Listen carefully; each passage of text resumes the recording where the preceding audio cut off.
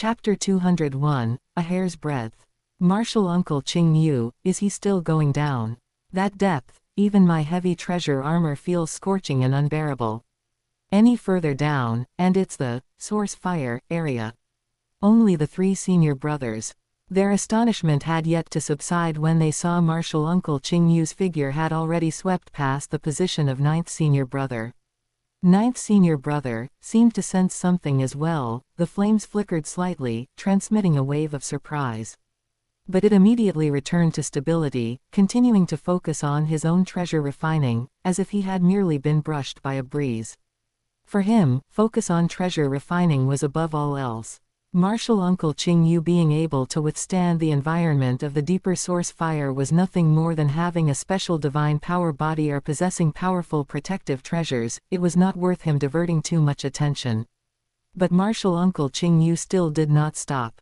At this, even the first senior brother, who had originally felt repulsed by the arrival of Martial Uncle Qingyu and vaguely felt that this parachuted in, junior brother, might threaten his own status and authority. His giant lava eyes were instantly filled with astonishment and disbelief. The reason he, third junior brother, and ninth junior brother could treasure forge at that extreme depth was by relying on their own formidable strength as universe overlords. At the same time, it was inseparable from the precious true treasure armor on their bodies that weakened the vast majority of the environmental damage. The flames in that area, along with the violent law and energy, were enough to continuously erode a universe overlord-level divine power body.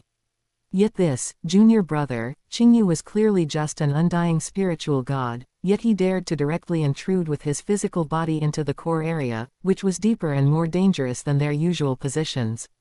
To the side, third senior brother's crystal compound eyes also slightly froze. Although he was taciturn, his heart was equally shaken. In the universe, strength is ultimately respected above all. Regardless of whether Martial Uncle Qingyu relied on a terrifying divine power body or a heaven-defying protective true treasure, being able to safely step into that desperate land in itself proved a certain strength of his that had already exceeded their ordinary judgments based on the undying realm. Martial Uncle Qingyu seemed unaware of their shock. His figure had already pierced through layers of violent fire seas, arriving at the true core source of this 10,000 flame mountain. At the very bottom of the flame world, a primitive black gourd, only 3 meters tall, pitch black all over, and seemingly capable of absorbing all light, floated quietly in the void realm. And those infinite flames that swallowed the heavens and devoured the earth were gushing out continuously from the spout of this small gourd, transforming into the towering giant mountain of flames above, supplying the treasure refining needs of all the disciples of Artisan God Mountain. Martial Uncle Qingyu directly traversed all the diluted areas, arriving in the void realm just a few kilometers from the black gourd spout. Here, the flames were no longer in the form of rushing currents but had transformed into a viscous, liquid-like, flame slurry, with colors of interweaving dark gold and scorching white. The terrifying high temperature caused space to present a continuous, glass-like state of distortion and melting. The violent fire-type origin law mixed with other violent energies, forming a desperate land capable of instantly annihilating the divine power body of an ordinary universe exalt. Even those 3 universe overlord senior brothers were simply unable to stay here for a long time. The positions where they usually treasure forged still had a considerable buffer distance from the gourd spout.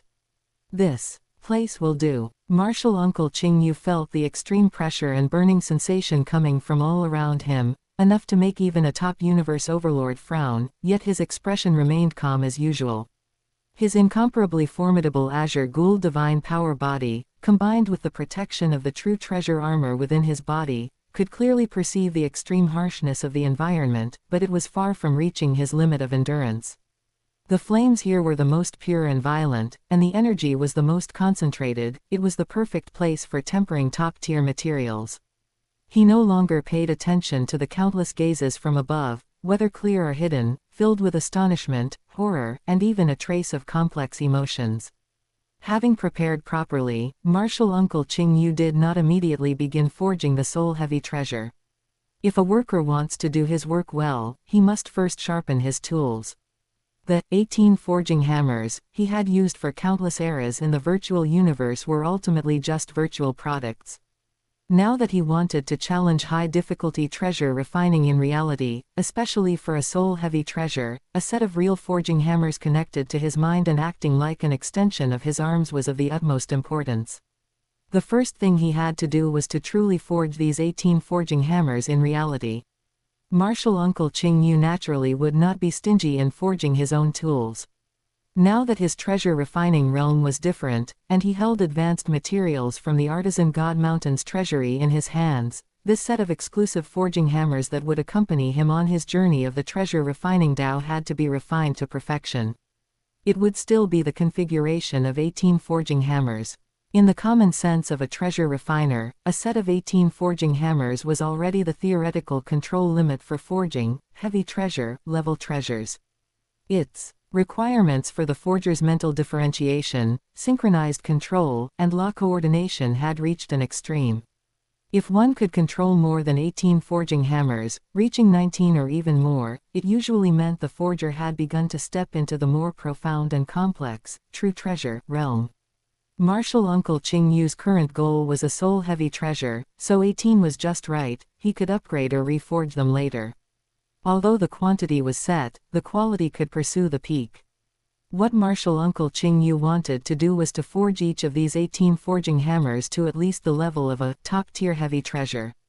Furthermore, he would make them connected to each other and complementary in law, ultimately combining them into a top-tier heavy treasure set with multiplied power and comprehensive functions.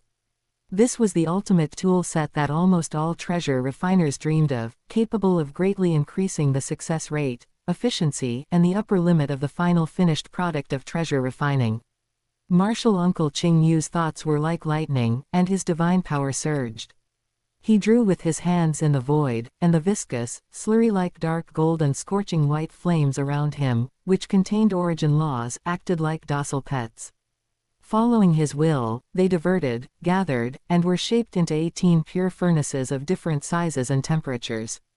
Each precious material was precisely cast into its corresponding furnace. Martial Uncle Qingyu's divine power simultaneously controlled 18 smelting processes, removing impurities and guiding the materials to undergo the most perfect phase changes and fusion. Martial Uncle Qingyu's movements were without the slightest stagnation, flowing like clouds and water, as if he had performed this operation countless times. Every stroke of the secret pattern was precise and error-free, carrying a rhythmic sense formed after thousands of hammerings, bordering on instinct. His treasure refining process, which was swift and decisive yet as steady as Mount Tai, had long attracted the gazes of many disciples. Although they could not personally arrive at the terrifying bottom layer of flames, the vertical height of this giant flame mountain was only a few million kilometers. For existences above an undying spiritual God, using divine power to probe and clearly perceive the forging process in the core area below was not a difficult task. When they saw that Martial Uncle Qingyu was actually controlling 18 forging processes simultaneously in such a desperate land, turning top-tier materials into forging hammer prototypes with astonishing fluency and precision, and beginning to inscribe complex secret patterns, exclamations of admiration could not help but resound in various fire caves. Smelting 18 types of core materials simultaneously, splitting his mind into 18 parts, and still maintaining such exquisite control. Martial Uncle's soul strength and control precision are simply shocking. Look at the speed and stability of the secret pattern inscription. Without tens of thousands, hundreds of thousands of successful experiences, it is absolutely impossible to be this skillful. This is only the rough embryo stage of the forging hammers, and it has already triggered such clear law resonance. Martial Uncle is going to forge every single forging hammer into a top-tier heavy treasure. And it's a set. These disciples of the Master of the Artisan God mostly had a treasure refining realm that was not as high as the one currently demonstrating his strength. Except for the 3 universe overlords, 1st Senior Brother, 3rd Senior Brother, and 9th Senior Brother, who had the ability to attempt forging true treasures, the rest of the disciples mostly remained at the stage of forging various heavy treasures. Those who were at the same, 6-star artifact refiner, level as Martial Uncle Qingyu were just a few dozen, including scorching rust. But at this moment, all those with discerning eyes could see that even among 6-star artifact refiners, there was a world of difference. The great master demeanor and terrifying efficiency that martial uncle Qingyu displayed, acting as if he had forged top-tier heavy treasure sets countless times, meant that even among 6-star artifact refiners, he was definitely standing at the very peak. Martial uncle Qingyu is absolutely the best at the 6-star artifact refiner level. A king-level immortal disciple sighed with genuine admiration. With this level of control and proficiency, it is simply impossible to achieve without tens of thousands of eras of wholehearted immersion. That's right, forging a heavy treasure set is already extremely difficult, let alone a forging hammer set with such subdivided functions and such strict requirements. Martial uncle can actually do it in one go, with almost no pauses or adjustments. It's too terrifying. Do you think, even ninth senior brother, who has always been known for treasure refining, could do as well as martial uncle when forging a top-tier heavy treasure set of the same level, flowing like clouds and water, without any trace of fireworks? Some disciples could not help but cast their gazes toward the red-gold flame below, discussing in low voices. Scorching Rust listened to the exclamations and evaluations of the surrounding fellow disciples, his mood the most complex. Only he knew that this martial uncle who was creating miracles had officially been learning treasure refining for at most a few tens of thousands of years.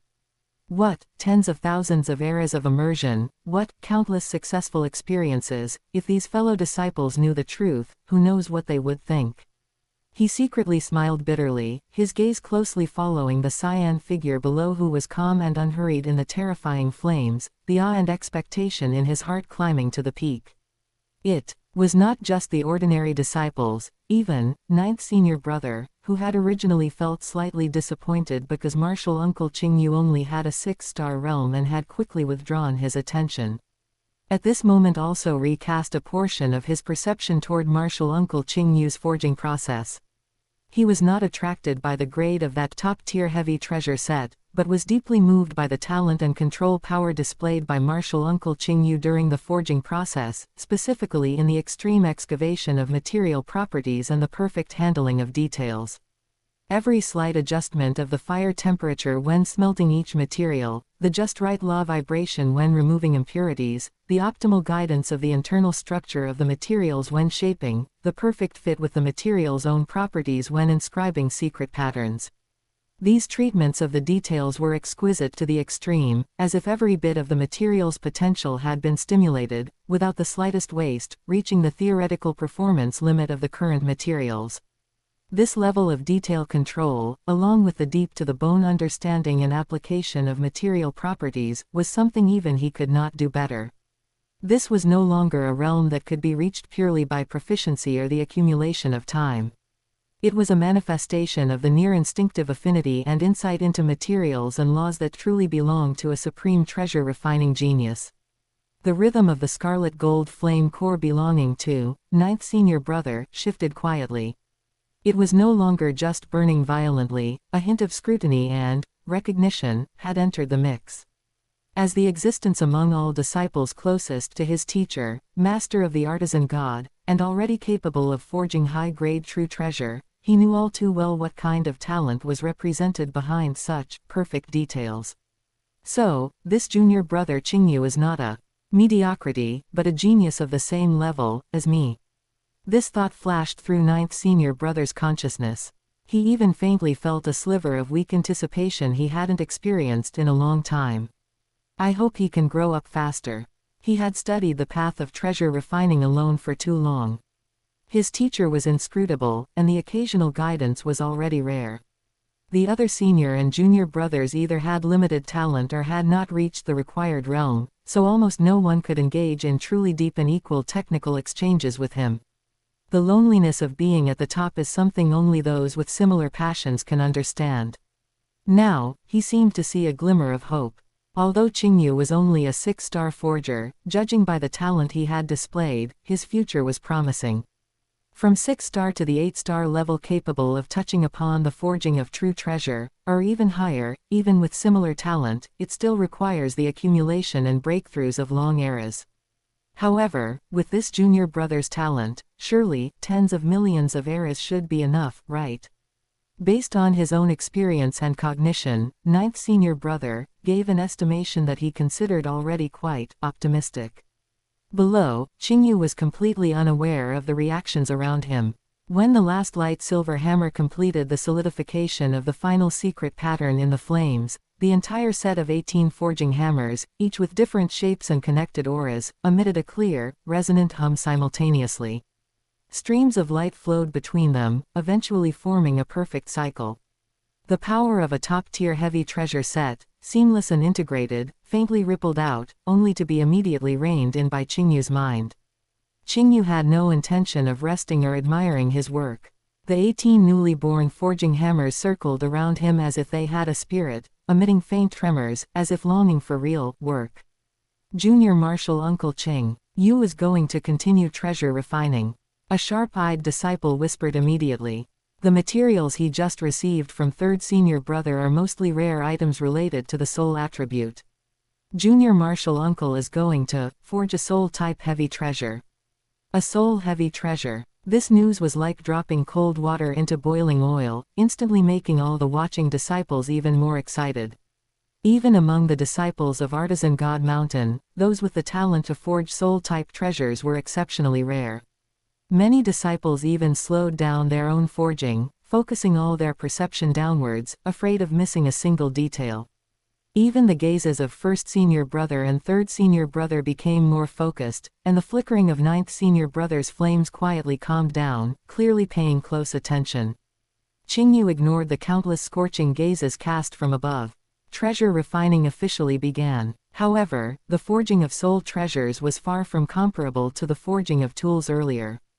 Even though Qingyu had honed his skills to the theoretical limit in the virtual universe, and even though he was confident that his will was sufficient to resist that unknown impact. However, between theory and reality, there always existed variables that could not be fully predicted, especially when it involved the mysterious and unfathomable soul domain. The first real-world forging began. The initial process was shockingly smooth. The melting and purification of materials, the basic shaping of the embryo, the construction of the secret pattern, Qingyu controlled the 18 newly forged hammers with movements as fluid as flowing clouds and water.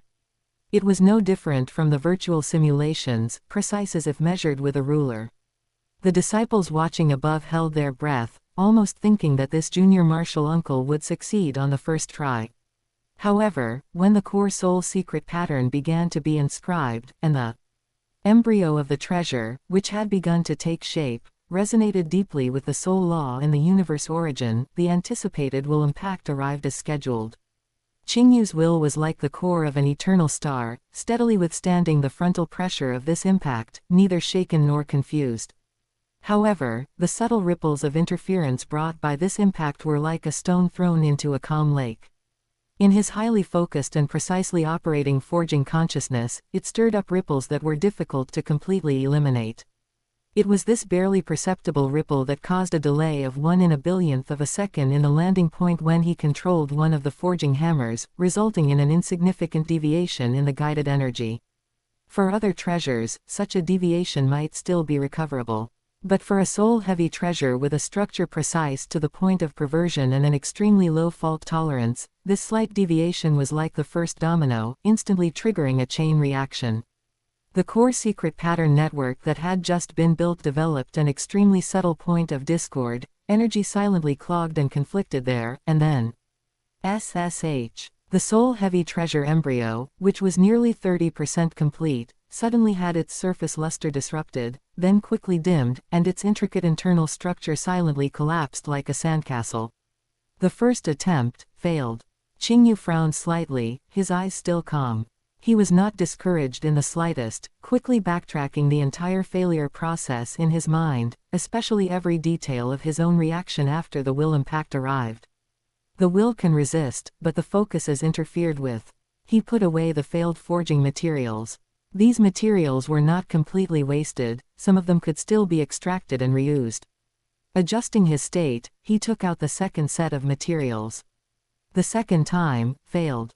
This time, he lasted until nearly 40% progress, gaining a more subtle understanding of the interference from the will impact, and while resisting, he attempted a certain degree of guidance. The third time, failed. The fourth time, failed. 5 times in a row, all ended in failure. Each time, Qingyu was able to advance the forging to a deeper stage. His understanding of that invisible will impact became clearer, and his means of resisting interference were constantly adjusted and optimized.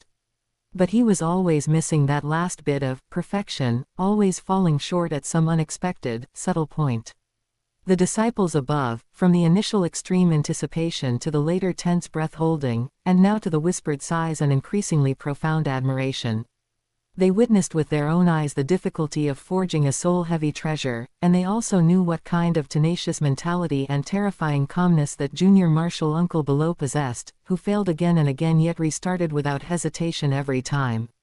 If it were them, facing the continuous destruction of such precious materials, they would likely have become restless and irritable, or even suffered damage to their Tao heart. Moreover, looking at the forging progress of this junior martial uncle Qingyu, success was only a matter of time. Even ninth senior brother, who had been distracted and paying attention, with his scarlet gold flame flickering frequency changing slightly with each of Qingyu's failures, finally stopped remaining completely silent. Just as Qingyu finished cleaning up the remnants of the 5th failure and was preparing for the 6th attempt, a voice with the unique rhythm of flames came calmly. The will impact generated by forging soul-type treasures is not the same thing as a hostile illusion attack. The voice paused, as if choosing the most accurate expression. It finally turned into a concise sentence that would be enough to leave ordinary treasure refiners confused. Do not resist it as if fighting an illusion. It is a rhythm, a sound, a phenomenon that inevitably accompanies the forging of this item. Do not isolate or shatter it, but find the frequency to coexist with it, and let your rhythm merge into its rhythm. The words ended there, with no further explanation. Qingyu's movements in preparing the materials paused slightly. He knew that this, 9th senior brother, who was exceptionally talented and arrogant, would never speak without reason. This guidance must point directly to the core of the problem. He temporarily stopped his hand movements, closed his eyes, and was no longer in a hurry to start the 6th attempt. Instead, he immersed himself in the experience of the previous 5 failures, savoring every word of that sentence. Rhythm, sound, phenomenon, not resistance, but coexistence, merging into the rhythm. He chewed on it repeatedly, while simultaneously comparing and recalling the feelings of enduring the will impact before. Indeed, that was not some kind of malicious attack intended to destroy or control his will, but more like a natural phenomenon generated after some inherent law in the universe was triggered. It had no distinction between friend or foe. It was just an objective existence, like the water pressure of the deep sea, like the high temperature of a star. His previous method was to build a dam with his own powerful will, attempting to completely block this pressure outside and maintain absolute calmness in his heart. But this pressure was pervasive, and it was born from the same source as the treasure refining process itself. Forcibly blocking it would instead create subtle confrontation and rebound, and the slight interference stemmed from this. So that's it. Qingyu's heart gradually became clear. What I need to change is not the intensity of resistance, but the way of coping. I cannot treat it as an enemy that needs to be defeated, but should treat it as a part of the treasure refining environment. Just like the temperature of these flames or the stability of space. Let my forging rhythm reach a certain harmonious resonance with this law rhythm. Once this line of thought was opened, many previously vague joints suddenly became clear. Qingyu understood in his heart and nodded slightly towards the scarlet gold flame where, 9th senior brother, was located, expressing his gratitude. A well-timed piece of guidance is often better than thousands of times of blind exploration by oneself, saving countless detours and waste of resources. He noted this favor. As his thoughts flowed, Qingyu's associations did not stop. Since this will impact originated from a natural phenomenon, during the forging process, does there theoretically exist some kind of power that can directly interfere with or even eliminate this phenomenon? The scene of a universe strongest's law follows the spoken word could not help but emerge in his mind. If they were to forge soul treasures, would they only need one word to make the will impact, calm down, or disappear? Chapter 202, Top-Tier Soul-Type Heavy Treasure.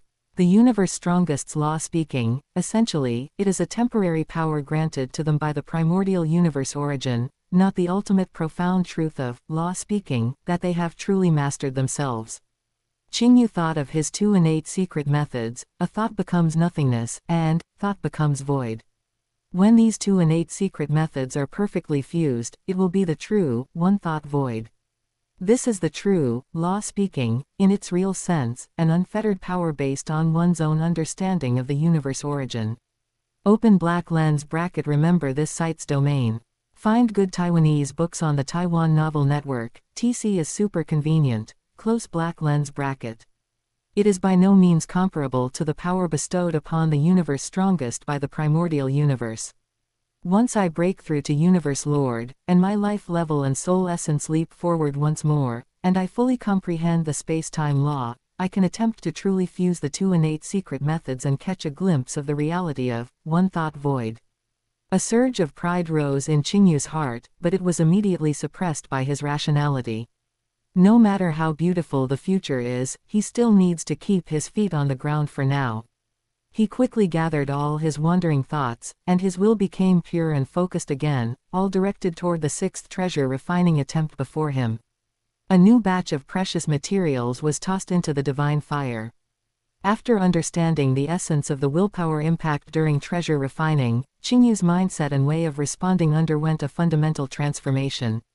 When that familiar, obscure rhythm spread out again with the engraving of the core secret patterns, Qingyu no longer used an indestructible dam of will to hard resist it. He became a swimmer well versed in the ways of water rather than a reef resisting the waves, merging into the ocean and fluctuating naturally with the rise and fall of that invisible tide. He actively adjusted the rhythm of his treasure refining to match the internal frequency of that law's rhythm. The interference brought by the willpower impact still existed, but it had changed from an irresistible noise into a rhythm that could be followed or even skillfully utilized. It sounds simple, but it is actually extremely difficult. This not only requires the treasure refiner to have a will as tough as steel, but also as flexible as water. It further tests their incredible comprehension ability regarding every slight change in the treasure refining process, as well as their extreme sensitivity to the characteristics of the treasure being forged. Neither can be missing. Above, that ball of crimson gold flame, ninth senior brother, saw its core light flare intensely for a moment, transmitting a clear wave of amazement. What terrifying comprehension ability, he thought, shaken. Although his bit of guidance pointed directly to the core, it was also quite abstract.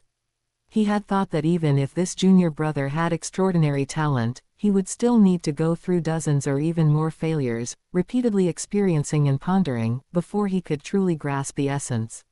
He never expected that Qingyu could comprehend it immediately and translate theory into practice in the very next attempt.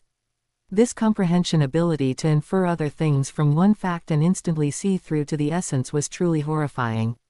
During the sixth forging, although there were occasional moments of stiffness and minor setbacks due to the first attempt at this resonance, they were all resolved one by Qingyu, thanks to his superb control and rapid adjustment capabilities.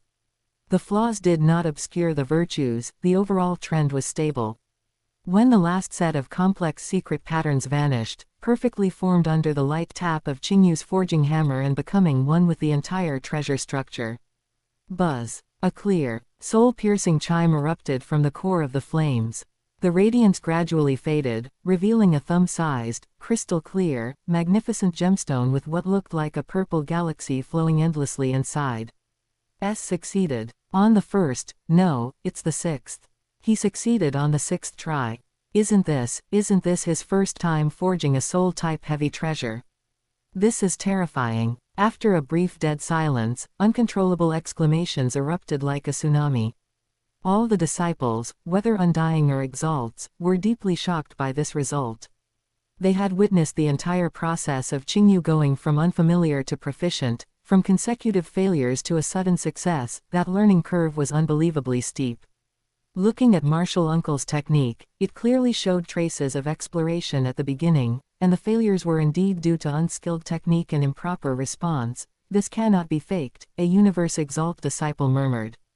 But this speed of comprehension and progress, it's just Perhaps, martial uncle had already laid a deep foundation elsewhere before coming to Artisan God Mountain, and just hadn't encountered soul-type treasures. Some disciples tried to find a logical explanation, but even they didn't sound very sure. Because what Qingyu showed in the early stages was clearly the standard trajectory of a novice tackling high-difficulty problems, it's just that this novice period was ridiculously short. Even, ninth senior brother, that ball of crimson gold flame, fell into a brief stagnation. He had originally estimated that even if Qingyu's talent was similar to his own, it would take a long accumulation of tens of millions of eras to grow from a 6-star artifact refiner to an 8-star level capable of forging high-grade true treasures. But witnessing the terrifying learning ability Qingyu displayed today, perhaps, I underestimated him, he re-evaluated in his heart. At this rate, I'm afraid it will only take a million eras, or even shorter. Below, Qingyu held the newborn gemstone-like treasure, carefully scanning every part of its internal structure. Not enough, there are still flaws, he whispered to himself. Although he successfully overcame the interference of the willpower impact and forged a qualified soul-type heavy treasure, there were still minor disharmonies left by the sense of stiffness at some extremely subtle secret pattern junctions. This resulted in the overall effect of the treasure only reaching about 60% of the design theory, a clear gap from the theoretical, perfect, quality. What he wanted was not qualified, but the ultimate. In any case, there were still surplus materials. Of the 10 batches of materials received for free from Artisan God Mountain, after deducting those consumed in previous forging and the 5 provided for Luo Feng, he still had 9 batches of soul materials available in his hand. I hope I can forge a soul-type heavy treasure of truly perfect quality. Ghostly flames rose in Qingyu's eyes, his goal clear.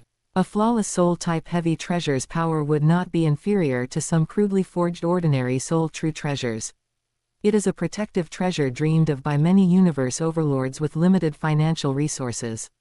If he could cross this hurdle, his foundation would be much firmer when he attempted to forge true soul-type true treasures in the future.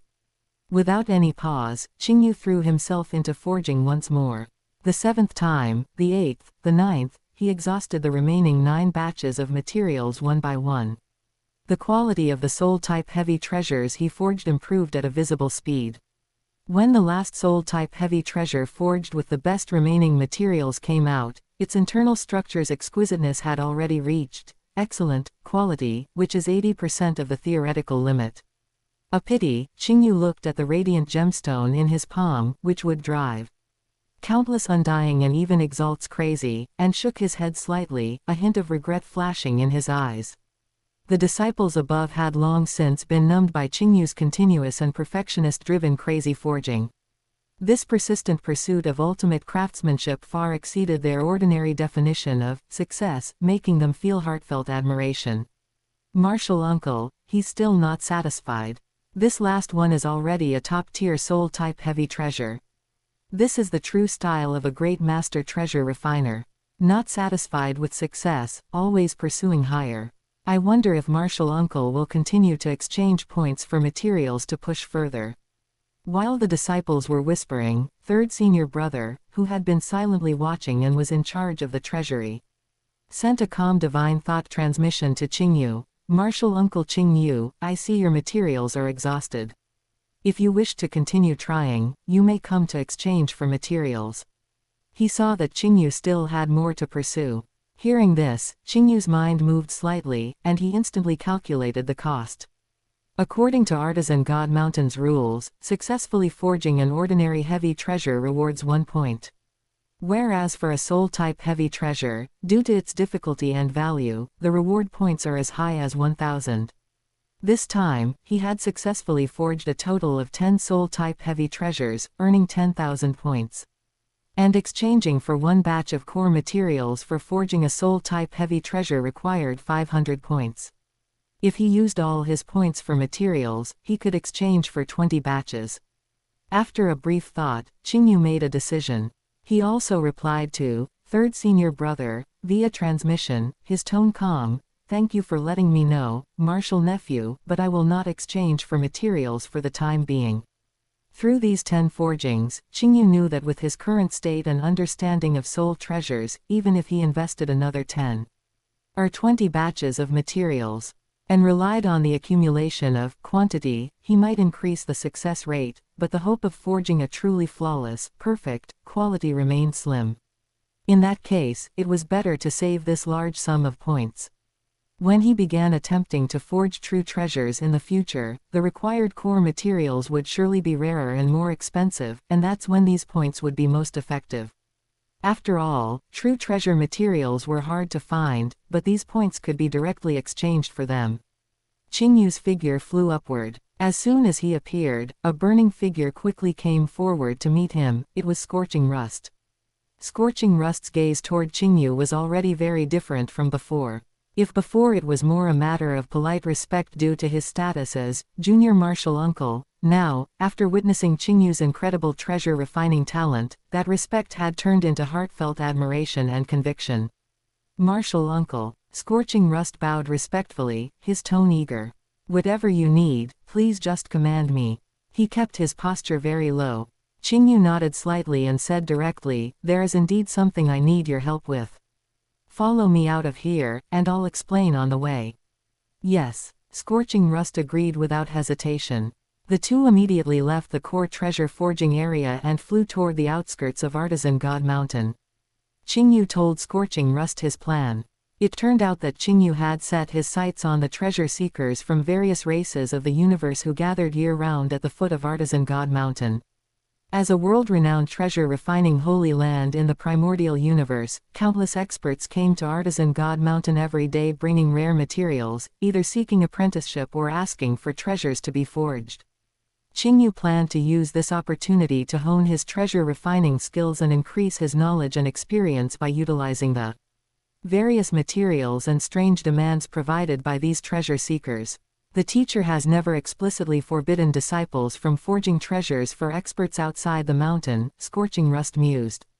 It's just that usually, we fellow brothers have ample resources in the mountain and fair ways to obtain points, so most prefer to study behind closed doors or compete with each other, rarely taking the initiative to deal with those tedious matters at the foot of the mountain. Artisan God Mountain was a world of its own with abundant resources. The disciples truly had no need to rely on taking outside orders to obtain materials. I have just arrived, and going alone would inevitably lack persuasiveness and only add trouble, Qingyu said calmly. Therefore, I need my martial nephew to represent me and handle some formal matters. Scorching Rust immediately understood Qingyu's concerns. For a strange undying existence to go to the foot of the mountain and claim to be able to forge treasures for others would indeed be hard for the arrogant experts of various races to believe, and might even invite unnecessary doubt and provocation. Junior Martial Uncle, rest assured, leave this matter to me. Scorching Rust guaranteed, patting his chest. Qingyu instructed further, when the time comes, just say I am a new disciple in the mountain, do not mention my status as Junior Martial Uncle. There is also no need to use my real name, just call me Qingning. Scorching Rust understood perfectly. The two flew straight towards the perpetually bustling area at the foot of the mountain on the outer perimeter of Artisan God Mountain. Before they even landed, the sound of clamor reached their ears. There were a large number of experts from various races at the foot of the mountain. One group was most respectful, kneeling directly on the ground and looking longingly towards the depths of Artisan God Mountain. These were mostly those who had failed to enter the tutelage of the Master of the Artisan God and were waiting here for an opportunity.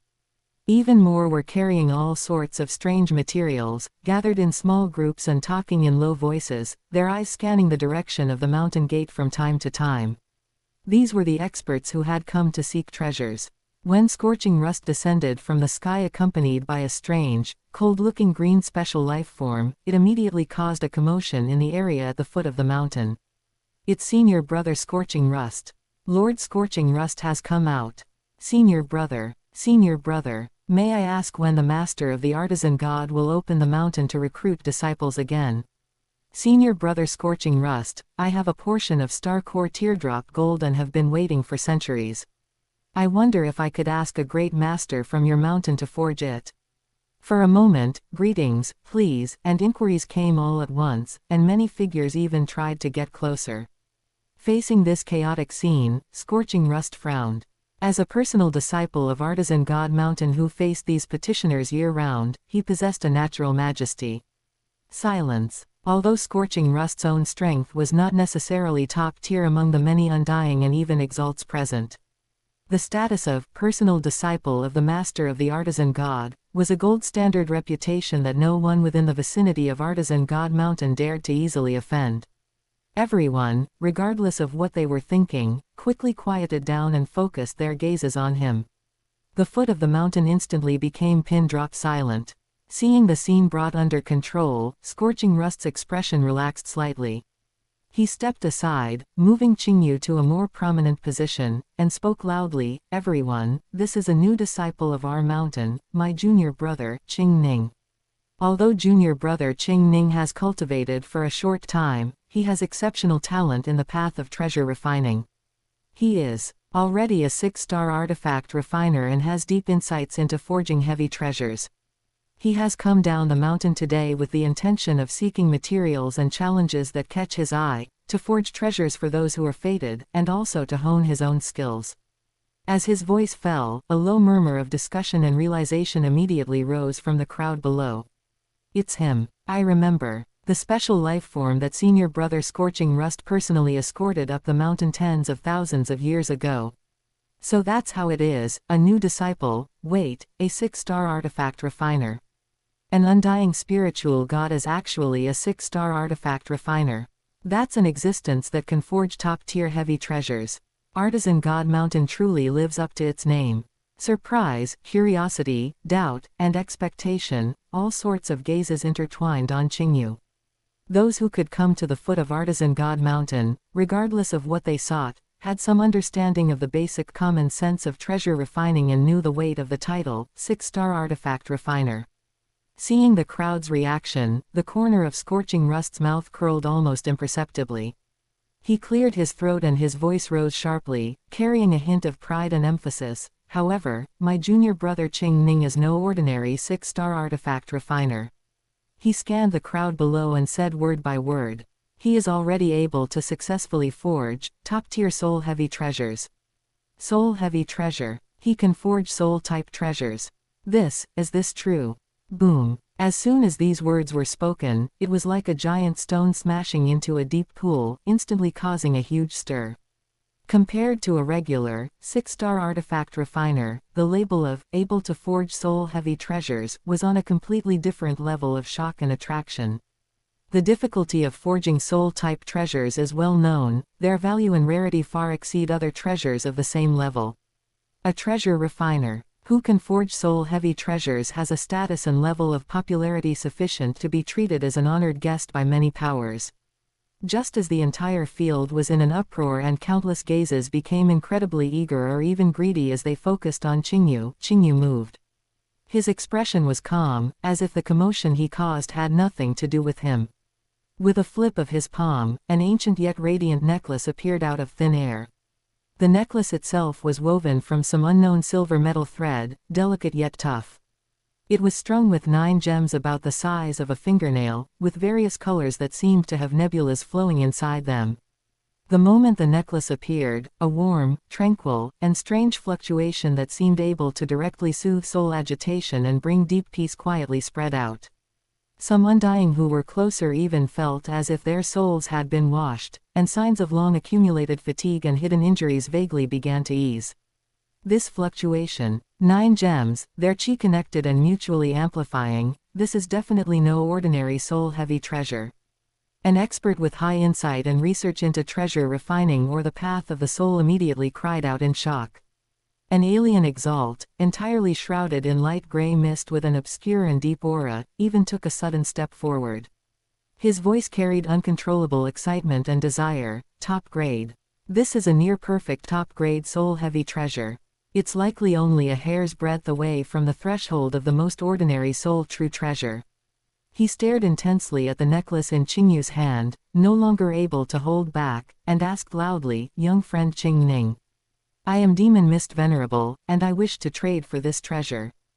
I wonder what conditions fellow Taoist requires before you are willing to part with it. As Demon Mist Venerable spoke, it was like lighting a fuse. More eager and urgent voices rose one after another. Fellow Taoist.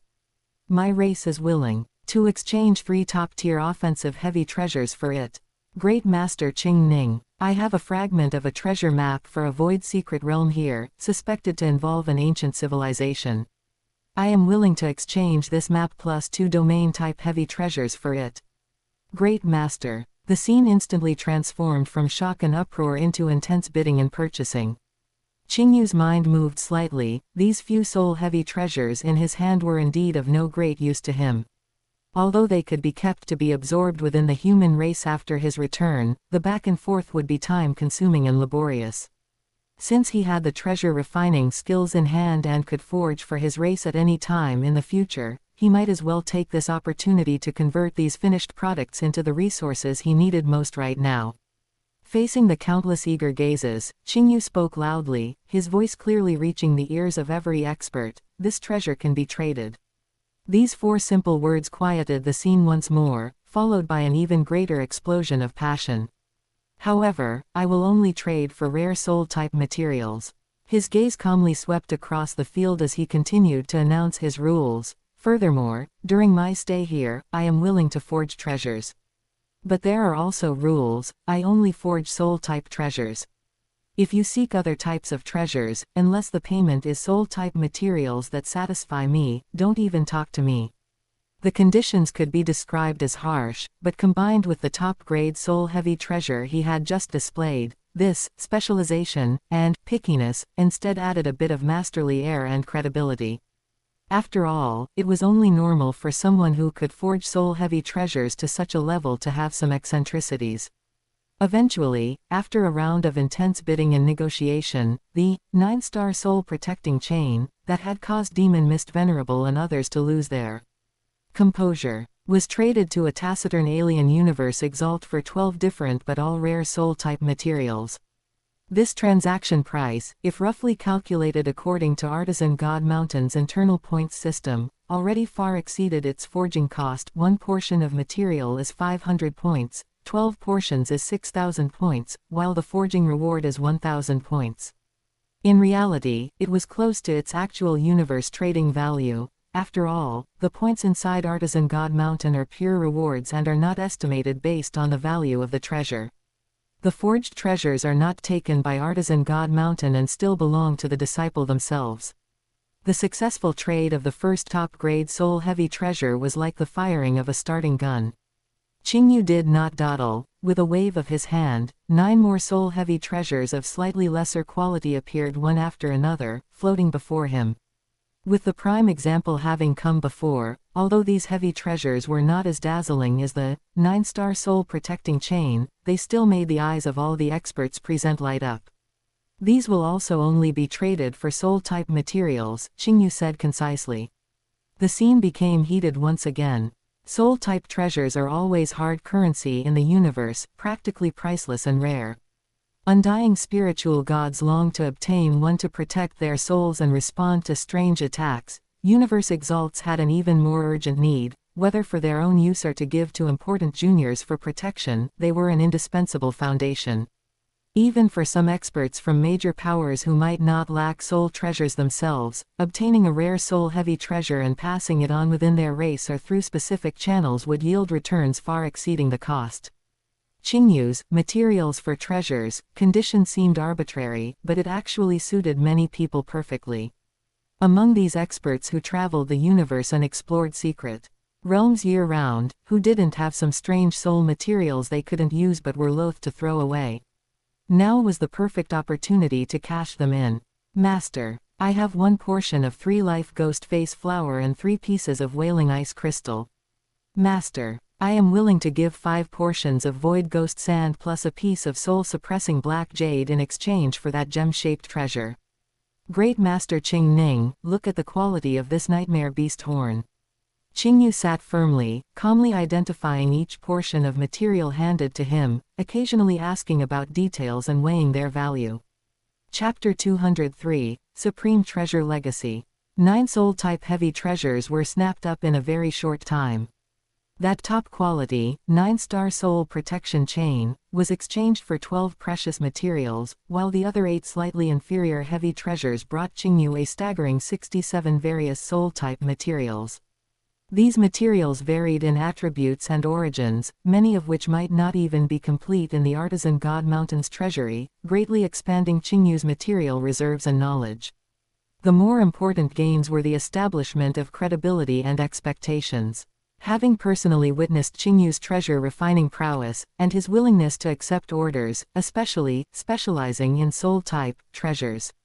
Many powerhouses carrying rare materials, who had long sought but failed to find a great master, could no longer hold back. In the end, over 50 powerhouses carefully took out their treasured materials and submitted treasure refining commissions to Qingyu. In the universe, such custom treasure refining commissions have their own established conventions.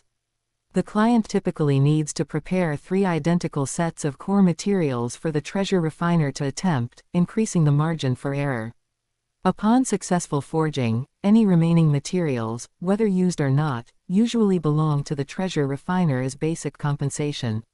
Additionally, the client must pay an agreed-upon additional reward based on the difficulty of forging the treasure and quality requirements. Reality is often more complicated. True top-tier, rare materials, how could it be so easy to gather 3 identical sets? Many clients actually present 3 sets of materials with similar attributes and effects, though the specific types may vary slightly. This places higher demands on the treasure refiner. They cannot rigidly adhere to fixed formulas and processes.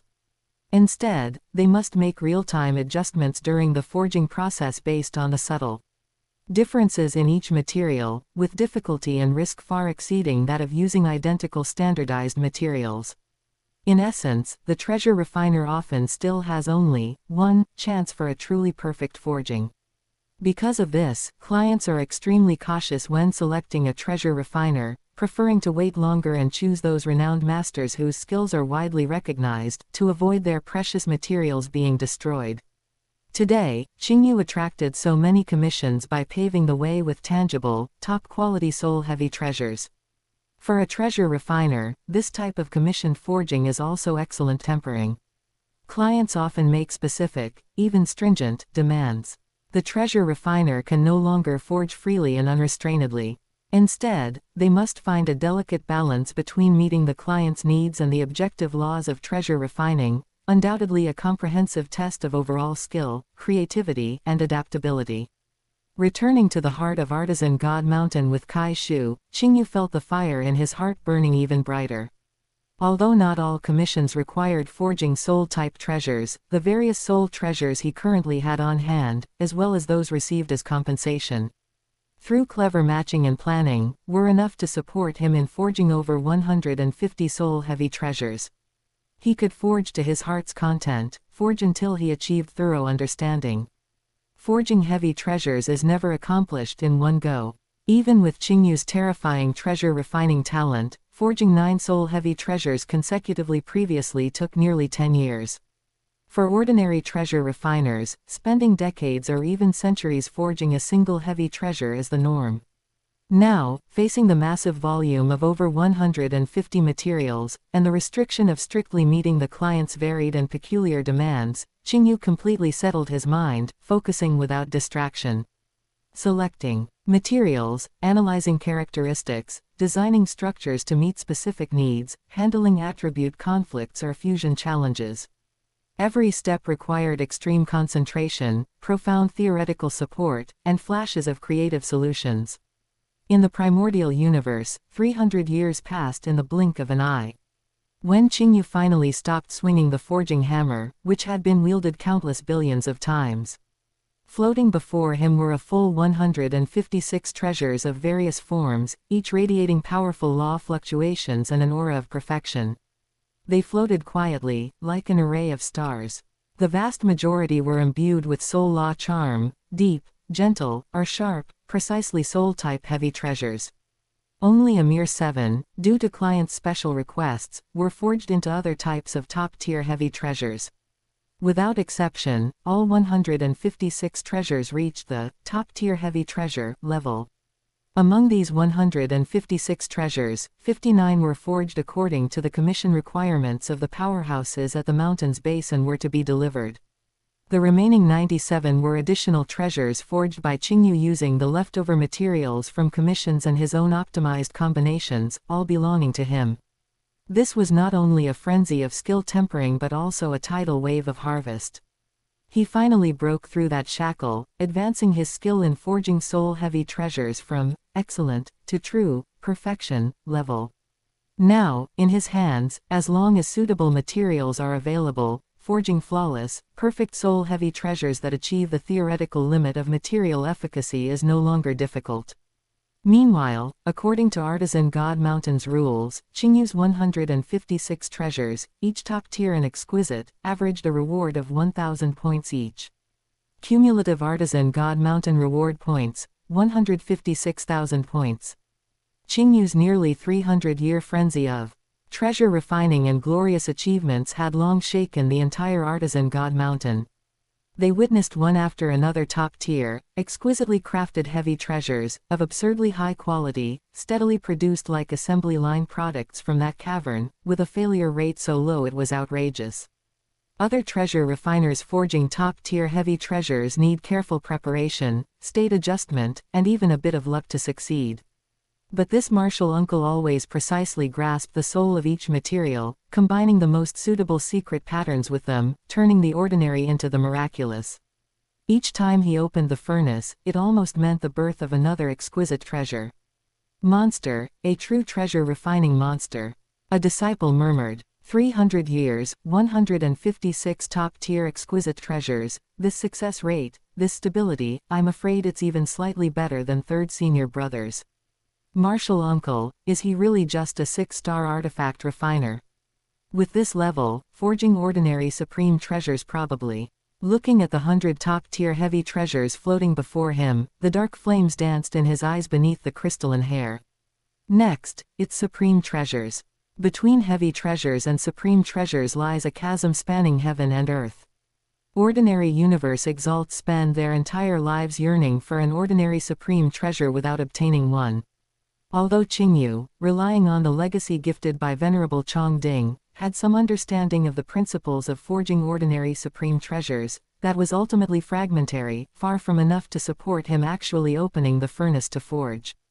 The treasure refining legacy passed down by junior martial uncle Kai Shu was extremely detailed but stopped at the heavy treasure level, with not a word mentioned about the core content of supreme treasures. To knock on the door of supreme treasure refining, a more complete legacy must be obtained. Martial uncle Qingyu. Kai Shu quickly approached, his gaze sweeping over the lingering treasure light around Qingyu, unable to hide his admiration. Judging by martial uncle's demeanor, this forging session must have achieved karma and perfection. Luckily broke through the shackle, soul-heavy treasure refining has reached perfection. Qingyu nodded, stating his purpose directly. I came today regarding the supreme treasure refining legacy. The content you passed down previously stopped at heavy treasures. I wonder where the subsequent legacy can be found. Hearing this, Kai Shu showed some difficulty on his face, spreading his hands. Martial uncle, you may not know, supreme treasure level forging legacies are no longer something I can impart without authorization. Such core secrets are either personally instructed by Master Artisan God or must be requested from eldest senior brother. He oversees part of Artisan God Mountain's legacy texts, which include content on supreme treasure refining. Mountain gentleman. Qingyu frowned slightly. Although the name includes gentleman, there is no gentlemanly demeanor. This person is narrow-minded, harboring resentment toward him. Although usually superficially amiable, his words always carry hidden sarcasm. The two have long been cordial on the surface but at odds at heart. Let's go find senior brother master of the artisan god, no need to bother mountain gentleman. Qingyu's tone was calm but indicated his preference. That's reasonable. Kai Shu nodded, immediately heading with Qingyu toward the deepest part of artisan god mountain. But when the two arrived at their destination, they were both stunned. The originally towering giant mountain had vanished without a trace, leaving only a void realm swirling with spatial turbulence in its place, the once pervading divine fire aura completely gone. Only residual law fluctuations proved that a universe master had once resided here. Master is not here. Kai Shu Exalt was taken aback, then smiled wryly. It seems Master has gone out again. Qingyu's gaze swept over the empty cavern, often like this. Yes. Kai Shu Exalt nodded in explanation. Master Artisan God's temperament, well, is rather casual. He often leaves Artisan God Mountain irregularly, sometimes to search for special materials deep in the universe sea, sometimes invited by friends. Short trips last decades, long ones could be hundreds of eras without a trace. The dark flames in Qingyu's eyes slightly receded. Although disappointed, he understood that the universe master's actions were inherently unrestrained. He pondered for a moment, knowing there was no other way, and could only settle for the second best. In that case, we can only go find Mountain Gentleman. Kai Shu sighed softly. Although aware of eldest senior brother's attitude toward Qingyu, there was nothing to be done. The two returned to the treasure refining space. Qingyu directly descended to the level of eldest senior brother, Mountain Gentleman below the flame pillar.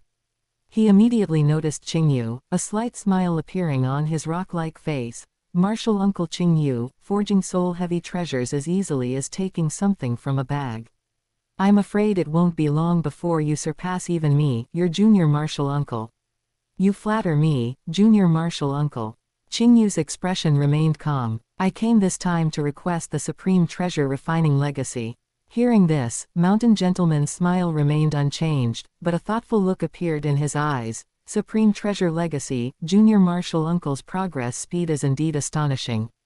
However, he changed the subject, his tone becoming earnest. The Tao of treasure refining, like cultivation, emphasizes gradual progress. Only with a solid foundation can one go far. Although Martial Uncle has achieved extremely high mastery in heavy treasure refining, especially soul-type heavy treasures, the gap between supreme treasures and heavy treasures is a chasm. He looked at Qingyu, his gaze sincere. Martial Uncle is currently at the peak of his sharpness, skills advancing by leaps and bounds, which is good. But I suggest taking a step back. Try forging various types of heavy treasures, polish all aspects of the heavy treasure realm to perfection, accumulating sufficient profound experience and heritage. Then venture into the supreme treasure field, and it will surely be twice the result with half the effort, with a more solid foundation. Mountain Gentleman smiled. This is also what Master often teaches us, treasure refining most taboo impatience and rash advancement. His words sounded perfectly reasonable, completely appearing as if considering Qingyu's long-term interests. Qingyu's gaze calmly watched Mountain Gentleman. The evasion and obstruction beneath that gentle smile were now clear to him. Engaging in hypocritical politeness and back and forth with such a person was truly a waste of mental effort and not in line with his temperament. He spoke directly, his voice clear and calm, yet carrying undeniable weight. Mountain Gentleman, in my capacity as Martial Uncle, I demand that you hand over the relevant legacy for forging supreme treasures for my review. The atmosphere in the cavern suddenly tensed at these blunt words. Kai Shu held his breath nearby, inwardly alarmed. Martial Uncle Qingyu's words had completely torn through that unspoken understanding between them, directly applying pressure through status and rules. Mountain Gentleman's gentle smile remained unchanged on his face, but a faint trace of coldness flashed deep in his eyes. He bowed slightly, his posture still respectful, but his words carried a hidden edge. Martial Uncle, you exaggerate. As the disciple in charge of the legacy, how would I dare to violate the mountain rules? He raised his head, his gaze sincere, as if genuinely concerned for Qingyu. Martial Uncle, you are a heaven-sent genius. Progressing with astonishing speed. This disciple admires you immensely. Before Master left the mountain, he did not specifically instruct that the supreme treasure legacy be bestowed upon you, Martial Uncle. Presumably, he also hoped you could accumulate more experience at the heavy treasure level. When the time is ripe, everything will naturally be attainable. If this disciple were to rashly bestow it now, it might seem like a favor, but in reality, it would harm you, Martial Uncle. Qingyu frowned slightly, about to speak again. At that moment, not far away, the ninth senior brother, who had been forging treasures all along, made a slight waving motion. A faint light flew from his hand, tracing an arc through the air before landing precisely in front of Qingyu and hovering there. It was a dark gold consciousness sensor with an ancient design, its surface flowing with faint fiery patterns. For you. Just 2 brief words. Yet the air in this area seemed to suddenly heat up because of these 2 words. 9th junior brother. Mountain Gentleman's gentle smile stiffened noticeably for the first time as he turned to look at the magma-like figure, the 9th disciple under the master of the artisan god, Yan Yan Treasure Master. Yan Yan Treasure Master still did not look up. In response to Mountain Gentleman's call, he showed no reaction, as if he hadn't heard it at all. Mountain Gentleman's hand inside his sleeve tightened slightly for an instant. Yan Yan Treasure Master was the foremost treasure refining fanatic on Artisan God Mountain, solitary and straightforward, his mind so pure it contained nothing but treasure refining. He cared not for status, not for social niceties, not for factional entanglements, only for the art of treasure refining itself. Whose treasure refining talent he recognized, who he believed could advance the Tao of treasure refining more quickly, he would support without hesitation.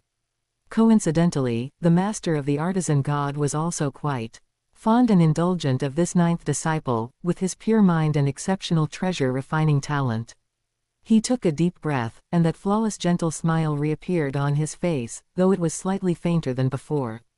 Turning to Qingyu, he said, "Since 9th junior brother is willing to give the legacy to you, martial uncle, you may naturally study it." Qingyu ignored him, reaching out to take the dark gold consciousness sensor into his hand. He was certainly displeased with Mountain Gentleman's obstruction, but now was not the time for entanglement. Obtaining the legacy, improving his treasure refining skills, and completing the test left by his teacher Zuo Shenk as soon as possible, that was the proper path. He no longer looked at Mountain Gentleman, turning instead to the figure still immersed in treasure refining and giving a slight nod. "Thank you, Treasure Master." No additional titles, but the gratitude was conveyed. This 9th senior brother had already helped him a second time. Yan Yan Treasure Master diverted a sliver of his attention.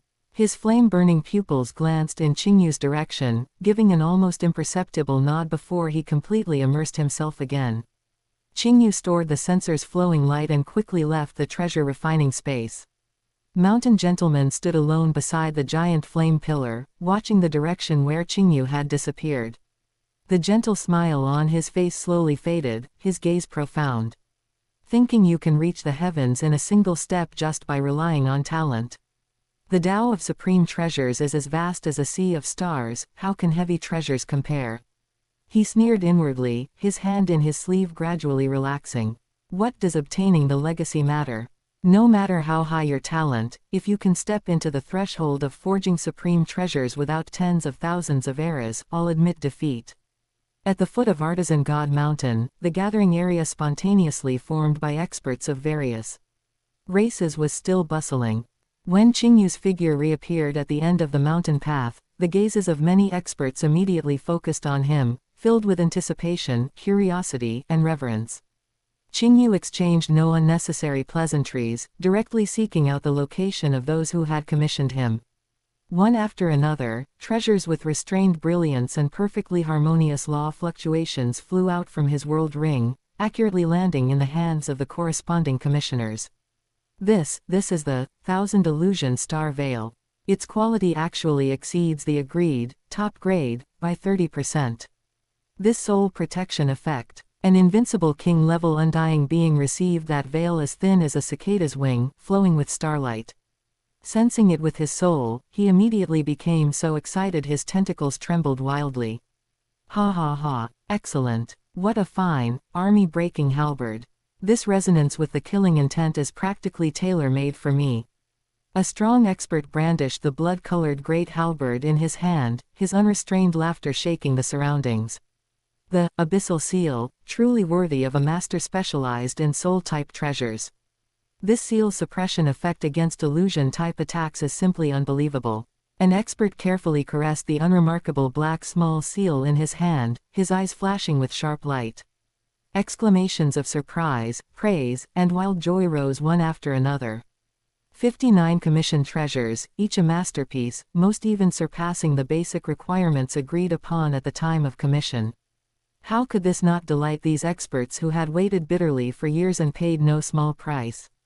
Qingyu's expression remained calm as he completed the handovers one by one, collecting the agreed remaining payment.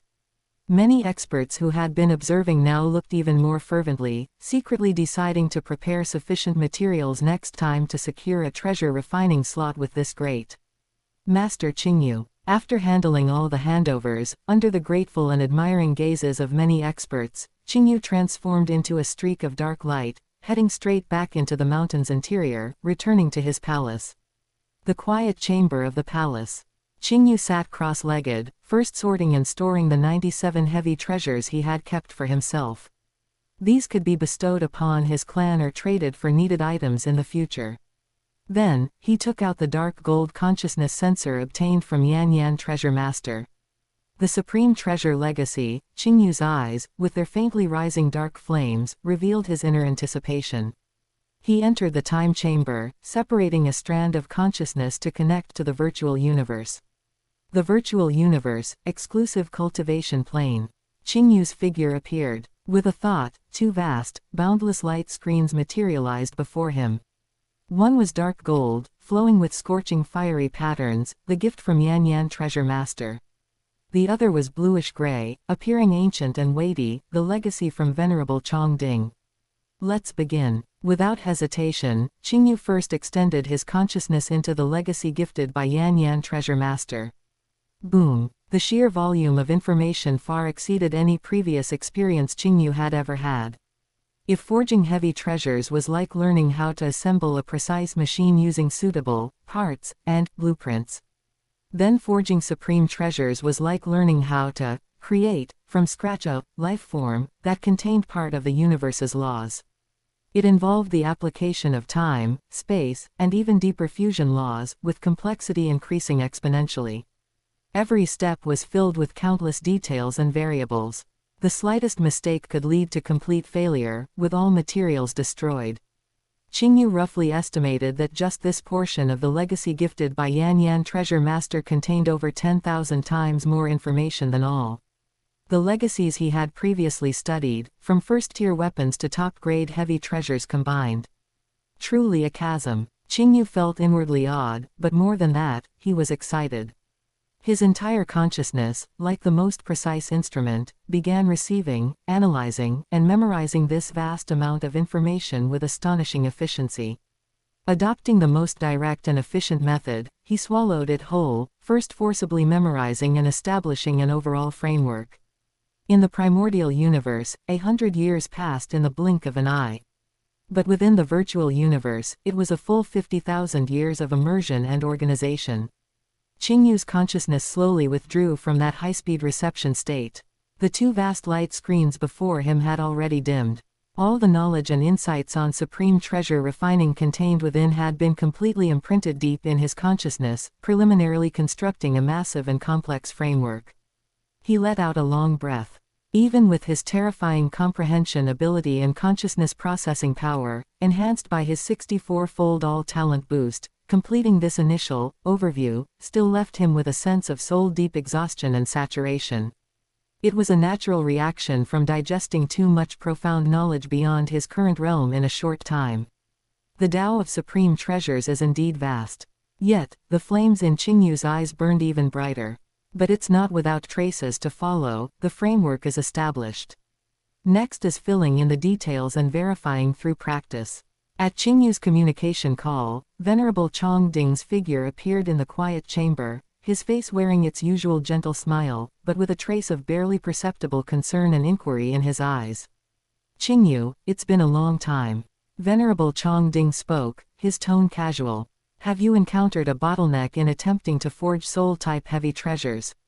"I told you long ago, soul-type heavy treasures are extremely difficult. Struggling to make a breakthrough for a while is perfectly normal." He clearly thought Qingyu's years of silence were due to setbacks in forging soul-type heavy treasures, hence he came to offer encouragement and consolation. After all, he believed that although Qingyu was exceptionally talented, he had been involved in treasure refining for a relatively short time, and soul-type treasures were the hardest nut to crack. Making no progress in a short period was entirely normal. Hearing this, Qingyu shook his head slightly, a hard-to-describe expression appearing on his face. He did not answer directly. Instead, with a thought, he materialized the treasures he had forged into the virtual universe. Instantly, the quiet chamber filled with scattered starlight, as if night had fallen and the Milky Way had inverted.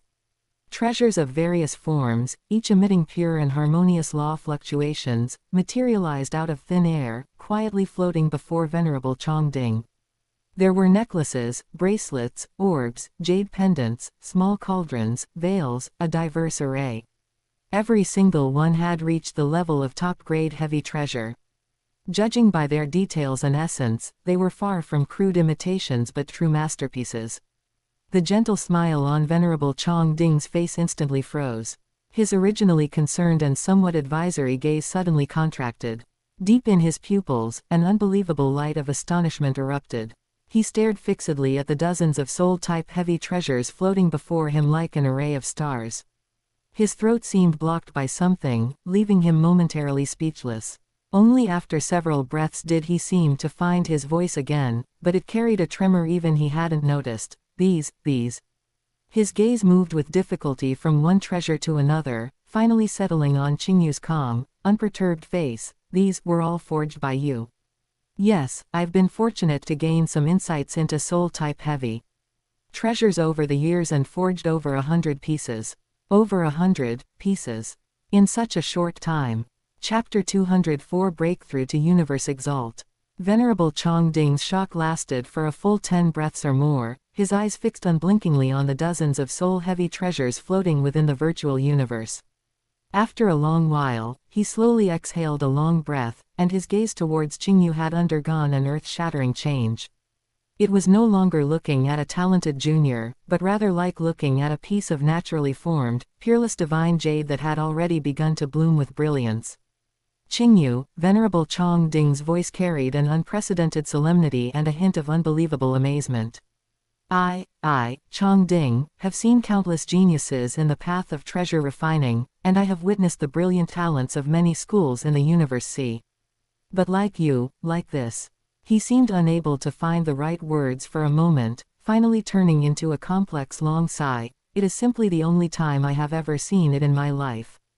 No, perhaps in more ancient records and legends, from the birth of the universe to the present, no existence may have had your progress speed and comprehension ability. He paced around the dozens of virtual soul-heavy treasures, carefully observing the structural details of each one. He could not stop praising. Perfect and flawless, this is not just the proficiency of technique, this is already a touch at the origin level of the soul. How long have you been in contact with treasure refining? 100,000 years. No, even counting the time acceleration, it is absolutely unbelievably short. He stopped abruptly, looking at Qingyu with burning eyes, his tone carrying a hint of earnestness. Qingyu, can you lend me the physical objects of these soul-heavy treasures to observe? The virtual is ultimately lacking that true spiritual rhyme. I want to see them with my own eyes and feel them with my own hands. Qingyu had anticipated this long ago and nodded. Of course, I can deliver them to you for observation the next time I go to the Virtual Universe Corporation headquarters. Good. Venerable Qingding said, good, twice in a row, his face full of excitement and anticipation. In the subsequent guidance, Venerable Qingding became unprecedentedly serious and dedicated. He was no longer limited to the fixed guidance once every 100 years. As long as Qingyu raised questions, he would definitely reply in the shortest possible time.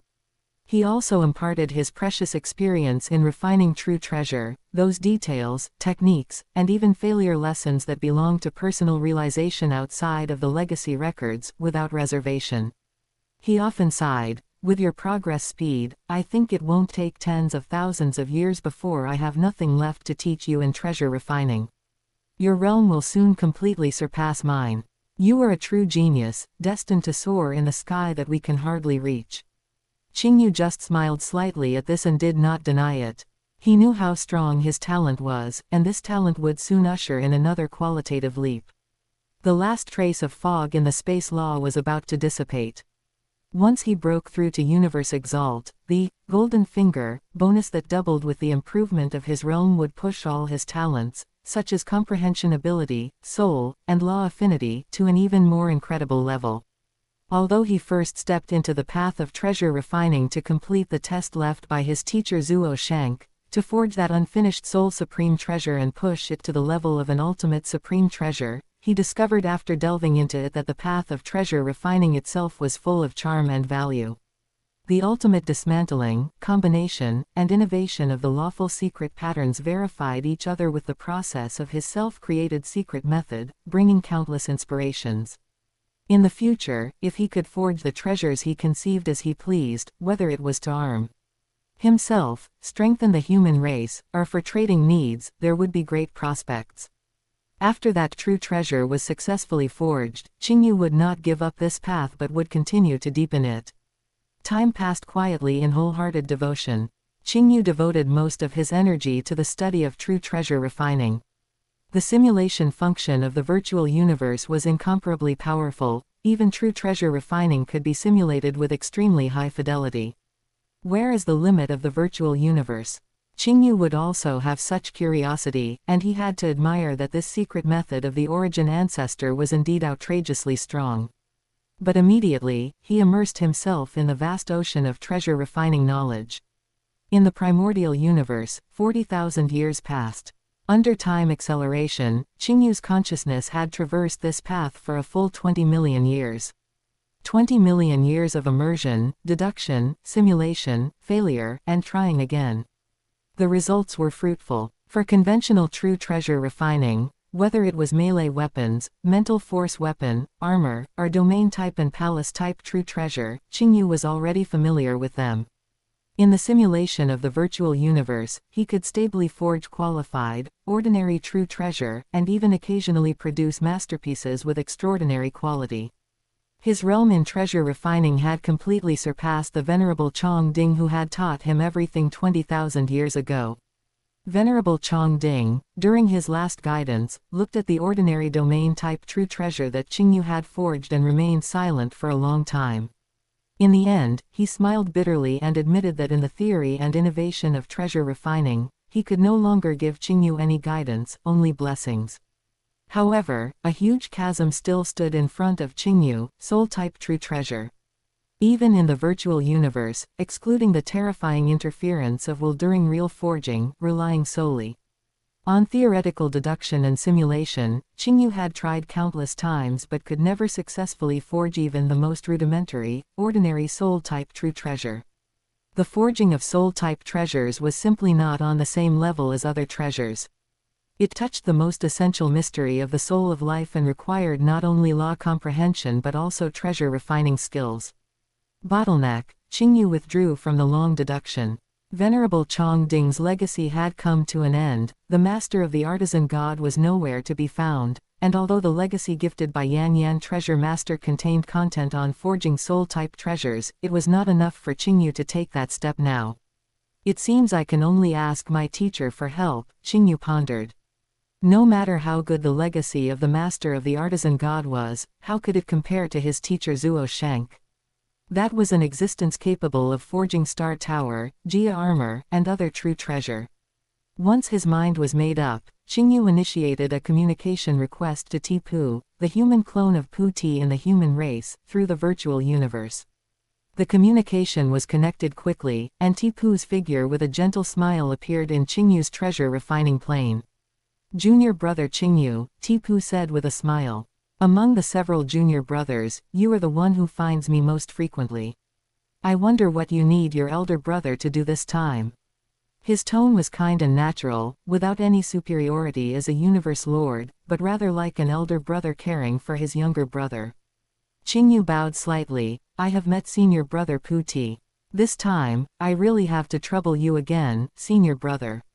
He detailed his current situation. He was already proficient in forging various ordinary true treasure, but he was stuck at the threshold of soul-type true treasure, and both theoretical deduction and virtual simulation had failed. Tipu listened quietly, the gentle smile on his face gradually replaced by surprise. When Qingyu finished speaking, his eyes, which seemed to contain a starry vortex, were already full of unbelievable shock. You can already forge ordinary true treasure. How long has it been since you started learning treasure refining? Tipu's voice carried a trace of imperceptible fluctuation. He had followed Zuo Shenk for too long, seen Zuo Shenki's miraculous treasure refining methods, and seen countless servants who were granted treasure refining legacies struggle and study but achieve nothing. He knew the difficulty of treasure refining deeply. It required not only talent but also time, resources, legacy, and a bit of luck. And Qingyu had reached this step in such a short time. This talent could no longer be described as extraordinary, it was simply contrary to common sense. Junior brother's talent truly makes this elder brother feel ashamed, Tipu sighed, the look of amazement in his eyes lingering for a long time. Teacher's vision is indeed beyond what we can reach. He pondered slightly and said, the forging of soul-type true treasure involves extremely profound mysteries, and even in the system taught by the teacher, it is a top-level problem. I cannot answer the bottleneck you have encountered. However, I will report your situation to the teacher truthfully and ask the teacher to decide. The look he gave Qingyu contained not only amazement but also a deeper sense of recognition and expectation. Among the 4 of us disciples under teacher Zuo Shenk, I am afraid, we still have to rely on junior brother Qingyu. He did not say this out loud, but he had already decided in his heart. He was a former servant, and although he was lucky enough to be accepted as a disciple and break through to Universe Lord, he knew his potential was limited, perhaps Universe Lord was the end. After the universe was destroyed, if he could not break through to become a universe strongest, he could only survive in the small universe. Of a strong person, building a good relationship in advance and investing in a junior brother with a bright future was undoubtedly a wise move. Thinking of this, Tipu took the initiative to say, since junior brother is attacking the soul-type true treasure, material consumption and attempts are indispensable. In my long years, I have also accumulated some rare materials at the true treasure level, many of which are strange objects beneficial to the soul attribute. Keeping them in my hands is just letting pearls be covered in dust. If they can help junior brother, that is making the best use of them. Qingyu felt warm in his heart when he heard this, and he did not refuse. Thank you, senior brother, for your generous gift. Qingyu will certainly not live up to expectations. Not long after the communication ended, Tipu's human clone personally delivered the many precious materials emitting strange fluctuations to Qingyu. Qingyu accepted them gladly. It seems that besides not having any good true treasure, senior brother Puti is not poor. Qingyu's consciousness reached into his world ring and saw the rare materials piled up like a small mountain. They were all universe-strange objects, and although many were materials for forging ordinary true treasure, it was still very astonishing. He did not immediately start a new round of treasure refining attempts, because the time for him to break through to Universe Exalt had finally arrived. The last trace of haziness in the space law, under the state of insight brought by the 64-fold talent bonus, dissipated quietly like mist under the sun. It is time to break through. The Qingyu Ning main body left Craft God Star, and the human clone and purple crystal cloud wing clone also returned from the primal universe primordial chaos city at the same time. All clones, along with the vast endless Yuhai, were concentrated in the Divine Kingdom. After many years of gestation, the Divine Kingdom had expanded and solidified. Much more than when he first became undying, with vast oceans, vast continents, and full of vitality. All consciousness became one, completely immersed in the final and most beautiful fusion rhythm of the space law. Time in the Divine Kingdom flowed quietly, and 1,000 years passed in a flash. At one moment, it is done. Above the central sacred mountain of the Divine Kingdom, Qingyu slowly opened his eyes. Deep within his pupils, it was as if countless spaces were being born and destroyed, shifting and changing. He extended a finger, and wisps of pure divine power flowed naturally, gently sketching in the void realm. Hum, hum, hum. 3 incomplete yet infinitely profound secret pattern diagrams appeared simultaneously.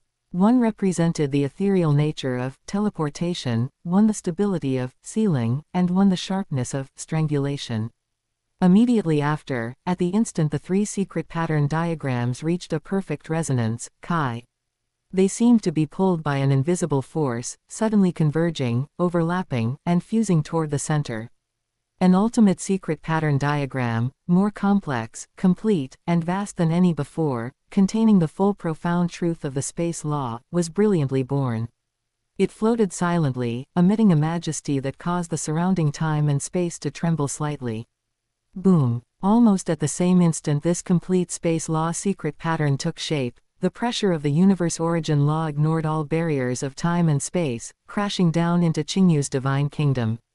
Above the divine kingdom, the originally stable space was stirred as if by an invisible giant hand, and a five-colored vortex with a diameter exceeding tens of billions of kilometers formed and rotated crazily. The auras of the five basic origin laws, gold, wood, water, fire, and earth, mixed with the boundless power of the space origin law, permeating the entire divine kingdom. Whoosh, whoosh, whoosh. Endless seawater of divine power. From the center of that five-colored vortex, as if from a void channel connecting to the cosmic origin land, poured down like a bursting nine-heavens galaxy. The torrent of divine power was 10 billion kilometers wide, pure, vast, and filled with the ultimate beauty of life and power, pouring directly into the equally vast and boundless nether sea clone below. Rumble tilde tilde tilde. The entire nether sea clone boiled over. It crazily whipped up waves hundreds of millions of li high, greedily devouring and converting this gift originating from the universe origin. From undying to universe exalt is a massive leap in the level of life, and the limit of the divine body will reach 100 times what it was before. For an ordinary undying spiritual god, the divine body limit is 100,000 times the power of a world lord. After breaking through, it becomes 10 million times the power of a world lord. Yet every one of Qingyu's clones is not ordinary. Even the weakest human clone had long ago used various opportunities to raise its life gene level to the 100-fold limit allowed by the primordial universe. As for the Qingyu Ning main body, the purple crystal cloud wing clone, and especially the nether sea clone, their divine body gene levels and volumes were exaggerated to the extreme. Therefore, the commotion of this breakthrough was also shockingly large. Qingyu's thoughts were like lightning, all his clones operated with all their might, crazily absorbing the pouring divine power. He had to seize every moment of this universe origin descent, because breaking through to universe exalt is different from breaking through to undying. When breaking through to undying, the universe origin would, generously, convert all divine bodies at once. But when breaking through to universe exalt, this benefit is gone. How much can be converted depends entirely on how much you can absorb during the brief time the origin descends. For Qingyu, who possesses clones, especially the nether sea clone, which is a terrifyingly large existence, the universe origin naturally places the descent point on the nether sea clone, which has the most total energy and the largest divine body. This is also the reason Qingyu gathered all his clones in the divine kingdom. Although the origin only descends on the nether sea clone, it does not prevent other nearby clones from absorbing it together. Boom, boom, boom. Divine power converted crazily. Every cell was cheering and leaping for joy, undergoing an essential transformation and sublimation. A moment later, the five-colored vortex with a diameter of tens of billions of kilometers slowly dissipated, and the last trace of the divine power torrent was cut off. The time for the universe origin to descend is inherently extremely short. The divine kingdom returned to calm, but the pressure emitted from that vast Yuhai and the several clones was already worlds apart. Conversion complete. Qingyu sensed himself. The human clone and the purple crystal cloud wing clone, because their volumes are relatively small, had their divine bodies 100% completely converted. The Qingyu Ning main body converted about 87%. And the endless nether sea clone converted about 69%. Not bad. Qingyu was satisfied. Once the remaining 13% of the Qingyu Ning main body's divine body is converted, its total divine body will reach a shocking 100 billion times the power of a world lord. Combined with his massive volume, in terms of divine body strength and total amount alone, it has already surpassed 99.99% of the top universe overlords in the universe. Many universe lords are not his equal. Immediately following was the transformation of the divine kingdom.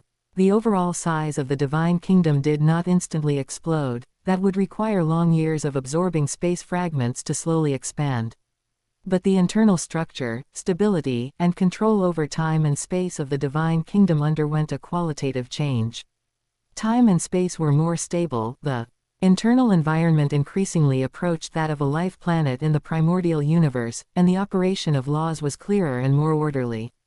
This not only made the divine kingdom harder to be destroyed by external forces, but even if found by a universe lord, it would not be easily destroyed. It also had subtle benefits for the lives living within the divine kingdom, and the probability of geniuses being born in the future would significantly increase.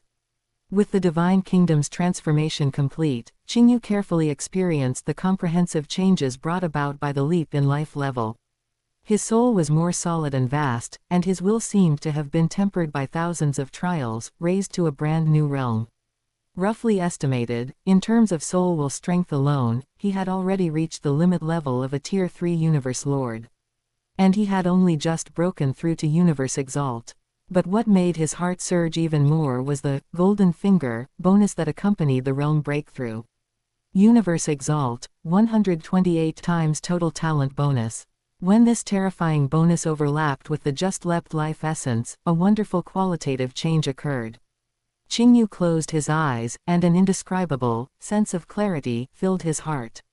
It was as if the operating laws of all things in the world and the deep veins of the laws, as long as he was willing to explore and think about them, the answers would naturally emerge. This was not omniscience, but a mysterious state where comprehension ability, deductive ability, and intuitive perception were amplified to the extreme. It's too wonderful. He was intoxicated by this feeling of seemingly touching the pulse of the universe. Time law, it is not mysterious at all in front of me. Although after becoming a space exalt, the natural difficulty of comprehending the time law would increase. But his currently soaring comprehension ability and law affinity were enough to completely offset this negative impact. And even surpass it. Perhaps, within 100,000 years, assaulting the Universe Lord realm is not a delusion. This was not Qingyu's arrogance, but a clear cognition and strong self-confidence based on his current state. However, the primary matter at hand is to convert the divine body completely as soon as possible and expand the Nether Sea clone to its theoretical limit. Qingyu's thoughts stirred. I need to forge an origin true treasure. I'll return to Craft God Star first. Craft God Star, Mountain Belly area. When Qingyu's Qingyu Ning main body appeared again in the area where the treasure refining disciples were active, that unmasked, booming, and powerful life aura, like a newborn star, instantly attracted all eyes. This is the aura of a universe exalt. Martial Uncle Qingyu. He broke through. It's only been a few tens of thousands of years. From undying to exalt. Astonished whispers passed among the many disciples. Most of them were undying, a few were exalts, and their perception of life auras was extremely keen. The vast fluctuation on Qingyu, unique to a universe exalt and belonging to a life level that had been perfectly sublimated, could not be fake. Scorching Rust was the first to fly forward, his face full of shock and sincere joy, his attitude even more respectful than before. Congratulations, Martial Uncle, on breaking through to Universe Exalt. Martial Uncle's treasure refining talent not only shakes the past and dazzles the present, but your cultivation path is also so swift. This disciple admires you. He was genuinely happy for Qingyu, and at the same time, he felt a trace of awe. A universe exalt who is a special life form is usually extremely powerful, let alone an existence like Qingyu who was already unfathomable to begin with. Other disciples also stepped forward to offer congratulations, their eyes filled with awe. In just a few tens of thousands of years of not seeing him, this martial uncle had become an exalt. Such cultivation. Speed as rare as phoenix feathers and unicorn horns in the vast universe. Just then, a figure as towering as a mountain walked slowly from the depths. It was none other than the senior brother, mountain gentleman. His huge eyes, like lakes of lava, looked toward Qingyu. No expression could be seen on his rock-formed face, but his pupils contracted sharply deep within. Qingyu's life aura of breaking through to exalt was like throwing a huge boulder into his heart. The various delays and implicit targeting he had previously directed at Qingyu were largely based on the foundation that Qingyu was, merely, an undying, and although he was a martial uncle, his realm was low. As a veteran exalt and the eldest disciple of the master of the artisan god, he naturally had the confidence and space to maneuver. But now, Qingyu was already a universe exalt. His life level stood on the same plane as his, and he was even the junior martial uncle of their teacher, the master of the artisan god. This identity of martial uncle now seemed so legitimate, even carrying a heavy weight. Mountain Gentleman's thoughts raced like lightning, instantly suppressing the stormy waves in his heart, and he even tried hard to squeeze out a trace of his usual, gentle yet slightly rigid smile on his face. He spoke proactively, his voice booming, "Congratulations, Martial Uncle Qingyu, on breaking through to the Exalt realm." However, before he had finished speaking, Qingyu turned his head abruptly, and the faint flames that had been burning calmly in his eyes suddenly flared up. A terrifying pressure, as vast as a sea of stars and as heavy as a cosmic black hole, mixed with the cold aura that struck directly at the soul, originating from the life essence of the Azure Ghoul, shrouded toward Mountain Gentleman without any trickery. This was not an attack, just pure oppression of life level and soul essence. But how terrifying was Qingyu's divine body, the foundation of 100 billion times the power of a world lord, coupled with the precision of divine power control under the 128-fold talent bonus. Boom! Mountain Gentleman's mountain-like body, which was over 1,000 kilometers tall, trembled violently. It was as if an invisible giant peak was pressing down on his soul and divine body.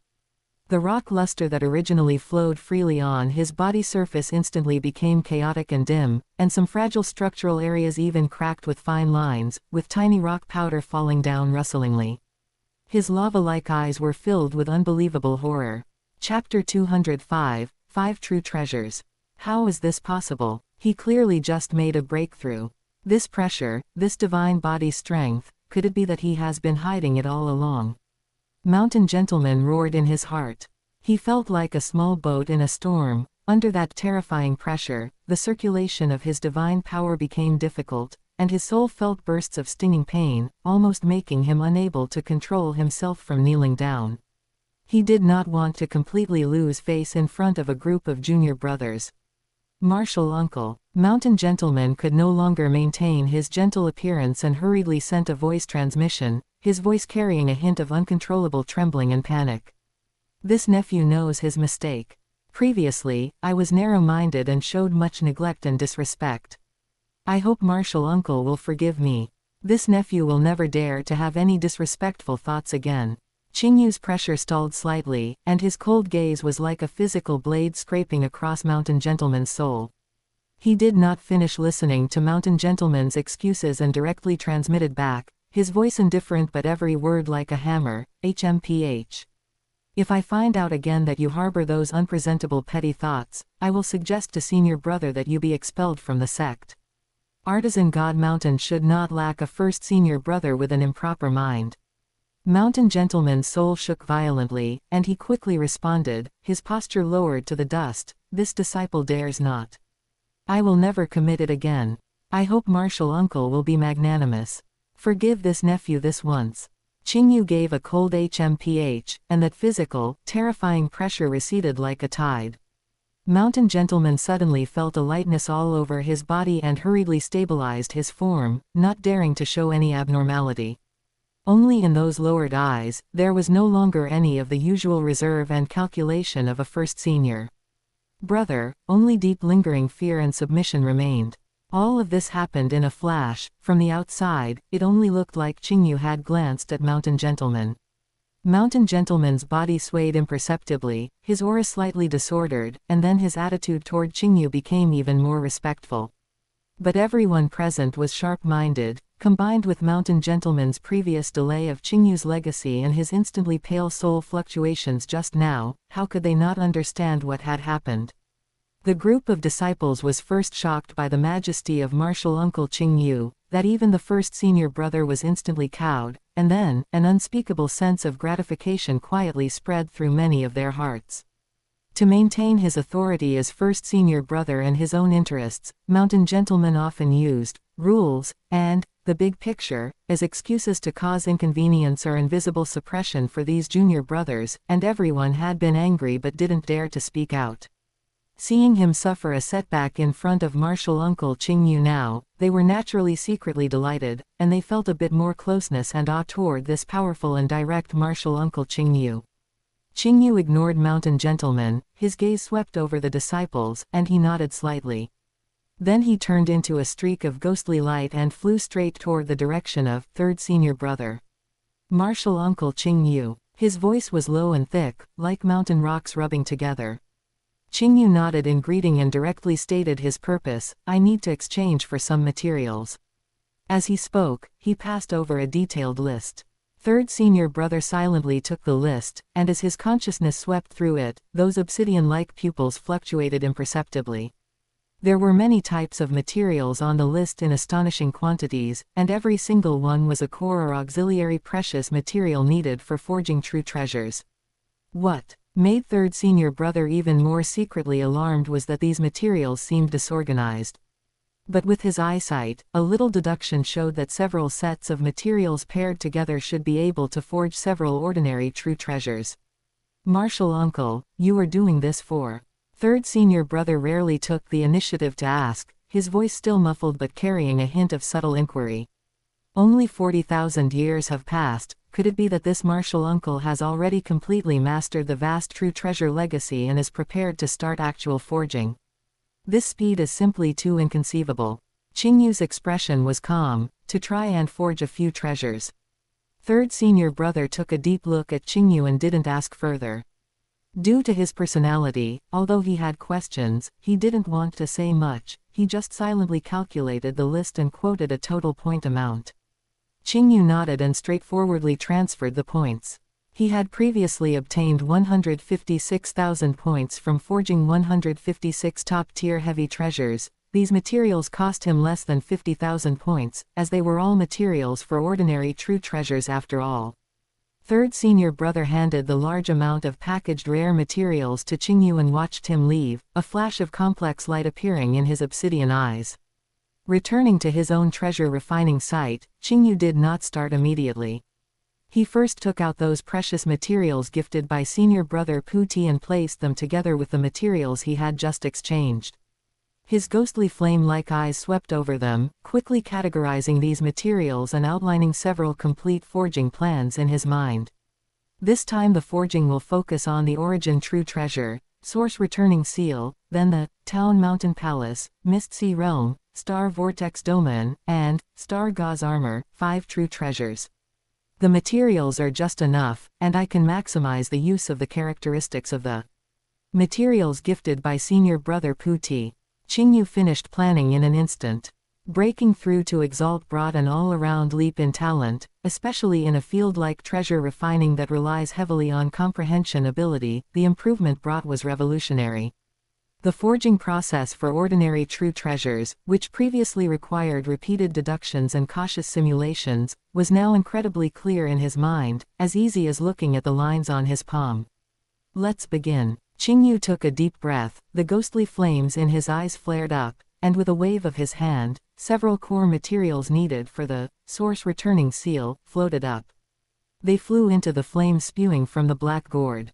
The initial melting, purification, and preliminary fusion were still within controllable limits, but when he began to engrave the secret patterns and guide the power of the cosmic origin, buzz. It was as if there was a light tremor.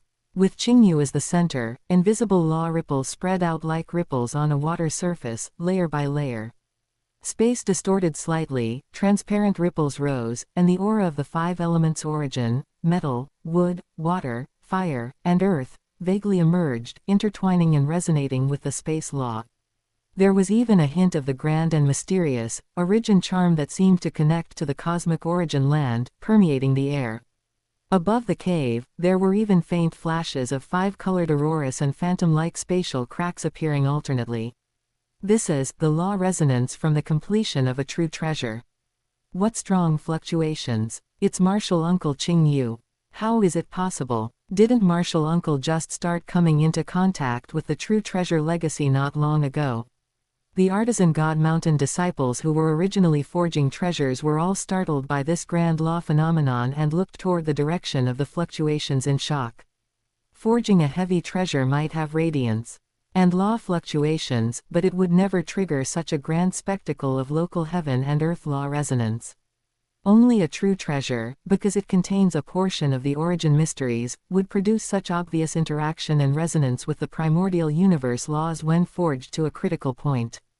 Not far away was the ninth senior brother, Yan Treasure Master. His divine body, composed of dark red crystals and leaping flames, trembled violently, the flames around him crackled loudly, and he suddenly turned his head. His magma-like pupils stared fixedly at the direction of Qingyu's immortal cave, his eyes filled with extreme shock and disbelief. True treasure fluctuations. He is already able to forge true treasures. Stormy waves rose in Yan Treasure Master's heart. Although he had long seen that Qingyu's treasure refining talent was peerless and had gifted the legacy with expectations in mind. In his most optimistic estimation, Qingyu would need at least 1,000,000 eras of accumulation before it would be possible to reach his current realm. But what about now? 40,000 years? No, from the time Qingyu started learning treasure refining until now, how much time has passed in total? Could it be that he was already a treasure forging grandmaster and deliberately hid it? This thought flashed by but was immediately dismissed by Yan Treasure Master. Qingyu's performance when forging the soul-type heavy treasures was definitely not faked. Because of this speed of progress seemed even more terrifying. It simply violated the basic law of step-by-step progression in the Tao of treasure refining. The other disciples were even more terrified and looked at each other, seeing the incredulity in each other's eyes. Most of them were still racking their brains over some part of a heavy treasure, yet this martial uncle had already started triggering law resonance to forge a true treasure. The gap between them was like a heavenly chasm. Mountain. Gentleman felt those vast law fluctuations and the clear charm of a true treasure, his rocky face stiffening. The last trace of unwillingness and calculation in his heart completely vanished, replaced by deep bitterness and self-mockery. So, in both cultivation and the realm of treasure refining, I have already been left far behind.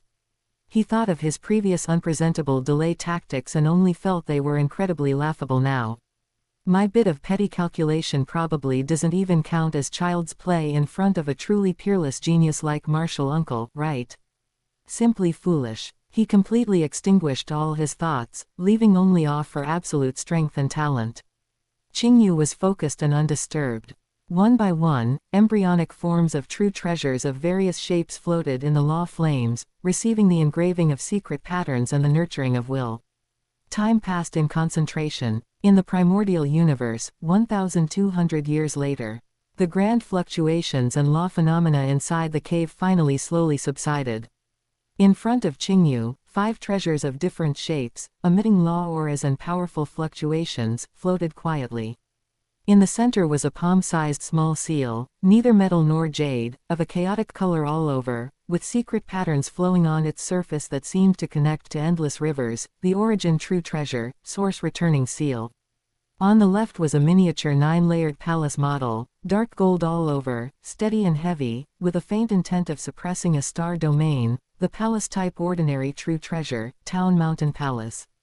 On the right were 2 shifting halos of light. One was like a sea of mist, ethereal and unpredictable, the other was like a stellar vortex, containing a strangling force, the domain-type ordinary true treasures, Mist Sea Realm, and Star Vortex Domain. Finally, there was a piece of inner armor as thin as gauze, yet flashing with a tough starlight luster, the armor-type ordinary. True treasure, star gauze armor.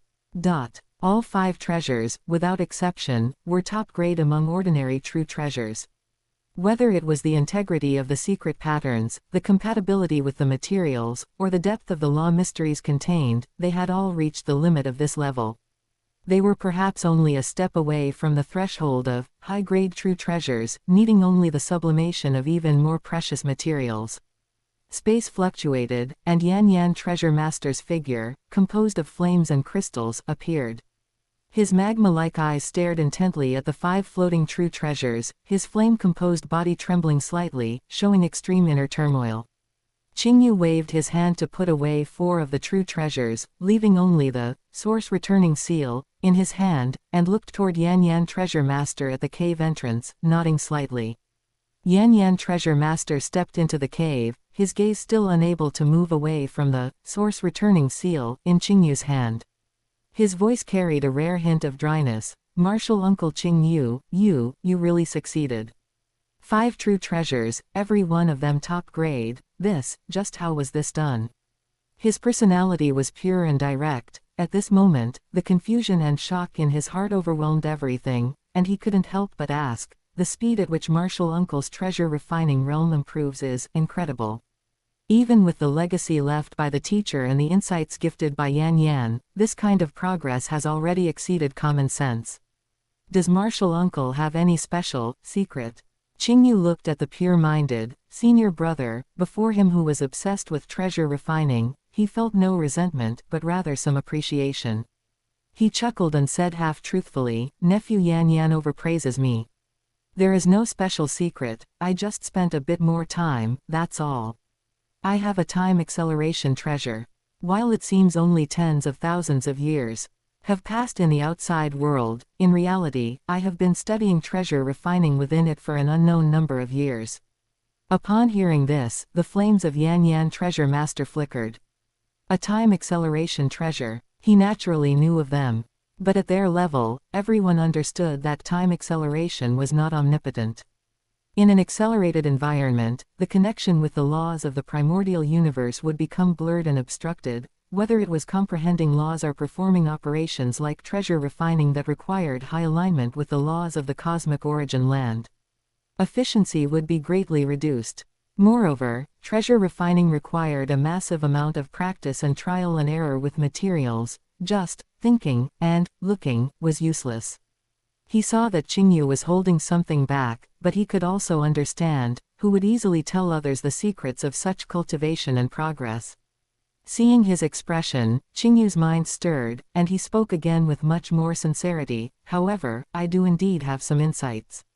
Once my business here is finished and before I leave Craft God Star, I will compile my understanding of the Tao of treasure refining, from the entry level to the true treasure level, including some key realizations and techniques, into a volume and leave it at Artisan God Mountain. At that time, if nephew Yan Yan is interested, you may read it at your leisure." Hearing this, Yan Yan treasure master's flame-formed divine body suddenly brightened, and a fervent light erupted in his magma-like eyes. He took a deep look at Qingyu and bowed with utmost solemnity. "Martial Uncle is truly noble. Yan Yan thanks you in advance." After Yan Yan treasure master left, Qingyu immediately began to handle the matters at hand. He first activated the source returning seal. The small seal floated above the head of the Qingyu Ning main body, its chaos-colored secret patterns flowing. A gentle yet continuous suction was generated, as if building an invisible bridge between Qingyu and the cosmic origin land.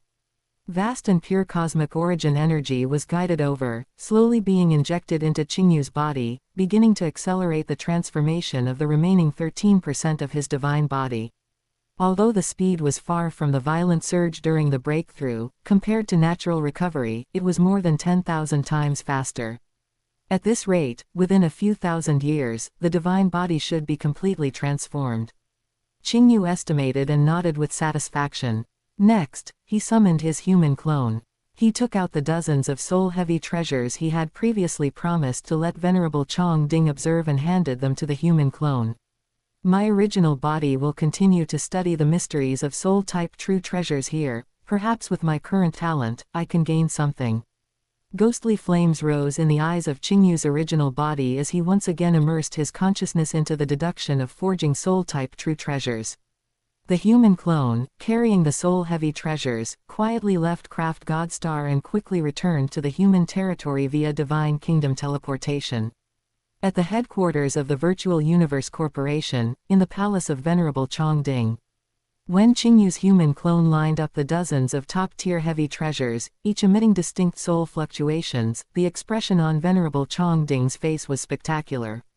Shock, ecstasy, obsession, admiration. As if on a pilgrimage, he carefully picked up each treasure, using divine power. Using his soul, and using his lifelong experience in treasure refining to perceive them in detail. He couldn't stop exclaiming, sometimes falling into deep thought, and sometimes having sudden realizations. This observation lasted for several decades. Venerable Chong Ding was intoxicated and gained immensely. His gratitude and admiration for Qingyu were beyond words. Leaving Venerable Chong Ding's Place, Qingyu's human clone traveled to the highest beginning mythical region via teleportation. In the void outside the Blood Luo world, that towering, floating palace that seemed to have existed since ancient times, Sky Eclipse Palace, remained as it was. The spaceship slowly docked at the receiving platform, the hatch opened, and Qingyu stepped out. An undying spiritual god wearing silver battle armor, who had already received notice and was waiting here, immediately came forward. It was Arnor, the same messenger who had received Qingyu during his first visit to Sky Eclipse Palace. At this moment, this veteran Undying looked at the young man in green before him, whose aura was as vast as the starry sky and whose life level made his soul feel a faint pressure. His face was filled with disbelief and deep awe. Venerable, spirit control. Arnor bowed respectfully, his voice carrying a hint of excitement and emotion. I didn't expect that in just over 100,000 years, you have already. Congratulations, Venerable. Over 100,000 years might not be long for an Undying, but from universe rank to universe exalt. This was simply a myth. Arnor still remembered the green but extraordinary universe rank lad he had received back then. Arnor, I hope you've been well. Qingyu nodded with a smile, his attitude gentle. Led by Arnor, Qingyu once again stepped into the familiar corridors of Sky Eclipse Palace, going straight to the 9th floor. In the empty hall, that towering figure in a blood-red robe, whose aura seemed to merge with the endless starry sky, had already turned around, a wry smile on his face. Teacher. Qingyu bowed in greeting. You fellow, Palace Master Sky Eclipse shook his head, his tone both gratified and helpless. Every time you come to see me, you just have to give me Osher prize. His gaze was like lightning, having long since seen through Qingyu's details, that life aura belonging to a universe exalt could not be faked. Almost every time Qingyu came to pay a formal visit, it was after achieving a major breakthrough. If it were once every few million or tens of millions of years, it would be one thing, but this kid was something else, coming once every few tens of thousands of years. Each time, it left Palace Master Sky Eclipse, a top-tier universe overlord accustomed to great storms, feeling astonished. Sometimes he even didn't know what to say. Qingyu laughed and hurriedly said, if your disciple hadn't made some progress, how would I dare have the thick skin to disturb teacher's quiet cultivation? Wouldn't that make me seem too lazy? Seeing Qingyu's grinning face, Palace Master Sky Eclipse couldn't help but chuckle and shake his head. After several shocks, his mindset had flattened out quite a bit. This disciple could no longer be measured by common sense. The atmosphere between the two of them, unknowingly, was no longer as serious and restrained as a typical master and disciple, but more like a pair of old friends who had known each other for many years, admired each other, and could chat and laugh freely. Qingyu did not take out those ordinary true treasures he had forged to gift them. Only when he truly stood at the height of a universe exalt and possessed the ability to forge true treasures did he realize more clearly. For an existence like Teacher Palace Master Sky Eclipse, who had been famous for a long time and stood at the peak of universe overlords, ordinary true treasures could no longer bring substantial improvement. The teacher already possessed a set of powerful treasure systems highly compatible with his own path. What the teacher truly lacked were top-tier soul-type true treasures that could protect the soul. And perhaps an even further opportunity that could help him break through the bottleneck of becoming a universe lord. Once I truly master the method of forging soul-type true treasures and raise my treasure-refining realm, Qingyu secretly set a goal in his heart. I will definitely custom make a set of the highest-tier true treasure equipment for teacher. At the very least, it must include a peak soul supreme treasure. Master and disciple talked freely over wine, from cultivation insights to the universe's situation, from past anecdotes to future prospects. The atmosphere was harmonious and cheerful. Qingyu also did not intend to hide the matter of his breakthrough to exalt.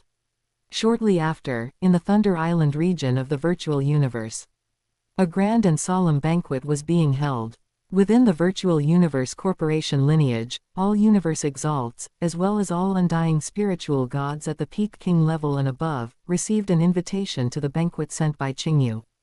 Inside the palace, figures moved about, and powerhouses gathered. One by one, exalts who were rarely seen on ordinary days exchanged pleasantries. The center of the conversation was naturally the protagonist of today's banquet, Venerable Qingyu. Spirit Control King, no, he should be called Venerable Spirit Control now. This cultivation speed is truly appalling. Over 100,000 years, from universe rank to exalt, unheard of. With such a genius in our human race, we are bound to flourish. Praises and discussions were endless. Suddenly, the teleportation light at the palace entrance lit up, and a powerful figure of a tall ape man with a wild and uninhibited aura appeared. It's Venerable Zhen Yan. True Yan has come as well. 1. Speaking of which, it's only been a few tens of thousands of years since True Yan broke through to exalt, right? One after another, our human race has seen the birth of 2 newly promoted exalts. It's truly a great joy. Indeed, but Venerable Zhen Yan wouldn't dare compare himself to Venerable Qingyu. Venerable Qingyu's speed of progress is far too terrifying. Hearing the low discussions around him, a hearty yet slightly helpless smile appeared on True Yan's hairy face as he strode into the hall. He was also filled with emotion. The last time he attended Qingyu's banquet was to celebrate Qingyu's breakthrough to undying. He hadn't expected that not long after he himself had gone through hardships and luckily broke through to exalt, he would be attending the banquet for this peerless genius's breakthrough to exalt. Although both were newly promoted exalts, Venerable Zhen Yan knew very well that his exalt status and Qingyu's exalt status were likely completely different concepts. If he could stir up storms while still an undying, now that he had broken through to exalt, his strength would likely soar to an unimaginable level. He raised his wine glass, sincerely happy for Qingyu and also excited for the future of the human race. The protagonist of the banquet, Qingyu, dressed in green and wearing a smile, mingled among the various powerhouses with a composed demeanor and outstanding grace. Every time he raised his glass, it drew a wave of sincere congratulations. Chapter 206, The Supreme Council Meeting. The banquet atop Thunder Island's peak lasted for a long while before finally dispersing. Every powerhouse who attended the banquet, whether an undying spiritual god or a universe exalt, looked at Qingyu with deep regard and a trace of imperceptible awe as they departed. Perhaps many among them were unaware of Qingyu's fierce record of suppressing Venerable Shi Huo and even forcing the monster race's universe overlord, Evil Wing Cult Master, to self-detonate while he was still in the undying realm. However, no one who could cultivate to this level was a fool. They knew very well that an existence like Qingyu, who had possessed a special life form and possessed world-shaking talent and a miraculous rate of progress, was a rarity. Once such a being broke through to become a universe exalt, their life essence and combat power would undergo a terrifying surge. Before long, this newly ascended exalt would likely climb rapidly to the level of a high-level venerable, or even higher, becoming one of the pillar-like combat forces of the human race. Of course, they still underestimated Qingyu. The goal Qingyu had set for himself was to charge for the rank of Universe Lord within 100,000 years. Luo Feng also attended the banquet. Because of Qingyu, Luo Feng had traded for seawater from the 9 Nether Blood Sea, from his third senior brother early on, successfully gestating his Nether Sea clone. His breakthrough to the undying level also happened much earlier than in his original trajectory of fate. Naturally, he was also among the invited guests. In such a public setting, the two had a tacit understanding and would never address each other as fellow disciples under Zuo Shenk. Greetings, Venerable Spirit Control. Luo Feng raised his wine cup and congratulated Qingyu with a smile, though his heart was filled with a myriad of emotions. When they last met, this senior brother was still an undying spiritual god, but now he was already a universe exalt on the same level as his own teacher, Venerable Zhen Yan. He had originally thought that after Qingyu broke through to undying, he might need a long period of accumulation, giving Luo Feng a chance to overtake him through opportunity and hard work. He hadn't expected to be left far behind again in the blink of an eye. He then sent a serious voice transmission. Venerable, I have collected most of the 10 primary soul-type materials for refining true treasures that you asked me to find. I expect to gather the rest and send them to you in a few more days. Hearing this, the smile on Qingyu's face grew even wider. He raised his cup and encouraged him, "Luo Feng, your rate of progress is also very fast. The Nether Sea clone has infinite potential, make good use of it. There's no rush regarding the materials, just proceed steadily."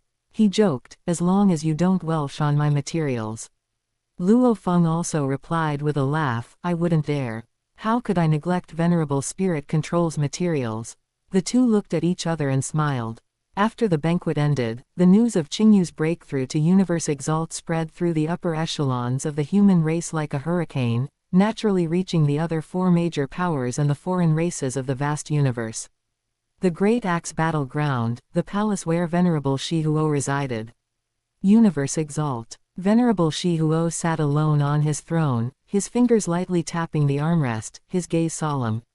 The scene of his clash with Qingyu outside the solar system tens of thousands of years ago was still vivid in his mind. Although he hadn't used his full strength back then, neither had Qingyu.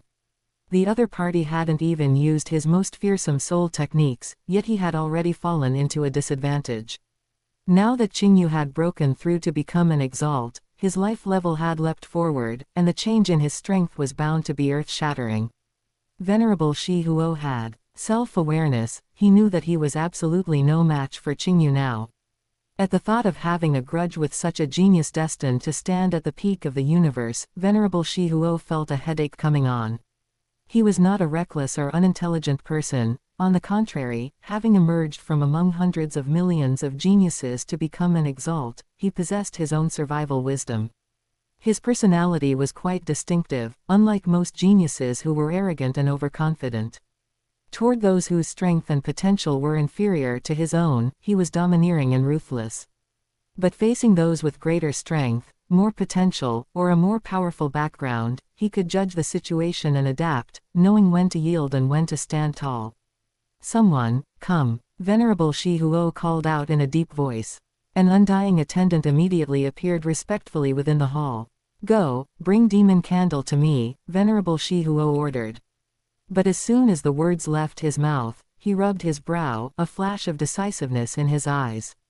He changed his command, "Forget it, no need to bring him. Pass on my order. Imprison Demon Candle directly in the 9th Star Domain prison for a term of 10,000 eras." Hearing this, the undying attendant's face showed an irrepressible look of surprise. Demon Candle King was the Exalt's most beloved son. In the past, even if he committed a great mistake, he would at most be grounded or reprimanded. Why such a heavy punishment today? The environment of the 9th Star Domain prison was harsh, housing only serious offenders. 10,000 eras, this punishment was too severe. "Go, quickly," Venerable Shihuo shouted coldly upon seeing the attendant's hesitation, as a wave of an Exalt's pressure permeated the air. The attendant trembled and didn't dare ask more. "Yes, this subordinate will see to it immediately." Soon, the Demon Candle King, who was enjoying himself in another secret realm, was seized by a suddenly appearing enforcement team before he even understood what was happening and was escorted to the dreaded 9th Star Domain prison. His cries, pleas for mercy, and attempts to use his father's name were all in vain. He might never understand why he ended up with a fate 10 times more miserable than in his original destiny, imprisoned for 1,000 eras in the original work. The root of it all was, naturally, the karma he had sown years ago when he relied on his father's influence to try and forcibly buy and sell Earth. Only this time, Venerable Shihuo felt a more urgent and immense pressure, forcing him to cut ties and make a stand in a more severe and resolute manner. After imprisoning his son, Venerable Shihuo did not stop there. He personally stepped forward, using his connections and resources to carry out a large-scale cession and transfer of interest chains under his name and those controlled through his influence. The recipient was none other than the Azure Scale Clan. The Azure Scale Clan was the race Qingyu originated from. Now everyone knew it was where Venerable Qingyu's roots lay. Venerable Shihuo's series of actions could be described as swift and decisive, without the slightest hesitation. He personally supervised the process to ensure that the ceded interests were smoothly and completely transferred to the Azure Scale Clan, maintaining an extremely low profile. Having done all this, Venerable Shihuo gazed at the endless starry sky outside the palace and thought to himself, "I hope this matter ends here." He knew that with Qingyu's current status and future potential, if he truly wanted to target him, he wouldn't even need to speak or act personally. He only needed to show a hint of dissatisfaction, and countless powers or individuals eager to curry favor with Qingyu would naturally scramble to make things difficult for him. He had operated in the Great Axe battleground for many years and had his own circle, but it was impossible to be on guard at all times, let alone against those pervasive intentions. Rather than living in fear every day, it was better to admit fault first and show sufficient sincerity. In the universe, who hasn't made a mistake? The key was the attitude after the mistake.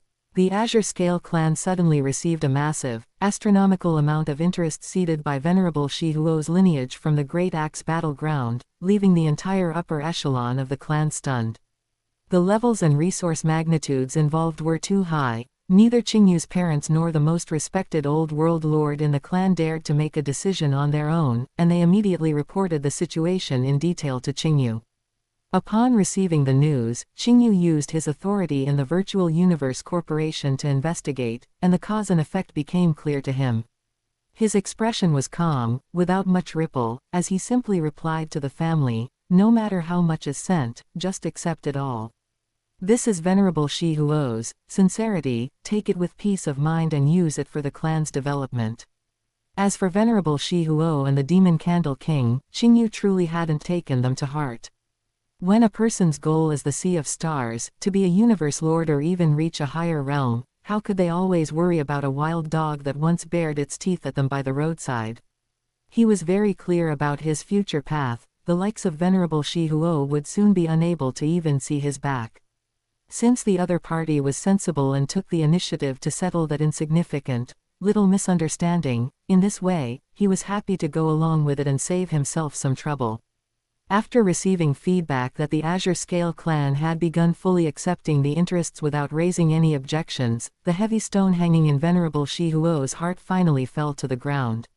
The other party's willingness to accept this gift meant they were willing to let the past go. What he feared most was offering the gift to the other party only for them to not even look at it. That would be the real trouble. Finally, a weight off my mind. Venerable Shihuo breathed a long sigh of relief. Everything comes down to strength being the most important. He began to close his eyes in quiet cultivation, striving to erase the influence of this matter from his heart. If even Venerable Shihuo had received the news, the foreign race powers in the universe who constantly monitored the movements of the human race's geniuses naturally obtained the intelligence of Qingyu's breakthrough to exalt even faster. The insect race, monster race, and automaton race, these three races had suffered at Qingyu's hands more than once or twice. From the initial routine assassinations to prevent the rise of the human race's future powerhouses, to the repeated loss of troops and loss of face later on, especially the monster race, where even the universe overlord Evil Wing Cult Master was forced to self-detonate. This had long since transcended simple factional confrontation, evolving into a personal vendetta mixed with humiliation and hatred. The upper echelons of the three races had originally been actively preparing for the next assassination of Qingyu, one on a larger scale and with deeper planning. But this brewing killing intent was doused like cold water by the news that Qingyu has already broken through to Universe Exalt.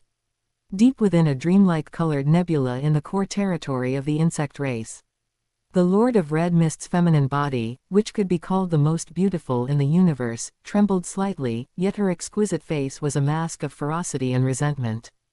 During the last assassination attempt, not only did she return empty-handed, but she was also wounded by the primordial Chaos City Lord, suffering a significant loss of divine power that would be costly to restore. Universe Exalt, how could it be so fast?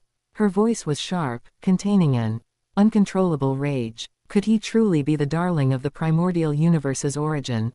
After the anger came a deep sense of helplessness and a rational admission.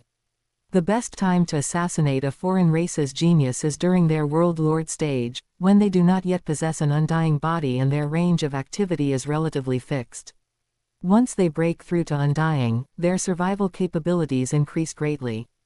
By the time they reach the Universe Exalt level, their life essence has leapt forward, their divine body is powerful, they possess numerous survival methods, and they are usually more valued and protected by their race. The difficulty and cost of assassination will rise exponentially. Fine. The Lord of Red Mist closed her eyes and took a deep breath. When she opened them again, only cold rationality and a trace of regret remained. This person has already grown up. Further assassination attempts would cost more than they are worth. The human race is destined to have another troublesome super-existence in the future. In the core territory of the monster race, inside a grim divine temple constructed from countless massive skeletons. The evil wing cult master, who had recently been resurrected by the monster race at a great cost, was prostrate on the ground. His already hideous face was twisted into an even more terrifying expression due to extreme rage, his sharp teeth grinding together with a clicking sound, and his surging killing intent had almost solidified. Qingyu, he growled, his voice filled with bone-deep hatred. The humiliation of his self-detonation and the exorbitant cost of his resurrection made his hatred for Qingyu something that all the waters of the galaxy could hardly wash away. However, beneath that hatred was an equally clear realization: after breaking through to become a universe exalt, Qingyu's strength would inevitably skyrocket. Even though he had been resurrected, his hope of seeking revenge was as faint as a speck of dust. The massive disparity almost drove him to madness. Enough. A grand, cold voice, sounding as if it came from the depths of endless space-time, echoed through the great hall. At the end of the hall, where infinite starlight and darkness intertwined, a phantom of a giant snake, unimaginably massive and white as jade, faintly emerged. Its head was hidden in a higher dimensional space-time, and just the gaze it cast down caused the evil wing cult master's soul to freeze and his killing intent to vanish completely. Qingyu has already come into his own. To continue dwelling on this is a futile waste of effort. Dream Monster Ancestor's voice carried no emotion whatsoever. Since the human Qingyu has broken through, the focus of our assassinations will now shift entirely to that human, Luo Feng. This child's talent is equally astonishing, and his rise has been even shorter. We must stifle him before he can grow. This matter must not fail. Yes, Monster Ancestor. Below, many monster race experts, including the evil wing cult master, answered in unison, their killing intent shifting targets. Luo Feng is doomed to die. The evil wing cult master transferred all of his resentment onto this new target. In the core territory of the automaton race, a singular space seemingly composed of absolute order and cold metal. A pitch-black metallic sphere with countless toxic gases flowing over its surface floated in the center. It was the supreme leader of the automaton race, the mechanical race Father God. The human Qingyu has actually broken through to become an exalt, a voice composed entirely of electronic waves, with no emotional fluctuations, propagated through the space. Continuing the assassination plan against him has a very low cost-performance ratio. All assassination plans targeting the human, Qingyu, are to be cancelled immediately. This person specializes in soul attacks, which, given our automaton race's lack of a soul, means his threat level is relatively downgraded. Our future strategic focus will shift to the human Luo Feng. The human race should not be allowed to have two geniuses of such caliber successfully grow to their peak during the same period. Luo Feng must be eliminated. As the cold directive was issued, countless data streams surged, and a new plan to assassinate Luo Feng began to be rapidly constructed within the automaton race's most efficient logical network. Qingyu did not yet know that the news of his breakthrough to exalt had acted like a watershed, causing the three peak races to simultaneously shift their intense killing intent and attention from him to Luo Feng. On this day, he was in the physical Sky Eclipse Palace with his teacher, the Tianxi Palace Master, sipping precious wine and discussing the Tao with laughter. Suddenly, the expressions of both men shifted almost simultaneously. The virtual universe system sent an email notification with extremely high authority. The Tianxi Palace Master set down his wine cup, a hint of surprise in his eyes. A Supreme Council meeting is being convened today. He looked toward Qingyu. Did you receive it? Qingyu nodded, his face also showing novelty. This disciple received it as well. This will be my first time attending a Supreme Council meeting. Hearing this, the Tianxi Palace Master couldn't help but laugh and scold. You brat, how long has it been since you broke through to Undying? This Supreme Council meeting is usually only convened once in an endless era to discuss major matters concerning the fate of the race. Even for your master, the number of times I've attended can be counted on one hand. You, on the other hand, have just become an exalt and already caught one. He stood up, his blood-red robe fluttering without wind. Let's go, don't delay. We'll go together. The master and disciple looked at each other and then connected their consciousness to the virtual universe. Teleport to the Mountain of Gods.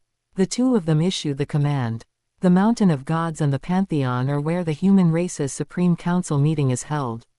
When the Supreme Council meeting is convened and the virtual universe system broadcasts the email notification, the Mountain of Gods automatically opens. On ordinary days, this holy land, which symbolizes the highest power and deliberation of the human race, remains closed. Only experts who have received a summons for the Supreme Council meeting are qualified to enter. Space shifted. Before them was an endless expanse of clouds and mist, within which the outline of a mountain so majestic it was hard to describe could be seen. The mountain peak pierced deep into the vault of the virtual universe, exuding an ancient, majestic, and grand aura. This was the Mountain of Gods. At the foot of the mountain, on a square shrouded in mist, the figures of human experts with vast auras and various forms appeared one after another. Some possessed pressure like the starry sky, while others were as calm as the deep sea. Every single one was a great existence who roamed the universe and guarded a territory. The figures of Qingyu and the Tianxi Palace Master appeared on the square almost simultaneously, one after the other. As soon as they appeared, they immediately drew a large number of attentive gazes. It's Tianxi. The Tianxi Palace Master has arrived. The one beside him is the newly broken through venerable spirit control, Qingyu. He's so young, yet his aura is already so steady. As one of the top universe overlords of the human race, the Tianxi Palace Master was famous and naturally a focus of everyone's recognition. As for Qingyu, this newly ascended exalt who had risen at an incredible speed, he attracted even more gazes filled with scrutiny, observation, curiosity, and even a hint of complex emotion. Qingyu already knew most of the universe exalts from the Virtual Universe Corporation line through previous banquets and daily interactions. Seeing several familiar colleagues, Qingyu also smiled and nodded in greeting. Those exalts also returned the gesture, their attitudes quite polite. Although there were many experts on the square, they naturally divided into two relatively distinct circles. On one side was a larger number of high-level venerables and experts of lower realms, gathered together in low conversation. On the other side was a smaller number of existences who were at least universe overlords. Even Qingyu would not look down on anyone here at this moment. Those who could stand on the Mountain of Gods were all pillars of the human race. After the Tianxi Palace Master appeared, several figures with equally vast and powerful auras soon approached. They were all his old friends or existences on the same level. The Tianxi Palace Master gestured to Qingyu and then walked to the side to converse with them. Qingyu remained where he was, and as it happened, several universe overlords were also gathered there chatting. Seeing Qingyu, they called him over. Qingyu followed suit and joined them. The topic the universe overlords were discussing soon caught Qingyu's attention. So, that Luo Feng truly is a case of not making a sound for a long time, but then startling everyone. An overlord wearing a star-patterned robe and a high crown, with an aura as deep as an abyss, shook his head in amazement. He boldly killed that Wang Jing Wang. That Wang Jing Wang is a special life form with an extremely high genetic level and innate secret methods, yet he actually fell at Luo Feng's hands. Killing Wang Jing Wang is secondary. Another overlord with a burly build and bronze-colored skin, as if forged from metal, chimed in with a booming voice. The key is that after Wang Jing Wang was resurrected, he became so enraged that he publicized many details of his fight with Luo Feng, especially concerning the treasures Luo Feng used. This publicity is a big deal. The third overlord, a woman with a cold temperament like an iceberg, said with a frown. According to Wang Jing Wang, Luo Feng currently possesses at least 6 true treasures. This includes an extremely precious soul-type true treasure. He, an undying spiritual god, carrying so many heavy treasures, it's simply. She didn't finish, but the meaning was self-evident. The other overlords nearby also showed complex expressions. there was amazement and envy, but more so, a faint sense of injustice and restlessness.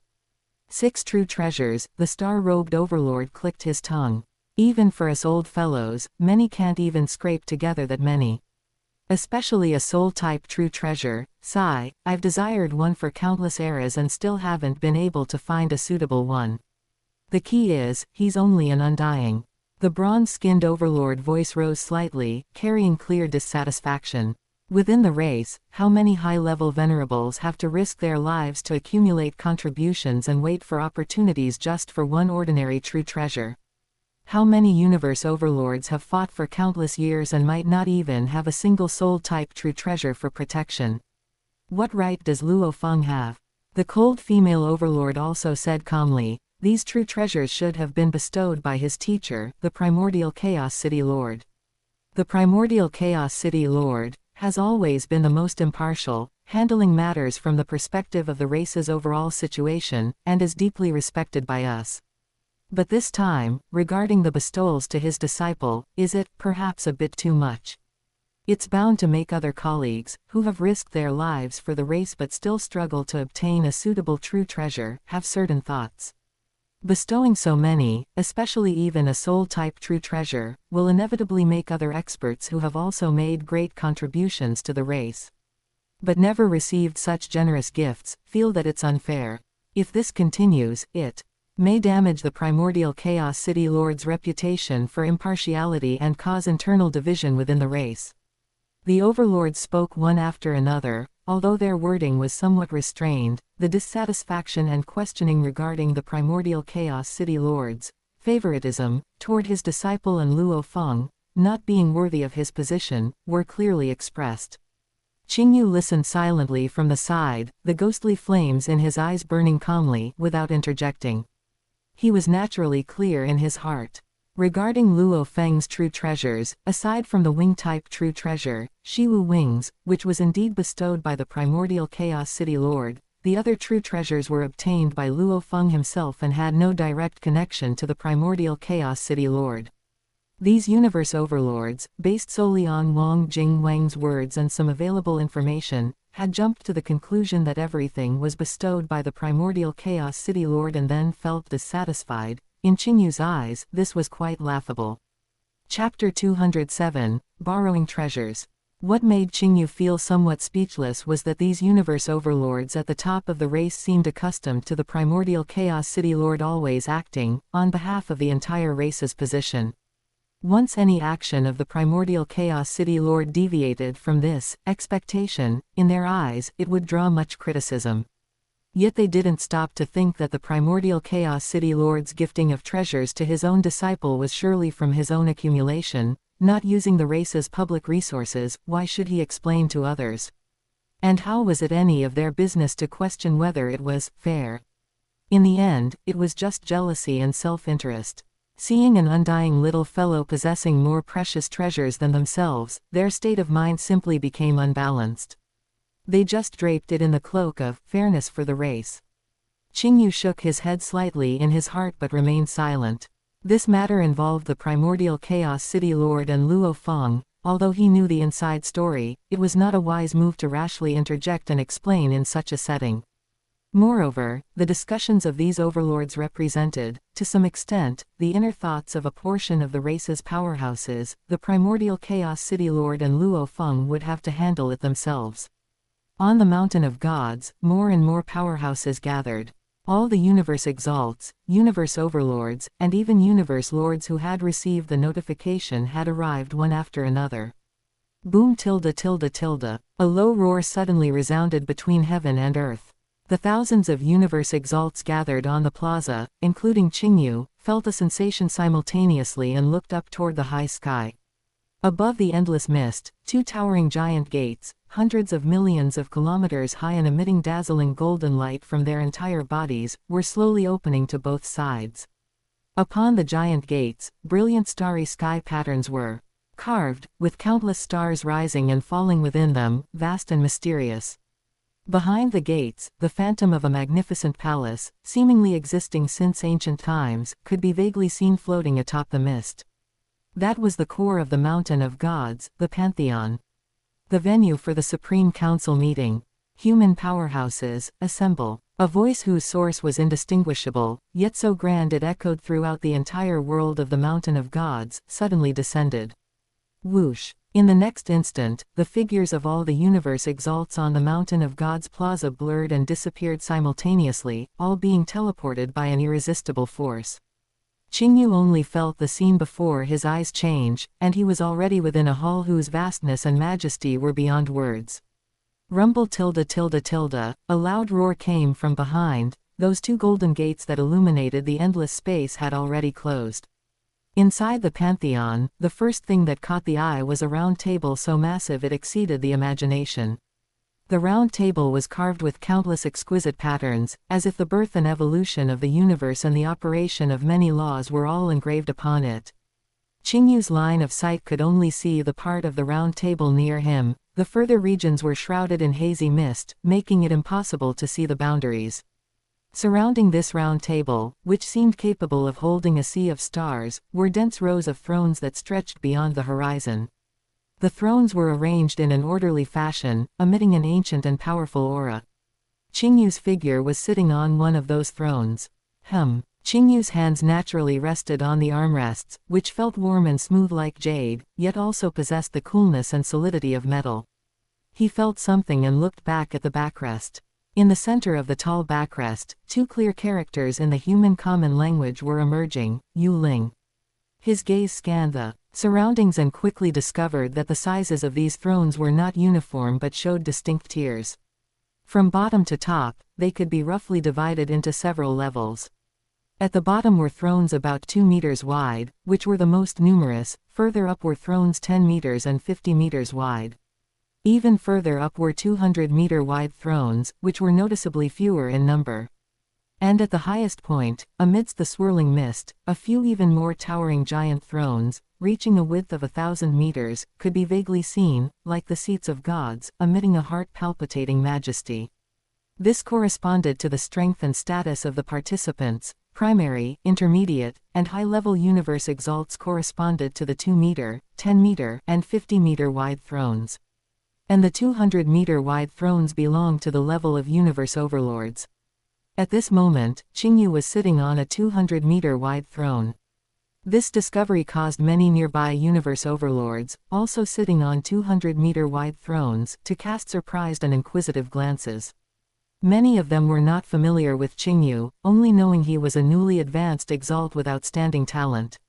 Earlier at the foot of the mountain, seeing Qingyu in the same circle as the Sky Eclipse Palace Master, although they felt he was valued, they only thought it was due to the Sky Eclipse Palace Master's face. But now, in this arrangement of divine seats automatically assigned by the virtual universe system, absolutely fair and recognizing only strength and status, Qingyu was actually ranked alongside them, these veteran universe overlords. And observing the relative position of his seat on the round table, it was actually quite far forward, definitely not at the bottom. Venerable spirit control, the virtual universe's assignment of divine seats is never wrong. Does this mean the system has determined he possesses universe overlord level strength? He just broke through to exalt. Could it be there were unknown, world-shaking battle achievements kept secret before? Quote, incredible, it seems we all underestimated this newly advanced exalt. Some whispered thoughts quietly circulated among the overlords, carrying shock and re-evaluation. Qingyu seemed oblivious to the surrounding gazes, his eyes crossed the many thrones and cast toward the highest point. Where the mist was thickest, several towering thrones 1,000 meters high could be vaguely seen, like divine pillars supporting heaven and earth. Most of those thrones were a dazzling gold, emitting a vast and boundless aura. On each golden throne sat a blurred yet towering figure that seemed to contain the birth and death of the universe. Those were the universe lords of humanity. And in the very center of all the golden thrones stood two giant thrones, side by side, entirely black and emitting an aura even more ancient and stern than the golden ones. On one of the black thrones, there was a faint relief of a giant axe. Currently sitting there was a giant man who appeared unkempt, with disheveled long hair and thick fingers, like an ancient savage. Simply by sitting there, he seemed like the incarnation of the entire universe's power, making one not dare to look directly at him. Great Axe Founder. And beside the great axe founder, another equally black and towering throne was empty, with no one seated. Qingyu understood in his heart that it should be the seat of the origin ancestor, the legend of the Virtual Universe Corporation's lineage who was suppressed by the will of the primordial universe. Everyone. A gentle yet majestic voice, seemingly able to soothe all restlessness, came from the area of the golden thrones at the highest point, instantly echoing throughout the silent pantheon. It was the primordial Chaos City Lord speaking. Every time a Supreme Council meeting is convened, it is because something significant enough to affect the fate of the entire race has occurred. The primordial Chaos City Lord's voice was grand, reaching every corner, and no one dared to interrupt. This Supreme Council meeting is being held because the original stars are about to open. The original stars are about to open. As the words fell, a slight ripple immediately arose within the pantheon. Below, many of the high-level and lower universe exalts sitting on the 2-meter, 10-meter, and 50-meter wide thrones showed looks of surprise and began to discuss in low voices. Many of them were experiencing the opening of the original stars for the first time and knew well the opportunities and dangers contained within. Meanwhile, around Qingyu, those universe overlords sitting on 200-meter wide thrones were mostly calm, their expressions even as still as ancient wells. They had experienced long years, and many had entered the original stars before, some even more than once. Opportunities come with the risk of falling, they were already well acquainted with this. The original stars are the core of our vast universe, the stage where the powerhouses of billions of races compete. This opening is no exception. If you want to obtain true treasures, if you want to make a great contribution to the race, the opportunity has come. For detailed information, everyone can browse first. The primordial Chaos City Lord was concise. Buzz tilde tilde. Almost at the same time the primordial Chaos City Lord's voice fell, a semi-transparent screen floated out of thin air in front of every powerhouse sitting on the dense divine seats. Large amounts of detailed text and image data began to flow down the screens like a waterfall. Qingyu also concentrated on the screen in front of him. Original stars, 10,081 in total. According to the information passed down since the birth of the universe, these 10,081 original stars surround the mysterious cosmic origin land like satellites, and can be called the places in the entire primordial universe closest to the core of the cosmic origin. There, countless treasures that would drive universe exalts, universe overlords, and even universe lords crazy are nurtured, while also being riddled with terrifying crises capable of making powerhouses fall. There are also 10,081 passages leading to the original stars, but these passages are usually closed and only open once after extremely long and ancient periods of time. Each opening lasts for a full 1,000 eras. Before these 1,000 eras end, all powerhouses who enter the original stars must leave, otherwise, the passages will close, and those staying behind will surely die. The 10,081 original stars are both treasure lands and graveyards. Heavy treasures are not worth mentioning there, the emergence of true treasures is the norm. Super entities from billions of races in the universe gather here, and for the future of their respective races and their own paths, they will engage in the most frantic and cruel slaughter. Every time the original stars open, it is a bloodbath that sweeps through the entire universe, and even great existences at the level of universe lords fall within. Original stars, the ghostly flames in Qingyu's eyes flickered slightly, full of interest. He had heard of this mysterious place long ago, and seeing the detailed information with his own eyes now, he felt it was even more incredible. So many true treasures seem to be born out of thin air, countless ones are taken away each time it opens, yet they are still inexhaustible the next time it opens. The root cause is truly puzzling. Qingyu had some vague guesses in his heart, perhaps related to the reincarnation of the universe or civilizations before its destruction, but this was not something he needed to delve into right now. He did have plans to go to the original stars, but not now. He planned to wait until he broke through to become a universe lord and perfected his self-created secret methods to a higher level before venturing into that top-tier battlefield. The final part of the data was a detailed explanation regarding the race's contribution points. In the human race, there are two types of people, those who enjoy resources and those who contribute resources. All ordinary humans and undying spiritual gods are resource enjoyers, they are the foundation and future of the race. Once you step into the ranks of universe exalts and take your place in the Supreme Council meeting, it means you have become the backbone and pillar of the human race. The human race needs the contributions of you truly strong individuals. Only through your life and death battles and the seizure of resources for the race can the billions of humans in the rear enjoy stability and the countless geniuses have resources for growth. Venerable Spirit Control, Qingyu, the moment you joined the Supreme Council meeting, you automatically lost the special resource quotas and protection you enjoyed under your previous, genius, status. From this moment on, you officially become one of the superpowers of my human race, resisting foreign enemies and expanding our territory. The race expects much from you and believes that you have the ability and strength to make a massive contribution to our human race that matches your status. Seeing this, Qingyu's expression remained calm, and there was no ripple in his heart.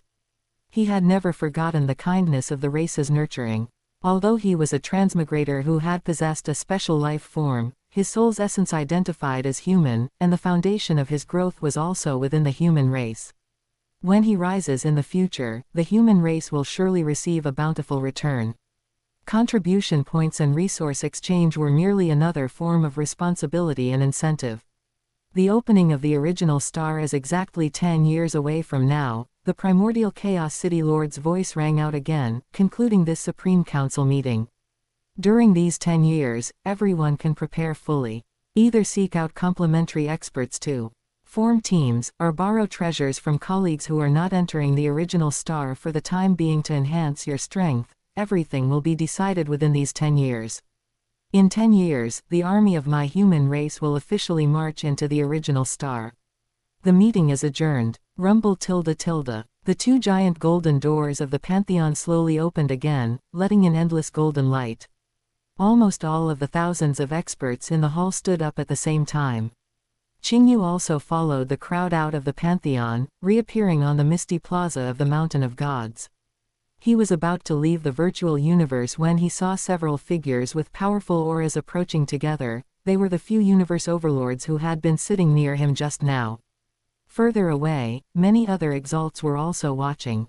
Venerable Spirit Control, please wait a moment. The leading overlord, whose aura was like a blazing sun, spoke with a fairly polite attitude. Is there something I can help you with? Qingyu stopped his pace. Several overlords looked at each other, and one with greenish-gray skin, looking like a stone carving, said directly, to be honest, we have come to ask to borrow treasures from Venerable Spirit Control. The original star is full of dangers, especially soul attacks, which are impossible to guard against. We heard that the Venerable has a high-level soul-type true treasure in his hands. So that was it, Qingyu realized. It was no secret among the upper echelons that the monster race had spread the news of him possessing a soul-type true treasure. These universe overlords who intended to take a gamble at the original star might not lack attack or defense-type true treasures, but soul defense was precisely the weakness of many overlords. A powerful soul-type true treasure could mean the difference between life and death on a chaotic battlefield like the original star. Qingyu shook his head and said candidly, everyone, I truly do not intend to go to the original star for the time being. However, I already promised to lend that soul-type true treasure to Venerable Chongding tens of thousands of years ago, and we have a prior agreement. I really cannot go back on my word, so please forgive me. Hearing this, the faces of several overlords showed obvious signs of regret. Venerable Chongding held a special status in the circle of treasure refiners, and since he had borrowed the treasure first, they naturally could not force the issue. Seeing this, Qingyu suddenly gave a mysterious smile and said, however, if you are not in a hurry to use it within these 10 years, perhaps you can wait for a while and then come looking for me again. At that time, perhaps I will have extra soul-type treasures available for loan. The overlords were stunned, and doubt flashed in their eyes. How precious were soul-type treasures? How could there be extras?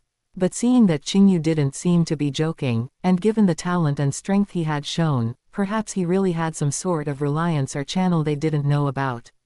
In that case, we shall thank Venerable Spirit Control first. If we have a need in the future, we will come to bother you again. Although the overlords were puzzled, they still cupped their hands in thanks and left with their doubts. Seeing that Qingyu's soul-type true treasure already had a recipient, the other overlords watching from afar also gave up on the idea and left one after another. As for other types of ordinary true treasures, as universe overlords, they were basically equipped with them themselves. Unless it was a high-level or even top-tier true treasure, they wouldn't easily ask to borrow from those of the same rank.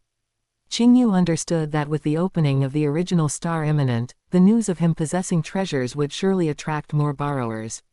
He didn't want to deal with them one by one, so with a thought, his consciousness directly withdrew from the mountain of gods and returned to his own territory in the virtual universe, the manor on the mountainside of Thunder Island.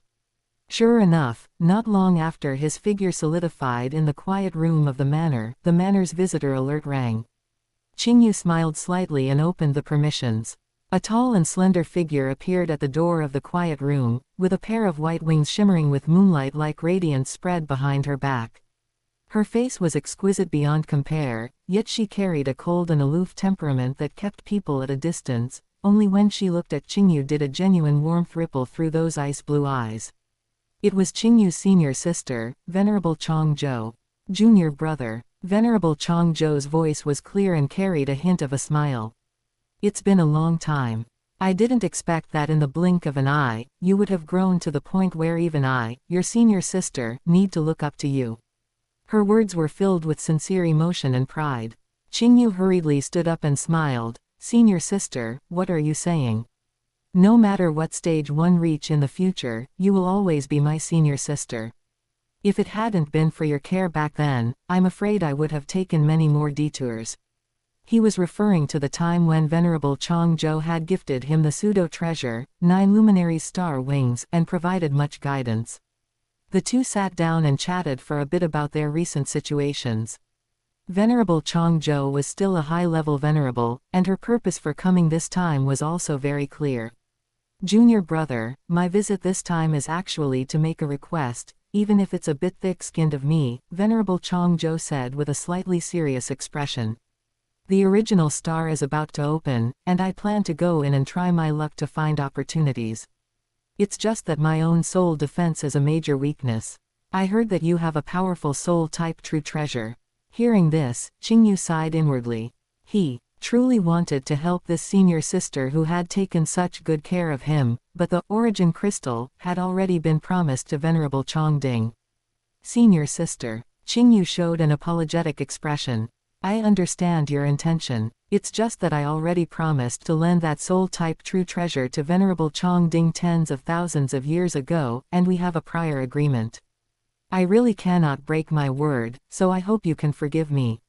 A flash of disappointment crossed Venerable Qingju's eyes, but she quickly felt relieved and smiled. It's fine, I was being presumptuous. Keeping one's word is as it should be. I'll just think of another way.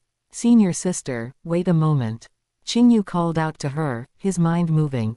Instantly, the phantoms of 4 treasures with different forms, yet all emitting powerful true treasure fluctuations, appeared out of thin air in the quiet room. These were the Palace-type true treasure, Town Mountain Palace, 2 domain-type true treasures, Mist Sea Realm, and Star Vortex Domain, and an armor-type true treasure that he had successfully forged not long ago. Although physical objects could not be transferred in the virtual universe, perfectly simulating their aura and law charm was no problem. This is, Venerable Qingju's beautiful eyes widened instantly, and her cold face was filled with shock. With her eyesight, she could naturally see that these 4 treasures were all top tier among ordinary true treasures, especially the palace-type and domain-type true treasures, which were extremely practical and precious.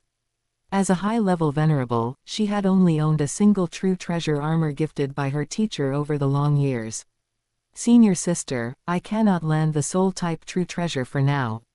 But these few treasures were forged by me and have no other use at the moment. You can choose any of them to take to the original star for protection, Qingyu said sincerely. Venerable Qingju was stunned for a good while before she recovered from her shock. Her gaze toward Qingyu became even more complex, filled with emotion, relief, and disbelief. Junior brother, you can actually forge true treasures. And you forged 4 top-tier ones in one go. This news was even more shocking to her than Qingyu's breakthrough to the rank of Exalt. Qingyu just smiled slightly and didn't explain much. Senior sister, don't be surprised, it was just a lucky coincidence. Take whichever one you like. Venerable Changzhou took a deep breath to suppress the turmoil in her heart. Her gaze drifted over the 4 treasures, finally settling on the domain-type true treasure, Mist Sea Realm, which shifted like an ocean of mist. She herself excelled in speed and attack. Combined with a domain-type true treasure, it would greatly enhance her crowd control and survival capabilities. I would like to borrow this domain-type true treasure. Venerable Changzhou pointed to the Mist Sea Realm, and then said solemnly. This treasure is precious, and I cannot borrow it for nothing. I am willing to offer an ordinary attack-type true treasure as payment, and once I return from the original star. Senior sister. Qingyu interrupted her, his tone carrying an indisputable closeness. Why be so formal between us? When you gave me the 9 luminaries' star wings back then, did you ever ask for anything in return? Just take this treasure and use it. Coming back safely is the best return you can give me. Looking at Qingyu's sincere eyes, a warm current surged in her heart. She no longer declined and nodded heavily. All right. I'll accept this favor. Qingyu pushed the phantom of the palace-type true treasure, Town Mountain Palace, in front of her again. Senior sister, the original star is full of dangers, having a domain isn't enough. Take this, Town Mountain Palace, with you as well. If you encounter an irresistible danger, hiding in a palace-type true treasure will at least buy you a chance at survival. Looking at the 2 precious true treasures before her, Venerable Changzhou's heart was moved beyond words. She understood that this junior brother truly treated her like his closest family. Qingyu thought for a moment and added, Senior sister, the opening of the original star has a 10-year preparation period, and it will last for 1,000 eras afterward. You don't have to rush in at the very beginning. Perhaps, you can wait a bit longer. I've been studying the forging of soul-type treasures recently. Maybe before long, I will truly have an extra soul-type treasure in my hands. At that time, if you come to me again to borrow a soul-type true treasure for protection before heading to the original star, your chances will be much higher. Chapter 208, Stone of Memory. Hearing this, a light of pleasant surprise burst forth from Venerable Changzhou's eyes. She did not doubt Qingyu's words in the slightest. This junior brother had already created too many miracles. Good. Senior sister will listen to you. Venerable Changzhou beamed. That momentary smile was like a glacier thawing or spring flowers blooming, breathtakingly beautiful. I didn't expect that the meeting gift I gave away so casually back then would bring such a heavy return from junior brother. Senior sister is very happy. The 2 chatted for a while longer before Venerable Changzhou departed. In reality, Qingyu was already at Sky Eclipse Palace, and Venerable Changzhou soon arrived. After sharing some wine and discussing the Tao with Qingyu and her teacher, the palace master of Sky Eclipse, she left contentedly with 2 true treasures. Not long after Venerable Changzhou left, the visitor alert for Qingyu's manor rang softly again, almost immediately following. With a slight thought from Qingyu, the scene outside the manor surfaced in his consciousness. At the entrance of the manor, 2 figures arrived almost simultaneously. Seeing each other, both were stunned. One of them wore cyan battle armor that looked ordinary but actually contained space-time fluctuations. He carried an ancient longsword on his back, and his sharp aura carried the steadiness of ages. It was Ninesword Exalt. The other was dressed in a magnificent brocade robe with a handsome face, surrounded by faint phantom images of Sanskrit chanting. This was Venerable Fan Yu. Ninesword. Fan Yu. The 2 spoke almost at the same time, and then both saw the same purpose in each other's eyes. You were also here to. Ninesword Exalt spoke first, his tone carrying a trace of a helpless smile. It seems so. Venerable Fan Yu nodded, also showing a bitter smile. It's all for the upcoming opening of the original star. I wanted to find Venerable Spirit Control to see if I could borrow a treasure or 2 for protection. Ninesword Exalt sighed and said in a low voice, to be honest, I first went to find that Luo Feng. I thought he had many treasures and might be able to lend some. Who knew, he actually said he was also going to venture into the original star, which was quite embarrassing for me. He shook his head, clearly surprised by Luo Feng's answer and feeling that the other party was somewhat overestimating himself. Venerable Fan Yu's handsome face also showed a hint of surprise upon hearing this. Luo Feng. How long has it been since he broke through to Undying? Although I've heard he has the combat power of a universe exalt, how dangerous is the original star? Even high-level venerables like you and me must be cautious and travel in teams if we don't have powerful treasures for protection. It's not unheard of for a universe overlord to fall there, and he's just an Undying. He didn't finish, but the meaning was obvious. In the eyes of experts at the universe exalt level, although the two peerless geniuses of the Virtual Universe Corporation in this era, Qingyu and Luo Feng, were both brilliant, their potential and future weight were completely different. Almost everyone assumed that Qingyu's growth trajectory and future ceiling were far higher than Luo Feng's. For Luo Feng to venture into the original star alone at this time seemed to Venerable Fan Yu to be quite arrogant, or even foolish. It was a pity for that set of true treasures that made people green with envy. The two exchanged a knowing look, both seeing the trace of disapproval in the other's eyes. Then they straightened their expressions and sent a visit request into the manor together. After receiving permission, the two walked side by side into the manor's quiet room. Venerable Spirit Control. Venerable Spirit Control. When Ninesword Exalt and Venerable Fan Yu saw Qingyu, their attitudes were quite polite, even carrying a trace of imperceptible respect. Times were different now. Qingyu was not only a universe exalt on the same level as them, but he was also recognized by the virtual universe system as an existence with the strength of a universe overlord. His status already surpassed that of ordinary high-level venerables. Qingyu rose to greet them, his expression calm. Ninesword Exalt, Venerable Fan Yu, it's rare for the two of you to come together. Qingyu was naturally no stranger to Ninesword Exalt. The host of the human genius battle he had participated in was Ninesword Exalt. Strictly speaking, according to the normal process, he should have been under Ninesword Exalt's command. However, things had changed. In just over 100,000 years, the status of both parties had quietly reversed. Ninesword Exalt must have been filled with 1,000 emotions in his heart. As for Venerable Fan Yu, Qingyu also had a deep impression of him. Back when he successfully possessed the Azure Ghoul and achieved the perfect gene level, he needed a massive amount of nutrient solution to promote his body's growth. At that time, it was this Venerable Fan Yu who was in charge of the relevant resource allocation. He not only readily approved the huge share Qingyu applied for but also specially authorized double the amount. Qingyu had always remembered this kindness of providing help in a time of need. Both sides took their seats, and after some brief pleasantries, they cut to the chase. Ninesword Exalt and Venerable Fan Yu were very tactful, never mentioning the well-known high-level soul true treasure, the Origin Crystal. Such a treasure was priceless. If they borrowed it to the original star and something went wrong, they wouldn't be able to compensate for it even if they gave everything they had.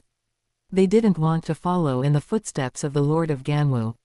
Venerable Spirit Control, I heard you have no plans to enter the original star for the time being. We are thick-skinned enough to want to borrow a true treasure to increase our chances, Ninesword Exalt said straightforwardly, keeping his posture very low. Venerable Fan Yu also nodded in agreement. Exactly. The original star is dangerous, one more treasure means one more chance of survival. I hope the Venerable will grant this. Hearing this, Qingyu smiled slightly.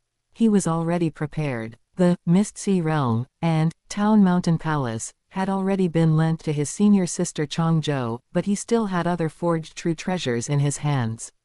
With a thought, the phantoms of two treasures appeared in the air. One was an inner armor as thin as gauze, shimmering with tough starlight, the Star Gauze armor. The other was a domain-type true treasure, the Star Vortex domain, which slowly rotated like a miniature stellar vortex and contained a strangling force. These are the two I can lend out for now. You two can discuss it among yourselves, Qingyu said frankly. Ninesword Exalt and Venerable Fan Yu's eyes immediately lit up, and their gazes toward the two true treasures were full of heat.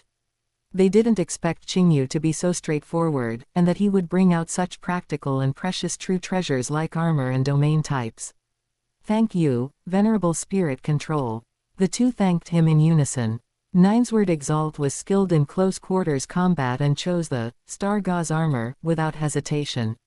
Venerable Fan Yu's own methods leaned toward control and domain coordination, so he naturally took a fancy to the Star Vortex domain. Both solemnly promised that upon their return, they would provide an ordinary true treasure as a reward. Qingyu nodded and agreed with a smile. He was an old acquaintance with these two venerables and had some friendship, but it was far from being as close as with his senior sister. Charging a reasonable fee was a more appropriate and long-term way to maintain the relationship for both parties. With the matter settled, the atmosphere became even more harmonious. Qingyu seemed to remember something, a mysterious smile appeared on his face, and he gently waved his hand. In an instant, the quiet room was filled with brilliant light. A total of 97 treasure projections, all different in form but each emitting pure and powerful soul fluctuations, spread out like stars, floating in front of the two venerables. Each piece was full of law aura, and the lowest level was the best among top-tier soul-heavy treasures. There were even 7 pieces whose light was particularly restrained and profound, with perfect law structures. They had reached the perfect quality. In terms of resistance to soul attacks alone, they were almost not inferior to some ordinary soul true treasures. This is. Ninesword Exalt and Venerable Fan Yu's eyes widened instantly, and their breathing stopped. When had they ever seen so many soul-heavy treasures gathered together? No, let alone soul-heavy treasures, even for ordinary heavy treasures, they had never seen nearly 100 at once. The misty treasure light almost turned the quiet room into an ocean of laws. The two suddenly turned their heads to look at Qingyu, their eyes filled with extreme shock and disbelief. Venerable Spirit Control, these, could they all be? Venerable Fan Yu's voice was a bit dry. Qingyu smiled indifferently. That's right, these are all soul-heavy treasures I forged in my spare time. The quality is acceptable, they should be enough to deal with the soul attacks of most universe exalts on the original star. Spare time. Forged. Quality is acceptable. Ninesword Exalt and Venerable Fan Yu only felt their throats tighten.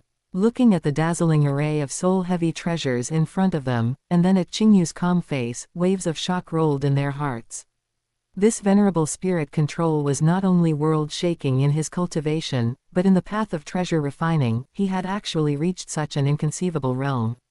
To forge nearly 100 top-tier soul-heavy treasures, what profound attainment, what terrifying success rate, and what amazing accumulation of wealth would be required. After the shock came an uncontrollable desire. Although they had their own soul-heavy treasures, compared to these top-tier ones, especially the 7 of perfect quality, they suddenly paled in comparison. On the original star, a good soul defense treasure could be the key to saving one's life. Venerable Spirit Control. Ninesword Exalt spoke first, his tone carrying earnestness. I wonder if these heavy treasures can also be borrowed. Venerable Fan Yu also immediately cast an expectant look. Qingyu had this intention when he brought out these heavy treasures. He nodded and said, naturally. You two can each choose a suitable one. As for the reward, it will be the same as before. The two were overjoyed to hear this and hurriedly picked through the 7 perfect quality soul-heavy treasures, eventually each selecting the one that best suited them. Although it was just a virtual projection, they took it carefully, as if holding a peerless treasure. After thanking him profusely again, Ninesword Exalt seemed to think of something and asked tentatively, the Venerable has brought out so many heavy treasures. Could it be that you plan to use this opportunity to benefit more colleagues? Venerable Fan Yu also looked over. Qingyu smiled and nodded. I indeed have no plans to enter the original star recently, and these heavy treasures would just be sitting idle in my hands. If I can help my fellow colleagues have a bit more security on the original star and win more resources for the human race, it would be a good thing. The two instantly understood. This was Qingyu releasing a signal and also building a massive network of favors. They immediately said solemnly, Venerable Spirit Control's righteousness is great. We will certainly do our best to inform our acquaintances of this. Qingyu smilingly saw off the two satisfied and even somewhat excited venerables. Leaving Qingyu's manor, Ninesword Exalt and Venerable Fan Yu did not separate immediately. Venerable Spirit Control is truly unfathomable. Venerable Fan Yu shook his head and sighed. Not only is his strength superb, but his treasure refining skills have reached such a level. What's even rarer is this breadth of mind and poise. Ninesword Exalt agreed deeply, then thinking of Luo Feng, he couldn't help but compare. Yes, both are geniuses, both possess heavy treasures, but their temperaments are worlds apart. Venerable Spirit Control knows the dangers of the original star and chose to avoid its edge for now, settling himself and even being willing to lend out treasures to help his kin. Looking at that Luo Feng, who is only at the Undying Realm, he is impatient to break into that dragon's den. Sigh, I really don't know whether to call him courageous or... He shook his head, his unfinished meaning clearly being that Luo Feng was overestimating his abilities, and might even waste a whole set of treasures for the benefit of others. The wind will destroy the tree that stands out in the forest, Venerable Fan Yu said indifferently. On the original star, alien powerhouses gather. An Undying possessing multiple true treasures will surely become a target for all. Without enough strength to protect them, I fear. He did not continue, but both understood the outcome. They did not know that the three races had already shifted their primary assassination target to Luo Feng, but based on common sense alone, they could imagine how difficult Luo Feng's situation on the original star would be. After some lamenting, the two quickly informed several of their closest and most trusted friends of the news that Qingyu was willing to lend a large number of top-grade soul-heavy treasures. For such a good thing, they naturally wanted the benefits to flow to their own people first. Soon, several high-level venerables close to Ninesword and Fan Yu arrived upon hearing the news, borrowing the remaining 5 perfect quality soul-heavy treasures and some other top-grade ones from Qingyu. The news was like a stone thrown into a lake, the ripples spreading rapidly. Inside the Virtual Universe Corporation, a large number of high-level universe exalts, and even a few universe overlords with urgent needs for soul defense, all rushed to the mountainside of Thunder Island. That originally inconspicuous manor suddenly became bustling with visitors. Qingyu had long expected this and was happy to oblige. He refused almost no one, as long as their identity was verified and their purpose clear. He allowed the other party to choose a suitable soul-heavy treasure. The condition was uniform. Upon return, provide an ordinary true treasure or equivalent resources as compensation. In a short time, 97 top-grade soul-heavy treasures were all borrowed. All the exalts who came to borrow treasures were moved to tears of gratitude toward Qingyu. They knew in their hearts that Qingyu could have directly handed these heavy treasures over to the race's treasury in exchange for heavy treasure points or true treasure points, which might have been more convenient for him personally and provided a more stable return. But once placed in the treasury, according to the exchange rules, many high-level venerables without deep pockets simply could not compete with those veteran powerhouses or universe overlords, and would likely miss out on the exchange. Qingyu's current method of releasing them in the form of a loan was equivalent to giving all exalts in need a relatively fair chance. Furthermore, it was use now pay later, which greatly eased everyone's resource pressure before entering the original star. This was undoubtedly a super welfare benefit deployed within the Virtual Universe Corporation, and a win-win. Qingyu gained precious favors, future true treasure rewards, and prestige. The exalts obtained key life-saving trump cards, increasing their survival rate and hopes of seizing treasures. This matter quickly spread among the upper echelons of the human race. When the exalts of the other 4 major powers learned of it, they were all envious, secretly lamenting that the Virtual Universe Corporation had produced a figure like Qingyu in this generation, truly blessed with great fortune. At the Great Axe battleground, after Venerable Shi Huo learned the news, he was silent for a long time. Finally, he let out a long sigh, the last trace of unwillingness in his heart completely dissipating, leaving only relief. Fortunately, I made the decision quickly back then, he murmured to himself. Seeing Qingyu now easily able to mobilize such resources and make a large number of high-level venerables and even some universe overlords owe him favors, his influence had already begun to manifest. If he still harbored other thoughts, he would probably find it difficult to move an inch within the race in the future. Just as he finished dealing with this wave of treasure borrowing, Qingyu was preparing to focus on deducing treasure refining when senior brother Pu Ti's communication request arrived. After connecting, Pu Ti's gentle virtual figure appeared, with a smile on his face. Junior brother Qingyu, teacher has already replied regarding the matter you inquired about last time. Qingyu's spirits lifted. He knew Puti was referring to the matter of him asking teacher Zuo Shank for guidance through Puti because he was unable to break through the bottleneck of forging soul-type true treasures. Teacher was not very surprised to learn that you can already forge ordinary true treasures. Puti smiled, his tone carrying admiration for his teacher's foresight. Teacher said that since you have the heart to delve deep into this path, he naturally will not be stingy with guidance. He has organized and sealed part of his legacy and insights regarding the path of treasure refining into a stone of memory. Stone of memory. Qingyu's eyes lit up. He naturally knew of this thing. Based on his past life memories, this stone of memory was a high-level legacy carrier commonly used in the origin continent. It could directly imprint vast and complex legacy information into the depths of the recipient's consciousness, being far more efficient than reading through a consciousness sensor, and leading to deeper and more thorough understanding. Puti continued. Teacher was quite generous this time, even injecting the legacy and key points of how to forge ultimate supreme treasures into it. Teacher asked me to tell you that he hopes this can help you truly knock open the door to the great Tao of treasure refining. Qingyu was overjoyed. The legacy of forging ultimate supreme treasures.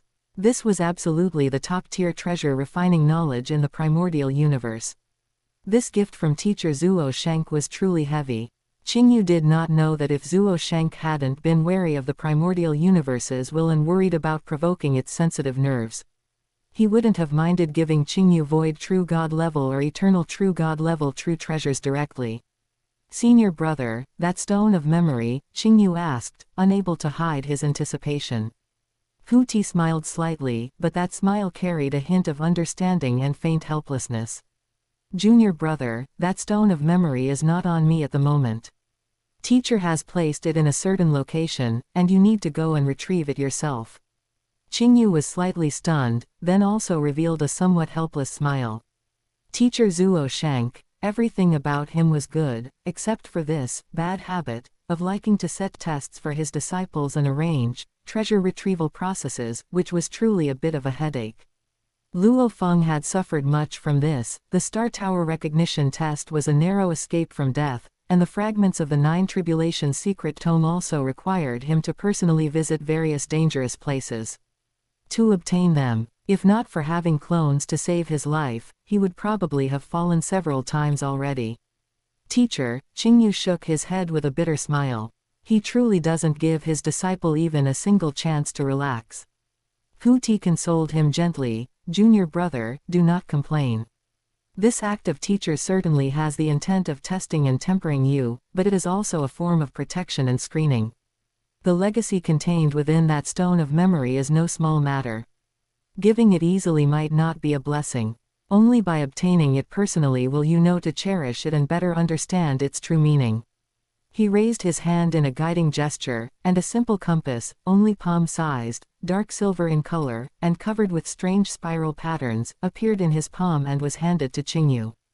This thing can sense the approximate direction and distance of the stone of memory. If you take this with you, you shouldn't get lost. Qingyu took the compass. It felt slightly cool to the touch. Upon probing with his divine sense, he could feel a faint but steady directional pulse in the core of the compass, as if vaguely echoing something in distant time and space. As for the location, Puti said with a slightly serious expression. That stone of memory was placed by teacher in the Xiaohua Teng territory. 7. Xiaohua Teng territory. Qingyu's brow furrowed imperceptibly. He had some impression of this name. It was located in a remote territory of the universe and was the core base of a rather unique power in the Nine Domains Alliance, the Hua Teng race. Puti continued. The Hua Teng race are energy-based lifeforms, naturally unafraid of soul attacks. Within their race, there are two top-tier universe overlords presiding. Their strength is not to be underestimated. Junior brother, you must act cautiously on this trip, taking it by wit as best. Energy-based lifeforms, top-tier universe overlords, and two of them, Qingyu quickly assessed in his mind. This meant his best soul attack methods would be completely ineffective. If he were to force his way into the opponent's core territory and face the joint attack of two top-tier universe overlords, even with his current strength, he would have no certainty of success, and the risk would be extremely high. Hu Ti seemed to see Qingyu's concerns and changed the subject, saying, "Additionally, teacher also asked me to tell you. The two peak supreme treasures you requested before, the Spirit Force attack type and the Palace type, since the materials and forging difficulty are far less than Soul type true treasures, the forging has been quite smooth. It is estimated that in about 10,000 years, they will be complete." 10,000 years. Qingyu's heart stirred. If he waited until those two peak supreme treasures were in hand, a powerful palace true treasure would be enough for him to ignore most dangerous environments, and his certainty in forcing his way into the Xiao Tang territory would undoubtedly increase greatly. Teacher has one more word. Hu Ti looked at Qingyu, his eyes full of encouragement. He said, "Since you have stepped onto the path of treasure refining and possess extraordinary talent, your future treasures should be forged by your own hands. However, if you encounter insurmountable difficulties on the path of treasure refining, you can still ask him for guidance." Teacher Zuo Shenqi's words were both an expectation and a letting go. Qingyu nodded gently to show he understood. Hu Ti gave a few more instructions regarding the use of the compass and precautions for the Xiao Tang territory, and then his virtual figure slowly dissipated. Tranquility returned to the quiet room. Qingyu held the mystery-seeking compass and fell into deep thought. The two peak supreme treasures nearing completion were good news, but distant water could not quench immediate thirst. 10,000 years was not long for a universe exalt, just the time for a nap, but Qingyu did not want to wait. The sole true treasure refining bottleneck was like a thorn in his heart. He longed to obtain teacher Zuo Shenqi's complete legacy early and break through the barrier. Xiao Tang territory, Tang race, soul-less energy lifeforms, two top-tier overlords. Qingyu's fingertips lightly tapped the armrest, the ghostly flames in his eyes flickering. Forcing my way in is not the best strategy unless I wait for the two peak supreme treasures, but 10,000 years is too long. I'll go to the site to investigate first and get a clear picture of the specific situation, then see if it's possible to take it by wit. Qingyu had always been decisive. Now that he had a direction, he no longer hesitated. Chapter 209, Success. Qingyu Ning main body quietly left Artisan God Mountain. To be safe, Qingyu also brought along his purple crystal cloud wing clone. Xiao Tang territory was extremely far from human territory, having even deviated from the core prosperous regions of the primordial universe. In the dark universe, even traveling at maximum speed, it took over a year for the spaceship to gradually approach the target star domain. When the spaceship jumped out of the dark universe and returned to the space of the original universe, the scene before his eyes was completely different from human territory or even the region where the craft god star was located. The starry sky appeared empty and lonely, the density of star systems was significantly reduced, and the glowing stars were like sparse diamonds dotted on a giant piece of black velvet. Fluctuations from life planets were even rarer. Often, one could only detect a planet with life after traveling hundreds of thousands or even millions of light years, and most were lacking in wisdom with low civilization levels. This place already belonged to the remote areas of the universe. Not only was the probability of birthing intelligent races greatly reduced, but even if they were born, the probability of a brilliant genius appearing was far lower than in the core territories. Because of this, although this vast space was extensive, its value density was not high in the eyes of the peak races of the universe and powerful alliances. A power like the Qinglin Clan, which could occupy a territory equivalent to 4 or 5 human universe countries, was already considered a powerful local hegemon here. In the core regions, a territory of the same size would likely have been carved up and fought over by several powerful races or alliances long ago. Qingyu stood in the spaceship's control room, looking out at this slightly desolate starry sky through the external simulation. The mystery-seeking compass hovered before him, its needle slightly adjusting its direction to point at a specific coordinate deep within the star domain, and that faint sensory fluctuation became a bit clearer. "This is it," Qingyu murmured to himself, the ghostly flames in his eyes burning calmly. Inside the spaceship sailing through the dark universe, Qingyu sat cross-legged with his eyes closed, but his consciousness was closely linked to the purple crystal cloud wing clone lurking in the void outside Xiao Tang territory. Infiltrating directly to investigate is currently the optimal choice, Qingyu's thoughts flowed. After gaining a complete understanding of the space law, his control over space had reached an incredible level, combined with the virtualization ability of the purple crystal cloud wing clone's talent, Instant Shadow. Along with its own extreme speed that surpassed many special lifeforms, Qingyu had absolute confidence in his concealment and mobility. Go. In the void, a nearly transparent pale purple stream of light swept past silently. At a speed far exceeding a universe overlord, it sped straight toward the direction where the compass's sensation was strongest, the core area of the Watang race. That star domain had clearly been tampered with. The space within a 10 light-year radius was locked by a stable law power, making teleportation impossible. This was perhaps a defensive measure by the Watang race to prevent external enemies from instantaneously invading the core. However, this happened to play right into the hands of the purple crystal cloud wing clone. Without the ability to teleport, it became a contest of absolute speed and concealment, which were precisely its strengths. The pale purple stream of light almost ignored that invisible space ceiling, easily sliding into a space ripple that was hard to discern with the naked eye. It was a hidden entrance to a secret realm. As I thought, Qingyu understood in his heart. A power without a universe lord presiding over it would ultimately be a level behind in its sensitivity and control over time and space.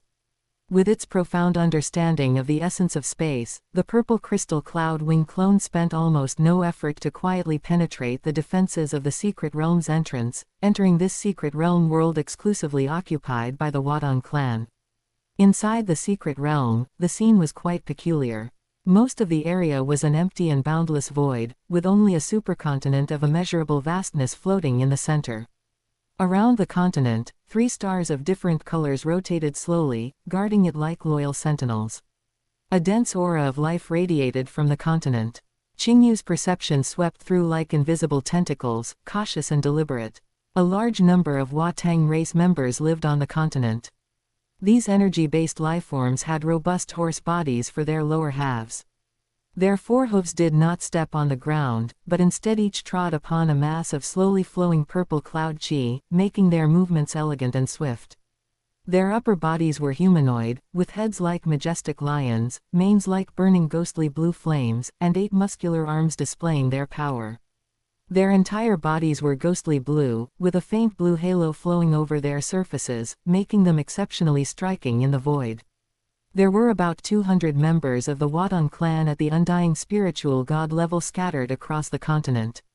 As for the aura of universe exalts, Qingyu only sensed 3. 2 of the auras were located in the palace complexes at the edge of the continent, with an intensity roughly at the level of an ordinary high-level venerable.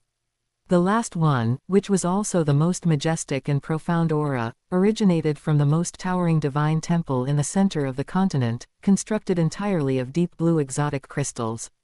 The compass's sensation pointed unmistakably toward that divine temple.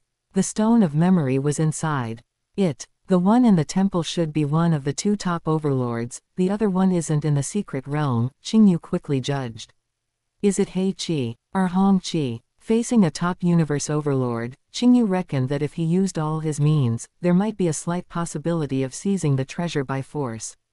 But the risk was extreme, and once he made a move, it would inevitably alert the entire Watang race, and the other overlord far away in the outside world would likely return to help quickly. If he were surrounded and attacked then, even if he could escape using the speed and virtualization of the purple crystal cloud wing clone, he would certainly have alerted the enemy. Trying to steal the stone of memory again would then increase in difficulty by several orders of magnitude. According to his understanding of his teacher Zuo Shenqi's wicked sense of humor, the teacher had likely informed the overlords of the Qingling clan beforehand that someone would come to take this thing. He might have even revealed some of the visitor's characteristics or methods. The Qingling clan overlords would surely be on guard. A direct attack is not advisable, I can only win through wit. Qingyu set the tone, and the purple crystal cloud wing clone began to carefully approach the central divine temple. In its virtualized state, the purple crystal cloud wing clone almost merged with the spatial background, making it impossible for those undying spiritual god-level Qingling clan members to notice. Qingyu only needed to suppress the time-space fluctuations he caused to a minimum and avoid the areas of those two ordinary venerables to gradually approach the temple like an invisible ghost. As the distance closed, the pointer of the mystery-seeking compass became increasingly precise. The stone of memory was on the highest floor of the temple, the 9th floor. And that most powerful life aura was also entrenched on the 9th floor. The good news is, the overlord inside is venerable. Hongqi, Qingyu judged, combining this with the information he had gathered previously. Venerable Hongqi was slightly inferior in strength among the two top overlords of the Qinglin clan and was better at close-quarters combat. The bad news is, the item is right under his nose. The 9th floor was in close proximity to Venerable Hongqi. No matter how strong the purple crystal cloud wing clone's concealment ability was, at such a close distance, it was almost impossible to completely hide from a highly alert top universe overlord.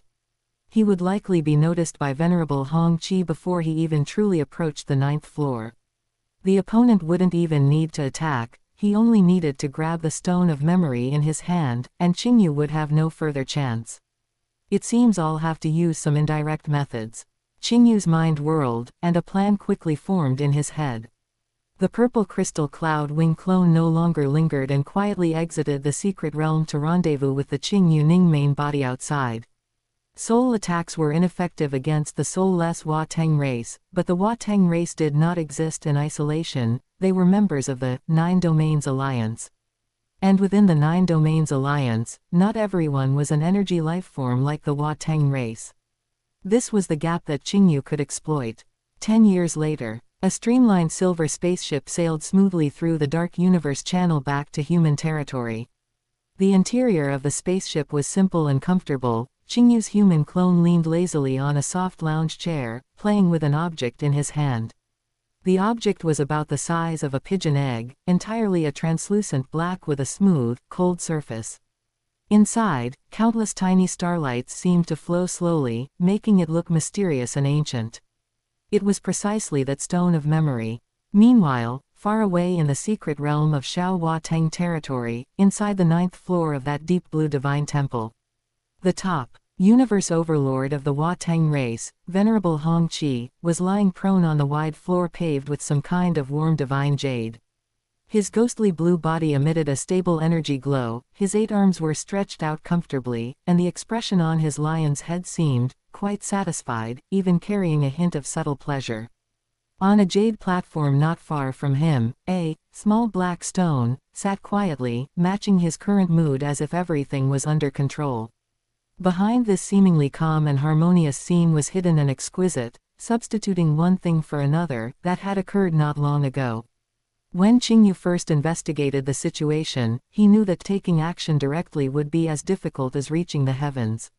He did not fixate on the Hua Teng race itself, but instead turned his gaze toward another important member power within the 9 Domains Alliance, the Qingyuan and Ziyiji Federation. This power, formed by the union of the Qingyuan and Ziyiji races, held a prominent position in the 9 Domains Alliance, even above the Hua Teng race. One important reason was that there was a treasure refiner great master renowned throughout the alliance within the Federation, Jade Artisan. A top treasure refiner who, despite being a high-level venerable, could stably forge ordinary true treasures. For Qingyu, who urgently needed to break through his treasure refining bottleneck and happened to be skilled in soul methods, this great master Jade Artisan was simply a key, delivered right to his eyes. Qingyu didn't go through much trouble to find an opportunity, relying on the incomparably powerful soul will of his Qingyu Ning main body. With the force of a thunderclap, he quietly enslaved the soul of this great master Jade Artisan. The entire process was clean and efficient, causing no ripples. The status and social network of a treasure refiner great master capable of forging true treasures were astonishing.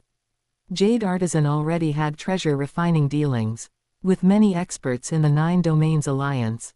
The 2 overlords of the Hua Teng race, including Venerable Hongqi, had also asked Jade Artisan to help forge treasures in their early years and were quite convinced of his forging skills. Under Qingyu's secret control, the enslaved Jade Artisan proactively resumed contact with Venerable Hongqi, stating that he had recently gained some insights into treasure refining and could optimize or forge treasures for the experts of their race. Venerable Hongqi was just worrying about how to strengthen the race's power and was naturally overjoyed at this, warmly inviting Jade Artisan to come. A year ago, Great Master Jade Artisan visited the Qinglin Clan's secret realm, as scheduled, and was grandly received by Venerable Hongqi. While visiting the temple and discussing the details of treasure refining, Jade Artisan accidentally caught sight of that black pebble placed carelessly in a corner of the 9th floor by Venerable Hongqi. This item, Jade Artisan timely displayed the curiosity and investigative desire unique to a treasure refiner, his gaze firmly locked onto the stone of memory. The energy fluctuations are subtle, the structure is naturally formed, it seems, to contain some extremely profound law rhythm. Hongqi, what is this? Where did you get it? Seeing Jade Artisan interested in this pebble, Venerable Hongqi's heart stirred slightly, but he did not suspect anything.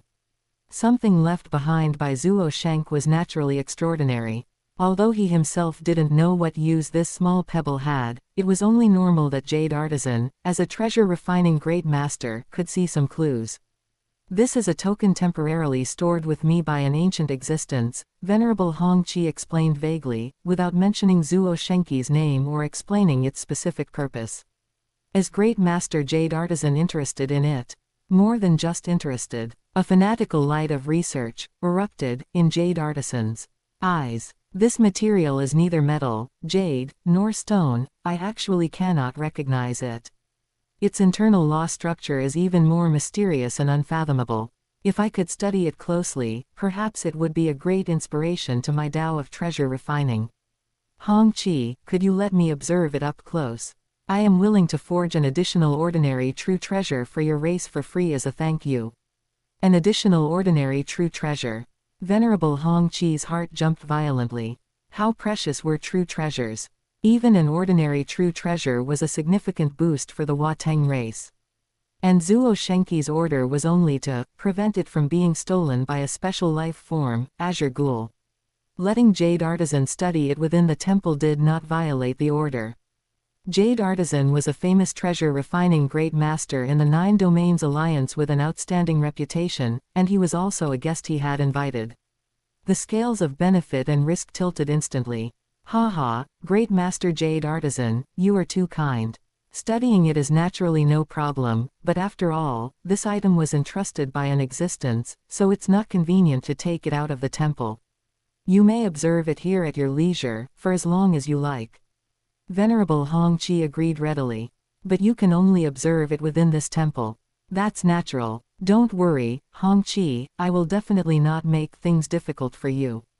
Jade Artisan promised readily, looking completely immersed in the obsession of discovering a new world. Thus, under the nose of Venerable Hongqi, Jade Artisan began to, seriously, study that stone of memory. The research lasted for several months. Finally, one day, Jade Artisan let out a long sigh of relief as if, suddenly enlightened, and said to Venerable Hongqi, I roughly understand some of the shallow characteristics of this item. To thank you for generously allowing me to study it, I will now forge the treasure we agreed upon for your race. As he spoke, Jade Artisan took out a pile of materials on the spot and started the furnace for treasure refining right there in the temple. A treasure refining great master's work was highly efficient. Not only did he quickly complete the promised additional true treasure, he also forged a replica, whose appearance, size, and even the faint energy fluctuations it emitted were almost identical to the stone of memory. Venerable Hongqi held the 2 newly obtained true treasures, feeling delighted. He had no idea that the stone of memory in his hand now was just a replica forged by Jade Artisan. This kind of legacy carrier originating from the origin continent did not exist in the primordial universe at all, and Zuo Shank had never explained its background. The replica meticulously forged by Jade Artisan was enough to deceive his perception. Thus, the real stone of memory, under the satisfied and oblivious gaze of Venerable Hongqi, passed through Jade Artisan's hands and fell into Qingyu's control. After completing the mission, Jade Artisan took his leave gracefully. Venerable Hongqi even personally saw him out of the secret realm, and both host and guest were happy. Inside the spaceship, Qingyu toyed with the real stone of memory, trying to stimulate it with divine power, but the black pebble had no reaction. No reaction. Qingyu frowned slightly. Could it be the teacher even guarded against me swapping it? Did he leave some special trigger condition? He pondered for a moment, and his gaze suddenly fell on the mystery-seeking compass nearby. With a thought, he took out the compass. The moment the compass appeared, a sudden change occurred. The stone of memory, which had been held in Qingyu's hand, seemed to be pulled by an invisible force, automatically flying up and hovering about an inch directly above the compass. Buzz. Those strange spiral secret patterns on the surface of the compass suddenly lit up with a faint glow, and a soft beam of light, both illusory and real, containing special fluctuations, shot out from the center of the compass, accurately sinking into the stone of memory above. On the surface of the black pebble, those originally restrained, tiny starlights suddenly became bright. Immediately after, ancient, complex secret patterns containing an indescribable Tao rhyme emerged and flowed from within the pebble like unfastened chains. I see. A compass is not only a guide, it is also the key. A bright light shone in Qingyu's eyes. He no longer hesitated, reached out to grasp it, and pure divine power once again enveloped the now unlocked stone of memory. This time, the moment the divine power touched the pebble, boom. It wasn't a real loud noise, but a majestic impact like the opening of a floodgate of information, acting directly on the soul and consciousness. The black pebble radiated great light, and the secret patterns on its surface flowed wildly. In the next instant, an indescribable amount of incredibly rigorous and complex information. Like a bursting cosmic galaxy, it surged and crashed directly into the depths of Qingyu's sea of consciousness. That was the condensation of Zuo Shenqi's endless eras of treasure refining experience, from the analysis of the most basic principles to the display of peak skills, all the way to the complete legacy system for the forging of ultimate supreme treasures. The volume of information and the depth of the content far exceeded any legacy Qingyu had encountered before. Even with his terrifying soul and will, under the impact of this legacy torrent, he felt waves of swelling pain and dizziness in his consciousness. He had to concentrate all his mind to fully receive, organize, and memorize it. Half a month passed in reality before Qingyu slowly exhaled a long breath, rubbed his still throbbing forehead, and opened his eyes. In his eyes, the ghostly flames remained, but they seemed to have settled with the starlight of countless wisdom, becoming even more profound and unfathomable. What a majestic legacy! Qingyu whispered to himself, his voice carrying a hint of obsession and unconcealable shock. He carefully savored the endless knowledge branded in the depths of his consciousness. The detail and system of this legacy were beyond imagination. It not only contained the supreme mysteries of how to forge true treasures and ultimate supreme treasures, but even the part about the most basic first-rank force weapons. It also had unique and exquisite insights, techniques, and massive practical experience that far exceeded the common system of the primordial universe. Many treasure-refining key points that Qingyu had previously forced his way through, by talent or felt somewhat blurred were now, under the light of this legacy, becoming extremely clear, and even provided multiple optimization plans. Some material combinations and secret pattern construction ideas he had never imagined before broadened his horizons, as if pushing open a brand new door to the supreme hall of the Tao of treasure refining. So that's how it is, the key to forging soul-type true treasures lies in, Qingyu murmured. The bottleneck that had troubled him for a long time had already found a clear direction for breakthrough in this vast legacy. Gripping the stone of memory in his hand, he cast his gaze toward the starry sky ahead, as if piercing through the spaceship to see the artisan god mountain and that unfinished soul-type true treasure embryo. Teacher, I accept this legacy. A confident arc curled at the corner of Qingyu's mouth. Next, it's time to verify what I've learned. The spaceship turned around and headed toward the craft god star. Meanwhile, his consciousness had already sunk into the virtual universe. Under a 500-fold time acceleration, he began the frantic tempering of his soul-type true treasure forging skills. Zuo Shenqi's legacy was like a bright lamp, illuminating the previously fog-shrouded path. Only then did Qingyu clearly realize that the forging of soul-type treasures at the true treasure level had already taken a completely different path from other types of true treasures. Its core lay in touching the essence of the soul and the resonance of life imprints, which was far from comparable to simply tempering matter and constructing secret patterns. If it weren't for this legacy directly pointing out the key points and directions, relying solely on his own exploration, he wouldn't know how many eras of time it would cost. Time flowed rapidly in the virtual universe. 50,000 years of time passed quietly in the most focused deduction, simulation, failure, and summary. On this day, in the virtual treasure refining plane, a pale purple teardrop-shaped treasure emitting warm and tranquil soul fluctuations slowly condensed and formed in the law flames, with a perfection structure and a long-lasting charm. Soul quieting star tier, an ordinary soul-type true treasure of ordinary quality, barely considered a successful forging. This was the first time Qingyu had completely and flawlessly succeeded in forging a soul-type true treasure in the virtual universe. However, there wasn't much joy on his face, only a calm scrutiny. Success is only the starting point, excellence is far from the end, Qingyu said to himself. Soul-type materials were incredibly precious in reality. He had to temper his skills to the limit in the virtual universe and optimize every detail until it could no longer be optimized. Only by raising the success rate to the theoretical limit could he truly start in reality. Especially when facing that unfinished peak soul supreme treasure embryo left by teacher Zuo Shank, he could not afford even the slightest mistake. Without stopping, Qingyu waved his hand to disperse the successful product and immediately called up a more complex and profound soul-type true treasure model from the legacy, starting a new round of even more rigorous tempering. Virtual. Years flowed quietly between the flickering of the furnace fire. His techniques became increasingly proficient, and his understanding of the combination of soul and treasure refining became deeper. That unique grasp of spirituality and resonance of will gradually became instinct. In reality, the spaceship had long since arrived at Artisan God Mountain. The Qingyu Ning main body sat cross-legged in the palace, its aura becoming increasingly deep as the skills in the depths of its consciousness leapt forward. Generally speaking, even for a treasure-refining genius like Yan Treasure Lord, wanting to thoroughly research the forging of soul-type true treasures without millions of eras and the burning of countless materials would be absolutely impossible. But the 128-fold talent bonus made everything Qingyu did as fast as a roller coaster. Chapter 210, Forging a Soul Supreme Treasure.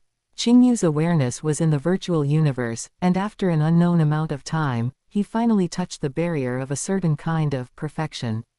For the forging of an ordinary soul supreme treasure, he had gone from the most basic theoretical deconstruction to trial and error with countless material combinations.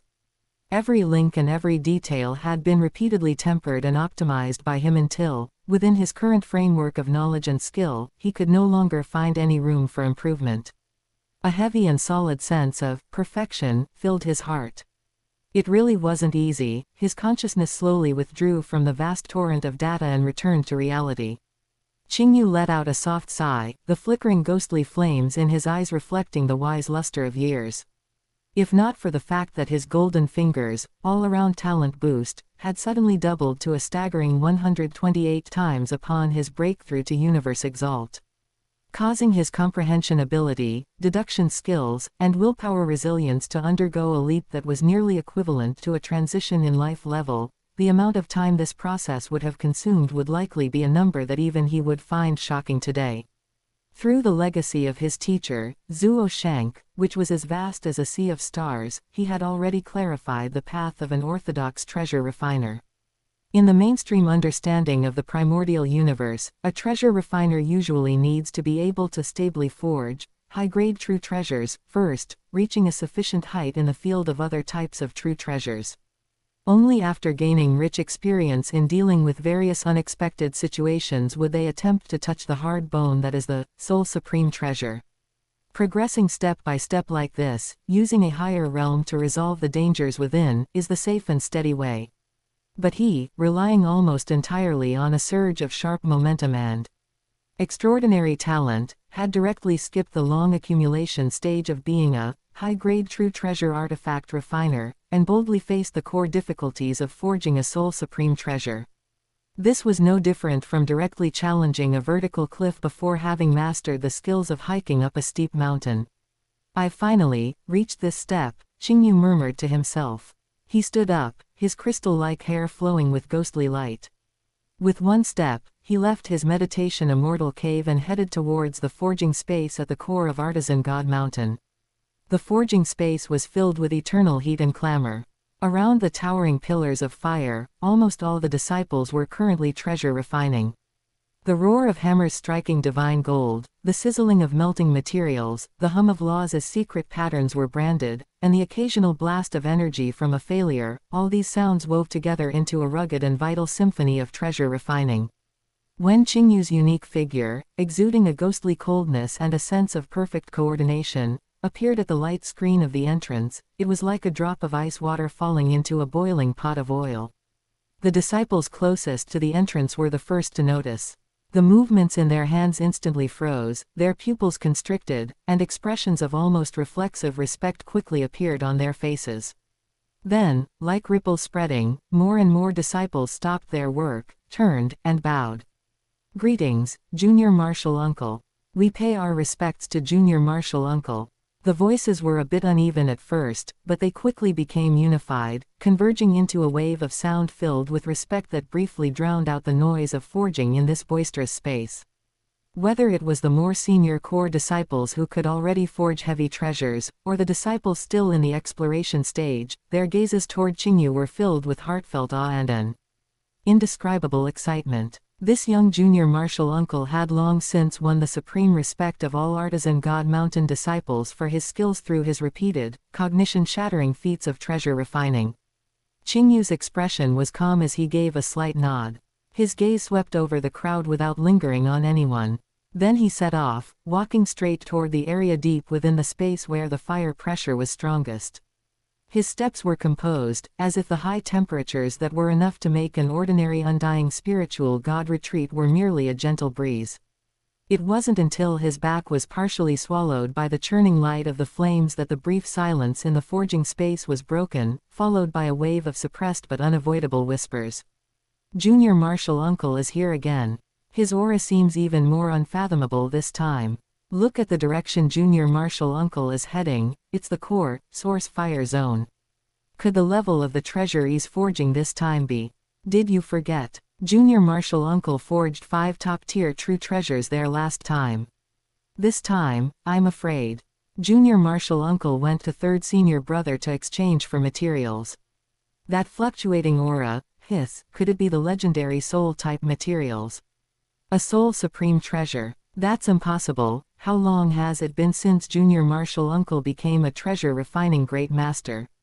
It's said that even many great masters who can forge high-grade true treasures don't dare to lightly attempt such treasures. Quiet. How can we speculate about Junior Martial Uncle's realm? Don't forget how long it took him from first touching treasure refining to forging his first true treasure. To us, it's a miracle. To Junior Martial Uncle, it might just be another, ordinary, breakthrough. Even so, the shock and anticipation flashing in that disciple's eyes betrayed his inner lack of composure. Many disciples even subconsciously adjusted their forging positions or angles, trying to get a clearer view of the direction of the source fire zone.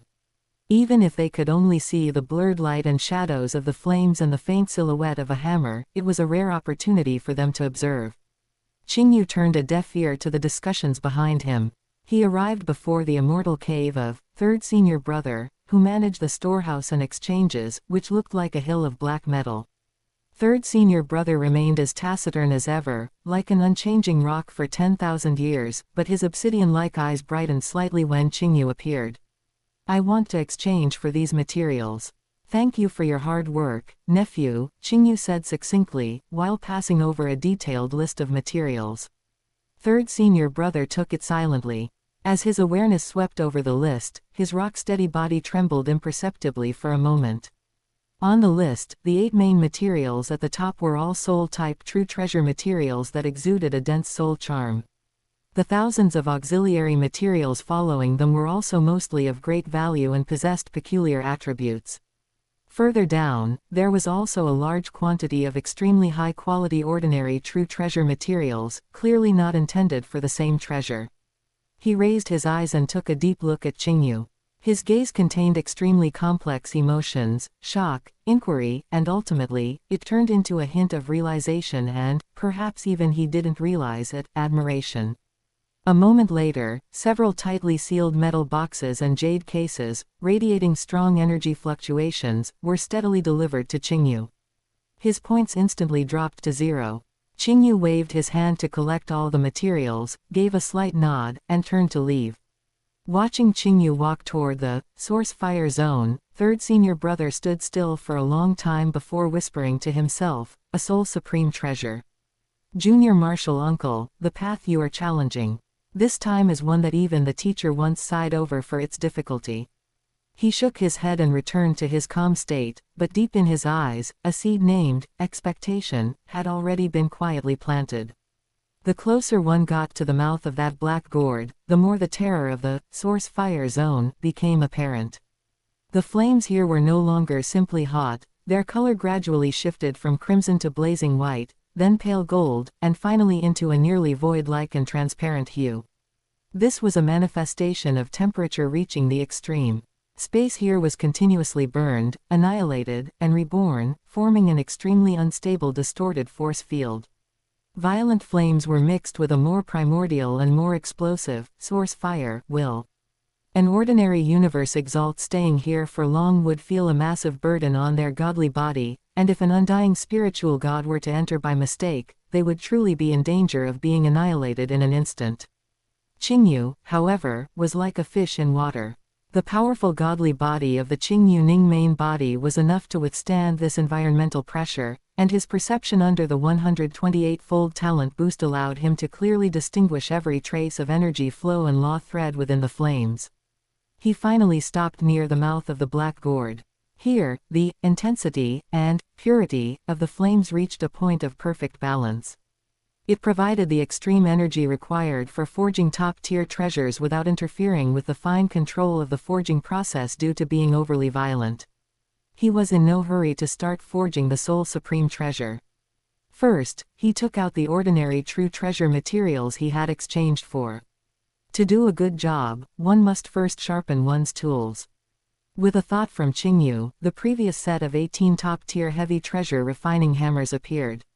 They were still shining with spiritual light, but under Qingyu's now picky gaze, he could already see some areas where they were lacking in strength. They were sufficient for forging ordinary true treasures, but when facing soul supreme treasures, which were more finicky, and had precision requirements for energy guidance and secret pattern engraving that reached an extreme level, this set of heavy treasure refining hammers appeared somewhat coarse and clumsy. An upgrade was imperative. Moreover, not only did the materials need to be upgraded to the true treasure level, but more crucially, the number needed to be increased from 18 to 19. Whether one could successfully forge and master 19 true treasure refining hammers was an implicit threshold that distinguished an ordinary treasure refiner from a true treasure refining great master. Qingyu held his breath and focused his mind, adjusting his state. The profound truth of the chaos-whirling cape hammer technique flowed through his heart. This was a hammer technique originating from the legacy of Zuo Shank that could reduce the difficulty of treasure refining. With a wave of his hand, the various true treasure materials he had already prepared flew into the flames. He was not forging a treasure for offense or defense, but his own most important tools. The process was so steady it was almost boring. Under the guidance of Zuo Shenki's complete legacy and the support of a realm that had pushed ordinary true treasure forging skills to perfection, this upgrade encountered no unexpected challenges. Qingyu was like the most rigorous engineer, precisely executing every step. Flames churned, and hammer shadows filled the sky. 1 year passed quietly in the focused forging. When the last trace of lawful secret patterns was perfectly branded onto the 19th hammer, the smallest and most exquisite one, with space and soul fluctuations flowing through its silver-gray body, the entire set of forging hammers shook in unison. Clang! 19 crisp yet distinct rings burst forth simultaneously, as if the opening of a grand musical movement. 19 forging hammers floated before Qingyu, varying in size and shape, with colors ranging from deep dark gold to light azure, and from blazing crimson to profound black. These fluctuations were not chaotic. Instead, they faintly centered around that small silver-gray hammer, resonating and intertwining with each other to form an integrated whole, a hammer formation with a harmonious aura. An ordinary true treasure set. And it was a 19 true treasure forging hammer set that represented the level of a great master. Even across a vast distance, separated by violent flames and warped space, the disciples in the treasure refining space who had been distracted by watching this place still felt it clearly. 19 hammers. Junior Martial Uncle is a true great master of treasure refining. A sharp-eyed disciple cried out in disbelief. A great master of treasure refining, this is the true aura of a great master of treasure refining. An older disciple murmured, as if witnessing the birth of a legend. Many disciples were in a daze. Some of them still vaguely remembered the green appearance of this, Junior Martial Uncle, when he first arrived at Artisan God Mountain many years ago. At that time, who could have imagined that in just tens of thousands of years, the same person could forge a true treasure forging hammer set, symbolizing the peak skill of a great master of treasure refining, with such ease. The gap between them could no longer be described by the word genius, it was like a myth, reflected in reality. Qingyu was completely unaware of the shock he had caused, or rather, he didn't care. He reached out and gently brushed the silver-gray core hammer. A sensation of coldness intertwined with warmth came over him, as if he could feel the spirituality contained within. With a slight thought, the 19 forging hammers moved like extensions of his arms, drawing dazzling trajectories in the air and stirring up waves of strange flame ripples. With the chaos whirling cape hammer technique, paired with this new set of hammers, the success rate of treasure refining can be increased by at least 10%, and the control over the fire source and the precision of material processing can leap to a new level. Qingyu assessed silently, feeling satisfied. With a wave of his hand, he solemnly took out the first batch of Soul Supreme treasure materials.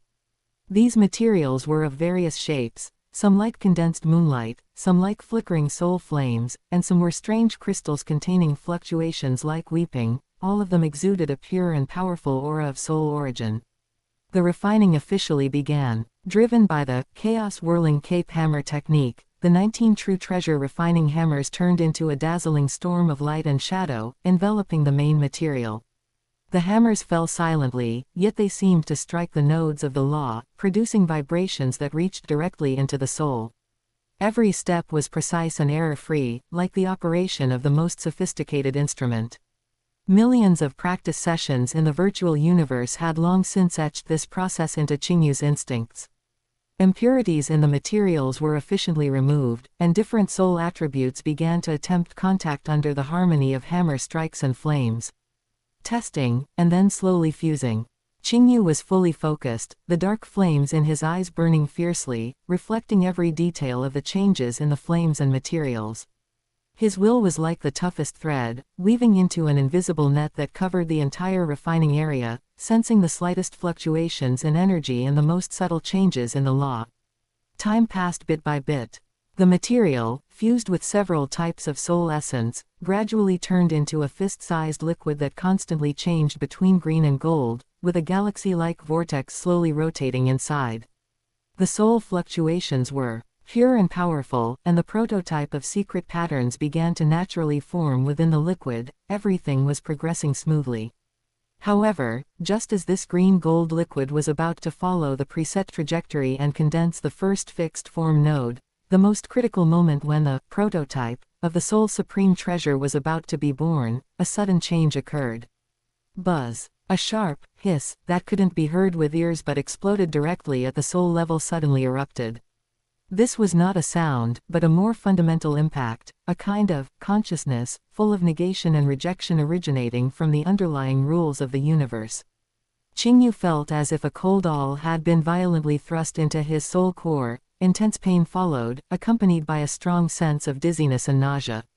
This feeling came so abruptly and violently, far exceeding any willpower impact he had encountered when refining soul-heavy treasures before.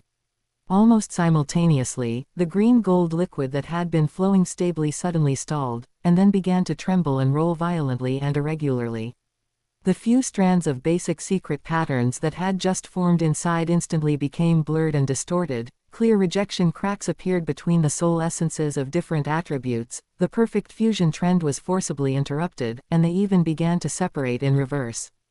True treasure consciousness. Qingyu's mind was shaken, and he gritted his teeth to stabilize his nearly collapsing spirit.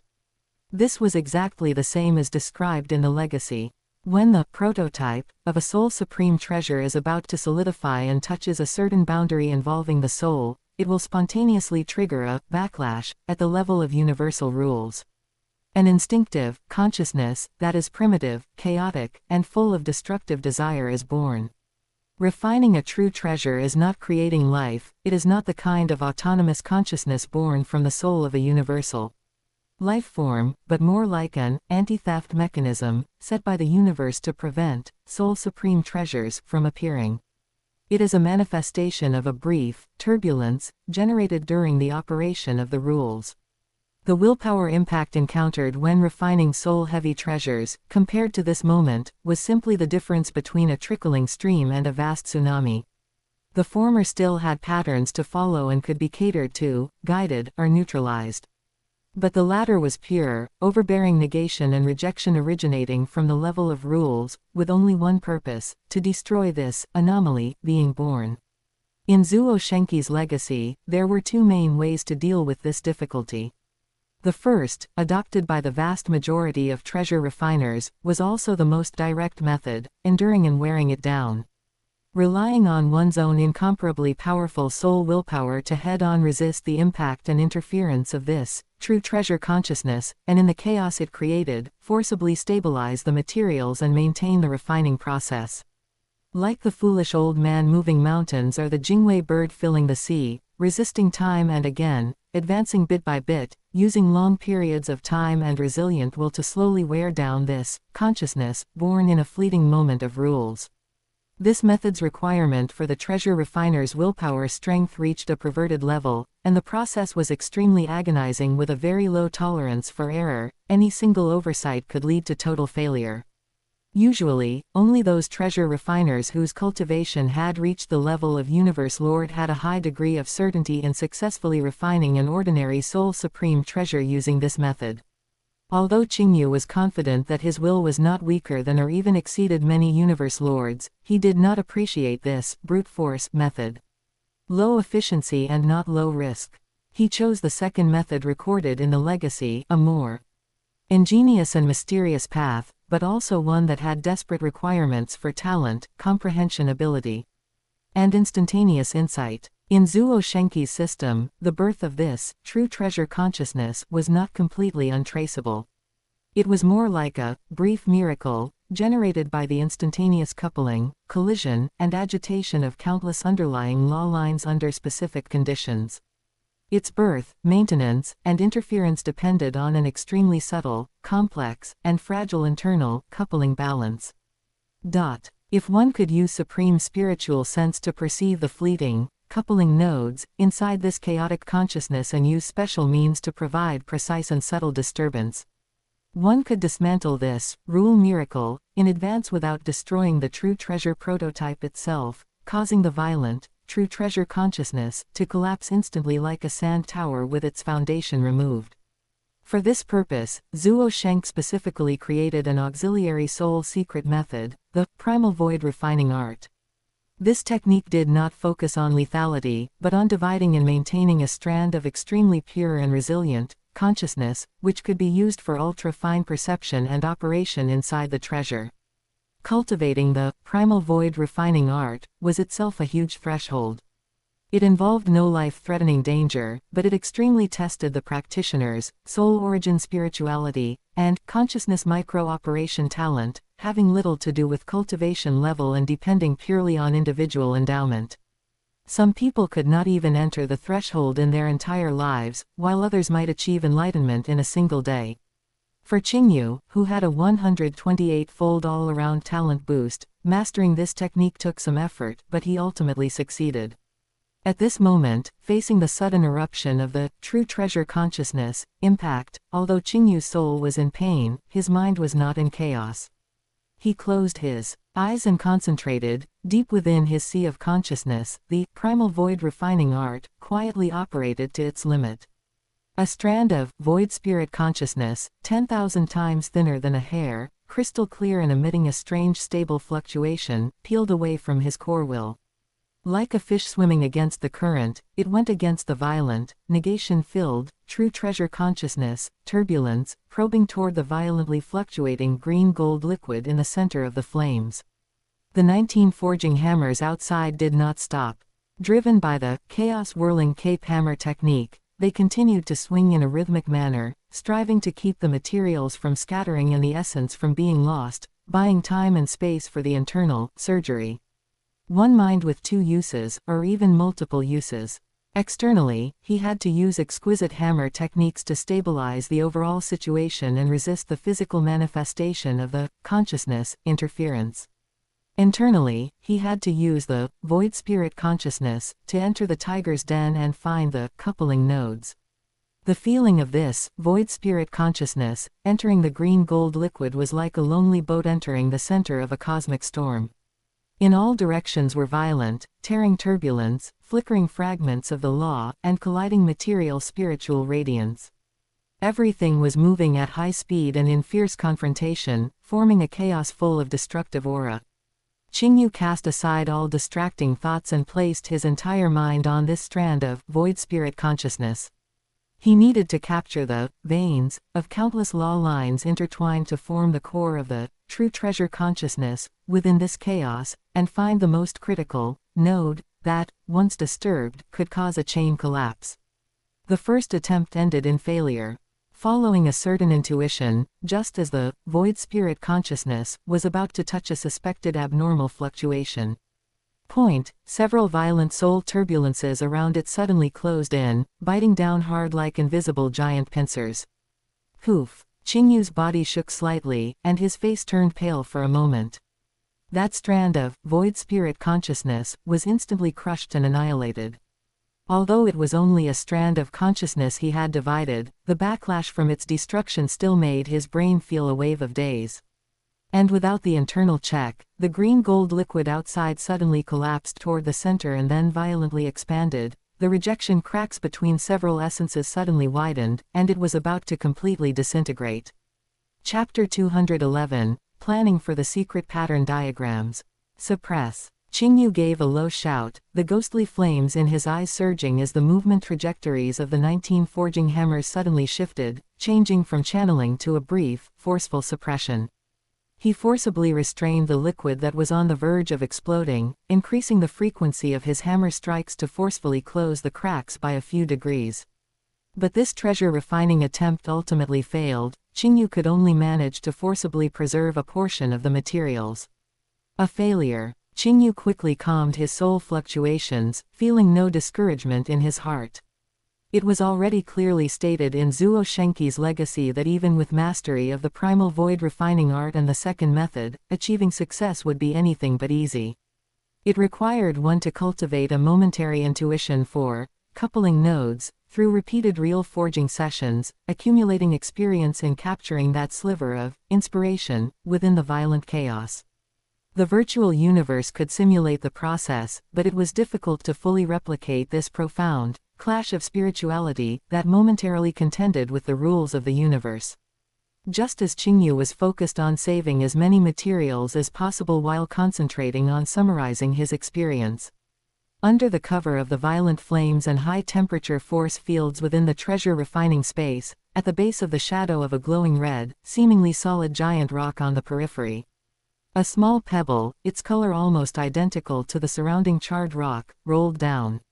This was precisely Luo Feng's demonic killer race clone. The sensation is getting stronger. That's right, the source of the summoning fluctuations emitted by the black metal plate is right below here, very deep. Luo Feng's consciousness was highly focused. This artisan god mountain truly lives up to its name as a treasure-refining holy land. Its defenses seem loose, but in reality, this natural environment is the best barrier. If not for my demonic killer race clone's innate secret technique, Domain, it would be nearly impossible to sneak in here silently, Luo Feng thought to himself. I'll get a sense of the basic situation first. Senior brother Qingyu should be here. If I have his cover or the information he provides, things will be much more convenient and safe. Luo Feng skillfully avoided all the artisan god mountain disciples who were immersed in treasure refining, continuously diving deeper toward the area where the heat and energy fluctuations were stronger. After passing through an invisible barrier where the temperature suddenly spiked and the flames turned pale gold, his field of vision widened slightly. He saw 3 figures sitting cross-legged further down, their auras as vast as abysses and as heavy as mountains. They were all universe exalts. Luo Feng became even more cautious, looking past the 3 universe exalts to what they were guarding below, near the very source of the flames. It was the mouth of a black gourd, spewing nearly transparent, terrifying flames. And in the raging flames not far above the gourd's mouth, a figure sat suspended cross-legged, surrounded by 19 radiant forging hammers dancing in a dizzying manner. The hammer shadows and flames intertwined into a scene full of power and rhythm. That figure had hair like crystals, eyes burning with ghostly flames, and a perfectly coordinated humanoid form. Senior brother Qingyu. Luo Feng's demonic killer race clone was shaken, immediately recognizing that it was Qingyu's Qingyu Ningmane body form. He really is here, and he seems to be forging some incredible treasure. Luo Feng observed closely. Qingyu's eyes were tightly shut, his brow slightly furrowed, and his face appeared somewhat pale. The state of that cyan gold liquid was extremely unstable, and the movement of the surrounding forging hammers carried a sense of forced constraint. Looks like he's run into trouble. His purpose for this trip was the black metal plate. Senior brother Qingyu was at a critical moment in treasure refining, and it didn't seem to be going well. Appearing abruptly to disturb him now would definitely not be wise. If he interfered with his senior brother's treasure refining and caused a failure or even a backlash, the fault would be grave. He suppressed the urge to contact Qingyu immediately, deciding to continue hiding and observing, waiting for a more suitable opportunity. He refocused his attention on the mouth of the black gourd and the sensory target further below. The source of the fluctuation summoning the black metal plate was coming exceptionally clearly from deep within the black gourd. To obtain the metal plate, he had to go deep inside that gourd which was spewing terrifying source flames. The obstacles before him were obvious. On the path to the gourd's mouth, there were not only those 3 artisan god mountain disciples sitting like mountains and exuding powerful universe exalt auras. There was also senior brother Qingyu, who was at a critical moment of treasure refining and almost merged with the flames. Senior brother Qingyu was one thing, but trying to completely hide from 3 universe exalts and sneak to the gourd's mouth was far too difficult. While the demonic killer race's innate secret technique, Domain was incredibly mystical, the possibility of being discovered would increase drastically when facing experts at close range whose cultivation realm was higher than his own. Luo Feng had self-awareness. Directly crossing the 3 exalts security line carried an unacceptably high risk. I can only wait for them to leave on their own. Luo Feng helplessly suppressed the urgency in his heart. He knew that even the most obsessed artisan god mountain disciples couldn't stay in the core of this harsh treasure refining space forever. The omnipresent terrifying heat and the will of the source flames were a constant drain and trial for both the god body and the soul. Time trickled away in the scorching silence. Luo Feng reduced his presence to the minimum, as if truly becoming a part of the rock, silently watching everything below. 3 days later, at the center of the flames, Qingyu, who had been closing his eyes with a furrowed brow and a pale face, suddenly snapped his eyes open. The cyan gold liquid in front of him, which had been fluctuating violently for a long time as if it might collapse at any moment, gave off a rapid, almost wailing law tremor. The 19 forging hammers transformed into a soft net of light, guiding the liquid to slowly settle and cool. Ultimately, the liquid turned into a fist-sized, dark cyan cubic solid with a pitted and mottled surface, floating quietly. It emitted unstable soul fluctuations. It was clearly a complete failure.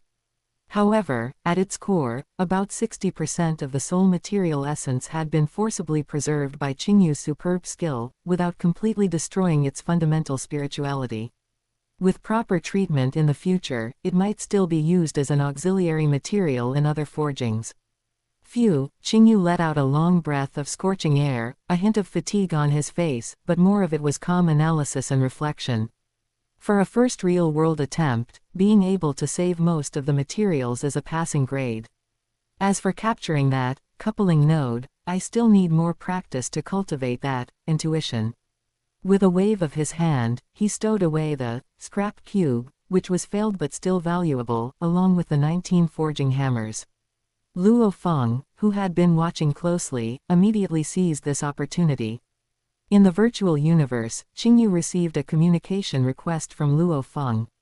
Luo Feng. Qingyu was slightly surprised. He had just finished a high-intensity treasure refining attempt and his mind needed relaxation and adjustment. Senior brother. Luo Feng's voice came through with a hint of a smile. I'm actually right here in the treasure refining space of the craft god star. I saw you seemed to be forging some incredible treasure just now, so I didn't dare disturb you. Oh, you're here. Qingyu raised an eyebrow. Did you come to the craft god star for the teacher's trial? You were perceptive, senior brother, Luo Feng said frankly. I had no choice but to come for the trial the teacher gave me. Also, I've already collected the 10 sets of materials for forging Soul Supreme treasures that I promised you, so I brought them along this time. Upon hearing this, a genuine smile appeared on Qingyu's face. Haha, these materials of yours came at just the right time. I just tried a forging and lost some, so I really needed a replenishment. You're providing help when it's needed most. I'm glad I could help you, senior brother. Luo Feng's tone then turned solemn. Senior brother, I've come this time for a treasure. I sense it's inside that black gourd. But to get in, I have to pass the 3 exalts guarding there, as well as the position where you are, senior brother. Your side is naturally no problem, but those 3 exalts, I'm not confident I can pass without alerting them. I wonder if you know when they might leave. Qingyu smiled slightly, having already expected Luo Feng to ask this. No need to worry. Although these disciples of the Master of the Artisan God are stationed in the treasure refining space, they don't stay in the core source fire zone every single moment. The environment here is quite taxing on the god body. Even those 3 universe overlords need to leave every once in a while to recover and adjust, or to handle other affairs. You just need to wait patiently, and the opportunity will naturally arise. Luo Feng felt a sense of relief and said gratefully, Thank you for the guidance, senior brother. Should I hand those materials over to you at a coordinate outside the craft god star later? All right. I'll head out in a bit, Qingyu agreed, ending the communication. Standing up, Qingyu's gaze seemingly casually swept over the flames and rock walls around the treasure refining space, a hint of inquiry flashing in his ghostly flame eyes. He knew Luo Feng's demonic killer race clone must be hiding somewhere, but with the mystery of its innate secret technique, Doman and the demonic killer race's own shapeshifting and concealment abilities. Even though he had already comprehended the space law, it would be anything but easy to find a deliberately hidden Luo Feng in this area of complex environment and violent energy. Truly worthy of being a top assassination and infiltration race in the universe, this concealment skill is indeed impressive. Qingyu praised inwardly and stopped exerting effort to look, turning to walk out of the treasure refining space. Leaving the suffocating heat and noise, Qingyu flew toward the exterior of the craft god star, while his mind was considering something else.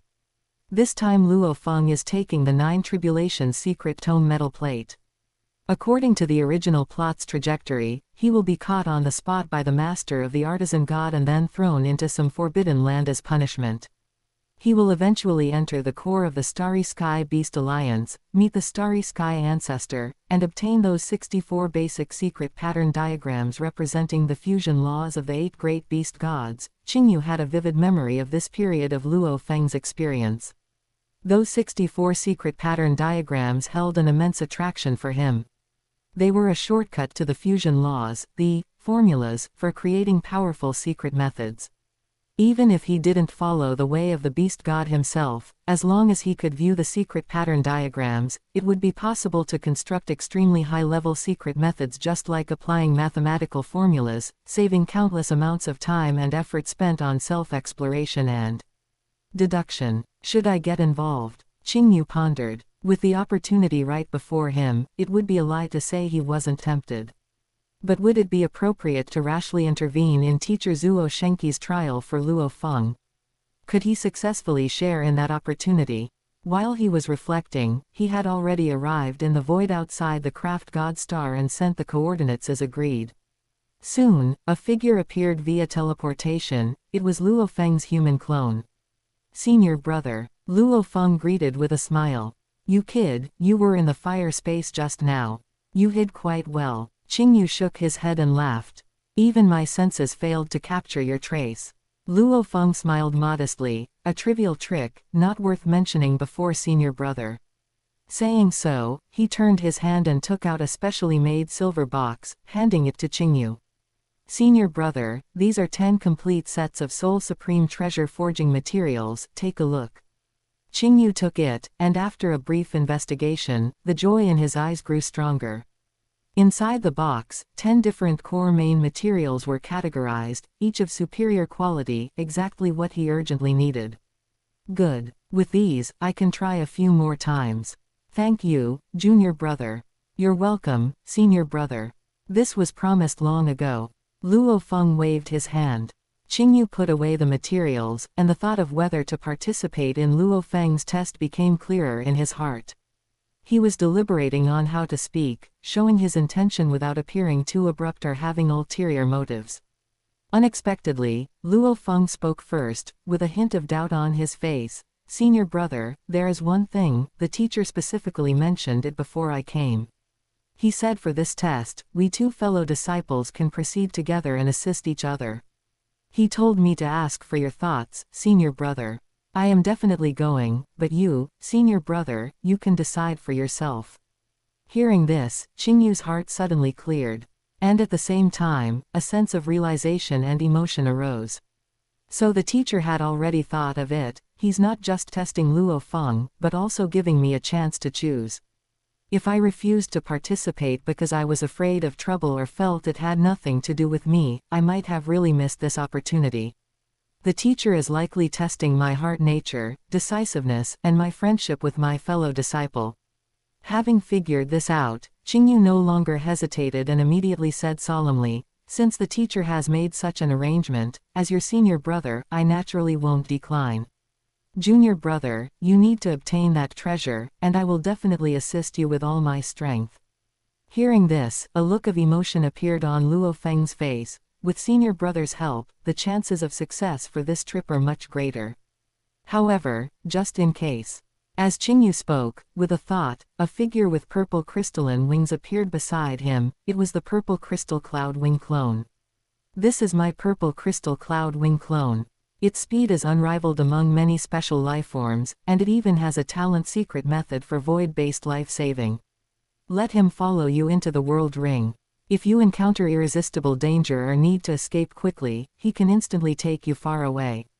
Qingyu explained. This was certainly to increase Luo Feng's success rate and safety, but Qingyu also had a small personal consideration. Watching the secret pattern diagrams was important, but sending a clone was more secure. Firstly, the Qingyu Ning main body needed to continue studying treasure refining, and secondly, in the small universe of a universe strongest, it was more reassuring for a clone to act. Although this matter was arranged by Zuo Shank, the Starry Sky ancestor would likely not trouble juniors, but one must always be on guard.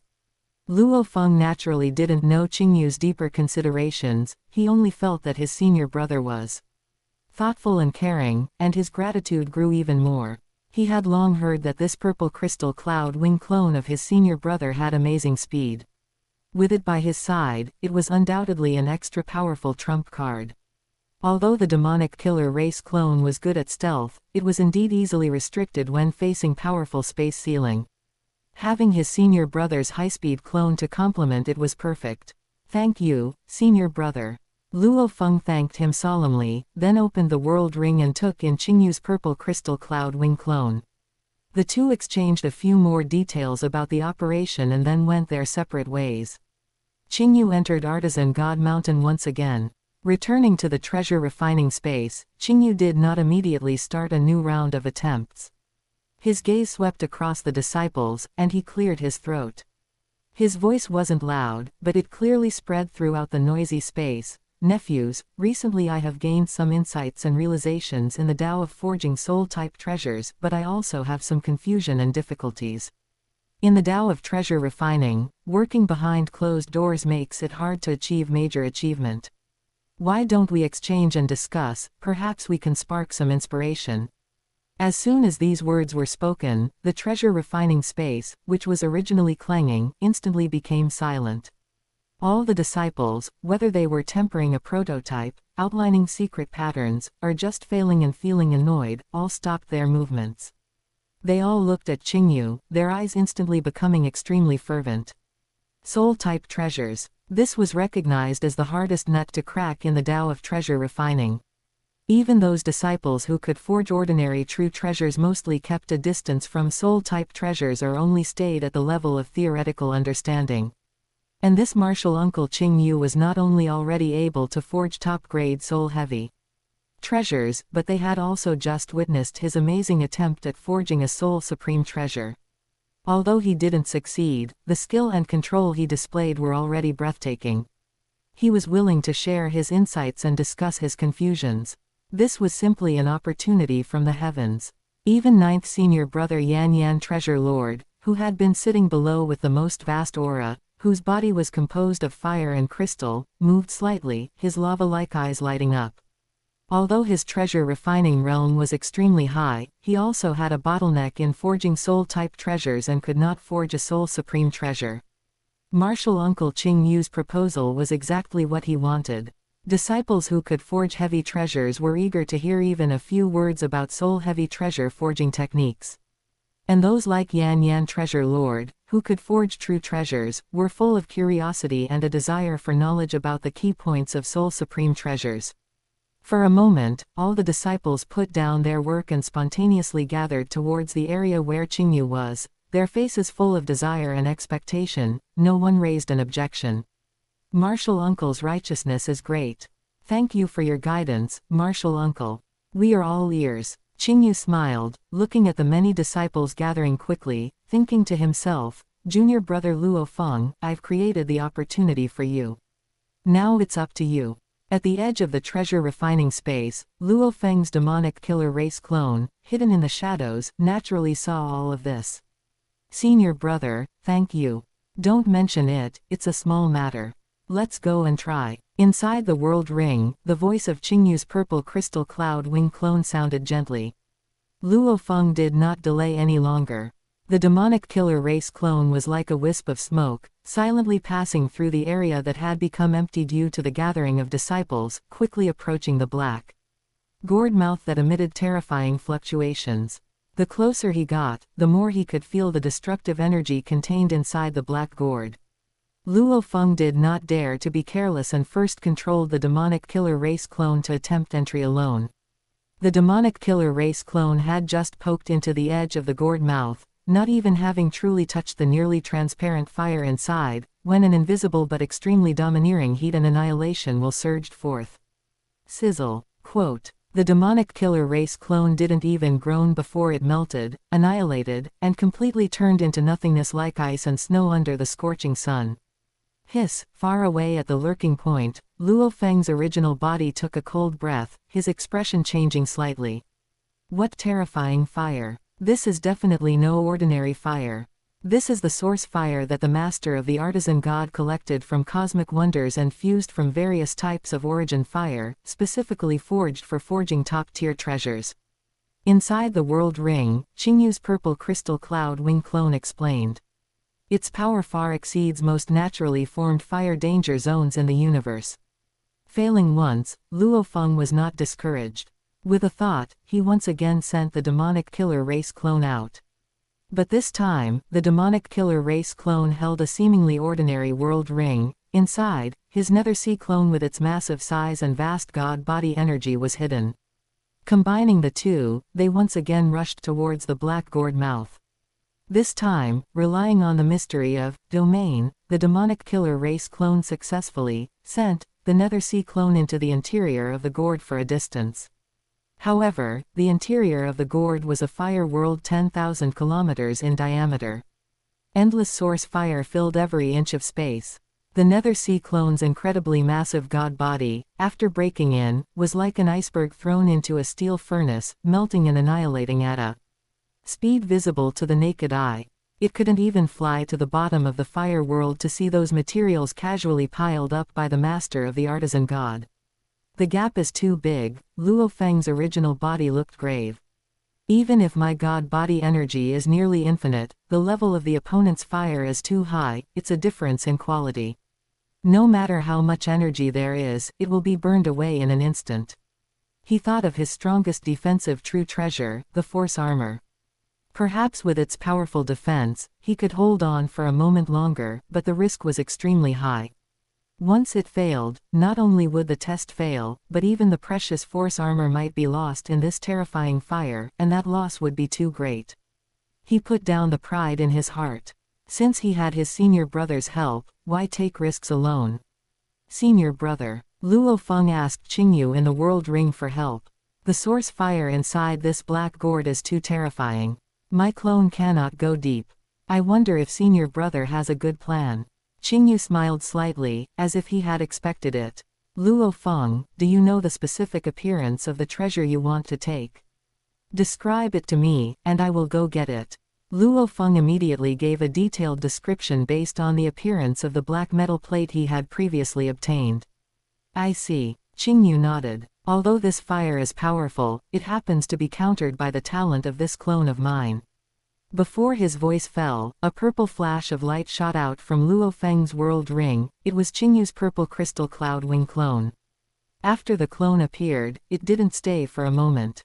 With a flap of its wings, it turned into a stunning purple streak and shot directly towards the dark gourd mouth. At the moment it was about to touch the fire, a layer of strange, hazy halo that seemed to merge with space appeared on its body. The talent's secret method, instant shadow, was activated. Voidification. The purple crystal cloud wing clone seemed to instantly turn from a physical entity into a reflection of space. The terrifying fire that could annihilate the demonic killer race clone and the nether sea clone passed directly through its body, without causing the slightest damage. Chapter 212. The Return of the Master of the Artisan God. Although the terrifying high temperature and will pressure contained within the flames still placed a tremendous burden on the clone in its ethereal state, at least for a short time, the flames could not directly burn and annihilate him. Success. Luo Feng's eyes lit up. The purple crystal cloud wing clone moved with extreme speed, instantly traversing the gourd's mouth and entering the vast internal world of flames. A space with a diameter of tens of thousands of kilometers was nothing more than a stone's throw away to him. At the bottom of the flame world, scattered sporadically were some rare materials emitting powerful fluctuations, most of which were primary or auxiliary materials used for forging true treasures. Qingyu's gaze was sharp as lightning, instantly locking onto a metal plate that was pitch black throughout, with strange patterns on its surface. Its surface was also enveloped by an extremely faint yet exceptionally stable black radiance, firmly locking it in place at the bottom. This layer of black light was a type of seal. That's it. Without hesitation, Qingyu's wings suddenly erupted with dazzling purple divine light, his divine power burning wildly. Break. With a low shout, the purple wings burning with divine power, their edges sharp enough to cut through space-time, transformed into two intersecting purple crescent blade auras. Moving at a speed beyond thought, they fiercely slashed at that layer of faint black light. Pop. Quote. A faint sound, like a bubble bursting. The seemingly stable black light seal, having lost its master's active maintenance, faced Qingyu's all-out wing slash fueled by burning divine power and snapped in response. Just at the moment Qingyu stopped operating, instant shadow, to break the seal. Sizzle. The divine body of the purple crystal cloud wing clone melted away by over 81% instantly, as if paper splashed with strong acid. Just before his divine body was about to completely collapse, Qingyu reactivated, instant shadow, while a hand condensed like purple crystal shot out like lightning, grabbing that black metal plate that had lost its seal. Success. Qingyu's wings erupted once more, transforming into a purple streak of light faster and more resolute than before, surging upward against the torrent of flames, instantly shooting out of the black gourd's mouth. Catch. The moment he emerged from the gourd, Qingyu threw the black metal plate in his hand toward Luo Feng. Simultaneously, he urgently transmitted a mental shout, "Get out of here."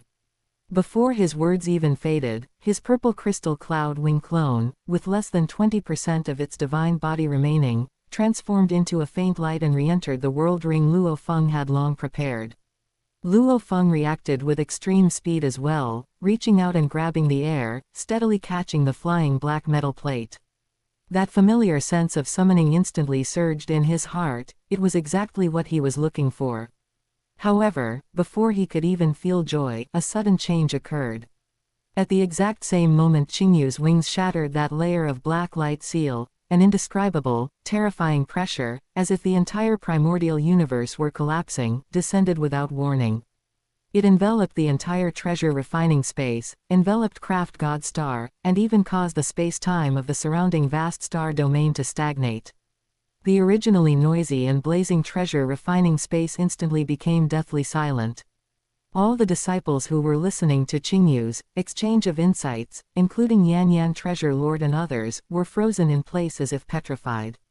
A will vast beyond imagination focused here. Endless blazing light converged at the center of the treasure refining space, rapidly condensing into a majestic mountain silhouette. Merely a silhouette, yet the aura it emitted made even the universe overlords present feel as insignificant as dust. The master of the artisan god had descended. Next, it's up to you, junior brother Luo Feng. Inside the world ring, Qingyu sensed the apocalyptic scene outside but felt little tension in his heart.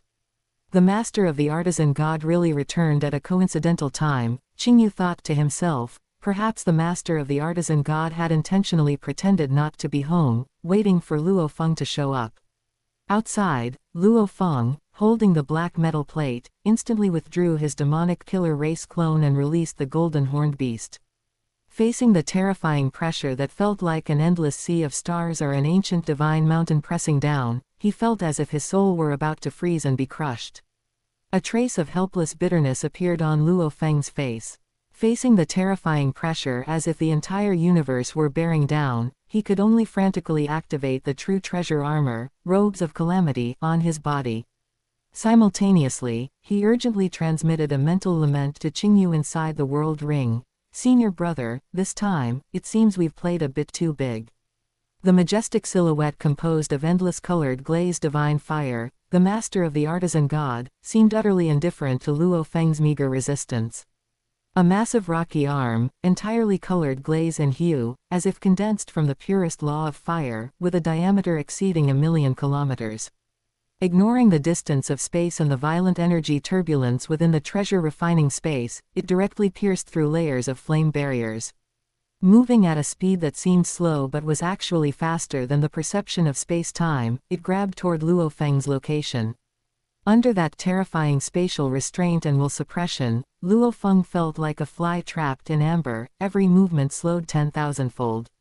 The golden horned beast's massive, mountain-like body appeared as insignificant as a toy in a child's hand before that sky-obscuring colored glaze. Giant palm. Roar. The golden horned beast let out an ear-splitting roar, the light of the robes of calamity flowing wildly across its dark golden scales, attempting to withstand the impact. Luo Feng clearly understood that facing the furious strike of a universe lord like the master of the artisan god, any technique or evasion was futile. He could only pin his hopes on the robes of calamity, hoping to withstand it. The vast nether sea clone continuously transmitted divine power over, replenishing the golden horned beast's rapidly depleting divine body, hoping to create a miracle. Sizzle, sizzle, sizzle. The colored glazed giant palm closed, firmly grasping the golden horned beast in its palm. Unimaginable pressure came from all directions, the light emitted by the robes of calamity flickering violently. The golden horned beast's robust body, capable of crushing stars, emitted teeth-grating sounds of bone compression and scale shattering under this absolute force. Divine power flowed away wildly like a breached dam, the replenishment from the nether sea clone unable to keep up with the rate of consumption. Inside the world ring, the weakened purple crystal cloud wing clone, Qingyu, silently observed the outside world, feeling little tension. He deeply understood that all of this was part of the script, arranged by teacher Zuo Shank, the master of the artisan god would not truly kill. At this moment, he couldn't help, and the Qingyu Ning main body was not suitable for exposure, so he could only offer spiritual encouragement to Luo Feng. Hang in there. Hold on, junior brother. Survive this trial, and the world will be your oyster. Qingyu's mental transmission carried a hint of encouragement, even a bit of lightheartedness that enjoyed the spectacle. Luo Feng, desperately resisting, feeling his soul about to be crushed and his divine body rapidly annihilating, heard this transmission. He nearly choked, feeling both amused and exasperated in his heart. Senior brother, oh senior brother, what kind of time is this for you to still be joking? Just as the golden horned beast's divine body was depleted to less than half, and the vast divine body of the Nether Sea clone was completely exhausted, on the verge of being unable to hold on and about to completely disintegrate, that colored glaze giant palm, capable of crushing galaxies, stopped. The gripping force did not completely dissipate, but that destructive crushing trend came to an abrupt halt. A rumbling voice, as if composed of countless exploding stars, echoed through the treasure refining space with a clear note of surprise. To withstand my full grip without dying, interesting. The master of the artisan god's voice paused, as if examining this tenacious little thing in his hand. All just to steal a piece of, rather useless material from me.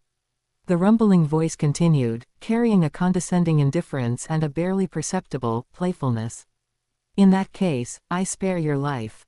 However, while the death penalty may be waived, living punishment is hard to escape. Trespassing into the important grounds of Artisan God Mountain and stealing materials, how can that be lightly forgiven? As the words fell, without giving Luo Feng any chance to explain or react. Rumble tilde tilde tilde, the surrounding space-time suddenly twisted and inverted violently, as if an invisible hand were plucking the strings of the universe. The golden horned beast felt a dizzying spin, the light and shadows before his eyes changing wildly, the familiar scenes of flames and rock walls in the treasure refining space instantly vanished. When his vision cleared again, he was already in the cold void outside Craft God Star. In the distance was that Craft God Star, radiating immense heat and light. And in the vast void surrounding Craft God Star, distributed were natural spatial vortices of varying sizes, slowly rotating and emitting hazy halos, like mouths opened by giant beasts, leading to unknown ends of the universe. That majestic colored glaze mountain giant, towering like a galaxy, still stood in the void, reaching tens of millions of kilometers in height. Merely a part of its body was larger than many stars. His giant hand, holding the golden horned beast, casually swung, whoosh. The insignificant golden horned beast was flung like a stone from a catapult, tracing an arc. Precisely flying toward one of the spatial vortices with a diameter exceeding 1,000,000 kilometers, whose vortex edges had the most violent energy and before which floated a massive stone steel. On that steel, two characters crimson as blood, as if written with endless evil chi, emitted a heart-palpitating warning aura, desperate land. I grant you a sliver, of a chance to live. The master of the artisan god's rumbling voice sounded. The next moment, the golden horned beast clone plunged headlong into that in the raging spatial vortex, its figure instantly swallowed by the distorted light and shadows, vanishing from sight. Gazing at the vortex entrance where the golden horned beast had disappeared, the majestic silhouette of the master of the artisan god seemed to flicker with an extremely faint, imperceptible sigh on its blurred countenance. Poor fellow, this is Teacher Zuo Shenqi's arrangement, don't blame me. He murmured to himself, his voice audible only to him.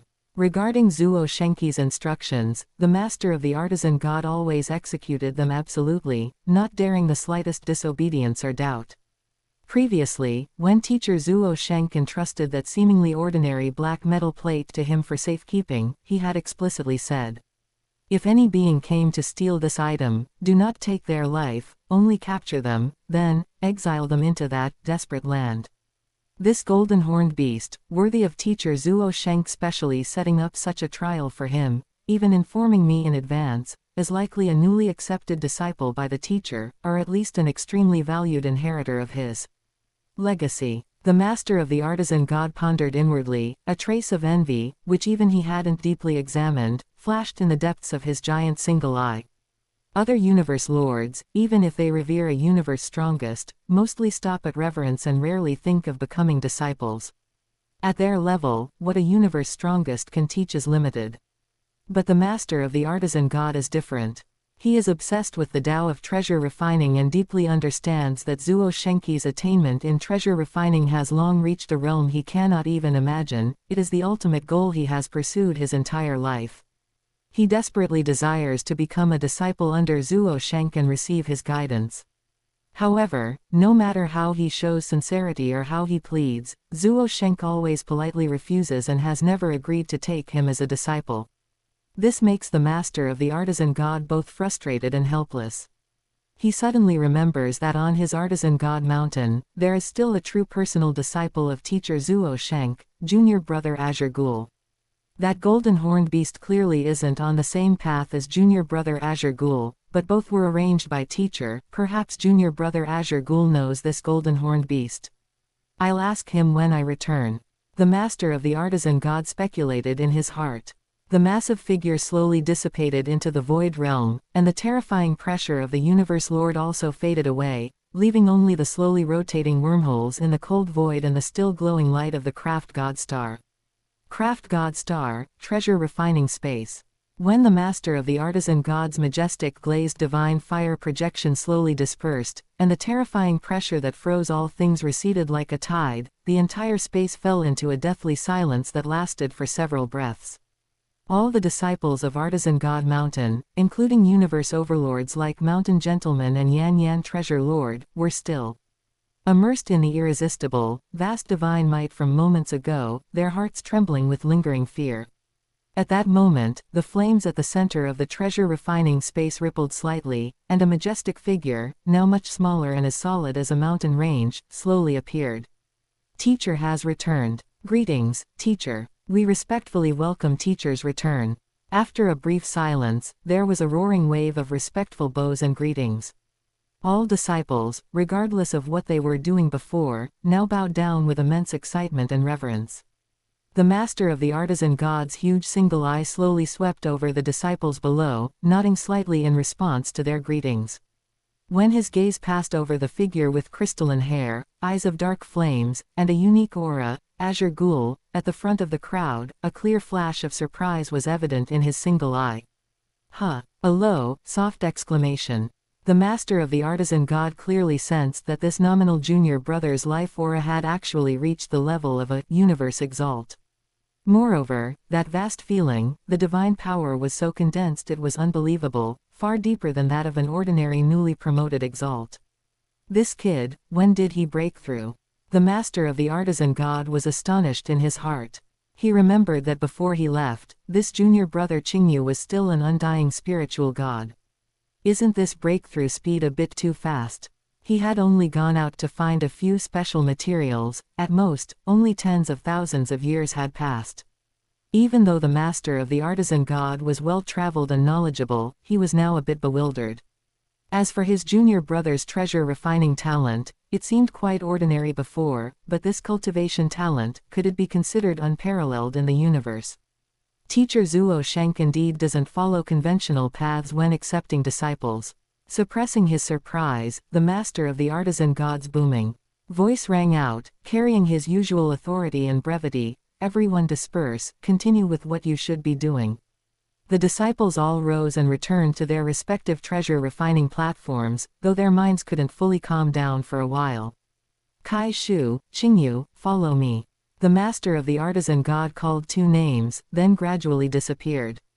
The named Kai Shu and Qingyu exchanged a glance, not daring to delay, and quickly followed, flying out of the still hot and noisy treasure refining space toward the huge cave where the master of the artisan god's main body usually resided.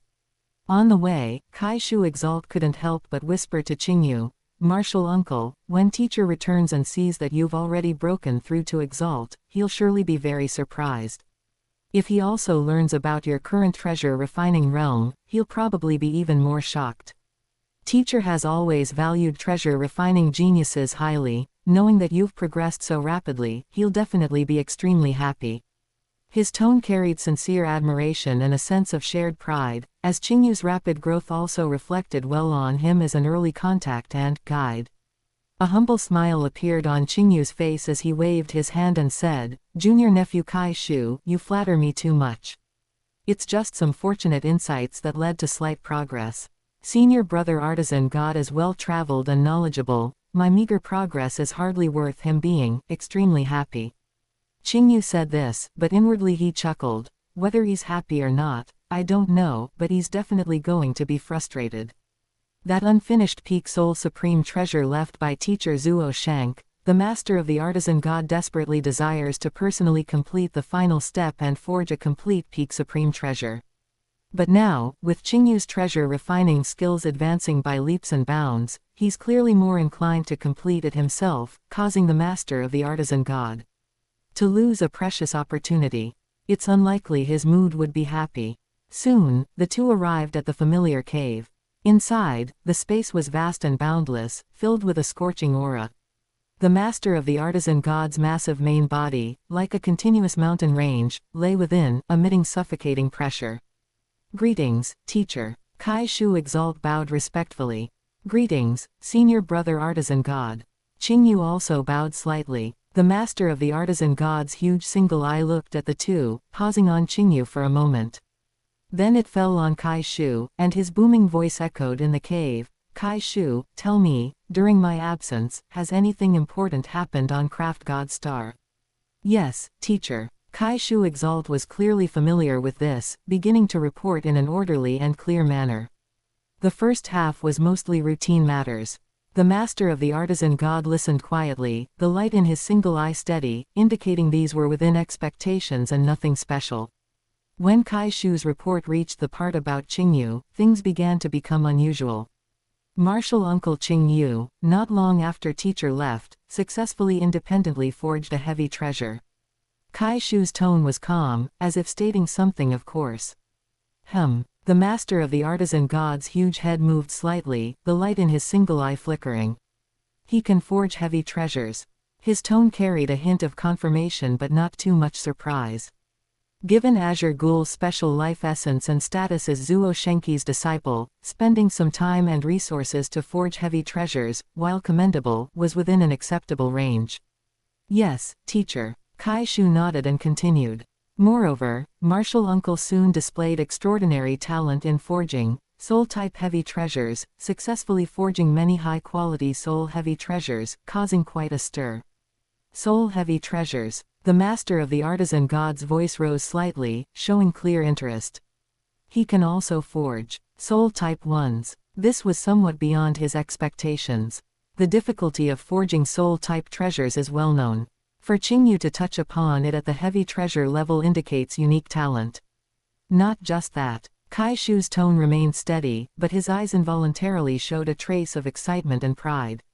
Not long ago, martial uncle has already been able to independently forge ordinary true treasures. What? This time, the master of the artisan god could no longer remain calm. The booming voice suddenly rose sharply, like billions of thunderclaps exploding in the cave. The entire cave, and even the artisan god mountain outside, seemed to shake. Terrifying sound waves mixed with the universe lord's invisible pressure made Kai Shu Exalt and Qingyu feel their minds shaken and their blood churning. Forging ordinary true treasures. Kai Shu, do you know what you're saying? The master of the artisan god's single eye instantly widened.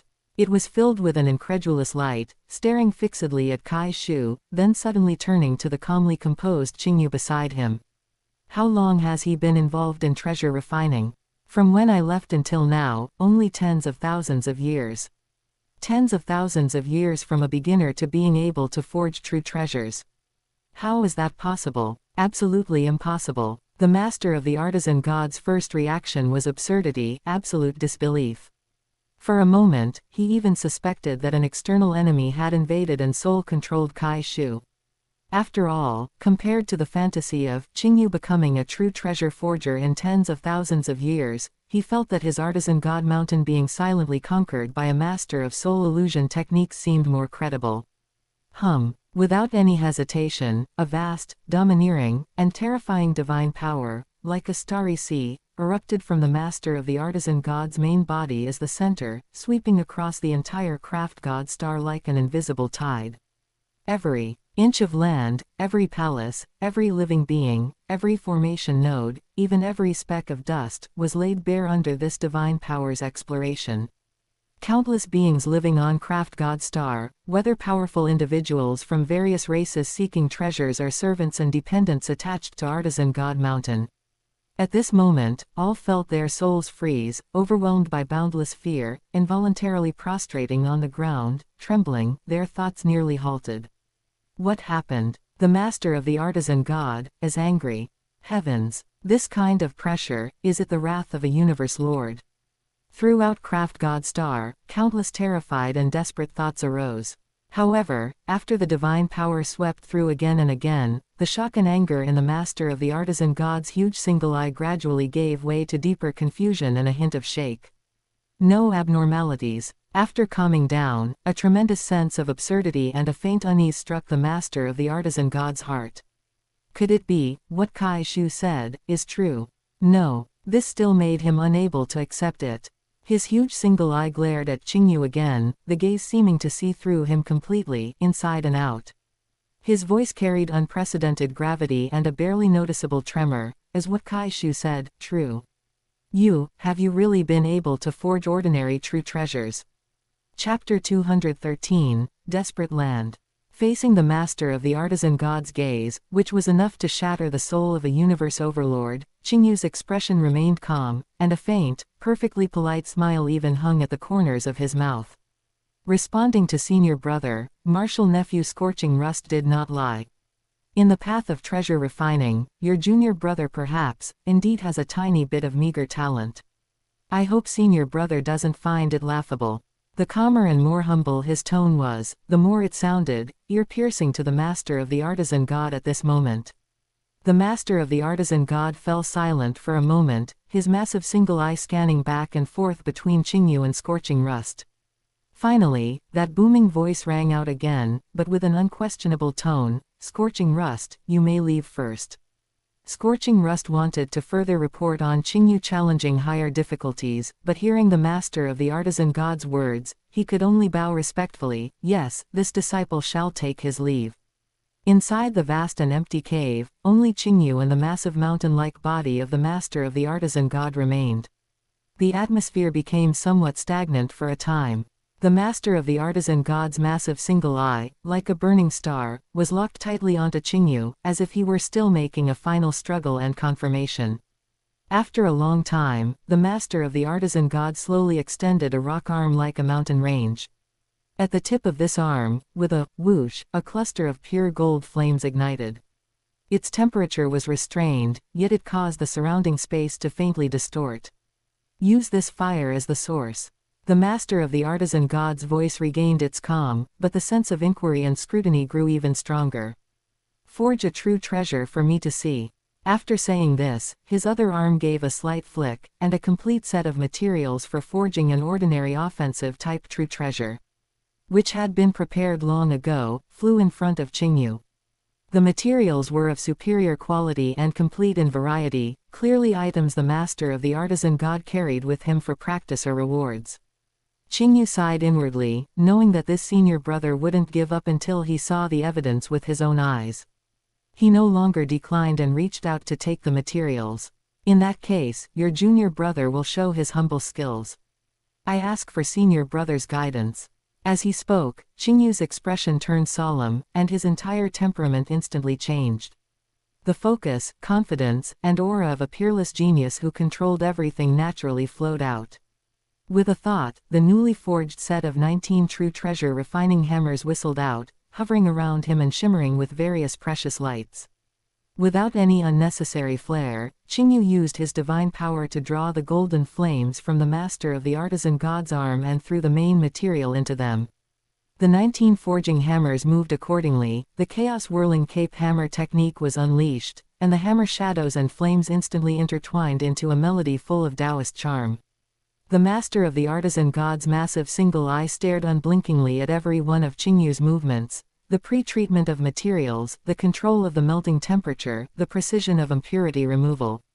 He watched for only a single day.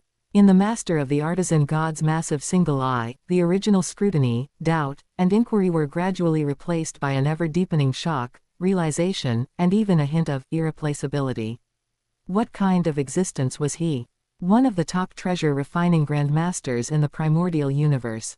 Although Qingyu's forging was not yet complete, just from these opening, basic details that best reflected a treasure refiner's foundation and realm, he had already clearly judged that Qingyu's entire process, temperature control, and handling of details for forging an ordinary true treasure had reached a level of perfection, a great master level that was almost instinctive. That kind of ease in handling heavy tasks, that precise grasp of material characteristics and law compatibility, was definitely not something a beginner or a forger who relied on luck once or twice could possess. This was indeed, truly, the treasure refining great master realm that could stably forge ordinary true treasures. It's actually true. The last trace of hope in the master of the artisan god's heart was completely shattered. He slowly closed his massive single eye, as if he couldn't bear to watch any more, or as if he were digesting this extremely shocking fact. He didn't speak to disturb Qingyu, but just waited quietly, letting the sound of the hammer strikes and flames intertwining echo in the cave, while his heart was in turmoil. Teacher Zuo Shank, just where did you find such a freak? The master of the artisan god's heart was filled with mixed emotions. Previously, the golden horned beast's ability to survive one of his grips and the potential and true treasures it showed had already surprised him.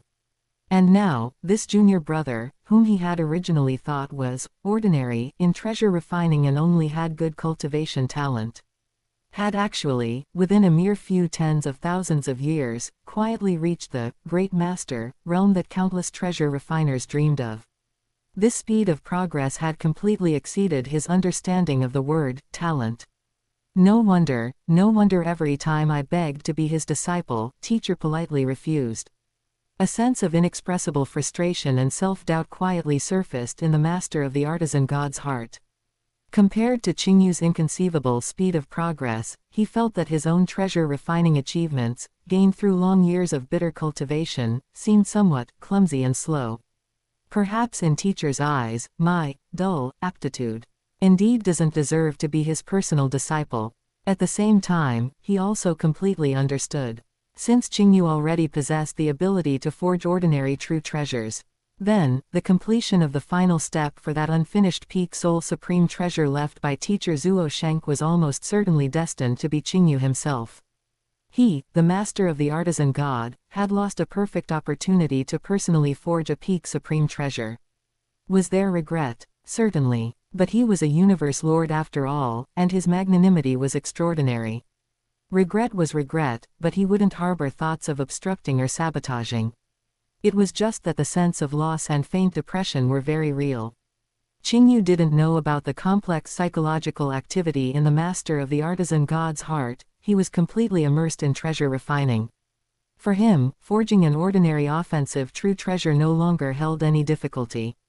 Every one of his steps was precise, efficient, and perfect, pushing the material characteristics to their limit and the compatibility of secret patterns and laws to the theoretical limit of the current materials. Time passed in focus. A few days later, a domineering long spear, dark gold throughout with its shaft wrapped in dragon-shaped secret patterns and its tip gleaming with a cold light that seemed able to pierce the void, slowly solidified in the golden flames. It let out a clear, dragon-like cry and vibration, as a vast aura of sharp gold and intent of spatial strangulation spread out. An ordinary offensive true treasure of top-grade quality, the dragon-pattern void-piercing spear, was complete. Qingyu withdrew his hammers, waved his hand to disperse the flames, and the spear automatically flew into his hand. He gently stroked the spear's shaft, feeling the surging power within, then held it up with both hands toward the master of the artisan god. Fortunately, I have not failed my mission. Please have a look, senior brother. The master of the artisan god opened his single eye and looked with a complex gaze at the spear hovering in Qingyu's palm, overflowing with spiritual light. He even without investigating carefully, just from the perfect law fluctuations, the naturally formed secret pattern structure, and the charm of the materials being used to their limit, could judge that this was definitely a masterpiece among ordinary true treasures. Even if he were to take action personally using the same materials, he could probably only achieve this level, and in terms of the spirituality of certain details, he might not even handle it as perfectly as Qingyu. After a moment of silence, the master of the artisan god spoke slowly, his voice betraying no emotion. Since you forged it yourself, this treasure belongs to you. Thank you, senior brother artisan god.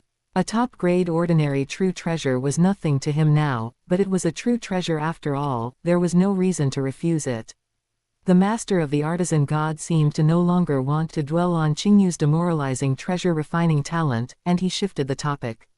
His massive single eye stared at Qingyu. Qingyu, regarding that golden-horned beast that previously sneaked into the treasure-refining space, stole the black metal plates, was captured by me, and exiled to the desperate land. That was actually teacher Zuo Shenqi's instruction to me. He likely wanted to temper that golden-horned beast. Do you know its origin? Qingyu knew very well, but he showed a perfectly timed expression of contemplation on his face before saying, responding to senior brother, your junior brother does indeed know something. About tens of thousands of years ago, teacher Zuo Shenq took on a new disciple. However, teacher did not explicitly state this new junior brother's specific identity. Now it seems, that golden-horned beast who sneaked onto the craft god star is very likely the new disciple teacher spoke of. The master of the artisan god's massive head nodded slightly, just as expected, look appearing in his single eye. It must be him then. The master of the artisan god's voice carried a hint of emotion. To be so highly regarded by teacher that he specially set up a trial, this new junior brother is likely extraordinary as well. Forget it, since this matter has been handled according to teacher's instructions, let it end here. Inside the cave, the scorching aura flowed slowly. The master of the artisan god's massive single eye stared at Qingyu with a complex and inexpressible gaze, and he remained silent for a long time. Junior brother Qingyu. Qingyu's expression shifted, and he said respectfully, please speak, senior brother. The master of the artisan god's voice echoed in the cave, since you have such talent and reached this level in just tens of thousands of years, with your speed of progress, I imagine you aren't far from being able to forge ordinary soul supreme treasures. He paused, light flickering in his single eye. When your skills are mature and you truly begin to forge that, semi-finished true treasure left by teacher. The master of the artisan god's voice was low and solemn, could you permit me to observe? As these words were spoken, the temperature in the cave seemed to drop by several degrees. Qingyu's heart stirred slightly. The entire process of treasure refining involved secret pattern carving, law induction, material fusion, and countless other secrets. It was usually a treasure refiner's most private moment, and no outsiders were allowed to watch. As a treasure refining grandmaster, the master of the artisan god naturally knew this rule better than anyone. Yet now he had proactively made such a request, showing how deep his obsession was with that peak soul supreme treasure left by teacher Zuo Shenq. Qingyu had almost no hesitation, and a sincere smile appeared on his face. Senior brother, you're being too formal. That I could make some progress in the path of treasure refining is all thanks to senior brother taking me in and providing this treasure land of the artisan god mountain for my cultivation. Without senior brother, I wouldn't be where I am today. What is a mere request to observe? When the time comes, I will certainly invite senior brother to attend and offer guidance. Qingyu spoke sincerely, and he truly felt that way in his heart. The master of the artisan god indeed had been kind to him, although it was teacher Zuo Shenqi's arrangement, he remembered this favor. Moreover, given the master of the artisan god's current level of treasure refining, watching him forge was more of a witnessing and fulfilling a wish than any attempt to steal techniques. In terms of treasure refining experience and foundation, the master of the artisan god was far more profound than him. Hearing Qingyu agree so readily, a clear flash of relief, and even a faint hint of gratitude, flickered within the master of the artisan god's massive single eye. Good, good. The master of the artisan god's voice became a bit more light-hearted. In that case, I shall await the good news. Junior brother, if you need anything at all, do not hesitate to ask. Thank you, senior brother. Qingyu bowed. Go on, focus on treasure refining. The master of the artisan god waved his mountain-like arm. Qingyu bowed once more, then turned into a streak of light and flew out of the massive cave. Leaving the master of the artisan god's residence, Qingyu headed straight back to the treasure refining space. Inside the massive cave, the heat remained as intense as ever. Over 100 artisan god mountain disciples were spread across giant pillars of flame at various heights. Each controlled their own fire, hammering materials as the clanging sounds intertwined with the roar of the flames, full of life and vitality. Qingyu flew back to his own platform near the mouth of the gourd, where the flames were the purest and most intense. Junior Martial Uncle is back. Martial Uncle Qingyu. Along the way, many disciples bowed respectfully, their eyes filled with awe and admiration. Qingyu simply nodded slightly and quickly returned to his position. I still have over a dozen sets of materials for Soul Supreme treasures. Based on my current progress, I'm 70% confident I can successfully forge my first Soul Supreme treasure before these materials are exhausted, Qingyu calculated silently. Once successful, it would mark his official entry into the ranks of Soul Supreme Treasure Forgers. At that time, he could not only attempt the test left by his teacher but also head to the foot of Artisan God Mountain to accept commissions from powerful beings of various races across the universe to forge soul-type treasures for them. This would increase his experience in forging Soul Supreme treasures, eventually qualifying him to forge that semi-finished Peak Supreme treasure. But for now, I must focus on what's in front of me. Qingyu composed himself and waved his hand. A precious soul-type material floated before him as flames surged upward. He once again immersed himself in the mysterious world of treasure refining. At the same time, within a mysterious desperate land. This was a stretch of starry sky that appeared ordinary but was actually eerie to the extreme.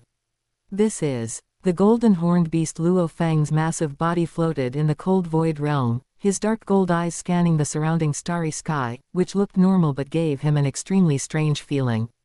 In the distance, stars emitted light and heat, planets rotated slowly, and even further away, red giants were entering their twilight years. Everything looked like a galactic scene one would find anywhere in the primordial universe. Something was extremely wrong here. Space was terrifyingly stable, without even a hint of fluctuation, as if it had been completely frozen or isolated.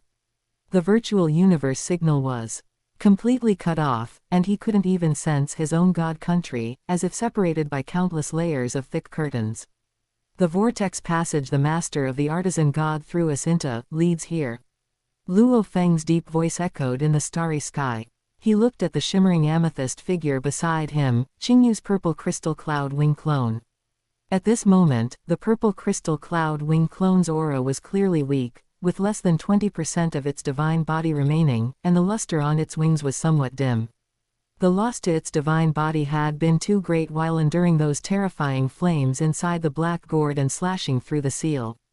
It seems so. The amethyst cloud wings that Qingyu had transformed into trembled slightly, and his calm voice entered Luo Feng's mind. Sense this space. Doesn't it feel familiar? Familiar. Luo Feng was startled and then sensed it carefully. Gradually, a look of realization and suspicion appeared in his beastly pupils. Space law? No, not just space law. It seems some of the underlying rules of the entire universe's operation have been rewritten. Luo Feng's voice was uncertain. He suddenly remembered something, and his massive head turned toward Qingyu. It's very much like the feeling I had when I first met teacher Zuo Shank. All common sense in the surroundings is isolated and redefined. Correct, Qingyu confirmed, his amethyst cloud wings vibrating gently. His figure instantly turned into a blurred purple line, tracing several right-angled turns without any inertia in the starry sky. His speed easily broke the speed of light, yet he did not enter the dark universe. See, here, I can easily exceed the speed of light, yet I cannot escape into the dark universe for travel. This is because the laws here are already different. Qingyu stopped, his voice carrying a hint of deeper meaning. Only the universe strongest can achieve this, they are the ones who dictate the laws. Luo Feng was shaken. The territory of a universe strongest. Senior brother, do you mean the master of the artisan god threw us into the domain of a universe strongest? Don't worry. Qingyu scanned the seemingly boundless starry sky. Since teacher Zuo Shank arranged for the master of the artisan god to exile us here, there must be a profound reason for it. This cannot be a dead end. Mentioning Zuo Shank put Luo Feng slightly at ease. Indeed, if the teacher wanted to kill them, why go to such great lengths? Let's explore first, Qingyu said. All right. Luo Feng nodded. With a thought, the massive golden horned beast disappeared, replaced by a demonic killer race clone in the form of black-clothed Luo Feng. He sent most of his consciousness into his world ring, letting his golden horned beast clone begin to comprehend the contents of the newly acquired fourth metal plate of the Nine Tribulations secret tome. Combined with the first three, the cultivation methods for the first 7 tribulations were now complete. This was one of the most significant gains of this trip. The two turned into streaks of light, one purple and one black, and began flying through this silent and eerie starry sky. This starry sky was vast beyond imagination. After flying for several months, the scene before them hardly seemed to change, still a boundless sea of stars with distant starlight, yet devoid of any life fluctuations. Until one day, Qingyu, flying in front, suddenly slowed down, the light on his amethyst cloud wings flickering slightly. Be careful. There are 3 powerful life signatures, at least high-level universe venerables. The two approached cautiously. Before his voice could fade. Ha ha ha. 2 outsiders have actually come to this desperate land. An old, raspy laugh, containing a terrifying will, exploded in the starry sky. 3 powerful auras, like sleeping vicious beasts suddenly awakening, surged from 3 directions, instantly locking onto Qingyu and Luo Feng. To the left, a figure emerged, entirely emerald green as if carved from jade and possessing a vertical eye. It held a slender emerald longsword, its blade flowing with heart-stopping cold light. To the right, a cluster of dreamlike colored mist coalesced. Within the mist, a slender figure was faintly visible. Her true face was obscured, with only a pair of eyes that seemed capable of stealing one's soul peering through the mist. Directly ahead was the source of the earlier voice, a tall rock giant with earthy yellow skin, holding a pitch-black staff. His eyes were like 2 burning stars, staring fixedly at Qingyu and Luo Feng with greed and cruelty. 3 universe overlords. How long has it been since we've had company, Charm Sword Venerable? A ghostly voice echoed from within the colored mist. It's been over 60,000 eras since I've seen a new outsider, the emerald figure said coldly. Capture them. We'll torture them well. The rock giant, Venerable Cetn, let out an excited low growl. Without any nonsense, 3 vast soul powers descended like an invisible tsunami, attempting to directly crush the wills of Qingyu and Luo Feng. Qingyu's purple crystal cloud wing clone paused slightly but had no reaction. This clone was essentially an energy lifeform with no soul, so soul attacks were ineffective against him. Luo Feng also only frowned slightly and gave a cold snort, easily blocking the surging soul impact. Lord Yuan within the colored mist let out a sound of surprise. That amethyst-winged lifeform is an energy being and fears no soul attack, but this golden-horned beast can actually withstand my soul illusion as well. Ha ha ha, interesting. Then I'll capture them personally. Venerable Cetn grinned savagely. The pitch-black staff in his hand suddenly expanded, turning into a shadow that blanketed the starry sky. With the immense force to shatter stars, it swept fiercely toward the seemingly weaker Qingyu. Meanwhile, the emerald figure, Charm Sword Venerable, and the colored mist, Lord Yuan, turned into 2 streaks of light from left and right, lunging straight at Luo Feng. The sword light was dreamlike and ethereal, carrying a sharpness that could cut souls. The colored mist spread out, carrying a strong corrosive and binding force.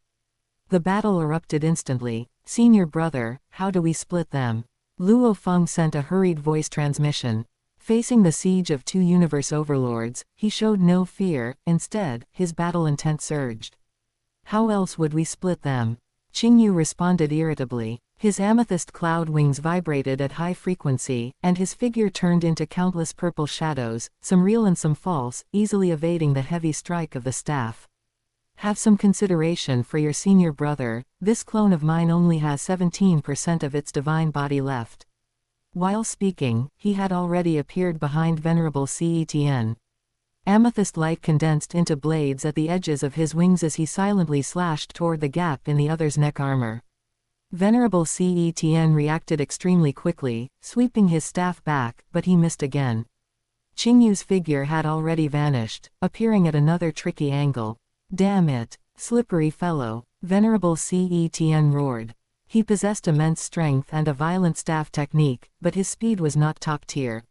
Facing Qingyu's instantaneous changes in speed and direction, which completely defied physical laws and lacked any inertial constraints, he felt a sense of frustration as if his power had nowhere to be applied. Occasionally, when he failed to react in time, his divine body would be cut by the sharp wing blades. Although Qingyu's lack of divine power meant he couldn't cause effective annihilation. The pain and humiliation of having his divine body sliced apart left him fuming with rage. On the other side, Luo Feng was already locked in battle with Charmed Sword Venerable and Lord Yuan. Ang tilde tilde tilde tilde. The long, rushing sound of a river echoed through the starry sky. Endless, hazy golden river water appeared out of thin air, instantly spreading across a diameter of tens of millions of kilometers, enveloping the emerald sword light and the colored mist. It was exactly Luo Feng's domain-type true treasure, 9 Rivers. Chapter 214, Starry Sky Divine Mountain. The river water surged, incredibly heavy, containing the power to bind time and space. As soon as Charmed Sword Venerable and Lord Yuan entered the range of the 9 River, they immediately felt as if they had sunk into a swamp. Their speed sharply decreased, and their attacks were weakened layer by layer. A domain-type treasure. Lord Yuan cried out in shock. Kill. Charmed Sword Venerable, however, shouted fiercely. His emerald sword light suddenly became elusive, seemingly able to penetrate the river's obstruction and stab directly at Luo Feng's soul. Simultaneously, his figure flickered, attempting to close in. Luo Feng snorted coldly. The golden horned beast was like a fish in water within the Juxiao River. He did not engage them head-on at all, merely relying on his movement techniques and the domain to skirmish, occasionally slashing out sharp blade light, forcing the 2 overlords to defend. Meanwhile, Qingyu continued to toy with Venerable Cetn using his speed. Can't drag this out. Luo Feng's eyes turned sharp, his mind already decided. Luo Feng, in his golden horned beast form, had already brought his massive claw down. The claw was entwined with the gold law's power to rend heaven and earth and the spatial shredding force. The amplification from the robe armor sent the might of this claw soaring to a terrifying level. At the same time, the waters of the Juxiao River surged wildly, layering binding forces upon Charmed Sword Venerable. Not good. Charmed Sword Venerable wanted to pull back and retreat hastily, but it was already too late. Re-up. The golden horned beast's sharp claws viciously raked across Charmed Sword Venerable's divine body. The intense agony made Charmed Sword Venerable scream. Yuan, save me. Charmed Sword Venerable transmitted in terror, frantically burning his divine power in an attempt to break free from the Juxiao River's restraints. Seeing this, Lord Yuan's colorful light mist churned violently, transforming into countless tentacles that entangled the golden horned beast while simultaneously attempting to interfere with Luo Feng's soul. Get lost. Luo Feng, in his golden horned beast form, locked his cold, dark golden eyes onto Charmed Sword Venerable. He gave the opponent no chance to catch their breath. His massive body, carrying the Juxiao River domain, tightly entangled Charmed Sword Venerable. Sharp claws, tail, horns, his entire body was a weapon. Combined with the robe armor's terrifying defense, he was completely employing a tactic of trading wounds for wounds. Charmed Sword Venerable, now entangled by the golden horned beast, bound by the 9 River, and facing the peerless defense of the robe armor, immediately fell into a desperate situation. His attacks landing on the golden horned beast had little effect, while every attack from the golden horned beast could annihilate a significant portion of his divine body. No, Charmed Sword Venerable despaired. He could feel his divine body plummeting rapidly, 4%, 3%. If this continued, his divine body would keep annihilating. Eventually, he would fall into a deep sleep and would inevitably be soul enslaved. Let's die together. Driven to madness, a look of desperate ferocity flashed in Charmed Sword Venerable's eyes. Boom rumble tilde tilde tilde tilde. The emerald figure suddenly erupted with light billions of times more dazzling than a star. A terrifying energy, like a supernova explosion, swept outwards in all directions. A universe overlord self-destruction. Luo Feng, in his golden horned beast form, was already prepared. The moment the opponent's divine body energy began to destabilize, he had already exerted himself to activate the robe armor while simultaneously retreating violently. The waters of the Jushao River formed layer upon layer of buffers before him. Even so, the destructive energy shockwave still sent him flying. His divine body shook violently, but fortunately, the robe armor's defense was heaven-defying, and the damage was not great. As the energy storm gradually subsided, there was no trace of Charmed Sword Venerable left in the starry sky, only two treasures floating. A powerful universe overlord had just fallen. Venerable Cetn, who had been driven into a rage by Qingyu's harassment, and Lord Yuan, who had just stabilized her form and was still shaken, both froze. They looked at the majestic, ferocious dark golden beast standing amidst the aftermath of the explosion, then at the area in the distance where the destructive energy had not yet fully dispersed. A chill rose from the depths of their souls. Dead. Charmed Sword Venerable, forced to self-destruct just like that. Plus that slippery, elusive purple crystal-winged lifeform beside him. The two exchanged a glance, seeing fear and the desire to retreat in each other's eyes. Continuing to fight, even with the two of them joining forces, they probably wouldn't gain any advantage and might even follow in Charmed Sword Venerable's footsteps. Golden Horned Beast. Lord Yuan was the first to speak, her voice dry. I surrender, no more fighting. Charmed Sword Venerable's treasures are yours. We'll go our separate ways, no conflict between us. Venerable Cetn's expression shifted, and finally, he gritted his teeth and said, I surrender too. Let's consider the previous matter settled. Luo Feng, in his golden horned beast form, turned his massive head. His dark golden eyes swept coldly over the two. He did not answer immediately but transmitted to Qingyu, Senior brother, what do you think? Qingyu, in his purple crystal cloud wing clone form, flickered and flew back to Luo Feng's side. His calm voice sounded, they don't possess any treasures we urgently need. Killing them holds little significance and might instead deplete our strength and attract unknown trouble. Let them tell us about the situation in this desperate land. Luo Feng nodded, looking at the two universe overlords. His low voice echoed through the starry sky, ceasing the fight as acceptable. Tell us, what exactly is this place? And why are you trapped here? Lord Yuan and Venerable Cetn breathed a sigh of relief. Facing Luo Feng's icy gaze, they dared not conceal anything and recounted everything they knew. They claimed that roughly 200,000 eras ago, while exploring a perilous location in the Universe Sea, they were inexplicably drawn into this place. Over the long eons, they had encountered other exiles, fighting and killing amongst themselves. Charmed Sword Venerable was a companion they had met later. As for the specifics of this place, they knew nothing. They only knew that the rules of this starry sky were bizarre, they could not sense their divine kingdoms or the outside world. After flying and exploring for countless years, they could not find an exit. So, your understanding of this place isn't much greater than ours, Qingyu said lightly after listening. Lord Yuan and Venerable Cetn wore awkward expressions. In that case, we'll take our leave. Qingyu said no more. His purple crystal wings vibrated slightly, signaling Luo Feng to leave. Luo Feng's golden horned beast clone had long since returned to the world ring to focus on cultivating the Nine Tribulations secret tome. The Moshe clan clone outside nodded. The two no longer paid attention to Lord Yuan and Venerable Cetn, transforming into two streaks of light and continuing to fly deeper into the desperate land's starry sky. After flying a distance and confirming the two overlords were not following, Qingyu's voice finally sounded in Luo Feng's mind, not bad at all, kid. You actually killed a universe overlord. Luo Feng's Moshe clan clone responded with a bitter smile while flying, Senior brother, don't tease me. If it weren't for being in this desperate land where the opponent had nowhere to escape, plus the Jushao River domain restraining him, and the robe armor's defense allowing me to withstand his attacks, how could I possibly have killed a universe overlord? Luo Feng was very clear about his own strength level. He knew from the primordial Chaos City Lord that senior brother Qingyu, back in the Lengguan secret realm, facing the evil wing cult master who was stronger than Charmed Sword Venerable, had forced the opponent into a terrified self-destruction with just a single soul attack.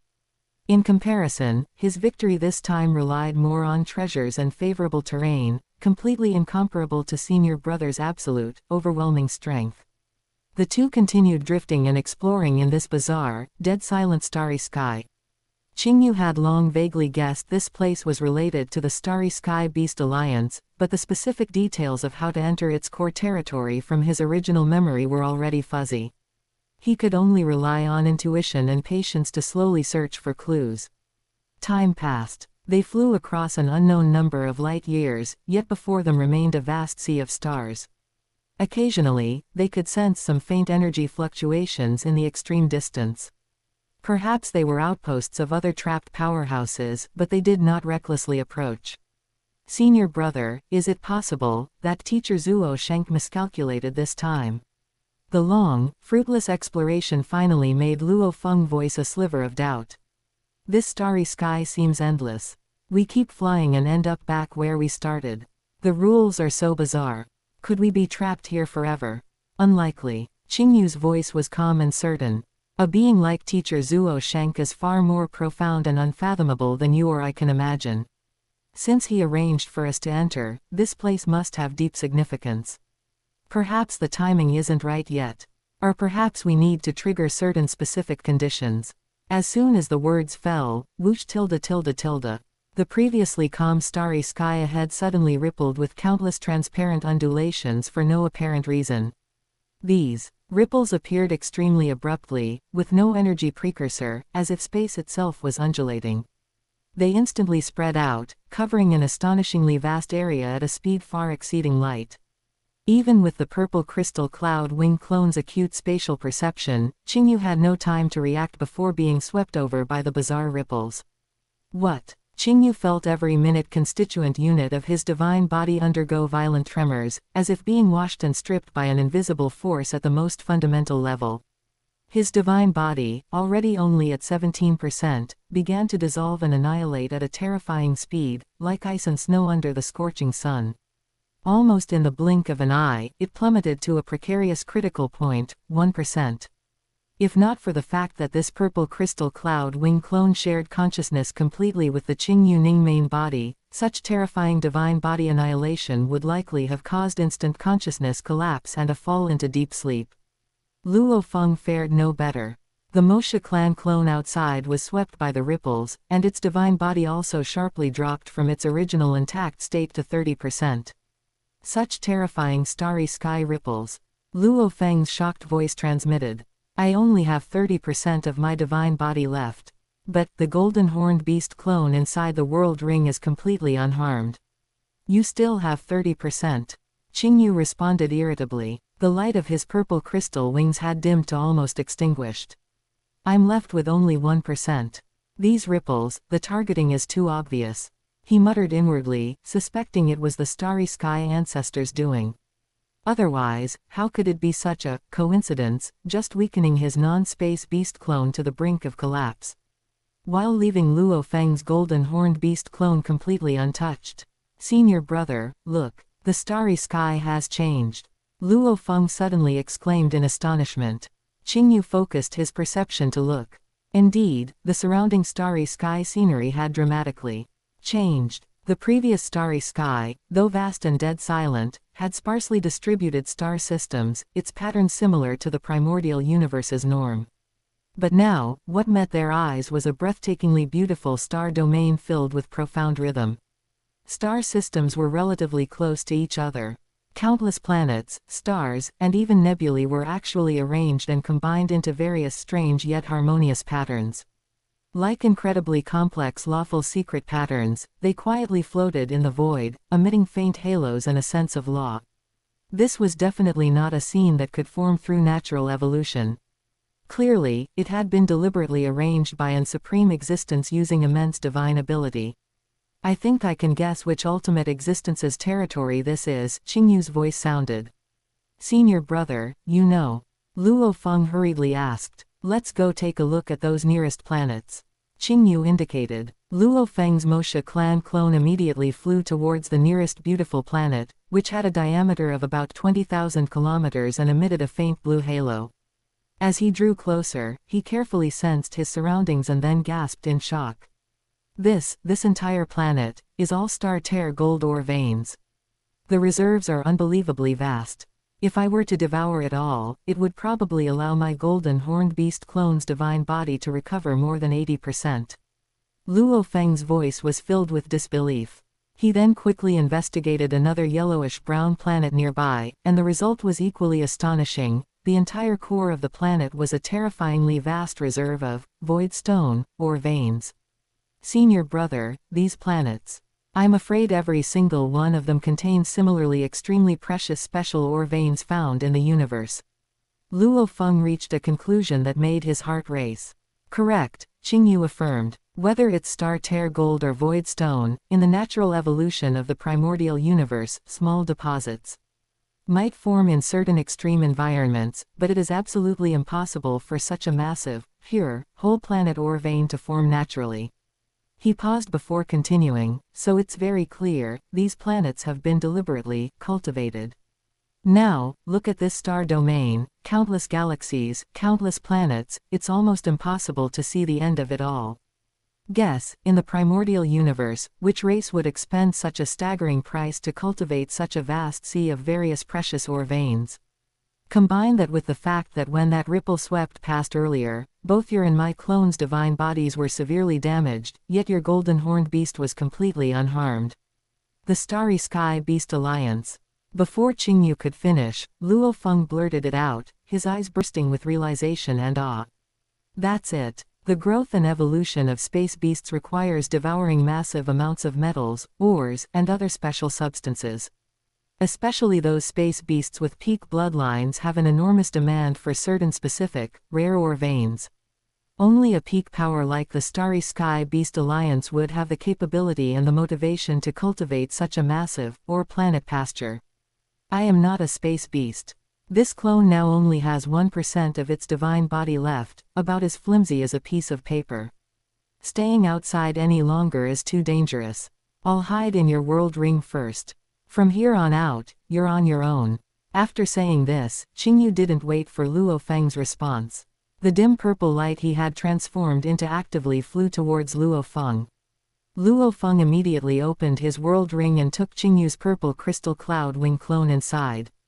Inside the world ring, Qingyu directly collapsed in a simulated villa courtyard, not even bothering to flap his wings. He muttered to himself, that old fellow Starry Sky ancestor, his aim is really accurate. Outside, Luo Feng hovered alone in this magnificent and mysterious starry sky. His thoughts racing. Things have come to this, and since we're already here, let's eat first. Besides, the golden horned beast clone indeed urgently needs a large amount of precious metals to recover its divine body. Luo Feng quickly made a decision. His dark golden eyes swept over several nearby planets emitting enticing energy fluctuations, flashing with a hint of hunger. Roar. With a low roar, the golden horned beast pounced on the nearest pale blue planet rich in star-tier gold, opening its massive maw as a terrifying devouring force erupted. A metallic storm immediately swept across the planet's surface, countless precious metals twinkling like starlight pouring into the golden horned beast's mouth like a torrent. 1, 2. The golden horned beast was merciless, specifically targeting high-quality ore vein planets. However, it did not completely devour them entirely, leaving behind part of the ore vein foundation on each planet. By the time it devoured the third crimson-red planet, the golden horned beast clone's divine body, which had been significantly depleted in the previous battles, had already fully recovered to 100% of its peak condition.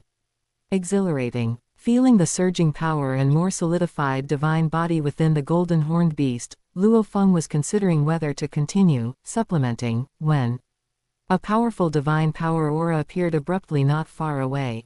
Luo Feng's heart tightened. The golden horned beast immediately stopped devouring and turned its head warily to look. In the starry sky, a majestic figure tore through space, arriving. It was a giant beast whose entire body was covered in dark, thick scales, its form resembling an ancient lizard. It had a full 6-pillar-like, incredibly thick and sturdy hoofed legs. Each step it took on the void caused the surrounding starlight to ripple slightly.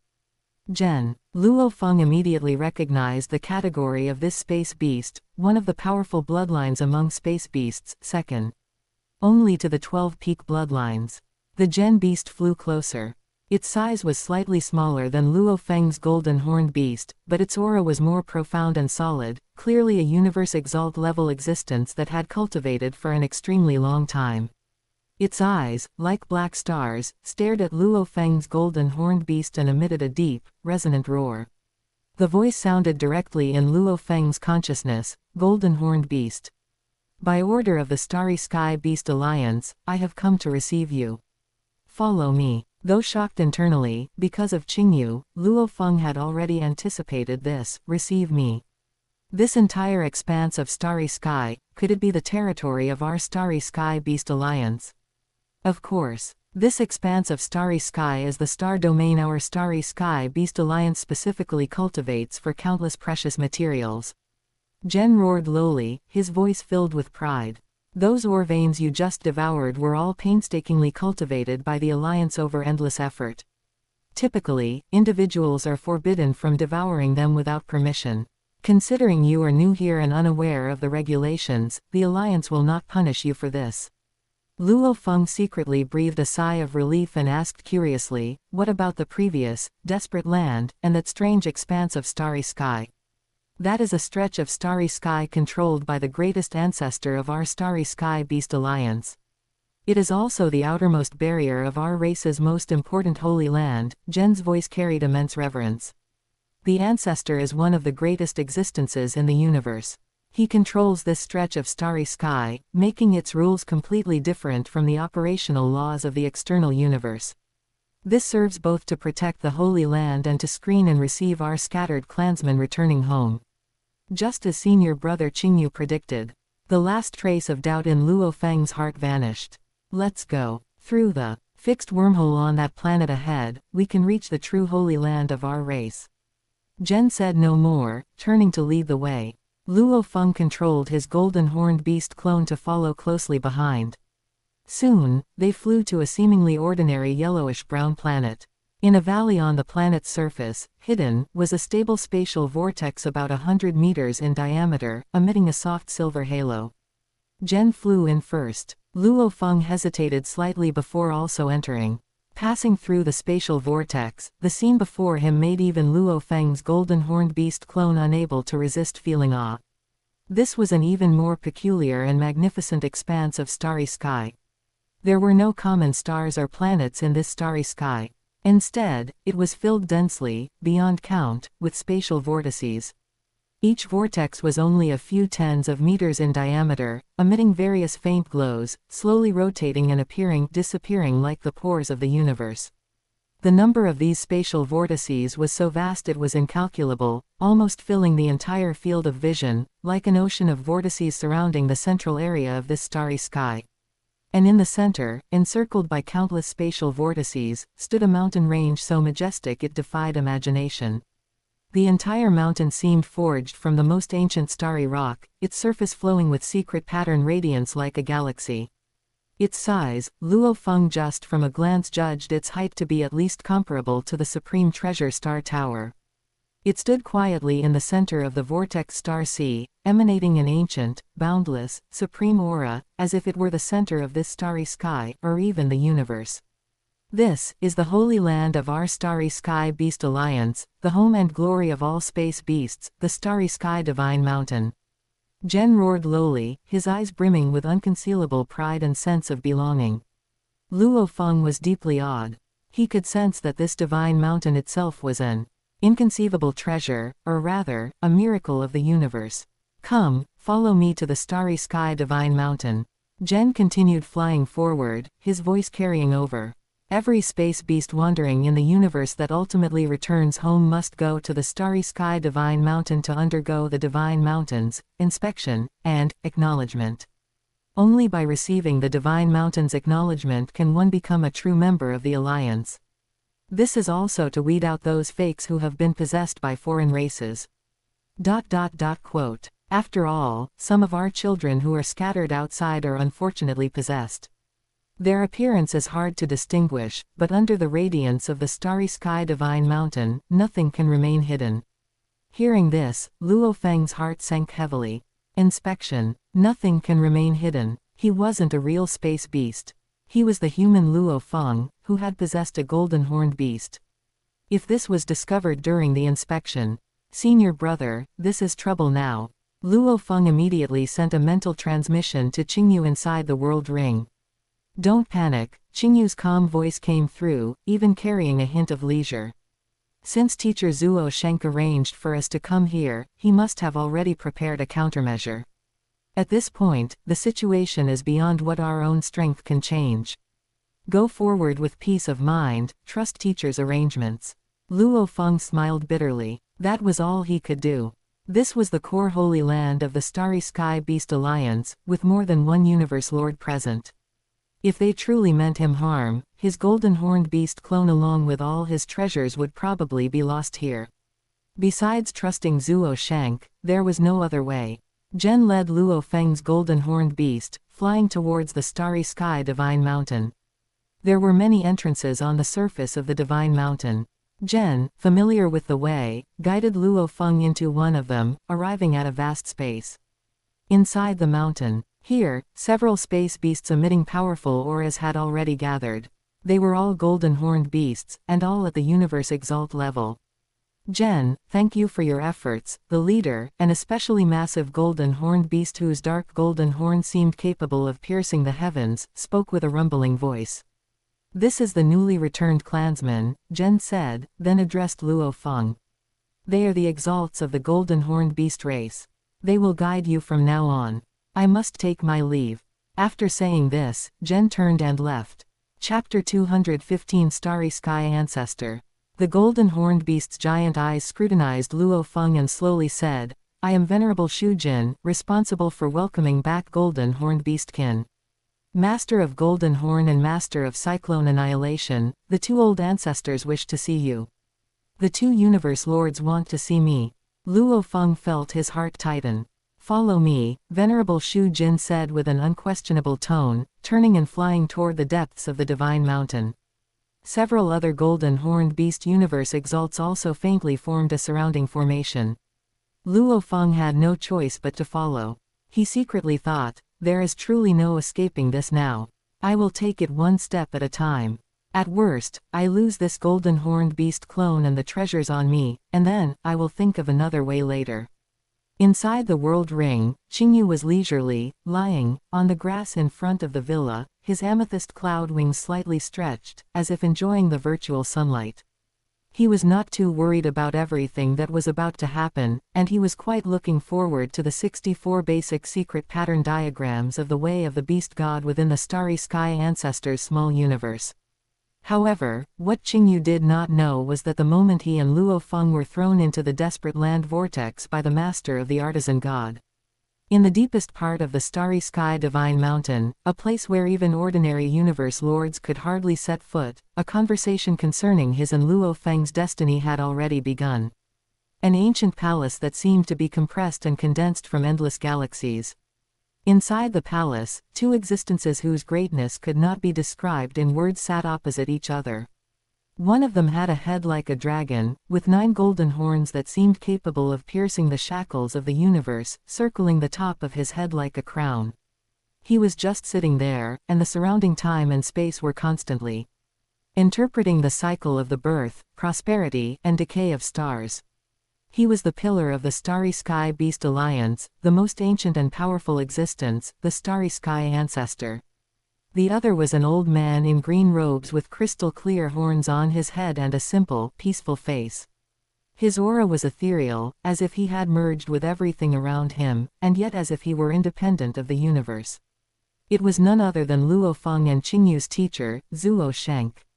At this moment, the Starry Sky Ancestors' dragon eyes, deeper and more brilliant than stars, were looking at Zuo Shenk with a hint of playfulness. "Zuo Shenk, we agreed beforehand that only one of your disciples would enter my small universe for enlightenment. Now, both of your disciples have entered. This is not the same as our previous agreement." His voice was deep and resonant, like billions of stars vibrating at the same time. "The original bet must be voided. You must compensate me, otherwise, I will pick one I do not like and kill him." The last 3 words were said lightly, but they caused the temperature in the entire palace to plummet, as if even time and space were about to freeze.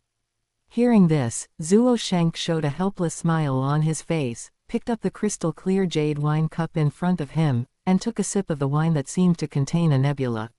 You old guy, why are you so calculating? These two little guys, one undying, one universe exalt, even if they both go to your small universe to comprehend the secret pattern diagrams, it does not affect you in any way. How can that be the same?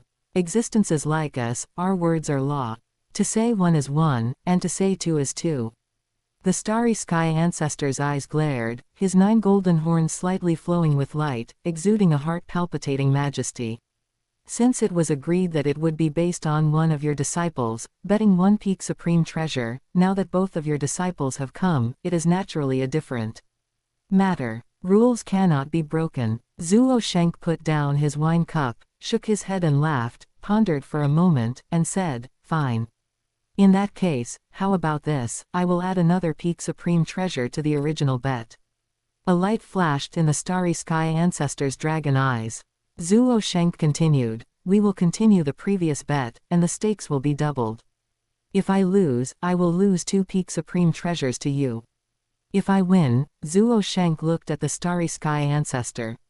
My incapable little disciple, Luo Feng, you will bestow upon him a set of supreme treasures most suitable for the way of the beast god, capable of unleashing the combat power of his golden horned beast clone. As for my 3rd disciple, Qingyu, since he has learned the art of treasure refining and will not lack treasures in the future, you shall carve out 100,000 mineral star systems from those cultivated by your starry sky beast alliance and gift them to him. How about that? As a reincarnated god king, Zuo Shank would naturally not suffer a loss. He had great confidence in both Qingyu and Luo Feng and did not believe he would lose to the starry sky ancestor. There is no need to mention Luo Feng's supreme treasure set. The 100,000 mineral star systems he asked for Qingyu were carefully considered for Qingyu's sake. Qingyu's Azure Ghoul innate secret method, transformation, requires countless rare materials. If he had to rely on Qingyu to collect them himself, who knows how much time and energy would be wasted. If these 100,000 mineral star systems were won, they could serve as the bulk of the materials needed for transformation, which is exactly what Qingyu needs. After hearing this, the starry sky ancestor raised his huge dragon head slightly and let out a hearty, earth-shaking laugh, and the palace vibrated slightly. Ha ha ha, good. Zuo Shank, you are truly worthy of being a great grandmaster. You are generous, straightforward. 100,000 mineral star systems are naturally extremely precious, but they, the starry sky beasts, are good at cultivating mineral stars, and even if they lose, they can just cultivate more later. A peak supreme treasure is truly something that can be met but not sought. Of course, the starry sky ancestor did not think he would lose. He stretched out his dragon claw, picked up the wine cup in front of him, and lightly clinked it against Zuo Shanki's small cup. It is settled then. Let us drink. Zuo Shank smiled and drank with him, but deep in his eyes, an imperceptible smile flashed. The starry sky ancestor had achieved his goal and was in a good mood, sighing with emotion, Zuo Shank, I truly admire you. To cultivate disciples, you are willing to take out 2 peak supreme treasures as a bet, 2 peak supreme treasures. Even for my starry sky beast alliance, or the peak races like humans and the monster race, taking out 2 at once would make them ache with pain. You have really spent a fortune on these 2 disciples of yours. This kind of cost is something I can only bear once or twice.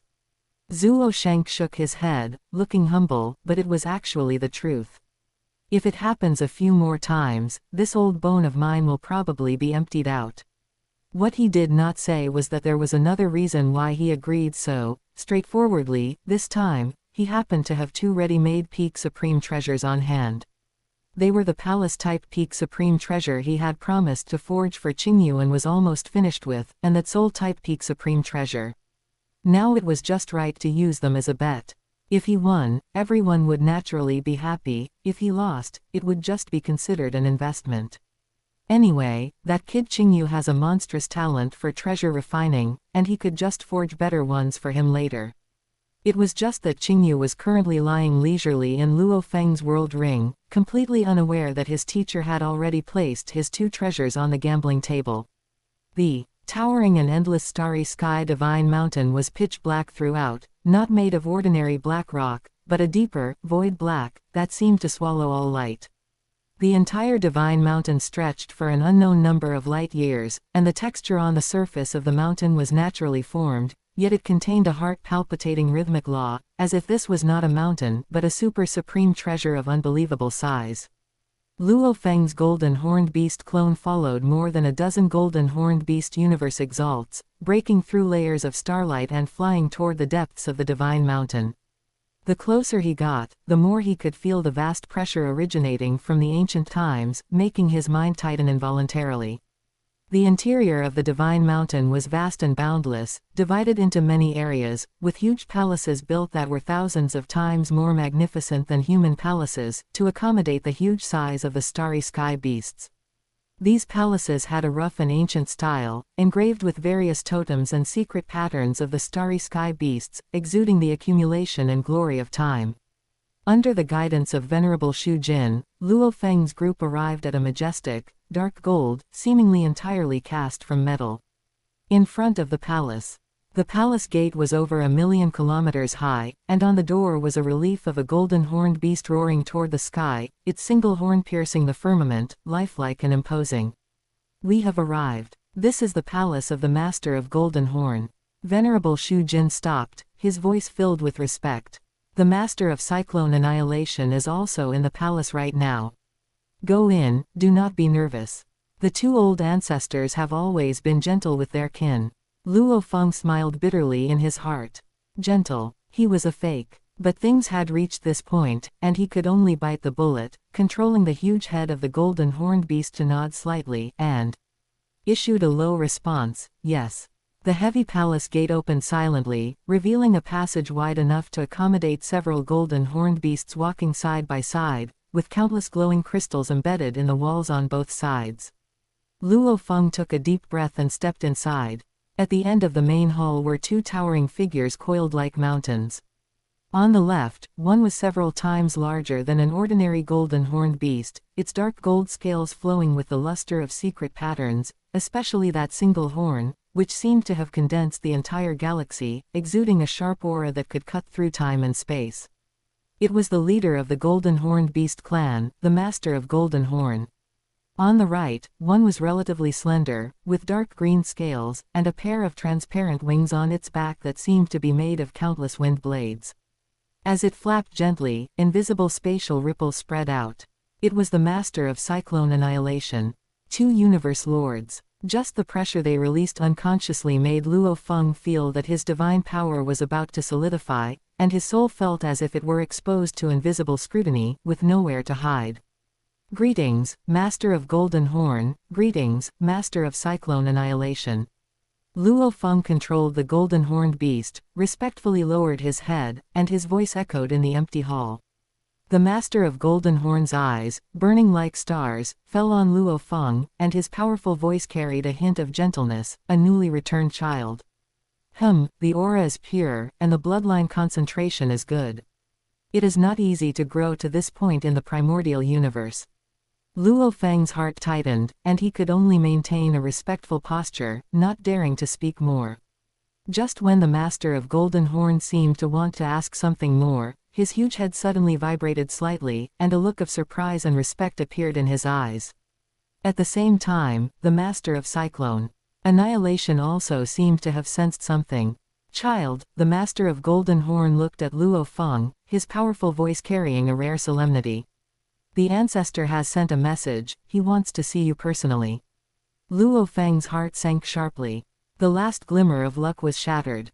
Starry Sky Ancestor. That universe strongest at the same level as Teacher Zuo Shenk actually wanted to see him personally. Do not worry, and do not be afraid."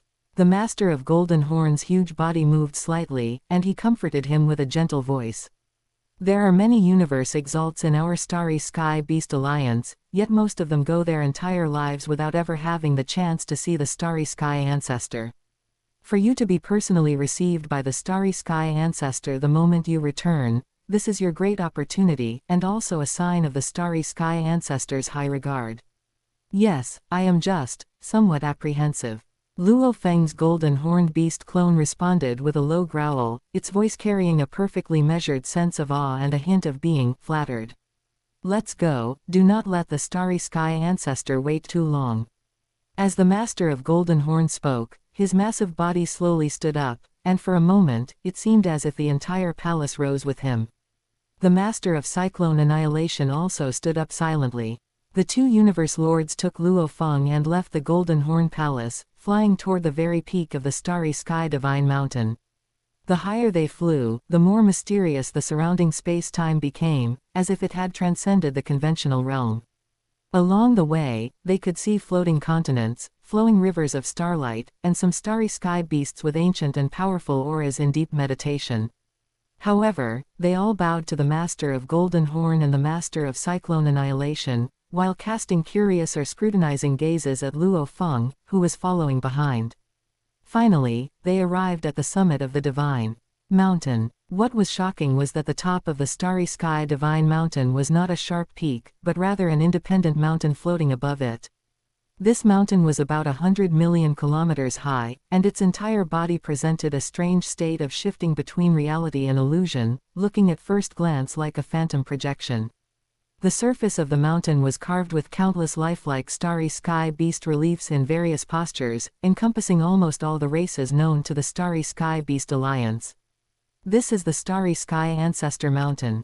The Master of Golden Horn spoke slowly, his voice filled with reverence. It is also one of the foundation treasures of our Starry Sky Beast Alliance, a super supreme treasure with infinite power.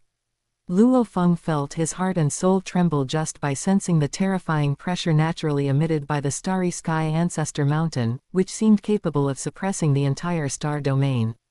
He had seen his teacher, the primordial Chaos City Lords, Thousand Treasure River, which was already a domain-type supreme treasure that left him in awe.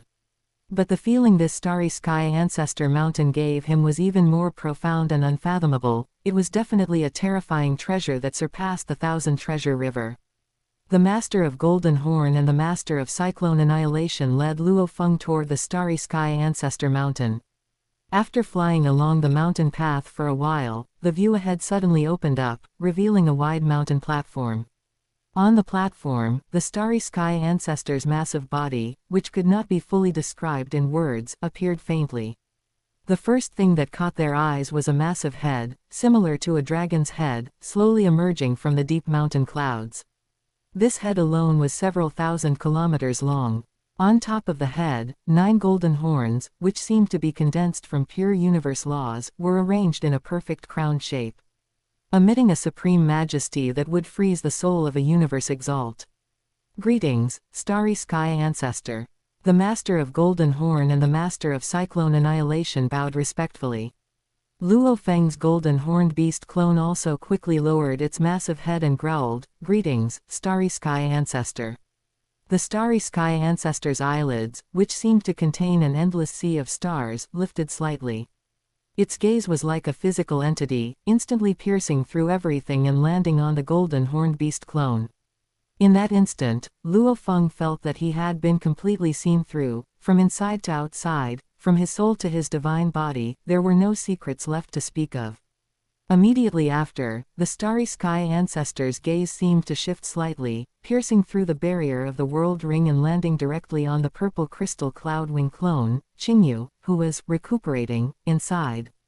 Inside the world ring, Qingyu was lying leisurely when he suddenly felt an indescribable, grand will descend. It instantly caused the divine power of his clone, which only had 1% of its divine body remaining, to completely stagnate, as if he were a fly frozen in amber. Good grief, it's here. Qingyu thought with a start, not daring to be negligent. He immediately stood up and addressed the void in front of him. "Qingyu, greetings to the Starry Sky Ancestor." Outside, on the Starry Sky Ancestor mountain platform, the Starry Sky Ancestor withdrew its gaze, and that magnificent, ancient voice resonated through every inch of the platform, directly instructing the Master of Golden Horn and the Master of Cyclone Annihilation, "You two, return first." Yes. The Master of Golden Horn and the Master of Cyclone Annihilation did not hesitate at all. They bowed respectfully, then turned and quickly left along the mountain path they had come from, disappearing into the mountain mist. On the platform, only Luo Feng's golden horned beast clone remained, along with Qingyu inside his world ring. The starry sky ancestor's massive head lowered slightly, and its eyes, like two stars, looked down at the tiny golden horned beast clone below. The voice was calm but contained a power that struck directly at the essence, making the soul tremble. Human, you don't think you can hide anything from me, do you? Luo Feng's mind was shaken, and his last remaining thoughts of deception were completely extinguished. Also, the purple crystal cloud wing life form inside the world ring, are you not coming out? The golden horned beast clone instantly turned into a stream of light and dived into the world ring. The next moment, the Moshe clan clone appeared, then quickly transformed, reverting to the appearance of his original Earth human form. Luo Feng's human original body bowed respectfully toward that towering head of the starry sky ancestor, his voice clear. Human Luo Feng, greetings to the starry sky ancestor. Luo Feng inadvertently fell into a desperate land and could not escape, so I had to go with the flow, and was subsequently guided here. I did not intend to deceive the starry sky ancestor. When I was weak, through a twist of fate, I achieved possession of a golden horned beast and was able to possess this clone.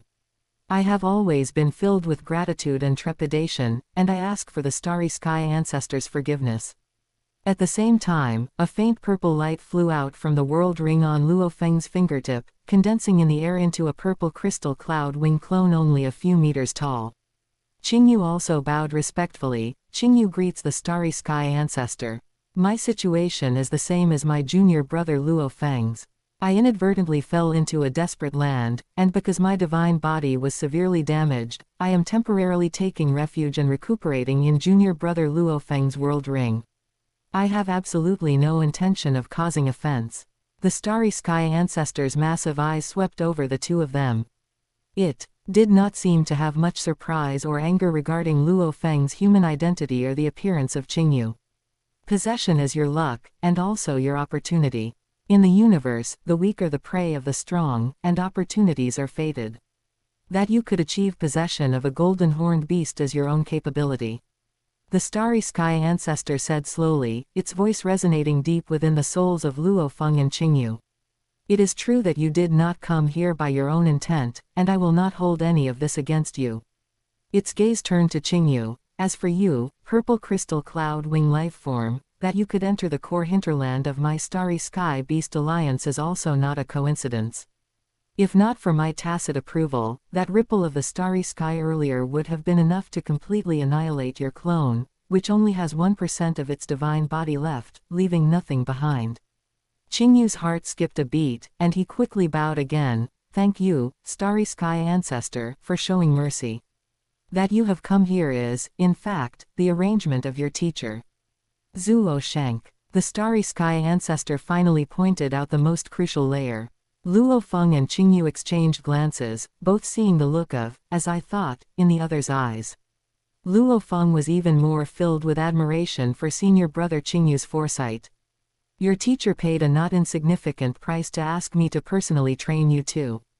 The starry sky ancestor's gaze fell mainly on Luo Feng, carrying a hint of scrutiny and consideration. Especially you, Luo Feng. You are walking the way of the beast god, the path of fusion laws. And looking at the entire vast universe, when it comes to the understanding and cultivation of the way of the beast god and the fusion laws, the most skilled at it is my starry sky beast alliance. The starry sky ancestor's voice carried an absolute confidence stemming from its bloodline and legacy. That elder god cult, while it appears to occupy the ancestral god's secret realm and claims to be the place of the beast god legacy, in reality, has only obtained a few scraps, relying on the favoritism of the primordial universe origin. Upon hearing this, Luo Feng's heart was stirred with tumultuous waves. Although he had long known that the starry sky beasts had a close relationship with the beast god, hearing the starry sky ancestor personally say, true descendants and inheritors, while subtly belittling the elder god cult, the amount of information still left him incredibly shocked. Qingyu also appropriately displayed an expression of surprise and realization. Therefore, in exchange for the price your teacher paid, one of the most important treasure lands of my starry sky beast alliance will be open to you too. The starry sky ancestor looked down at the two tiny figures below, but its tone suddenly shifted. However, do not think this is a simple gift. Your teacher Zuo Shank has already set clear requirements for you. If you cannot meet the requirements, you will be trapped in that treasure land forever. Luo Feng and Qingyu's expressions both tightened. Of course, I know that what you have here are only clones. The starry sky ancestor's voice was calm but carried an understanding that saw through everything. Even if you are trapped, you can choose to self-destruct your clones, have your consciousness return to your original bodies, and escape. However, in the starry sky ancestor's massive dragon eyes, a faint, almost playful light seemed to flash. Your teacher has brought out 2 peak supreme treasures as the price this time to exchange for this opportunity. If you give up easily and self-destruct to leave without meeting the requirements, that would truly be letting down Zuo Shenki's painstaking efforts, as well as those 2 peak supreme treasures that are enough to make even universe lords green with envy and go crazy. 2 peak supreme treasures, Luo Feng exclaimed, his eyes filled with unbelievable shock and being moved. He did not expect that his teacher Zuo Shank would be willing to pay such an earth-shattering price to train them. 2 peak supreme treasures. The moment Qingyu heard, 2 peak supreme treasures, his pupils constricted slightly, but what rose in his heart was more of a bad premonition. Teacher Zuo Shank, he wouldn't have taken the 2 peak supreme treasures that were originally meant to be forged for me and used them as a wager with the starry sky ancestor, would he? A thought flashed through Qingyu's mind like lightning. It was no wonder he thought so.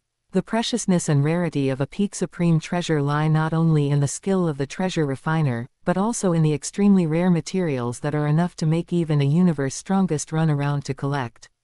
There was no doubt that teacher Zuo Shenki's treasure refining ability was unrivaled in the universe. But even a clever housewife cannot cook without rice. Many materials for peak supreme treasures are unique in the universe, or require traversing countless dangerous lands and spending endless years to gather even one set. Chapter 216, Luo Feng's Despair. Even someone as formidable as the master of the artisan god, hailed as the primordial universe's top grandmaster in treasure refining, is limited by materials and can only remain at the top true treasure forger level, unable to touch the peak. We can. Available anytime for reading. Even a peak power in the universe like the human race, pooling the strength of the entire race and accumulating over endless ages, likely has only a handful of complete materials suitable for forging peak supreme treasures. Although teacher Zuo Shank is wealthy, materials for peak supreme treasures are certainly not weeds by the roadside. Now, suddenly taking out 2 peak supreme treasures as stakes, the timing is so coincidental, and the materials are so exceedingly rare, the greatest possibility is that teacher has directly cashed in the 2 treasures he prepared for me in advance and placed them on the betting table. Teacher, oh teacher, you really are. Qingyu's heart was a tumult of mixed feelings. He was moved by his teacher's sacrifice and faith in him, yet also somewhat amused and exasperated. He had been looking forward to those 2 treasures for a long time. Now it seems, whether he can obtain them depends on how he and Luo Feng perform next. The starry sky ancestor took in Luo Feng's shock and Qingyu's fleeting, subtle expression. His massive dragon head seemed to shift slightly, as if revealing an extremely faint smile. What, do you think the price is too high? The ancestor's majestic voice rang out once more. Zuo Shank is indeed generous with you too. The ancestor's enormous eyes, as if capable of containing starry seas, gazed down calmly at Qingyu and Luo Feng below. His voice, piercing through the disturbances of time and space, clearly entered the consciousness of the two. I see confidence in your eyes. I hope this confidence can be maintained to the end. As his words fell, an intangible, formless, yet vast and irresistible divine power, like the gentlest origin fluctuation of the universe, instantly enveloped Qingyu and Luo Feng. Qingyu's amethyst cloud wings clone, with its remaining 1% godly body, and Luo Feng's human true body both felt everything around them suddenly blur and elongate, their perception of time and space becoming chaotic and distant. This sensation was quite similar to the feeling when traveling from the primordial universe to the primal universe where primordial chaos city is located, traversing the universe passageway, only it was deeper and more grand. We're about to be sent into the starry sky ancestors' miniature universe, Qingyu realized, abandoning all resistance and allowing that divine power to envelop him. Luo Feng similarly held his breath and focused his spirit, temporarily suppressing his shock and confusion. It felt like an instant, yet also like an eternity. When the chaotic sense of time and space around them gradually settled and everything before their eyes became clear again, Qingyu and Luo Feng found themselves in a completely different world. The first thing that met their eyes was a boundless, vast forest exuding an aura of ancient life. The trees, flowers, and plants here were unimaginably enormous. An ordinary ancient tree had a trunk diameter exceeding 10 kilometers, with heights commonly over 100 kilometers. Their canopies blotted out the sky, their leaves were as large as lakes, and glowing light flowed within their veins. The grass beneath their feet, each blade as tough as alloy and several meters tall, rustled and whispered as it swayed in the wind. From Qingyu and Luo Feng's vantage point, they could clearly see the edge of the forest connecting to an endless expanse of emerald plain, with the faint outlines of mountain ranges at its horizon. But what drew their gaze even more were the majestic statues scattered across the forest and plains. These statues varied in form, but without exception. They exuded an ancient, soul-trembling pressure, vivid and lifelike, as if they might roar to the heavens at any moment. They were the legendary, the 8 natural-born beast gods. Some beast god statues lay coiled in slumber, serene in posture, yet surrounded by a heavy sense that seemed to congeal time and space. Others raised their heads skyward, posed in a roar, intangible evil chi soaring upward, stirring the winds and clouds. Some were at play, their movements agile yet containing perfect law rhythms. And others spread their wings as if about to take flight, surveying all directions with disdain. Statues of natural-born beast gods in various styles and poses were scattered across this forest and plain like stars in the sky, their numbers so vast the eye couldn't see the end. Each statue stood thousands of kilometers tall, like the mountains and totems of this world, collectively creating a unique atmosphere of wilderness, antiquity, nobility, and immense power. Standing at their feet, both Qingyu and Luo Feng spontaneously felt an overwhelming sense of their own insignificance. So this is, the beast gods. Luo Feng murmured to himself. Simultaneously, both immediately sensed the abnormality of the time flow here. They both had other clones in the primordial universe, their consciousness connected, and instantly discerned, the time flow here was far slower than in the primordial universe. With a slight mental comparison, a clear ratio surfaced in their minds.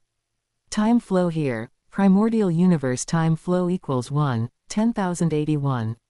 Meaning, for every year that passed in the primordial universe, 10,000 years would pass here. Senior brother, the time flow here, it's too exaggerated. Luo Feng couldn't help but send a mental message to Qingyu, his voice filled with awe. He had experienced time acceleration in primordial Chaos City, but that acceleration was limited. Compared to this nearly 10,000-fold difference in time flow, it was like heaven and earth. This meant that, for every 10,000 years they cultivated here, only 1 year would pass in the outside world. What a terrifying cultivation environment this was. This place should be the interior of Senior Starry Sky Ancestors Miniature Universe. Qingyu's amethyst cloud wings clone glimmered faintly. Correct. An aged, gentle, yet indescribably majestic voice, like spring rain or the edicts of the heavenly Tao, resounded through every inch of space in this forest and plain.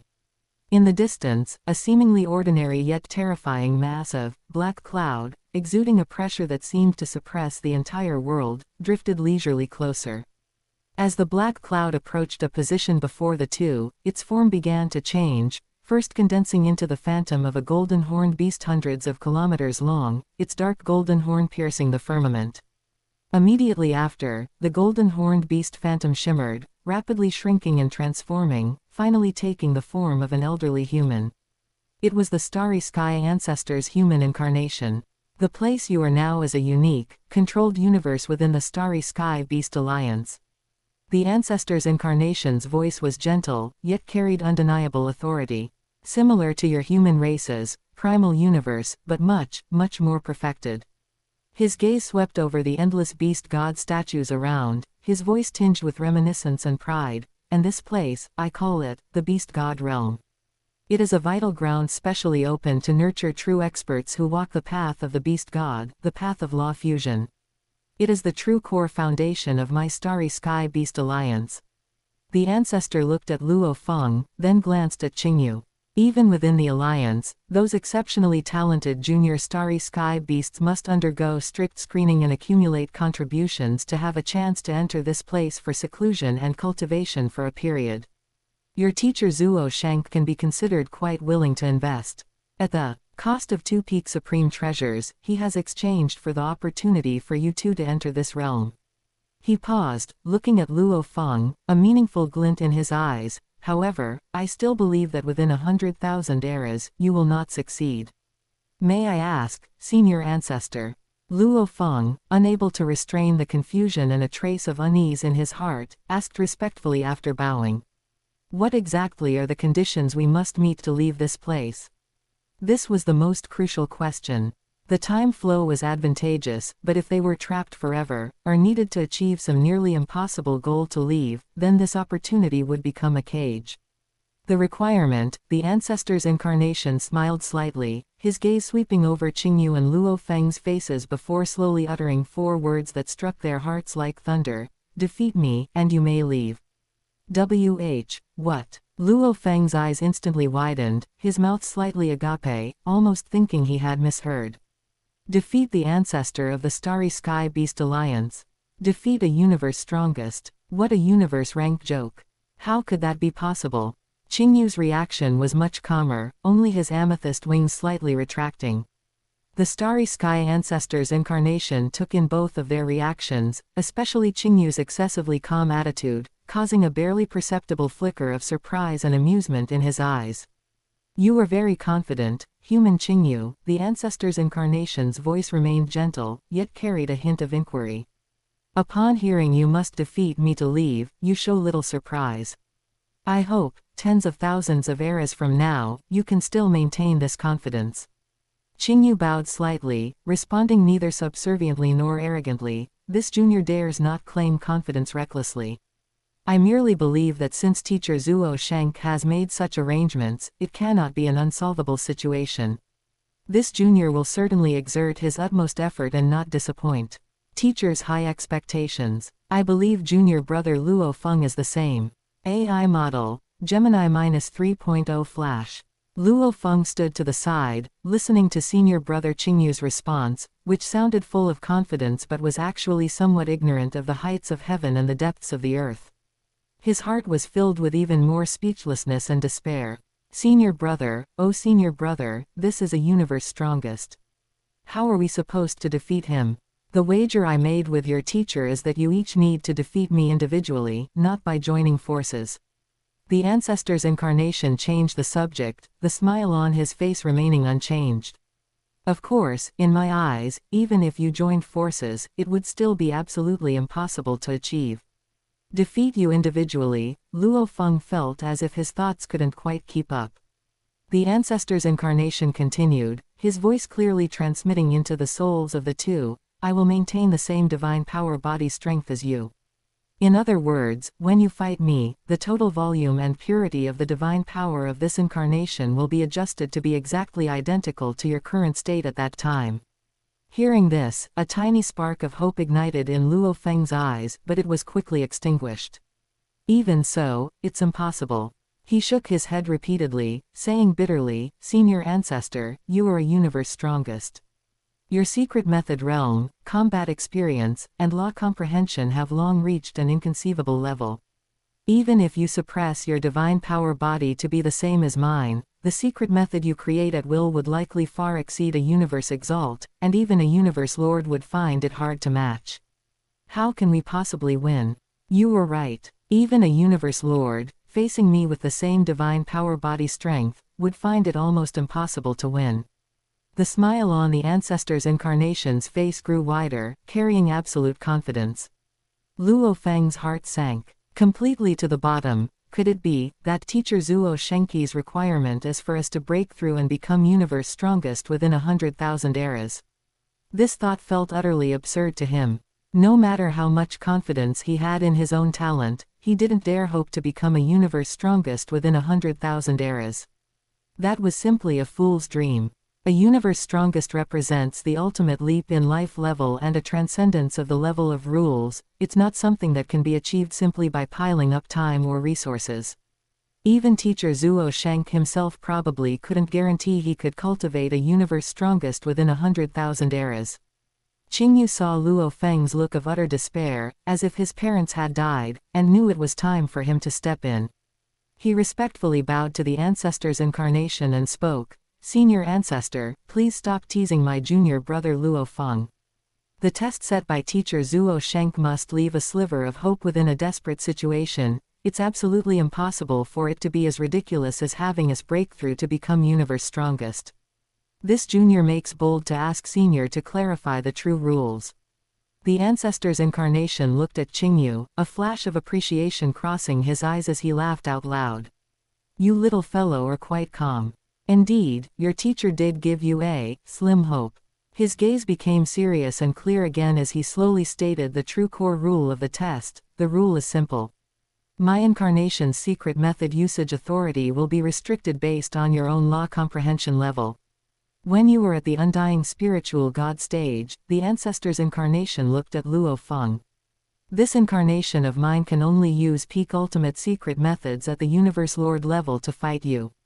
When you break through to the Universe Exalt stage, his gaze swept over Qingyu, this incarnation of mine will be able to use ultimate secret methods at the Universe Lord level. And if one day you can break through to become a Universe Lord, the ancestor's incarnation's tone carried a hint of distance, this incarnation of mine will be able to display my true, strongest ultimate technique.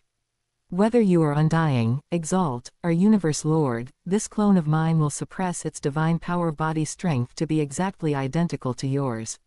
The only thing that changes is that as your own law comprehension improves, the secret method level 1 I'm allowed to use will increase accordingly. Defeating me under the corresponding secret method level counts as success. Qingyu understood. He was currently a Universe Exalt, so he would be facing the Starry Sky Ancestor's clone capable of using Universe Lord ultimate secret methods. To defeat the Ancestor's clone capable of using ultimate secret methods, he would need to create a secret method of the same level, or even stronger. Luo Feng, on the other hand, was stunned again. Peak ultimate secret methods at the Universe Lord level. Asking him, an undying spiritual god, to fight an existence capable of using Universe Lord peak ultimate techniques. Even if the opponent's divine power body was the same as his, the gap in secret methods was a fundamental difference. That meant any casual strike from the opponent would contain the profound mysteries of laws at the Universe Lord level, the power, technique, and realm would be a complete slaughter. Of course, even among peak ultimate secret methods, there are differences in quality. The ancestor's incarnation seemed to see through Luo Feng's thoughts and smiled. What I use will naturally be peak ultimate techniques infinitely close to the ultimate level. Similarly, when you are a Universe Exalt, he looked at Qingyu, the ultimate techniques I use will also be infinitely close to the strongest ultimate technique level. Hearing this, Qingyu's heart remained calm. This was already within his expectations. Since the Starry Sky Ancestor had made a wager with Zuo Shank, he would naturally create the maximum difficulty for him and Luo Feng within the permitted rules. Luo Feng was completely in despair, his voice sounding a bit dry. Defeat. You want me, an undying, to create a Universe Lord's ultimate technique. How is this possible? Is this a joke? He had never heard of any undying spiritual god being able to create a secret method at the Universe Lord level, let alone an ultimate secret method. That was a gap of two entirely different dimensions. It was as absurd as asking an ant to understand and build a space shuttle. Yes, I also believe that you might not be able to do it even in hundreds of millions of eras. The ancestor's incarnation looked at Luo Feng with a smile that, in Luo Feng's eyes, seemed to carry a hint of pity, or perhaps was just stating a fact. So, when Zuo Shank proposed a limit of 100,000 eras and wagered that you would succeed, I was naturally full of confidence. Luo Feng's heart felt as if it had fallen into an ice cellar, cold and numb. Even with the 10,000-fold time acceleration of this beast god realm, the hope of crossing such a massive chasm of life level and law comprehension in 100,000 eras was still slim. He subconsciously looked at Qingyu beside him, only to find that this senior brother's expression was still calm. His amethyst cloud wings were even slightly spread, as if he were admiring the towering beast god statues around them. Don't despair, Luo Feng. Qingyu's voice suddenly rang out in Luo Feng's consciousness, steady and powerful. If it were truly impossible, how could teacher Zuo Shank have accepted such a wager? And even put up 2 peak supreme treasures. What kind of existence is teacher? Why would he enter a bet he was bound to lose? He turned to look at Luo Feng, his eyes flashing with the light of reason. Since teacher dared to bet, it proves that in his eyes, within this impossible, lies a sliver of possibility. What we need to do is find this sliver of possibility, and then seize it. Luo Feng smiled bitterly, still feeling powerless in his heart. He understood the logic, but where was this sliver of possibility? Facing a starry sky ancestor clone that suppressed its divine power body to the same level but could display secret methods nearly at the level of a universe lord's ultimate technique, he could see no chance of victory. The starry sky ancestor's incarnation heard Qingyu's words but didn't refute them. Instead, the look of interest in his deep eyes grew a bit stronger. He actually had higher expectations for Luo Feng. After all, Luo Feng had possessed the golden horned beast and followed the orthodox path of the beast god fusion law, which perfectly matched the environment and legacy of this beast god realm.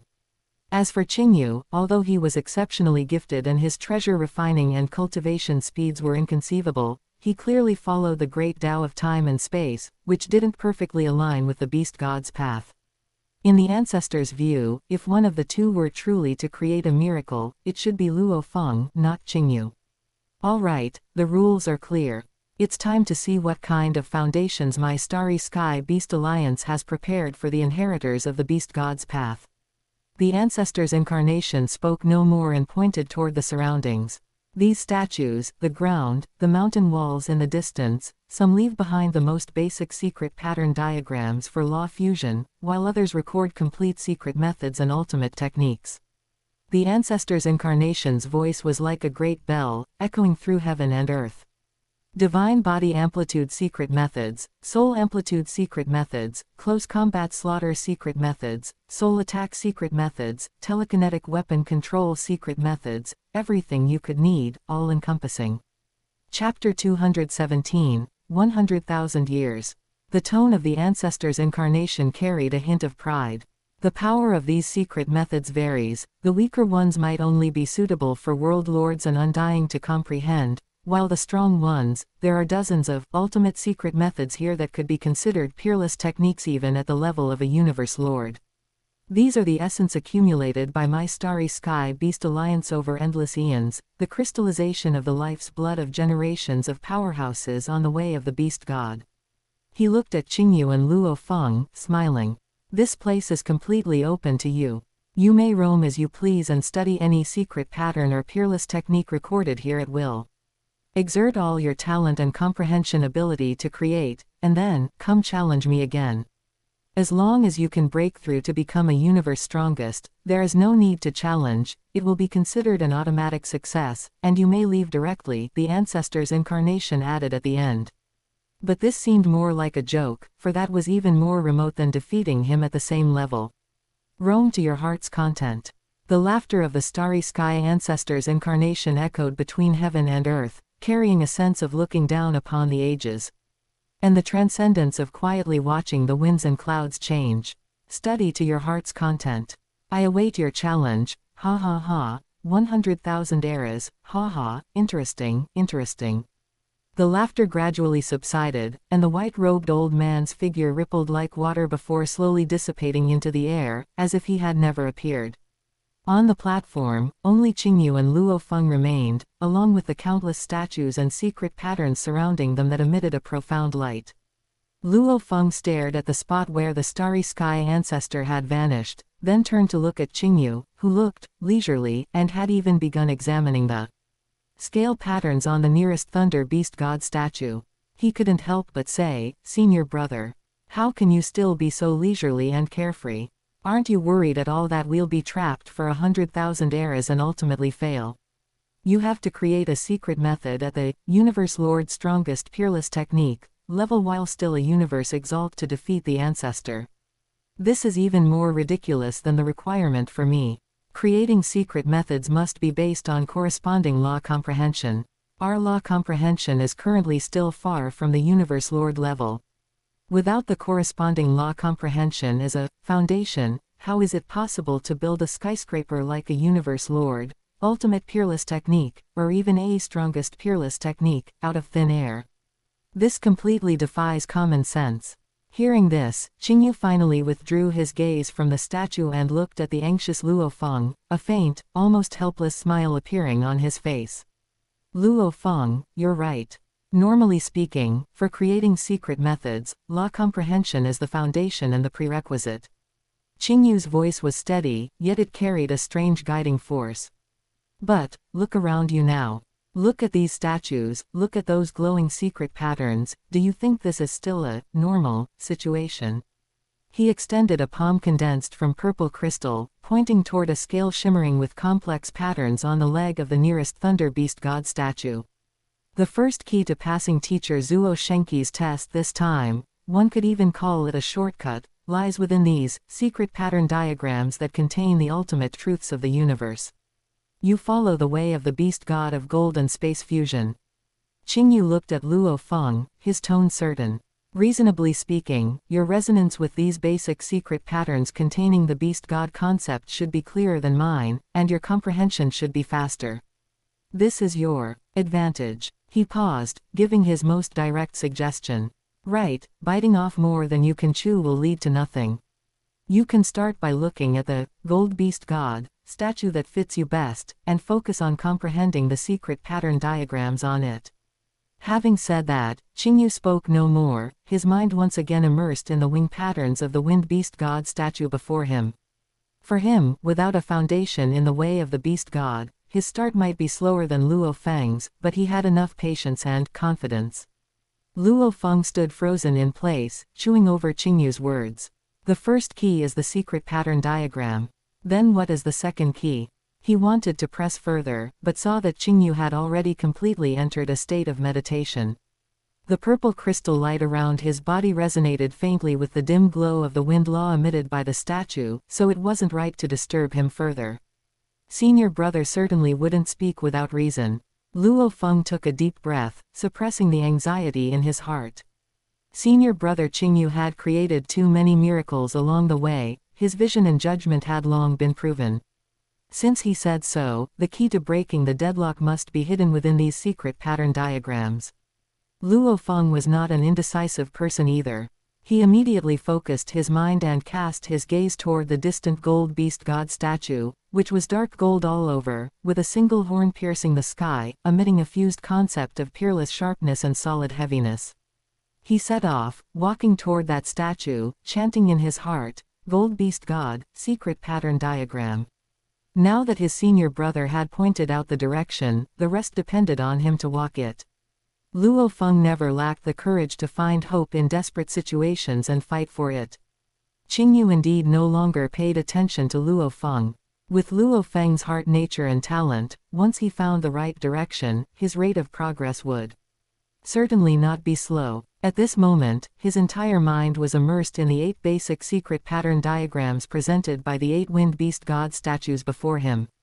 These 64 beast god statues corresponded to the 8 natural beast gods. Each beast god had 8 postures, totaling 64 secret pattern diagrams. They were not specific combat secret methods, but rather the most basic units that constituted all way of the beast god secret methods, and could even be extended to derive secret methods for other laws. They were the codebook for fusion laws. For Luo Feng, who specialized in the way of the beast god, these secret pattern diagrams were like a mother tongue, providing an innate bonus to his understanding. But Qingyu did not follow the way of the beast god. He needed to translate and get his foot in the door first. His choice to start with the wind beast god was not random. His purple crystal cloud wing clone, his azure ghoul god body, and his original human true body were all relatively compatible with the wind law. Using this as an entry point, he might be able to more quickly understand the thinking mode of fusion laws, and thereby master the mysteries of these 64 basic secret pattern diagrams. It sounded like a last-minute effort, but Qingyu felt no great pressure in his heart. Because he had a golden finger that provided an all-around talent boost. Now that he was a universe exalt, his talent boost multiplier was as high as 128 times. His talent in the secret pattern flow was naturally also boosted. Where others saw a secret pattern diagram as a heavenly book that required long eras to ponder, he could, at a speed far exceeding common sense, see through its structure, understand its patterns, and grasp its charm. Let's begin. With a thought from Qingyu, his divine power acted like the most skillful engraving knife, beginning to slowly trace a basic secret pattern diagram on the wing of the wind beast god statue before him. Tracing was the most clumsy, yet also the most effective way to start. Through the reproduction of every stroke and note of the secret pattern with divine power, he could personally feel that subtle law fluctuation of the fusion of wind and time contained within. The beast god realm was vast and boundless, and time flowed here quietly at 10,000 times the speed of the outside world. In a continuous mountain range extremely far from the area where Qingyu and Luo Feng were meditating, atop the highest peak that seemed to connect to the sky of this small universe. Amidst the swirling clouds and mist, there was a simple stone table and 2 stone stools. The white-robed starry sky ancestor's incarnation, with 9 horned phantoms on his head, sat opposite a simple, green-robed incarnation of Zuo Shenk, who had crystalline twin horns on his head. On the stone table sat a pot of wine that seemed condensed from starlight, along with 2 jade cups. Zuo Shenk, it seems your 2 disciples have fallen into a predicament. The starry sky ancestor picked up his wine cup, took a light sip, and had a playful smile on his lips. A predicament is the beginning of a breakthrough. Zuo Shenk also picked up his wine cup, his expression calm. His gaze was also cast into the distance, lingering for a moment on Qingyu's purple crystal figure as he earnestly traced the secret patterns, a nearly imperceptible flash of anticipation crossing the depths of his eyes. Don't be in a hurry, this is only just the beginning. Oh, looking at you, you seem quite confident in your disciples. The starry sky ancestor set down his wine cup and looked at Zuo Shenk, his eyes filled with inquiry. Do you believe that your little disciple, Luo Feng, can break through to become a universe strongest within 100,000 eras? Or do you think he can create an ultimate secret method that would amaze even a universe lord while still an undying? He paused, his tone carrying obvious doubt. Or perhaps, you think your 3rd disciple, Qingyu, can create a strongest secret method, comparable to those of a universe strongest while still a universe exalt. A mysterious smile appeared on Zuo Shenki's face as he slowly turned the jade cup in his hand, watching the starlight rippling within it, and said slowly, I can only tell you that my disciples have hope of succeeding. AI model, DeepSeek chat. Of course, if they themselves cannot comprehend it and ultimately fail, they can only blame their own lack of capability and that the opportunity has not yet arrived. Have hope. Haha, what a joke. The starry sky ancestor shook his head, clearly not believing it. If there truly is a sliver of faint hope, I actually think your little disciple, Luo Feng, relying on his golden horned beast body and its compatibility with the beast god realm, might have a 1 in a billion chance. But your 3rd disciple, Qingyu, walks the great Tao of time and space, which is fundamentally incompatible with the way of the beast god. Gaining insights here would yield half the result for twice the effort. To meet the requirement, utterly impossible. He was extremely confident in his judgment and brimming with confidence in the Starry Sky Beast Alliance's accumulated expertise in the way of the beast god. In his view, Qingyu was purely wasting his time here. Hearing this, Zuo Shenk showed no displeasure, instead, a flash of even greater interest appeared in his eyes. He set down his wine cup, leaned forward slightly, and looked at the Starry Sky ancestor. Oh, since the ancestor is so certain, then why don't we make an additional wager? Another wager. The Starry Sky ancestor's gaze sharpened. Let's bet on, Zuo Shenk spoke clearly, word by word. Which of my 2 disciples will be the first to meet the requirement, and defeat your clone to leave this place? I bet it will be my third disciple, Qingyu, who succeeds first. His tone was calm, yet it carried an undeniable confidence, as if stating a fact about to occur. Now, it was the Starry Sky ancestor's turn to be shocked and uncertain. He stared intently at Zuo Shank, trying to discern something from the other's unreadable face. Zuo Shank, you, the Starry Sky ancestor's voice was thick with confusion. Are you really that confident in your third disciple, Qingyu? Even if his demonstrated cultivation speed and treasure refining talent are indeed astonishing, even unbelievable, it absolutely shouldn't blind you to the point of believing he can surpass Luo Feng, who has possessed a golden horned beast and is perfectly compatible with this place, here, on a path completely incompatible with his own. Zuo Shank smiled slightly, offering no reply. Instead, he made a gesture as if to withdraw his proposal. Forget it. Since you, old beast god, have doubts, let's not make the bet. Consider it a joke. Who says we're not betting? The Starry Sky ancestor spoke up almost immediately, a sharp light flashing in his eyes. Although puzzled by the source of Zuo Shenki's irrational confidence, rational analysis clearly showed Luo Feng had a much higher chance of success. No, it was that Qingyu had almost no possibility of success at all. This seemingly guaranteed win was not something he could refuse. If Zuo Shank wanted to gift him a treasure, how could he possibly decline? Since you, Zuo Shank, insist on gifting a treasure, how could I have any reason to refuse?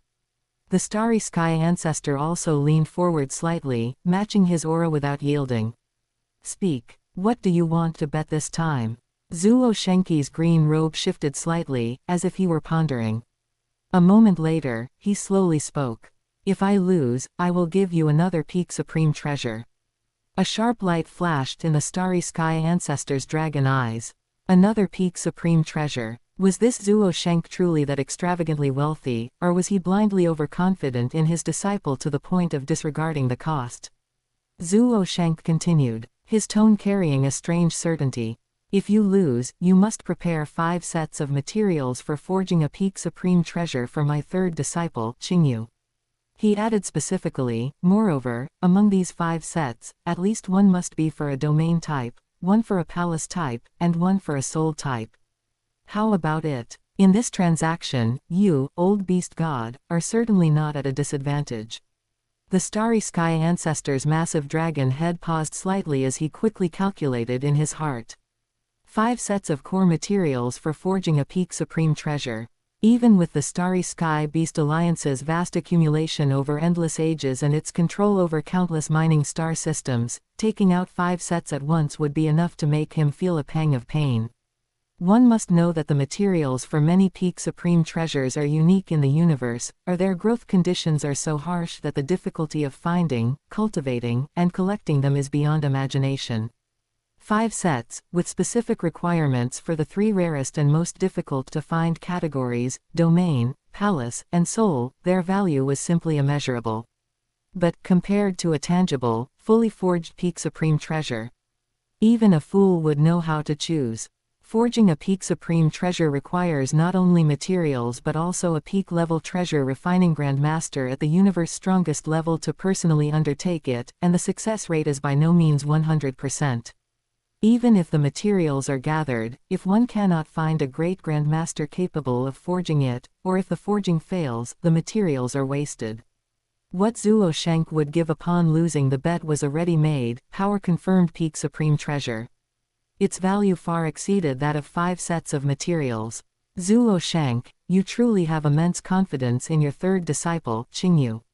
The Starry Sky ancestor's gaze deepened as he stared intently at the other. Not only do you believe his rate of progress in creating secret methods can surpass that of your little disciple who possessed the golden horned beast and is perfectly compatible with this place, you actually believe he will have the ability to forge peak supreme treasures in the future. He keenly grasped the deeper meaning hidden in Zuo Shenki's wager. Requesting peak supreme treasure materials for Qingyu was clearly paving the way for Qingyu's future treasure refining path. Zuo Shenki's expectations for Qingyu's treasure refining abilities were astonishingly high. Since when have you, Starry Sky Ancestor, become so hesitant and indecisive? Zuo Sheng countered without answering, a faint, almost mocking smile on his face. Bet, or not. A single word decides it. Hey. The starry sky ancestor let out a low laugh of unclear meaning, raising his massive dragon head. Fine. I accept this wager. I truly do not believe your third disciple can stir up any waves. I'll just wait to gain 3 peak supreme treasures for free. Ha ha ha. Good, it's settled. Zuo Sheng laughed heartily. Suddenly, he reached out and swept away the jug of wine on the stone table, which seemed condensed from starlight, along with the 2 jade cups, taking them all. Hey, my wine. Seeing this, the starry sky ancestor couldn't help but exclaim. This wine was a rare treasure nurtured in his mini-universe, even over endless ages, he couldn't accumulate much. Zuo Shengqi's incarnation, having already turned away, acted as if he hadn't heard, leaving only a green robe back for the starry sky ancestor. Finally, he turned his head, gazing down from afar at the 2 small yet focused figures in the beast god realm's forest plain, Qingyu, shimmering with amethyst light, and Luo Feng, looking up at the gold beast god statue. Then, he took a step forward. His figure, like ink blending into the void realm, vanished into thin air, completely leaving this mini-universe. This old fellow, the starry sky ancestor, looked at the spot where Zuo Sheng disappeared, shaking his head with a wry smile. Then, his gaze also turned downward, falling upon Qingyu. A light of scrutiny and incomprehension flickered in his massive dragon eyes.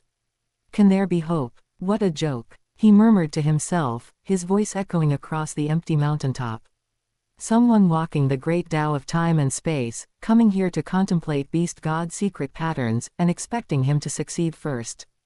I'll just wait peacefully to gain 3 peak supreme treasures for free. He shook his head, dismissing further thought, and his figure also gradually faded away. Even with Qingyu's reminder, Luo Feng still felt somewhat restless and agitated when first observing the gold beast god statue, finding it difficult to truly calm down and immerse himself. That terrifying goal of defeating the starry sky ancestor loomed over his heart like a shadow, preventing him from fully devoting himself to comprehending the secret pattern diagrams. He looked for a long time, only feeling that the patterns on those scales were complex and profound. He sensed vague stirrings but always couldn't grasp that most crucial spark of inspiration. He failed to discover the earth-shattering secret represented by these foundational secret pattern diagrams, a secret enough to overturn traditional cultivation understanding. In contrast, Qingyu had long since entered a deep state of comprehension, forgetting both self and surroundings. He stood before the wind beast god statue, which seemed ready to take flight, its entire body flowing with a faint cyan glow. His purple crystal cloud wing clone seemed to have transformed into a crystalline sculpture itself. He stood like this for 100,000 years. During these 100,000 years, Qingyu focused his mind without distraction, accomplishing only 2 things. First, relying on his terrifying comprehension ability, he completely and thoroughly comprehended the wind law, a fundamental lower law of the universe. Second, and more importantly, his wind-time fusion beast god Tao successfully began. Of course, in terms of depth and degree of fusion, this beginning was far from comparable to Luo Feng's long-ingrained, gold space beast god Tao. But for Qingyu, it was already enough. He never intended to change his path and specialize in the beast god Tao. Chapter 218, The Ultimate Secret Technique of a Universe Lord. What he needed was merely the entry point, a key necessary to grasp the 64 fundamental secret pattern diagrams. It was like learning a foreign language. One doesn't need to become a literary master, only master the basic grammar and vocabulary to be able to read the documents. Now, the key was in hand. At this moment, on the other end of the forest plain, beneath the statue of the gold beast god, directly opposite the statue of the wind beast god, Luo Feng, the golden-horned beast, gazed up at the majestic, mountain-like statue of the gold beast god, where every single scale seemed to contain the ultimate truths of the universe. His mind was already completely immersed within it. Compared to Qingyu, who needed to first enter the way of the beast god before glimpsing the profound mysteries of the secret pattern diagrams, Luo Feng possessed a natural advantage. He had undergone possession of the golden horned beast, and the bloodline of a beast god descendant flowed within him, already imprinted with the mark of the gold void law fusion. When he calmed his heart and truly focused his attention on the seemingly chaotic, yet endlessly profound patterns on the statue's scales, he naturally discovered their mysteries. Upon discovering the core password of this secret method, a strong sense of urgency arose within him. He involuntarily looked in the direction where senior brother Qingyu was located. Luo Feng always held a measure of respect and gratitude toward senior brother Qingyu, but a flame of unwillingness to concede had also always burned within him. This was not hostility, but a contest between geniuses, a belief driven by the desire to surpass and prove oneself. Earlier, in the desperate land, he had independently slain the charm sword venerable. Although he spoke humbly, deep down, he couldn't help feeling a trace of pride and elation. He felt that he had forced a universe overlord to self-destruct. By confronting him head-on and pressing forward step by step. Whereas senior brother Qingyu, back in the Langguan secret realm, had also forced the evil wing cult master to self-destruct, but that was mainly achieved through his bizarrely powerful soul attack, which made the opponent dare not fight further. Luo Feng inwardly calculated that with the tower bead guarding his soul, he might not fear senior brother's soul techniques.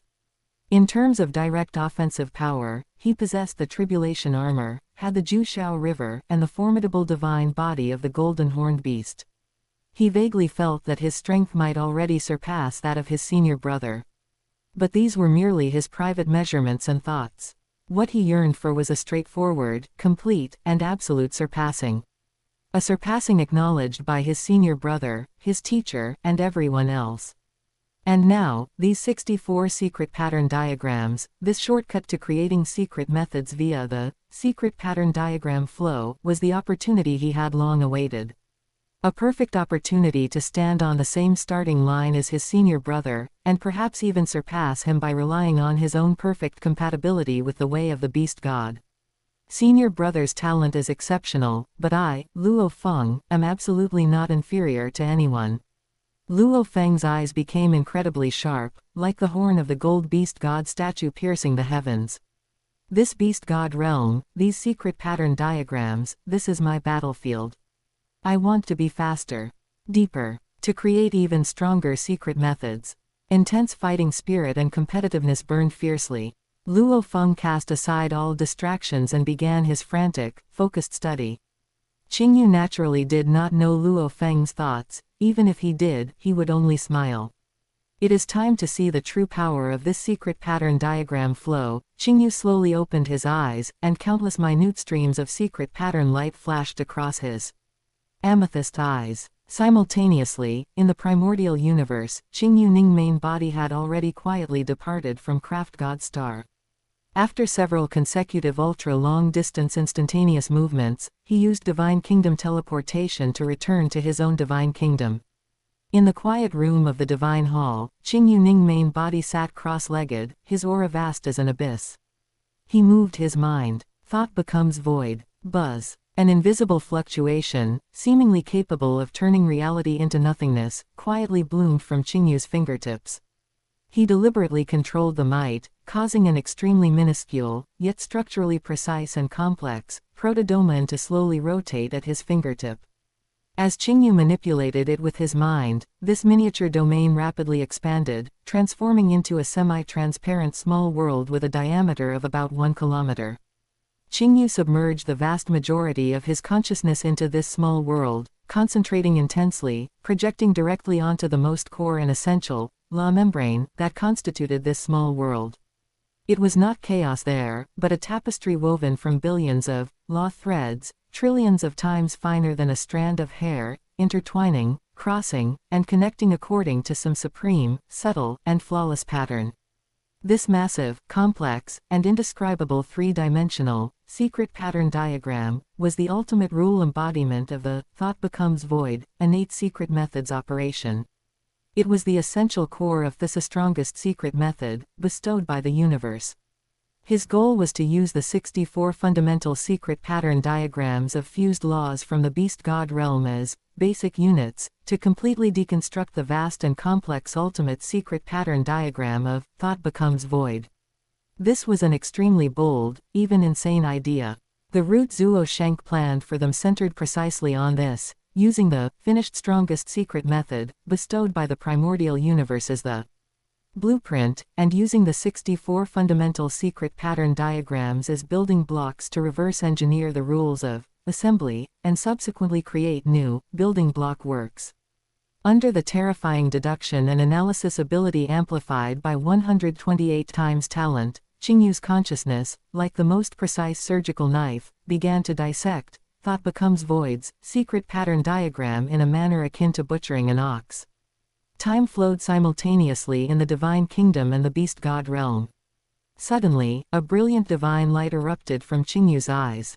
In his consciousness, the vast, galaxy-like complex secret pattern diagram of thought becomes void had been completely disassembled into relatively independent and structurally stable components. These components, neither more nor less, numbered exactly 108. And after comparison and verification, these 108 secret pattern diagram components were astonishingly formed by combining the 64 fundamental secret pattern diagrams from the beast god realm through different repetitions and angles. These 108 fundamental secret pattern diagrams were connected and embedded with countless profound and subtle law threads, their junctions being exquisitely complex and subtle. One thread more would be redundant, one thread less would cause collapse. They were flawless, like an artwork naturally generated by the universe. If even one thread was misplaced, it would be impossible to assemble the complete thought becomes void. The subsequent path of creating secret methods theoretically became simple. He did not need to delve deeply into what profound truth each fundamental secret pattern diagram represented. Nor did he need to fully understand why they needed to be combined in that specific way. He only needed to act like a child playing with the most complex 3D puzzle, referencing the structural paradigm of the secret pattern diagrams in the perfect blueprint of thought becomes void, and attempt to arrange, combine, and connect these fundamental secret pattern diagrams. This could be called a foolproof method for creating secret methods. Of course, achieving this required an extremely high threshold. First, one must have the opportunity to personally see and understand the 64 fundamental secret pattern diagrams of fused laws. Second, one must possess the strongest innate secret method, bestowed by the primordial universe as a reference blueprint. This was precisely the greatest confidence Zuo Sheng had in making this seemingly impossible wager with the starry sky ancestor. Whether it was Qingyu's thought becomes void, or Luo Feng's I am the universe, both were the strongest secret methods bestowed by the universe and served as the best reference blueprints. In the beast god realm, Qingyu's purple crystal cloud wing clone's eyes were filled with eager light. He began to sketch in the air using his divine power as a brush. Although this method of creation seemed not to rely on profound law comprehension, likened to assembling a puzzle, the actual operation was unimaginably difficult. The combination between secret pattern diagrams was not simple physical splicing, the connection of every law thread was crucial. One misplaced thread could result in greatly reduced secret method power, turning it into mere flashiness, or in severe cases, structural collapse and completely wasted effort. Even with the complete secret pattern diagram of thought becomes void as the ultimate reference, Qingyu could not simply copy it entirely. Because it was too complex, he needed to simplify it first and find the patterns. He first discarded the other 56 fundamental secret pattern diagrams, concentrating all his energy on the 8 fundamental secret pattern diagrams related to the wind beast god, with which he had first entered. He used these 8 secret pattern diagrams for various combination attempts, exploring the ways they combined with each other.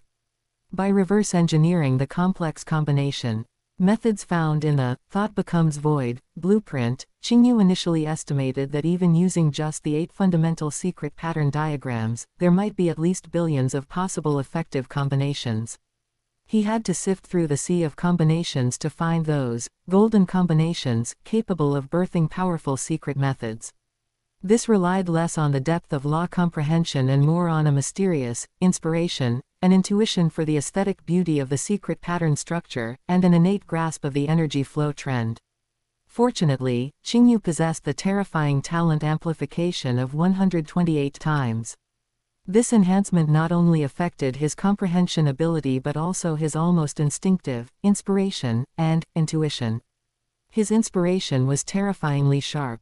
Often, after sketching and attempting a few combinations, he could vaguely foresee the general strength and weakness of the effects of the next tens or hundreds of combinations. This allowed him to quickly skip a large number of ineffective or low-efficiency attempts, heading straight for the combination zones that might produce a qualitative change. Time passed silently for 1,000,000 years. Qingyu's level of mastery over the combination rules between the 8 basic secret pattern diagrams of the Wind Beast God had already surpassed 1/3. If he wished, he could now effortlessly create a Universe Overlord ultimate secret method at will.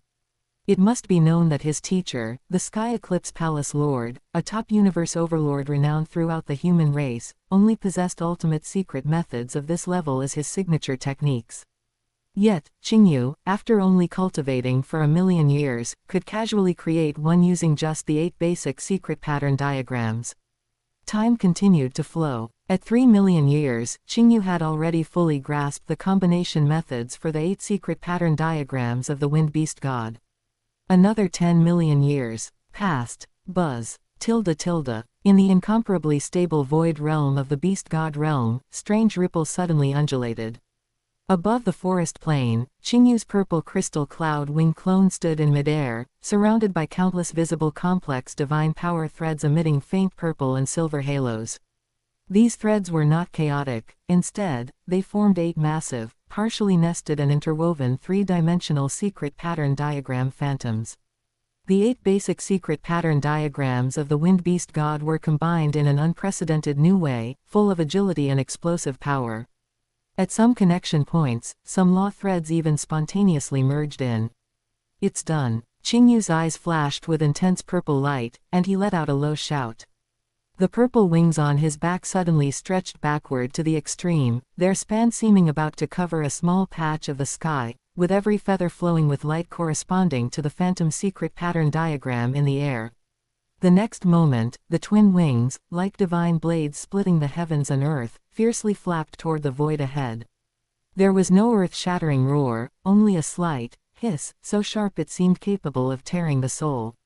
A pale green wind blade, condensed to the extreme, its edges flowing with fine black spatial light, appeared out of thin air and vanished in a flash. Rumble. Only after the wind blade disappeared did the terrifying might finally erupt. The incomparably solid space of the Beast God realm ahead was forcefully carved into a pitch-black spatial chasm over 10,000,000 kilometers long, 100 miles wide, and bottomless. The might of this strike had already reached the level of a Universe Lord ultimate secret method. Qingyu slowly retracted his wings, and the phantom secret patterns around his body dissipated. He stared at the destruction he had caused, feeling the law's rhythm and immense power contained within that strike, and a smile slowly curved his lips. "The secret pattern diagram path, it truly is a shortcut to the heavens," he murmured quietly. 10,000,000 years for a Universe Lord ultimate secret method. Then, how long will the Universe Lord's strongest secret method take? At the peak of the highest mountain in the Beast God realm, the clouds and mist swirled as usual, but the atmosphere at this moment was somewhat stagnant. The incarnation of the starry sky ancestor, clad in a white robe and bearing a 9-horned phantom above his head, frowned deeply. He was gazing intently down at the massive spatial chasm that had just formed on the forest plain below, and the tiny figure radiating a faint purple glow beside the chasm. How is this possible? Unbelievable shock echoed in the ancestor's heart. With his vision as the universe strongest, he immediately judged that the secret method Qingyu had just displayed firmly entered the category of a Universe Lord ultimate secret method. Moreover, he clearly saw that Qingyu's purple crystal cloud wing clone's divine body was still in a precarious state, with only 1% remaining, and its divine power fluctuations were weak. Using a secret method of such power in this state left absolutely no room for burning divine power or any trickery. It was purely because the secret method itself was of a high enough level. Creating a complete Universe Lord ultimate secret method, in just 10,000,000 years. The starry sky ancestor felt his understanding being impacted. He had lived for endless years and seen countless geniuses. The starry sky beast alliance was filled with prodigies, but when had he ever seen such an unbelievable rate of progress? This had completely surpassed the scope of a genius, bordering on a prodigy. He recalled Zuo Shenqi's resolute gaze and the astonishing bet, and a realization dawned in his heart, mixed with a trace of complexity. Alas! That fellow Zuo Shenq, his insight is truly sharp. He actually knew long ago about such a completely different, heaven-defying path of cultivation. And he was certain that his disciple could succeed in exploring this entirely unfamiliar path. In just a moment, the space atop the mountain peak subtly rippled, and the figure of an old man with crystalline twin horns and dressed in an ancient green robe leisurely appeared. It was the returning incarnation of Zuo Shenq. You summoned me over so quickly. Zuo Shenq walked to the stone table, sat down by himself, wearing a look that was almost a smile. Old beast god, don't tell me you're regretting it and want to go back on your word just because you saw my disciple make slight progress. If beings like you and I go back on our word, we will truly lose face. HMPH. The starry sky ancestor snorted lightly, still standing by the cliff, without turning his head, merely pointing remotely downwards. See for yourself what your third disciple has done. As his fingertip pointed, a clear light and shadow image immediately appeared in the mountain peak's void, showing the complete scene of Qingyu unleashing the secret method just now, tearing apart the space over 10 million kilometers. Zuo Shenq watched intently, his gaze lingering on the secret pattern diagram combination and the spatial chasm for a long time. A moment later, he turned his head to look at the starry sky ancestor's back and suddenly let out a hearty, unrestrained laugh. Ha ha ha. Old beast god, how about it? Is my disciple worthy of your notice? Does this one secret method prove my insight, Zuo Shenq? Are you convinced that you lost? His laughter was filled with undisguised pride and satisfaction. In fact, Zuo Shenq himself was deeply shaken.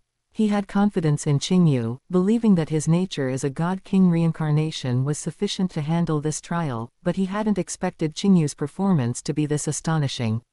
This level of comprehension ability and progress speed would be considered astonishing even on the origin continent. Lost. What's there to lose? The starry sky ancestor turned around, his face showing little expression, his voice still steady but carrying a trace of stubbornness. Don't forget the rules. He is a universe exalt. According to the agreement, when we fight him then, my incarnation can use the ultimate secret method with the strongest power. Does he think he can defeat me just with this newly created ultimate secret method? Wishful thinking. My ultimate secret method is infinitely close to the strongest level. He paused, a sharp glint flashing in his eyes. Furthermore, our extra bet was about which of your two disciples would defeat me first, not about who first creates a universe lord ultimate secret method. It's too early to talk about winning or losing now. Ha ha ha, still arguing, still making excuses. Upon hearing this, Zuo Shenq laughed even more heartily, pointing at the starry sky ancestor. Fine, fine, let's wait then. I want to see how long you can be stubborn. When my third disciple truly stands before you and defeats your incarnation with the same divine body, I'll see what else you have to say. The starry sky ancestor remained expressionless and stopped replying, merely redirecting his gaze downward again. He truly held a sliver of hope and persistence internally. Having observed the entire process of Qingyu and Luo Feng cultivating the secret pattern diagram path, with his realm, he naturally had a preliminary judgment on the advantages and disadvantages of this cultivation method. This was indeed a great Tao, vastly different from the traditional methods, but it also had its limitations. It relied extremely heavily on the cultivator's own inspiration and intuition, demanding an almost metaphysical standard for the aesthetic beauty of the secret pattern structure, and the creation process contained a great deal of randomness. One might have a flash of inspiration and combine a powerful secret pattern, or one might spend an immense amount of time only to produce something mediocre. This child Qingyu's talent is indeed terrifying. Perhaps creating this ultimate secret method was just an accidental burst of inspiration, the starry sky ancestor thought to himself. I don't believe he can continue to stably create secret methods of the same level next. Let alone create an ultimate technique that is infinitely close to the strongest secret method capable of defeating my incarnation. Chapter 219, Qingyu's heart nature is lacking. The starry sky ancestor quietly cast more of his expectations towards Luo Feng on the other side. Luo Feng's compatibility with the way of the beast god was something Qingyu couldn't compare to. Perhaps he could surpass him later. It was not yet known. Below, in the forest plain, Qingyu was unaware of the conversation and struggle between the two universe strongest on the mountaintop, which revolved around him. This secret method, while powerful, is a mental power secret method. This is not what I most desire. Qingyu frowned slightly. His most powerful talent lay in the soul aspect, and deep down, he yearned to create a powerful soul attack secret method. That was what could maximize his advantage. However, the creation process of the secret pattern diagram flow had a certain degree of uncertainty. It was like piecing together a puzzle with your eyes closed. You only knew what kind of picture would be formed after it was completed. To precisely control the type of secret method created by utilizing different combinations of secret pattern diagrams, a massive number of attempts had to be made. One had to summarize the corresponding patterns between different basic secret pattern diagram combinations, different fusion methods, and the final secret method's effects. This was an incredibly vast project. But Qingyu was not disheartened. This last move was just the beginning. His eyes regained their determination. Give me another 1,000,000 years at most, and I'll be able to completely grasp all the efficient combination methods of the 8-Wind Beast God secret pattern diagrams, stably creating Ultimate Universe Lord secret methods. As for soul-type secret methods, I'll eventually figure them out. Just as Qingyu was planning his subsequent cultivation, in the distance, a gaze filled with astonishment and disbelief was firmly fixed on him. It was Luo Feng, who had been awakened by the earth-shattering commotion and terrifying secret method fluctuations. Luo Feng ended his deep level of comprehension, just in time to witness the final scene of Qingyu retracting his move and the spatial gully slowly closing. He felt the lingering sharp aura in the air, which, even from such a distance, caused his golden horned beast body to feel a slight stinging pain. And the clear law pressure at the Ultimate Universe Lord secret method level left him utterly stunned. Senior brother, what was that just now? Luo Feng subconsciously murmured, his eyes filled with shock. He had been comprehending here for an equally long time, and with the deep resonance with the gold beast god statue and the insights gained from dissecting the I am the universe secret pattern diagram, his progress could not be said to be slow. He had basically mastered the main combination rules of the 8 basic secret pattern diagrams of the gold beast god and was able to create some secret methods of decent power. He was confident that given more time, there was great hope of creating a peak universe exalt secret method. He had originally been holding back, thinking that with his perfect compatibility with the way of the beast god, he might truly be able to catch up to or even surpass senior brother Qingyu, who had always stood before him like a towering mountain. However, this scene before him shattered the confidence and competitive spirit that had just risen within him. An Ultimate Universe Lord secret method, senior brother already created it. Luo Feng felt his throat dry, and an indescribable complex emotion surged within him. On that cliff wall, some Ultimate Universe Lord secret methods were recorded, and he had observed them before, knowing their vast profundity. But observing and learning was completely different from creating something from scratch. The latter required comprehension ability, inspiration, and understanding of the essence of law, which were hundreds, if not thousands, of times higher. And senior brother Qingyu had not only created it, but judging by its power, it was in no way inferior to those veteran ultimate secret methods recorded on the cliff. He himself was still striving to touch the threshold of Universe Overlord level secret methods, while senior brother was already standing on the mountaintop, enjoying the scenery. A strong sense of loss and unwillingness instantly swept through Luo Feng's heart nature. But he took a deep breath, his eyes quickly becoming sharp as blades again, and that hint of loss was replaced by a deeper fighting spirit. No, I cannot be left too far behind. Luo Feng clenched his fists, his fingernails almost piercing his palms. If senior brother Qingyu can do it, I, Luo Feng, can definitely do it too. I have a golden horned beast clone, perfectly compatible with the gold beast god. This is my advantage. The secret pattern diagram flow, this path, I am determined to walk. He no longer looked towards Qingyu, sharply turned around, and faced the towering gold beast god statue again, immersing himself with even greater focus and frenzy than before. He wanted to squeeze every ounce of his potential and catch up. On the mountaintop, the starry sky ancestor, who had been dividing his attention between the two, took in Luo Feng's series of emotional changes and his rekindled fighting spirit, and his heart stirred slightly. Little fellow Luo Feng has a good heart nature.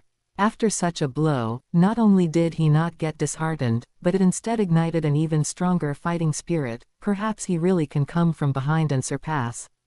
A sliver of confidence in the ancestor's judgment was restored. And Zuo Shank still maintained his calm and composed demeanor, as if everything was within his grasp. He smiled, his gaze leisurely sweeping back and forth between his two disciples below, his eyes sparkling with undisguised anticipation and gratification. For him, no matter who succeeded first, it was a result of his effective teaching. Of course, if he could win the bet against the starry sky ancestor and obtain those 5 precious peak supreme treasure materials, it would be the icing on the cake. The two universe strongest, each with their own thoughts, continued as spectators, quietly observing this competition unfolding in their mini-universe, involving a huge wager. Below, after creating the ultimate universe Lord secret method, Qingyu did not dwell too much on the joy. The secret pattern diagram flow, in addition to being able to create high-level secret methods at an inconceivable speed, also concealed another huge implicit benefit, feeding back into law. Although the process of using the secret pattern diagram flow to create secret methods itself did not demand that the cultivator have a profound and thorough comprehension of the underlying law. It was a creative combination game based on blueprints and basic units. However, once a high-level secret method was successfully created, the perfect and exquisite law operation structure contained within the secret method itself, like the best teacher, could in turn greatly promote, enlighten, and accelerate the cultivator's comprehension of the relevant law. The secret method Qingyu created was an ultimate secret method of wind and time law fusion. If he hadn't taken the secret pattern diagram flow path and had cultivated step by step, wanting to create a secret method of the same level, the prerequisite would be to have thoroughly comprehended both the wind law and the time law, and to have a very deep understanding of their fusion. Originally, with my current realm and the allocation of my clone's energy, thoroughly comprehending the time law would probably require at least another 100,000 years of arduous effort, Qingyu mused. But now, with this ready-made, perfect wind-time fusion secret method as a reference and guide, this time could probably be halved. This was actually one of his deeper considerations when he chose the wind-time beast god secret pattern diagram as his starting point. Although he broke through to undying with water law, he chose to start with wind and time fusion law. He could both master the secret pattern diagram flow and, with the help of the created high-level secret methods, inversely accelerate his comprehension of the time law, killing 2 birds with 1 stone. However, at this moment, all of Qingyu's clone consciousnesses were like tightly wound springs, 100% invested in the frantic secret method creation, unable to spare even a trace of energy for law comprehension. All the feedback could only temporarily accumulate as potential. In the beast god realm, another million years quietly passed. In another part of the forest plain, intense energy fluctuations and law ripples erupted once again. Purple crystal light and pale green wind blades intertwined, and a brand new ultimate universe lord secret method aura, containing a different charm but clear in its level, swept across all directions. Qingyu had successfully created his second ultimate universe lord secret method. This was a secret method inclined towards continuous area attacks and restraint, with wind blades forming countless whirlpools, twisting and cutting. On the mountaintop, Zuo Shenki's incarnation clapped his hands and laughed heartily again, thoroughly delighted. Ha ha ha, old beast god, how about that? Another one. Another example added in just a million years. This can't be a coincidence, can it?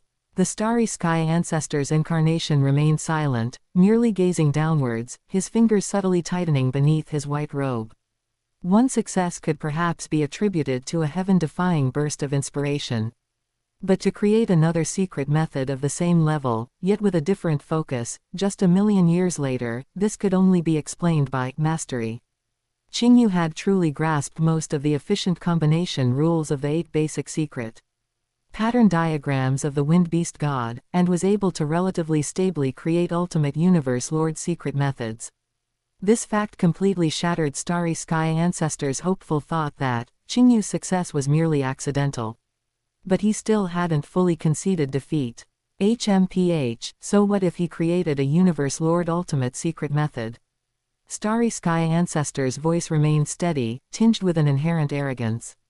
Don't forget, he needs to defeat me, someone who can unleash secret methods at the, infinitely close to the strongest ultimate technique, level.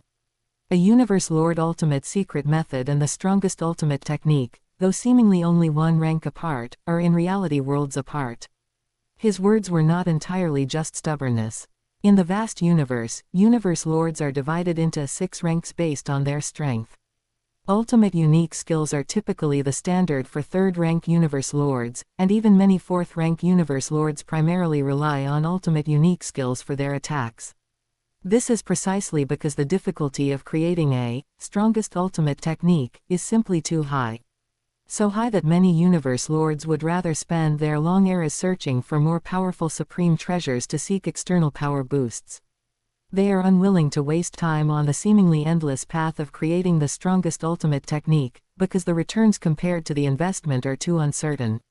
From ultimate to strongest is a huge bottleneck, a qualitative change.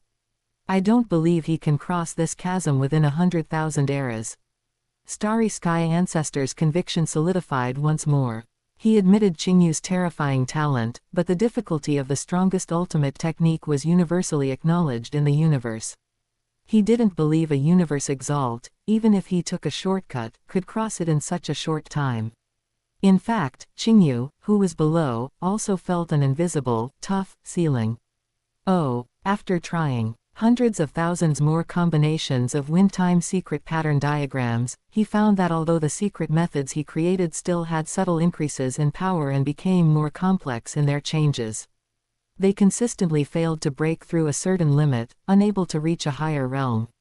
It feels like something is missing. Qingyu stopped the divine power outlining in his hands, his brows slightly furrowed. No matter how I combine these 8 secret pattern diagrams, or adjust their connection methods, the final secret method structure always feels like it's missing a hint of charm. Based solely on the 8 basic secret pattern diagrams of the Wind Beast God, it is indeed possible to combine them into the strongest ultimate technique, and even secret methods at the universe's strongest level are entirely feasible. However, such a combination would undoubtedly be the most profound and closest to the operation of the universe origin among the myriad possible combinations of these 8 secret pattern diagrams. Relying on brute force, or a burst of inspiration, to stumble upon these combinations has a despairingly low probability. This no longer requires a flash of insight, but a profound understanding of the essence of the fusion of wind law and time law. It requires an omniscient control over all the possibilities represented by these 8 secret pattern diagrams. This requires a massive amount of time for accumulation, deduction, and comprehension, to slowly grind it out before it can naturally come to fruition. But Qingyu, precisely, was unwilling to wait. Insufficient foundation, yet wanting to create a more powerful secret method, what to do? A decisive glint flashed in Qingyu's eyes. Then, increase the variables. He gently flapped his purple crystal wings, his figure transforming into a streak of light, and unhesitatingly left the area of the Wind Beast God statue, which he had been with for over 10 million years, flying instead to the other end of the plane. To those 8 water beast god statues, entirely azure, seemingly condensed from endless flowing water, and elegantly posed. He wanted to start from scratch and study the 8 basic secret pattern diagrams of the water beast god. Qingyu's sudden change of direction caused Starry Sky Ancestor on the mountaintop to first be stunned. Then, he secretly breathed a sigh of relief, and the corners of his mouth couldn't help but curve slightly upward. Still young, his heart nature lacks refinement, the ancestor mused, the initial hint of tension largely dissipating. Blindly seeking speed, biting off more than one can chew, ignorant of the importance of accumulation. The 8 fusion laws, though originating from the same source, are independent and have distinct concepts. Entering one and then switching to another will not only fail to create complementary benefits, but will instead generate natural repulsion and interference due to fixed mindsets and law tendencies, greatly reducing efficiency. In Starry Sky Ancestors' view, if Qingyu could calm down and continue to delve into the secret pattern diagrams of the wind and time fusion law, with his terrifying talent, he might truly be able to grind out a strongest ultimate technique within 100,000 eras.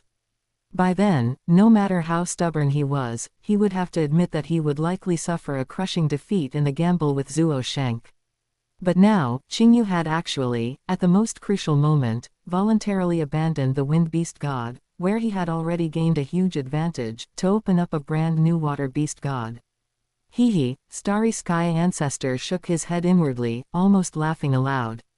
He was even afraid that Zuo Shank would remind Qingyu at this moment, so he quickly spoke first.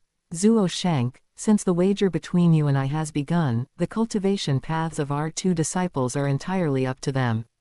We elders cannot offer guidance or interfere anymore. Otherwise, what fairness would this wager have?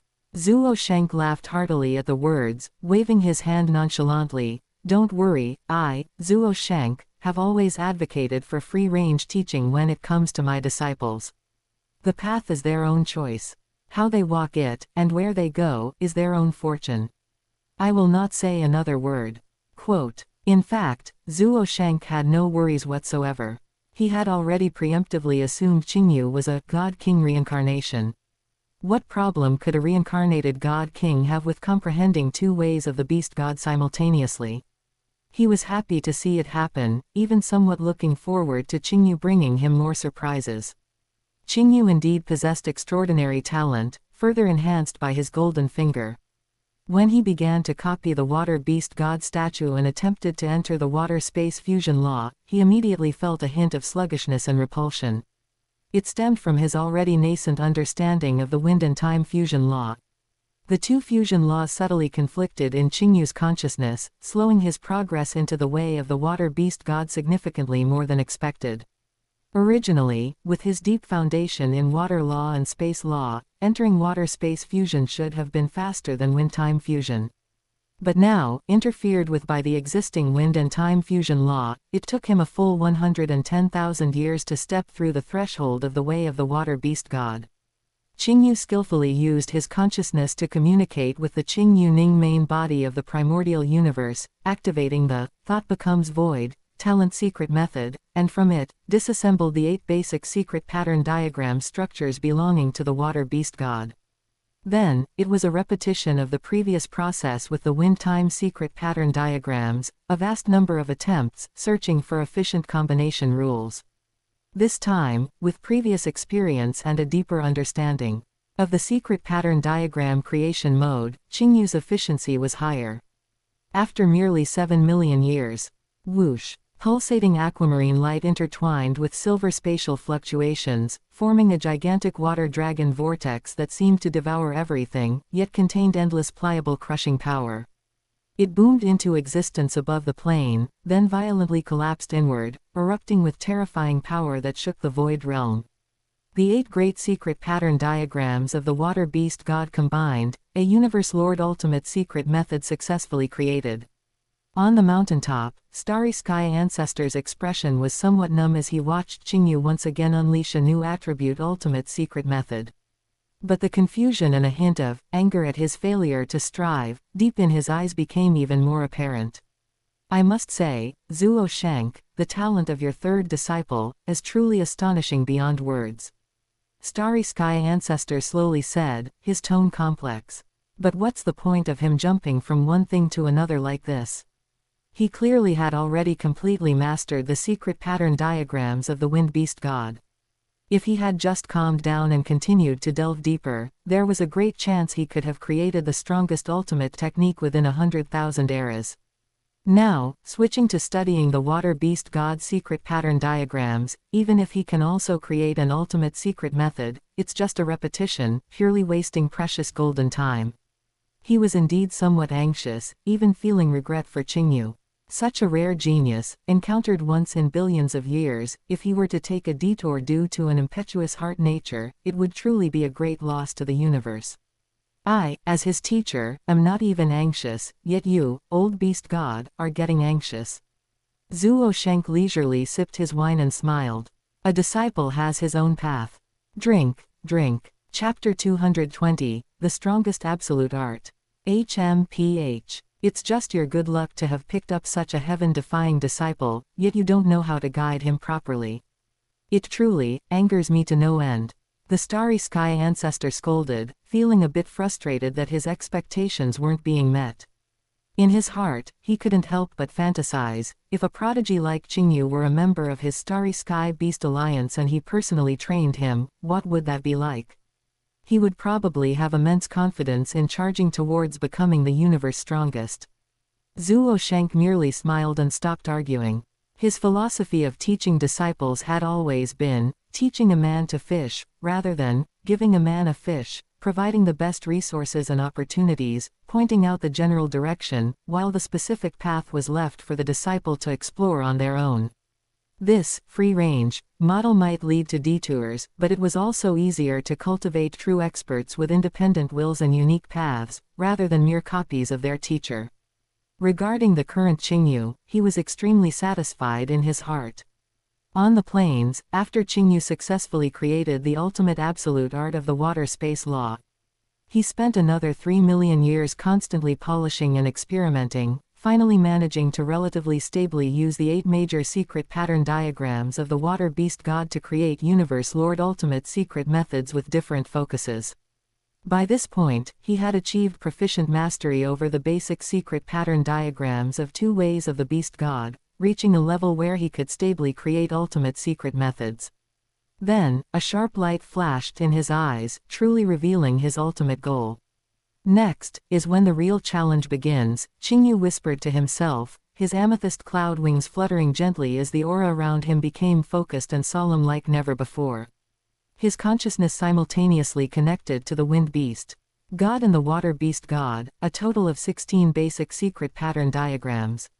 He wanted to attempt to break the boundaries and combine these 16 secret pattern diagrams, which belong to 2 different fusion law systems, to jointly construct a brand new, unprecedented composite secret method. The difficulty of this was more than 10 or 100 times greater than simply using 8 secret pattern diagrams of the same origin. The secret pattern diagrams of different fusion laws had vastly different structural tendencies, wanting them to coexist harmoniously, complement each other, and even produce a fusion game where 1 + 1 is greater than 2. The internal and external conflicts and coordination issues that needed to be handled grew exponentially. But this was the path Qingyu chose to break through. Since the accumulation of a single root was not enough to support him in creating the strongest absolute art, he would find another way, using quantitative change to trigger qualitative change, and using shui complexity and refinement to forcefully knock open the door to that higher level.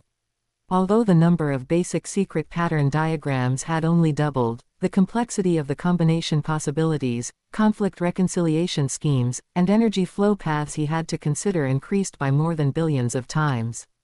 This path was theoretically feasible, but the practical difficulty was extremely high, placing demands on the creator's overall control and understanding of the reconciliation of different law essences that were harsh to the extreme. If the Starry Sky ancestor knew of Qingyu's crazy idea at this moment, he would probably directly assert that he was being fanciful and purely wasting time. Meanwhile, Zuo Sheng might have an even more brilliant light in his eyes, revealing an increasingly interested smile, looking forward to seeing what kind of scenery this God King reincarnation disciple could walk through. During Qingyu's focus and attempts, time quietly slipped past the first 5 million years. During these 5 million years, Qingyu's progress could be described as snail-paced, or even struggling for every inch. Most of the time, he was dealing with the countless conflicts and disharmonies generated when combining the 16 secret pattern diagrams. Occasionally, with a flash of inspiration and explosive luck, he could barely combine a relatively stable structure, and the power of the secret method he performed only barely reached the level of an undying spiritual god peak secret method. Compared to his previous realm where he could create Universe Lord ultimate secret methods with a flick of his wrist, it was like the difference between clouds and mud. Atop the mountain peak, the starry sky ancestor sensed Qingyu's progress below, which was slow enough to make one anxious. The regret in his heart originally born from Qingyu's shift in direction was gradually replaced by a hint of, as expected, smugness and an even deeper regret. The second 5 million years passed, and the situation began to undergo subtle changes. Although Qingyu still struggled, the instances of completely uncontrollable collapses greatly decreased. He began to be able to relatively stably mold the 16 secret pattern diagrams together, although the structure was still somewhat bloated.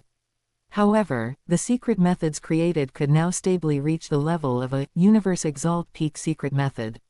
Occasionally, when in peak condition, he could even touch the edge of a universe overlord's secret method. In the third 5 million years, quantitative change began to trigger qualitative change. Qingyu gained a deeper understanding of the individual characteristics of the 16 secret pattern diagrams. He began to attempt more refined and purposeful combinations and arrangements, rather than the early blind trial and error. During this stage, he successfully created the first, Universe Overlord Ultimate Secret Method.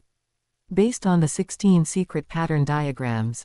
Although this secret method was not considered top tier among those of the same level and was even a bit flashy without substance, it marked that Qingyu had truly gained a firm foothold on this path. By the 30th million year since Qingyu and Luo Feng arrived at the Beast God realm, a Universe Lord Peak secret method was born under the composite of the 16 secret pattern diagrams. By the 40th million year, everything fell into place naturally. A more harmonious and more powerful, Universe Lord Ultimate Secret Method, was effortlessly created by Qingyu. By now, the secret methods he created by compounding the secret pattern diagrams of 2 ways of the Beast God had, in terms of level, already caught up with the results he previously achieved using a single Beast God secret pattern. On the mountain peak, the starry sky ancestor had already fallen into a long silence. He watched Qingyu go from stumbling at the beginning to walking steadily later, and now to advancing triumphantly. The shock in his heart and that hint of a certain loss, premonition became clearer and clearer. He had to admit that he had underestimated Qingyu's terrifying talent and resilience, and also underestimated the potential upper limit of the secret pattern flow in creating secret methods. Combining 8 secret pattern diagrams of a single fusion law makes the path relatively flat, easy to enter and improve. But precisely because they share the same origin, the law tendency is singular, making it easy to encounter bottlenecks when pushing for higher levels, lacking enough variables to trigger qualitative change, the starry sky ancestor whispered in his heart. While combining 16 secret pattern diagrams from different origins makes the start 10,000 times harder, like carving a path through thorns. But once one truly masters the method of coordinating different law attributes, the secret methods created are naturally more complex and varied in structure, and the law possibilities contained are richer. Under the same level of inspiration, the theoretical upper limit it can reach is indeed higher. That Qingyu could create a Universe Lord Ultimate Secret Method using composite secret pattern diagrams already proved that his attainments on this path had reached a staggering height. Then, creating a Universe Lord Strongest Absolute Art, was already an inevitable result. Sigh, the starry sky ancestor sighed inwardly, knowing that his main bet with Zuo Shank was already a lost cause. The only suspense remaining, his gaze couldn't help but cast toward Luo Feng on the other side. At this time, Luo Feng had long been shocked to the point of numbness by Qingyu's inconceivable creation speed and the constantly rising levels of his secret methods. He was doing his best to delve into the path of the Gold Beast God secret pattern diagrams. His progress was actually not slow, as he was already able to occasionally create Universe Overlord Ultimate Secret Methods and had begun trying to charge into the level of Universe Lord Secret Methods. But compared to Qingyu's rocket-like improvement, the gap had not only failed to shrink but had grown wider and wider. Senior brother, how exactly did he do it? In Luo Feng's heart, only endless wonder and a hint of bitterness remained. Surpassing him, at this moment, it seemed like a joke. He now only hoped he wouldn't be left too far behind and could successfully complete the basic goals set by his teacher. He would be satisfied with that. That competitive thought toward his senior brother, in the face of the absolute gap in strength and progress, transformed into a pure motivation. At the very least, he had to keep up. When the time elapsed in the beast god realm reached 50 million years. Above the plains, Qingyu's purple crystal cloud wing clone floated between heaven and earth, every purple crystal shard on the wings flowing with a dreamlike luster. As if they had come to life. His eyes were as calm as an ancient well, yet seemed to contain a storm. His twin wings slowly closed forward, crossing in front of his chest. At the exact moment the wings touched, a tiny point of light, extremely condensed and seemingly gathering all the purple brilliance in the world, suddenly emerged. That point of purple light was so tiny, yet so dazzlingly bright. The moment it appeared, the world seemed to lose its color, the sun, moon, and stars paled in comparison, and all the beast god statues faintly resonated. There was no world-shaking momentum, no violent venting of energy, only an extreme sense of oppression that made the soul tremble, as if facing the ultimate destructive will of the universe origin. In the next moment, the crossed wings suddenly spread to both sides, like a divine bird spreading its tail feathers, or like the birth of the universe. That single point of purple light, condensed to the extreme, bloomed in its wake. It was not an explosion, but growth. Instantly, it transformed into a lotus flower with a diameter of only 100 meters, yet it was breathtakingly beautiful, appearing as if carved from the purest amethyst.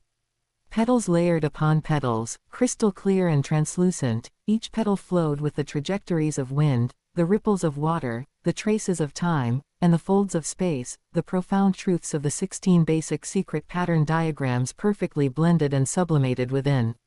Immediately after, the heart of the lotus trembled slightly.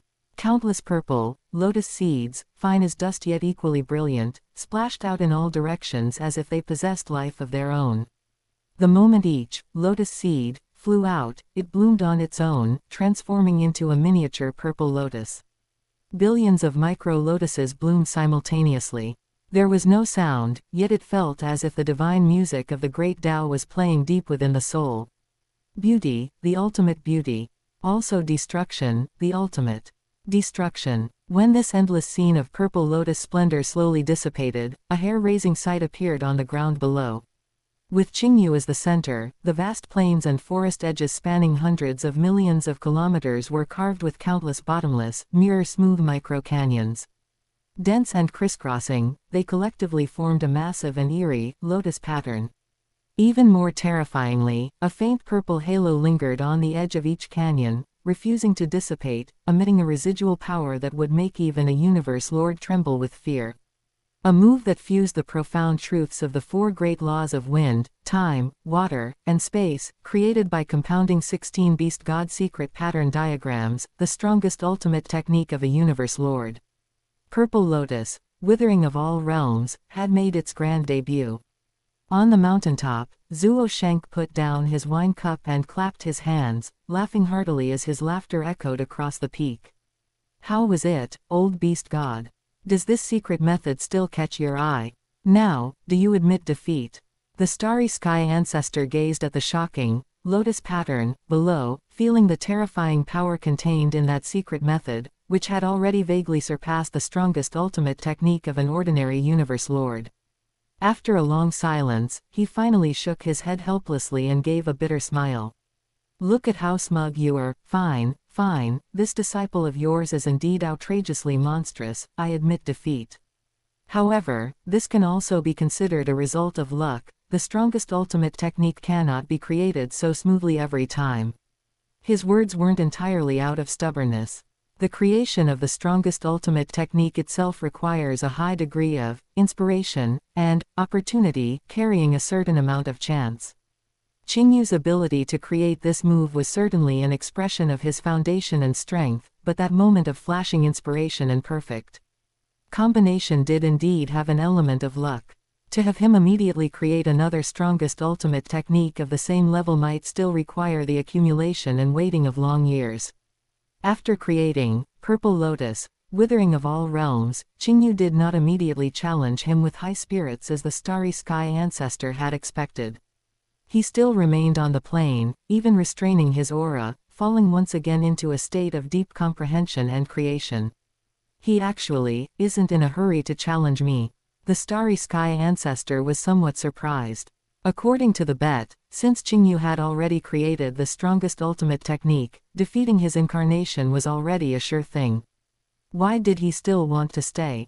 A flash of realization crossed Zuo Shenqi's eyes, and he smiled. What's the rush, old beast god? Are you so impatient to be defeated by my disciple so you can fulfill the bet? I'm afraid you'll lose, the Starry Sky ancestor said irritably. He has already created the strongest ultimate technique but hasn't come to challenge. If it drags on for too long, and your little disciple Luo Feng succeeds in the challenge first, don't even think about backing out of that peak supreme treasure. Rest assured, Zuo Shenk said leisurely. I, Zuo Shenk, am not one to back out of a supreme treasure. We shall just wait and see how things change. Qingyu indeed had other plans. Defeating the Starry Sky ancestor's clone and leaving the beast god realm was no longer in doubt for him. But this cultivation holy land with 10,000-fold time acceleration, how could he leave it so easily? He wanted to take this opportunity to continue creating secret methods. However, his target shifted to soul secret methods. He primarily cultivated the Tao of the soul, and his innate secret methods also leaned towards the soul and illusions. Although the previously created, Purple Lotus, Withering of All Realms, was strong, it was a pure material.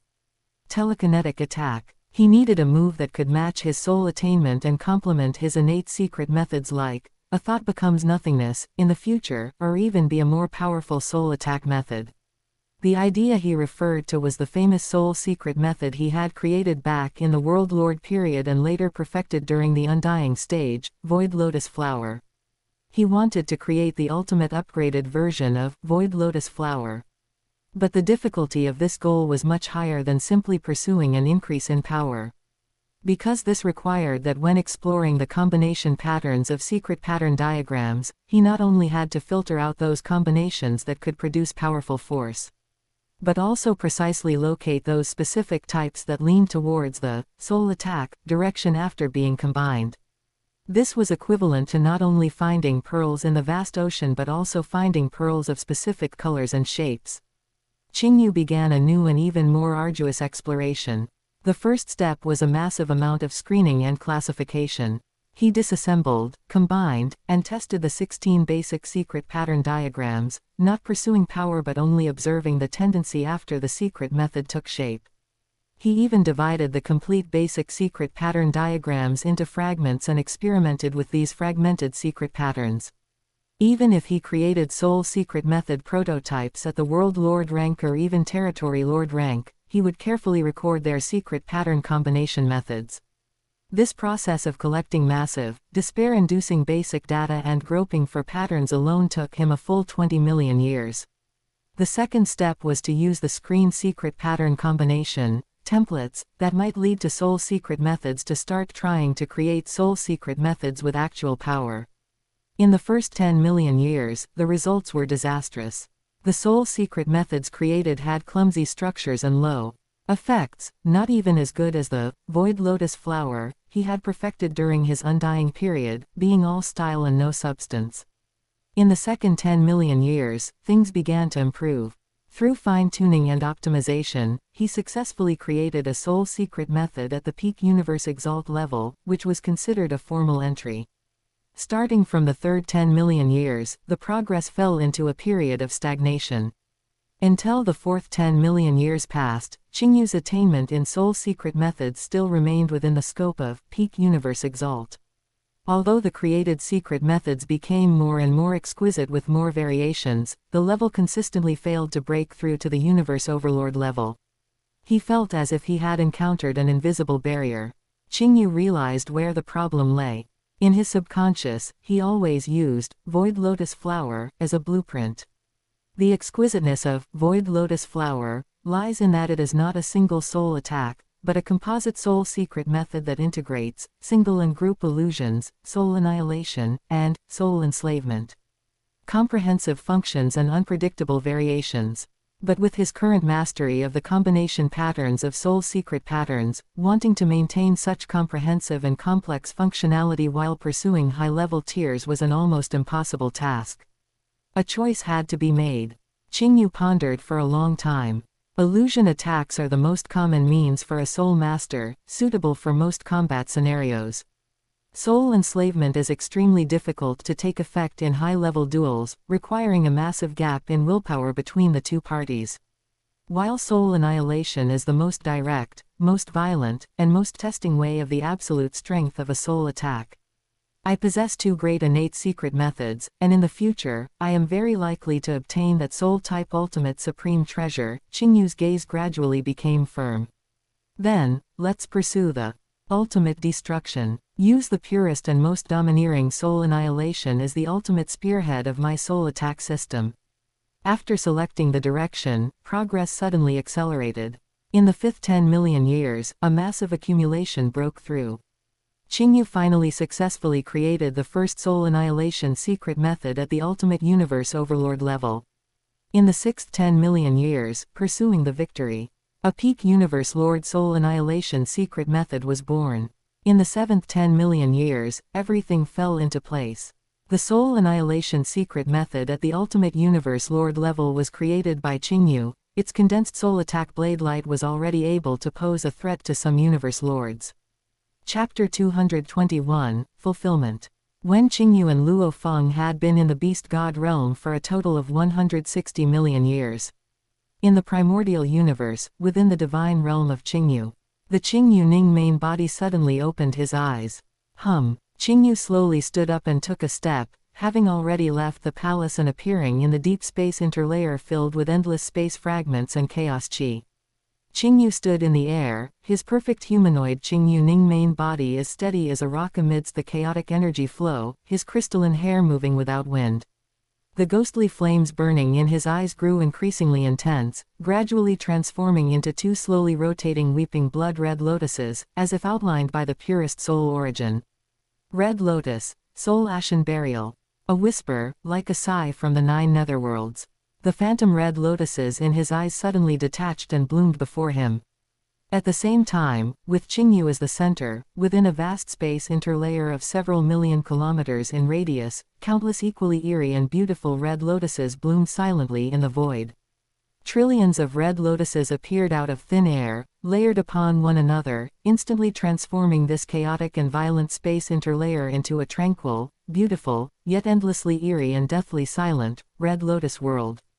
Behind the extreme beauty lay boundless killing intent. Each red lotus contained the supreme profound truth exclusive to the path of soul annihilation, which Qingyu had deduced by combining 16 beast god secret pattern diagrams and finally selected. A nirvana concept that pointed directly to the soul origin permeated the area, as if even the spirituality of this space itself was trembling and perishing. If a life form with a powerful soul were here, without needing to make contact, simply by seeing this sea of red lotuses, their soul would feel as if it had been cast into an endless abyss. Feeling the purest intent of annihilation and return to nothingness. This was the strongest ultimate technique of the Universe Lord in the path of soul annihilation that Qingyu had spent nearly 100 million years of painstaking effort to create. Red Lotus, Soul Ashen Burial. Beauty is the final illusion it grants to the dying soul, annihilation is its only destination. Qingyu thought, and the phantom red lotuses filling the sky slowly dissipated, and the space interlayer returned to its violent state. With this secret method, this trip to the beast god realm has yielded harvests far exceeding expectations. Qingyu's main body nodded slightly.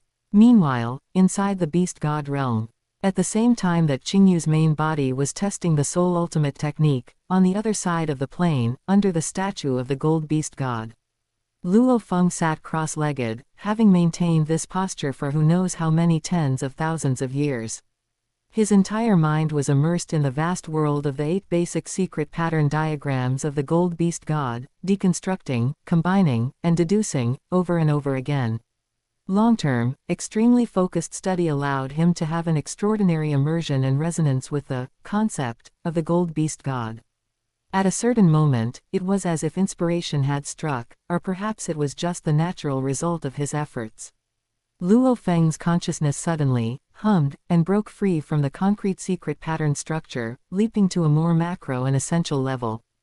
That was not law, not secret pattern, but a kind of charm, a kind of heart-mind, a unique will produced after the perfect fusion of a life form and the universe law.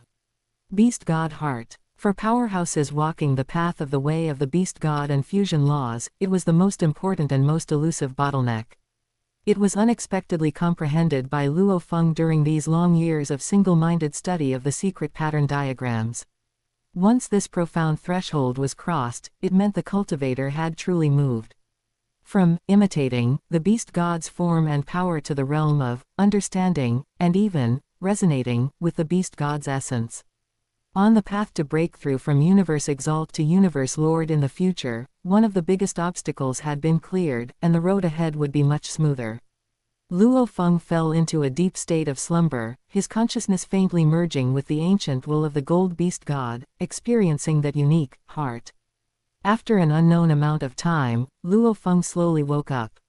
He opened his eyes and looked at the gold beast god statue in front of him, feeling that things were already different. Carrying this newly comprehended, profound, beast god heart, Luo Feng began to delineate the 8 secret pattern diagrams of the gold beast god once again. This time, it felt completely different. Countless threads of golden divine power floated in midair, no longer mechanically following fixed combination rules. The combination of the 8 secret pattern diagrams became incredibly smooth and natural, and even carried a hint of doing as one pleases. Almost instinctively, many ways of connecting the law threads were things even Luo Feng himself could not explain. The principle of they were not any rules he had previously summarized. Instead, it was a nearly instinctive connection that best fit the intent of the gold beast god. Boom! Between heaven and earth, an extremely pure golden light suddenly shone. It seemed to have condensed all the sharpness of metal and the stability of space in the world, carrying a resolute will to sever karma and break through everything, instantly slicing through the solidified void of the beast god realm. Chila. The solid space-time was forcibly carved into a clear trench of ripples with edges flickering with fine black space light. Luo Feng stared blankly at the mark he had created, then looked at his fingers, where the threads of divine power had not yet fully dissipated. He muttered to himself, what level of secret method is this? He didn't even realize what he had just done. Everything happened in that profound state. You have succeeded. A calm voice sounded from nearby. Without knowing when, Qingyu's amethyst cloud wings clone had already walked nearby and was looking at the space trench with approval in his eyes. This is a Universe Lord Ultimate Secret Method, very good. I succeeded. A Universe Lord Ultimate Secret Method. Luo Feng was first in disbelief, and then a huge surprise welled up in his heart. He remembered that although he had made great progress before, he could only relatively stably create Universe Exalt secret methods, and Universe Overlord Ultimate secret methods required bursts of inspiration. He originally thought that he would at least have to wait until he could casually create Universe Overlord Ultimate secret methods before he might luckily touch the threshold of a Universe Lord Ultimate secret method. The higher the foundation, the greater the possibility of accidentally creating a super strong secret method. But now, after comprehending the beast god heart, unexpectedly, in a situation where his foundation had not reached the corresponding height, relying on that unique resonance state, he had directly crossed a huge chasm and created his strongest secret method to date. Try it. Qingyu smiled, his amethyst cloud wings gently unfolding. Use this newly created secret method of yours to attack me. I will also use a Universe Lord Ultimate secret method to respond. Hearing this, Luo Feng's eyes instantly ignited with burning battle intent. No matter how far behind his senior brother he was before, at this moment, holding the strongest secret method he had created himself, a sense of heroic spirit surged in his chest. Let's fight first. Good. Senior brother, be careful. His Moshe clan clone seemed to have transformed into a smaller, living gold beast god, exuding monstrous power and sharpness. He took a step, his figure like lightning, directly turning into a dazzling golden light that pierced through heaven and earth, rushing straight at Qingyu. Arriving in front of Qingyu, Luo Feng formed his right hand into a claw, countless tiny secret patterns flowing and combining at his fingertips, instantly transforming into a condensed, ultimate dark golden beast god claw. Carrying the terrifying power to tear the sky and destroy the stars, it fiercely clawed at Qingyu. Facing this incomparably sharp strike, Qingyu's expression did not change, his amethyst cloud wings behind him gently flapping. Endless purple chi flows emerged out of thin air, instantly forming a huge purple storm vortex with a diameter of tens of thousands of kilometers, standing in front of him. Every strand of the flowing wind blades was condensed as if substantial, flickering with the light of the cutting law, enough to easily annihilate the divine power body of a high-level universe venerable. The storm even induced a weak-time turbulence, interfering with locking and judgment. The dark golden beast god claw and the purple storm curtain collided with a boom. Boom. Golden light and purple radiance crazily intertwined and annihilated. Qingyu's amethyst cloud wings clone used the storm to cushion the blow, his figure floating backward for hundreds of thousands of kilometers. Luo Feng remained unmoved. Luo Feng, you won. Qingyu smiled slightly, looking at the unharmed Qingyu in the distance, and then feeling the aftertaste of his own strike just now. A bitter smile appeared on his face. Senior brother, stop teasing me. He knew clearly that Qingyu's amethyst cloud wings clone only had 1% of its divine power body left, and the secret method just used probably hadn't even exerted 1/10 of its true power. If senior brother were to attack with full force, or if his main body were here, the result would be self-evident. This secret method of yours, having such power when first created, has great potential. Qingyu flew back to him and commented sincerely. In time, when your foundation improves and you perfect it, the power will multiply. The beast god heart is indeed profound. On the mountaintop, Zuo Shank, who had taken in the whole sparring session below, couldn't help but laugh loudly, looking at the starry sky ancestor beside him with a complex expression. Old beast god, how about it? This little disciple of mine is also extraordinary, right? The beast god heart, how many universe exalts walking the way of the beast god dream of it and cannot get it, yet he comprehended it here. The starry sky ancestor looked down, his face without sorrow or joy, and said calmly, your little disciple Luo Feng has top-tier comprehension ability, heart nature, and opportunity, being able to comprehend the beast god heart, a future as a universe lord as expected. However, he changed the subject. Your third disciple Qingyu, although he could have come to challenge me long ago, has been delaying. Now that Luo Feng has also created an ultimate secret method, if he comes to challenge me first, then our extra bet between us will still count as you, Zuo Shank, losing. Ha ha ha. Zuo Shank waved his hand, not caring at all. The third round. That little bet, what does winning or losing matter? Being able to see two disciples have such achievements, my heart is very gratified. Ha ha ha. On the plain below, after the sparring, Luo Feng realized even more clearly the still huge gap between himself and senior brother Qingyu. He took a deep breath, threw all distracting thoughts to the back of his mind, and only determination remained in his eyes. Senior brother, your universe lord's strongest ultimate technique, has it been successfully created? He was immersed in the joy of his own breakthrough and did not notice Qingyu's later deeper research into secret methods. Qingyu smiled slightly and nodded frankly. Since we are both ready, then, who will challenge the ancestor first? Luo Feng did not hesitate, stepped aside, and said respectfully, Senior brother, please go first. Junior brother will take this opportunity to observe and learn. Qingyu did not decline and nodded. He raised his head, his clear voice ringing out clearly, Senior Starry Sky Ancestor. Junior Qingyu, hereby, challenge you. On the mountaintop, Zuo Shenki's laughter became even more cheerful. The Starry Sky Ancestor's face turned slightly dark, and he snorted indignantly, HMPH. This kid. His figure flickered and he had already disappeared from the mountaintop. The next moment, above the plain, the space rippled slightly. The Starry Sky Ancestor incarnation, dressed in white robes with a 9-horned phantom above his head, had already appeared not far in front of Qingyu, standing calmly in the air. Kid, let me see exactly how far you have come. The ancestor's gaze was like lightning as he looked at Qingyu. Qingyu bowed respectfully. Please forgive the offense, Starry Sky Ancestor. As soon as the words fell, he said no more, and his purple crystal cloud wing clone suddenly erupted with brilliant divine power. The wings crossed in front of his chest again. That point, gathering the profound truths of the four major laws, wind, time, water, and space, and concentrating the essence of 16 beast god secret pattern diagrams, the extreme purple light, like the first ray of light at the beginning of the universe, suddenly stood out. Purple lotus, withering of all realms. Qingyu silently recited in his heart, and his wings suddenly unfolded. The light, like a supernova explosion, instantly engulfed everything. That point of purple light turned into a lotus heart, and countless purple lotus seeds carrying the aura of destruction shot out, completely shrouding and wrapping the area where the starry sky ancestor was located. The lotus seeds bloomed, turning into millions of beautiful yet incredibly deadly purple lotuses, layer upon layer, completely submerging the figure of the starry sky ancestor. The starry sky ancestor incarnation had a calm expression.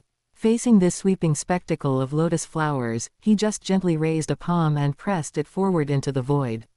An invisible yet vast power surged, like the barrier of a universe, blocking all the millions of purple lotuses that bloomed first. The lotus petals shattered, purple light splashed, and they could not advance even an inch. However, the essence of purple lotus, withering of all realms, lies in that endless, layer by layer advancing cycle of destruction. The light points from the shattered first wave of purple lotuses did not dissipate. Instead, under the guidance of some profound law, they instantly reorganized and regenerated. They turned into hundreds of millions of even smaller, yet denser purple lotuses, like pervasive dust of destruction, covering the starry sky ancestor again. The hundreds of millions of micro-lotuses were like the most stubborn maggots attached to bones, clinging to him, crazily blooming, annihilating, and blooming again. A moment later, hop tilde, a crisp sound so slight it was almost inaudible. The figure of the starry sky ancestor incarnation was completely wrapped and swallowed from the inside by that devastating sea of purple lotuses. The purple light gradually dissipated. A moment later, the figure of the white-robed old man condensed again, his aura steady, but his gaze toward Qingyu was filled with a complex, indescribable meaning. You won. The starry sky ancestor spoke slowly, announcing the result in a calm voice. Just now, his incarnation had indeed been annihilated by those pervasive, endless purple lotuses. Qingyu restrained his aura, and his amethyst cloud wings dimmed significantly. Clearly, the strike just now had consumed a great deal of energy. He bowed respectfully again. Thank you, Senior Starry Sky Ancestor, for showing mercy. I accept the victory. Winning is winning, why talk about showing mercy? The Starry Sky Ancestor shook his head, his eyes filled with undisguised appreciation. Even among strongest ultimate techniques of the same level, this secret method of yours can be called top tier.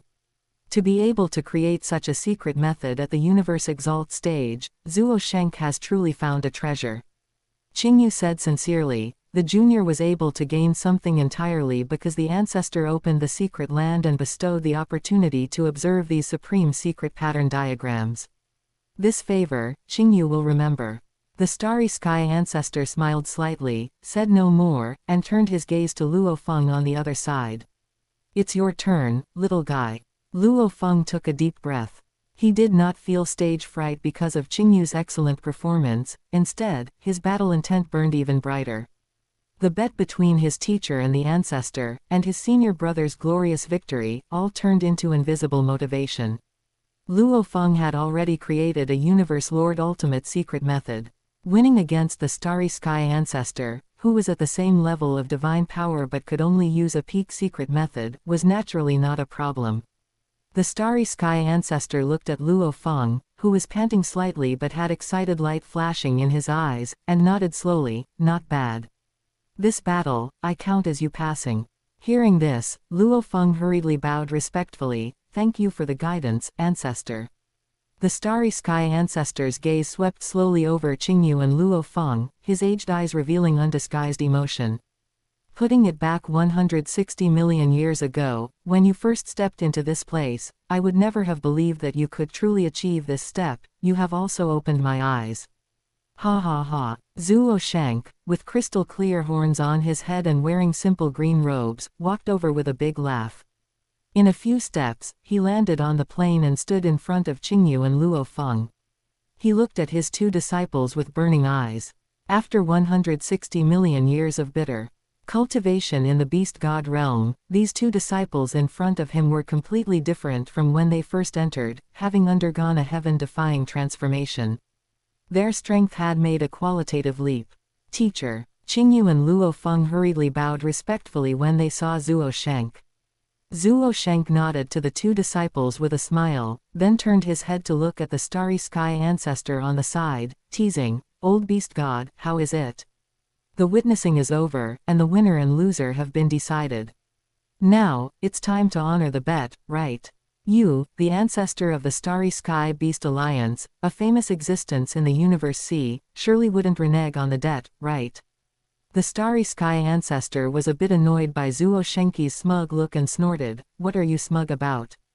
It's just that you were lucky and found two disciples with heaven-defying talent. If it were me teaching them, I would definitely be able to make them even more outstanding than they are now." Although he said that, anyone could hear the undisguised appreciation and jealousy in it. Ha ha ha, how to teach disciples is not something you need to worry about. Zuo Shenk didn't care at all and continued to poke at his heart with a smile. "You'd better hurry up and take out the things you lost to me." The Starry Sky ancestor looked at Zuo Shenki's smug villain face, and then thought about the price he was about to pay. Even though his state of mind was as calm as an ancient well, he couldn't help but feel a pang of heartache at this moment. A top-tier true treasure set, 100,000 ore star systems, and the 5 sets of peak supreme treasure refining materials from the additional bet. Even for the Starry Sky Beast Alliance, this was a huge sacrifice that would hurt their foundations. He was full of confidence when betting, thinking he was sure to win. Now that he had really lost, he didn't regret it, but the pain was real. However, as a universe strongest and the leader of a peak power, the dignity and credibility of the Starry Sky ancestor were unquestionable. He glanced at Zuo Shenk and said angrily, "What's the rush? I, the Starry Sky ancestor, keep my word, how could I renege on these little things?" He first turned to Luo Feng, whose eyes were full of expectation, his expression returning to calm and dignity. "Luo Feng." Following his call, the Starry Sky ancestor pointed into the air from afar. The distant, calm void suddenly rippled like a lake surface into which a stone had been thrown, and an ancient, domineering, primordial aura, as if originating from the beast god era, permeated the air. In the center of the ripples, a huge black beast shadow slowly emerged and solidified. That was a phantom of a hideous giant beast covered in deep black, as if it could absorb all light. It had 4 incredibly strong hooves, standing steadily in the void, and the blade-like claws on the hooves flashed with cold light. Sharp fangs rose to the sky, echoing with the spiral single horn on its head that seemed capable of piercing the universe barrier, emitting a heart-palpitating sense of tearing. This is a top-tier true treasure set most suitable for powerhouses of the way of the beast god. I have named it, Beast God Armor. The voice of the Starry Sky ancestor sounded. He looked at Luo Feng and explained in detail, "This Beast God Armor set is composed of a perfect combination of 526 true treasure components. Among them, 521 are ordinary true treasures, 4 are high-grade true treasures, and 1 is a peak supreme treasure." Now, the Starry Sky ancestor pushed with his hand. "It is yours. Thank you for the generous gift, ancestor." Luo Feng suppressed the excitement in his heart and bowed deeply again. This gift was too heavy. The Starry Sky ancestor nodded slightly, then turned his gaze to Qingyu. Qingyu was also quite curious and expectant in his heart, wondering what his teacher had won for him. "Qingyu, the Starry Sky ancestor said, according to the bet, you have obtained 100,000 ore star systems. I will directly raise your corresponding rank within the Starry Sky Beast Alliance regarding the specific coordinates and permissions. You can go at any time, either utilize those ore star resources on the spot, or migrate them entirely to your divine realm, provided you have the ability to move them. 100,000 ore star systems." Even though Qingyu was mentally prepared and knew the teacher's bet was not small, hearing this number still shocked him deeply. An ore star system often contains several planets specializing in rare ores, and 100,000 of them, that means at least 300,000 high-value ore stars. He immediately understood that this must have been specially fought for by his teacher. A warm current surged in Qingyu's heart. He turned to Zuo Sheng and bowed respectfully from the bottom of his heart. Disciple, thank you, teacher, for your fulfillment. He turned to the starry sky ancestor and thanked him sincerely. Thank you, ancestor. Seeing this, Zuo Sheng laughed, waved his hand, and said to Qingyu, no need to thank me, this is something you won by your own effort. As for the transportation of those 100,000 ore star systems, I will do it myself later and help you move them into your divine realm, so as to save you the trouble. The starry sky ancestor ignored the smug Zuo Sheng, took a deep breath, and spoke again. His tone was more solemn than before. As for the 5 sets of peak supreme treasure refining materials from the additional bet. Qingyu's heart jumped. Peak supreme treasure refining materials. And 5 sets. This bet of the teachers is too crazy. The starry sky ancestor looked at Qingyu and said slowly, 5 complete sets of peak supreme treasure refining materials, specified to include at least 1 set each of palace type, domain type, and soul type. Even for the Starry Sky Beast Alliance, this is an extremely astonishing amount of wealth, and our inventory cannot gather them all at once. He changed the subject, his eyes flashing with shrewd light. However, although the materials are hard to come by, the heritage of my Starry Sky Beast Alliance is ultimately profound. I can promise you that not only will I gather these 5 sets of betting materials as soon as possible, but I can even, on this basis, provide you with an additional 5 sets of peak supreme treasure refining materials for free. Chapter 222, The Birth of a Soul Supreme Treasure. Hearing this, Qingyu's pupils contracted slightly. Instead of being pleasantly surprised, he grew even calmer. There was no such thing as a free lunch. Since the Starry Sky ancestor was paying such a price, his goals were bound to be even greater. As expected, the Starry Sky ancestor immediately stated his conditions. However, for every 3 sets of peak supreme treasure materials I provide, you must successfully forge 1 peak supreme treasure for my Starry Sky Beast Alliance as a reward. I provide the materials, you handle the treasure refining, and the final product belongs to me. How does that sound? This was a long-term, binding cooperative agreement. What the Starry Sky ancestor valued was clearly Qingyu's incredible treasure refining talent and potential, which even Zuo Sheng held in extremely high regard. He was investing in the future, betting that Qingyu would surely become a treasure refining great grandmaster at the level of a universe strongest. Using a seemingly high initial investment of materials to secure a stable channel for peak supreme treasures in the future was an extremely cost-effective long-term investment for the Starry Sky Beast Alliance, which lacked top-tier treasure refining grandmasters. Qingyu did not answer immediately, but instinctively looked toward his teacher, Zuo Sheng. For such a major matter, he needed his teacher's opinion. Zuo Sheng, however, acted as if it were none of his business, saying leisurely, "Why are you looking at me? I've said long ago that you must walk your own path and make your own decisions. I never interfere in such things." Despite his words, Qingyu read tacit approval from his teacher's indifferent expression.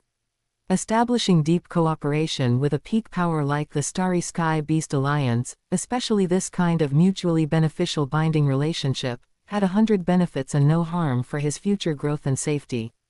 In a sense, the Starry Sky ancestor's move was also an extension of protection. Qingyu's thoughts raced as he weighed the pros and cons. For him, this was simply a perfect opportunity delivered to his doorstep to practice forging peak supreme treasures. With the nearly infinite materials support from the Starry Sky Beast Alliance, he could accumulate the most precious forging experience at the lowest cost and rapidly improve his treasure refining techniques. Having thought this through, a calm and confident smile appeared on Qingyu's face. He bowed slightly to the Starry Sky ancestor and said, "It is my honor that the ancestor values me so much. I agree to this agreement. However, my current skills are still shallow, and there is still a way to go before I can forge a peak supreme treasure. I'm afraid the ancestor will have to wait for some time." Seeing Qingyu agree, a flash of satisfaction crossed the Starry Sky ancestor's eyes, and a smile appeared on his face. "No matter. I trust Zuo Sheng's judgment, and I trust even more the potential you have shown." The ancestor's gaze then fell upon Luo Feng. For this little fellow who was also exceptionally talented, had performed a possession of a golden horned beast, and had comprehended the heart of the beast god, the starry sky ancestor naturally felt a desire to recruit talent. He also spoke up, inviting Luo Feng to join the Starry Sky Beast Alliance. Luo Feng's heart belonged to the human race and was rooted on Earth. He could never betray his own race. But without leaving the human race, he chose to hold a nominal position in the Starry Sky Beast Alliance as his golden horned beast clone, enjoying the convenience of some resources and legacies while undertaking corresponding responsibilities and obligations. The Starry Sky ancestor expressed understanding and acceptance. At their level, many peerless geniuses already had complex relationships. As long as core interests and stances did not conflict, multiple identities were not unacceptable. With that, all matters were settled. All right, now that things here are finished, I'll take them and leave, Zuo Sheng said with a smile, looking impatient. I need to quickly take Qingyu to collect those 100,000 mineral star systems, lest some people regret it. Hearing this, the Starry Sky ancestor glared at Zuo Sheng and huffed, Am I, the Starry Sky ancestor, someone who goes back on his word? I'll send you on your way to save you the trouble of finding the path yourselves. He really didn't want to see Zuo Shengqi's smug face anymore and just wanted to send this plague god away quickly, out of sight, out of mind. As soon as he finished speaking, the Starry Sky ancestor didn't seem to make any move, but with a mere thought. Boom! The space-time of the entire beast god realm seemed to be lightly manipulated by an invisible giant hand.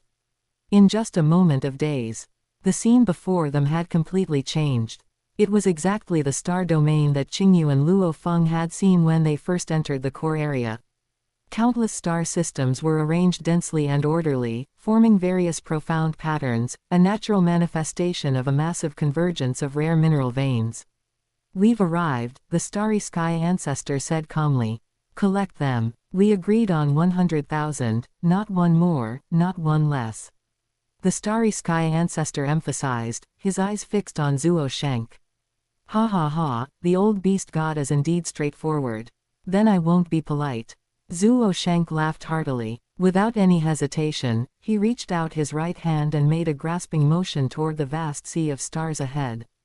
In an instant, an indescribable, majestic suction force, as if originating from the universe origin, erupted from the center of Zuo Shengqi's palm. In the dense, beautiful star map ahead composed of countless star systems, areas suddenly dimmed down. Qingyu and Luo Feng watched in shock as complete star systems, like grapes plucked by an invisible giant hand, rapidly shrank and solidified. They turned into colorful streams of light, converging toward Zuo Shengqi's hollowly gripped palm like 100 rivers returning to the sea. The twitching at the corner of the Starry Sky ancestor's eye became even more obvious. Because he could see clearly that this old fellow Zuo Sheng was being quite ruthless. Mineral stars were also divided into different grades. The most numerous were those producing F-grade metals or ores of the same level, which were already precious in the universe. The closer to the core, the higher the quality of the mineral stars, almost all were top-quality ones producing G-grade or even more special and rare materials. And what Zuo Sheng was collecting were almost entirely mineral star systems from the inner ring and nearby areas. He was specifically picking the good ones. In just a short moment, a miniature, slowly rotating, brilliant nebula hovered above Zuo Shengqi's palm, with countless tiny starlight dots faintly visible inside. It was precisely those 100,000 compressed and collected mineral star systems. You, the Starry Sky ancestor pointed at the empty space, so pained he could hardly speak. Ha ha ha, many thanks this time, old beast god. Zuo Sheng acted as if he didn't see the Starry Sky ancestor's dark face. He played with the miniature nebula in his hand with satisfaction, not forgetting to remind him. Oh, right, and those 5 sets of peak supreme treasure materials, as well as the subsequent agreement, don't forget to prepare them as soon as possible. My disciple is waiting to use them. The Starry Sky ancestor took a deep breath, forcibly suppressing the urge to punch that smug old face, and squeezed a single word through his teeth. Get lost. Ha ha ha. Zuo Sheng followed suit and waved his other hand. Space-time warped once again. When the light and shadow stabilized, they were in a completely strange, empty, and lonely vast starry sky, far from the core territory of the Starry Sky Beast Alliance. Only then did Zuo Shank put away his cynical smile, his expression becoming slightly more serious. With a flip of his hand, two ancient-looking, warm green stone tokens appeared in his palm, which he tossed to Qingyu and Luo Feng respectively. These two tokens, specially forged by me, can barely be considered ordinary true treasures.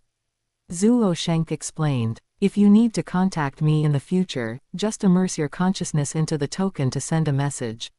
Yes, teacher. Qingyu and Luo Feng respectfully accepted them. These were tokens that allowed direct contact with a universe strongest, incredibly precious. Luo Feng, you should head back on your own. Zuo Shank looked at his younger disciple. Your cultivation in the beast god realm is complete, you should go back and settle down to digest what you've gained. Yes, teacher. This disciple understands. Luo Feng responded solemnly, then looked at Qingyu, cupped his fists, and smiled. Senior brother, then I shall take my leave. Take care, junior brother. Qingyu smiled and returned the gesture. Luo Feng said no more. After identifying the direction, the faint light of the force armor on his body flashed, and he turned into a stream of light, quickly disappearing into the depths of the starry sky. Watching Luo Feng leave, Zuo Shank turned to Qingyu. Let's go, take me to your divine kingdom. We need to settle these 100,000 star systems first. Yes, teacher, please follow me. Qingyu nodded, immediately sensing his divine kingdom coordinates, channeling divine power to begin constructing a stable divine kingdom teleportation channel. Zuo Shank stepped into the channel Qingyu had constructed, with Qingyu following closely behind. A light flashed, and the two appeared within Qingyu's vast and boundless divine kingdom. After Qingyu became an undying and then a venerable, constantly devouring space fragments to expand it, his divine kingdom was already far larger than an ordinary universe exalt could imagine. However, when Zuo Shank lightly tossed the miniature nebula in his hand into the sky above the divine kingdom, buzz! The nebula left his hand and grew upon meeting the wind. Boom! In just the blink of an eye, the sky above Qingyu's divine kingdom was completely occupied and filled by dense star systems of various sizes, emitting all kinds of magnificent light. 100,000 star systems appearing simultaneously, what a majestic sight was that! Even though Zuo Shank had used great divine ability to compress the distances between these star systems, making them relatively dense, their total volume was still massive enough to be suffocating. The originally empty and high sky was now almost completely covered by stars. The light emitted by countless stars intertwined, illuminating the entire divine kingdom with a brilliance that was even somewhat blinding. Many creatures within the divine kingdom looked up at the sky in shock, stunned by this sudden, starry sky spectacle. This, Qingyu also gasped slightly. If his divine kingdom hadn't been large enough, it probably wouldn't have been able to accommodate so many star systems. Qingyu, Zuo Shank stood with his hands behind his back and spoke calmly. You should understand why I asked that old beast god for these 100,000 star systems for you, right? Qingyu's expression straightened, and he answered respectfully, this disciple understands. It is to coordinate with my main body's secret method, transformation. This disciple thanks teacher for his painstaking planning. Zuo Shank nodded slightly, approval showing in his eyes. It's good that you understand. The transformation secret method doesn't have much potential on its own, but it can have miraculous effects if used well. However, the consumption is also massive. The rare substances contained in these 100,000 star systems are enough to support you in completing a thorough transformation. He looked at Qingyu, his tone carried deep meaning. It would be best to perform the transformation after you break through to become a universe lord. Qingyu's heart stirred as he combined the information from the original work with teacher Zuo Shanki's hint. Is teacher hoping that I can use the transformation secret method to break through the conventional limit of life gene multiples in the primordial universe and take the path of the divine body? He suppressed the speculation in his heart and responded steadily, this disciple will keep teacher's teachings in mind. This disciple is also confident that I will be able to attempt a breakthrough to the universe lord realm before long. It's good that you have such confidence. Zuo Sheng said no more. Then he brought up another matter, and about those 2 peak supreme treasures of yours. Hearing this, Qingyu's spirit was instantly lifted. Those 2 peak supreme treasures that his teacher had promised to forge, one for telekinetic attack and one palace type, he had always been thinking about them. Even with his current state of mind, the thought of soon possessing treasures of this level made his heart flutter slightly. He asked with anticipation, "Teacher, have they already been forged?" "They were originally all finished," Zuo Sheng said flatly, as if speaking of a trivial matter. "However, I've observed that the strongest ultimate technique you created still has room for optimization and resonance with the original telekinetic attack supreme treasure. I plan to make some minor adjustments to make it more compatible with your own secret method, allowing it to exert its maximum power." A surge of warmth and gratitude instantly welled up in Qingyu's heart. For an ordinary treasure refiner, once a treasure is finished, its form is almost fixed. How could there be any talk of making slight adjustments? Unless it is completely destroyed and reforged from scratch. Only a treasure refiner like teacher, who has reached such an inconceivable realm, could handle things with such ease, performing fine-tuned adjustments on a finished peak supreme treasure just to make it a better fit for his disciple. "Thank you for your trouble, teacher." Qingyu bowed deeply from the heart. Zuo Sheng waved his hand. "It is just some minor adjustments, it won't take too long. Once it reaches perfection, I will naturally notify you to come and collect it."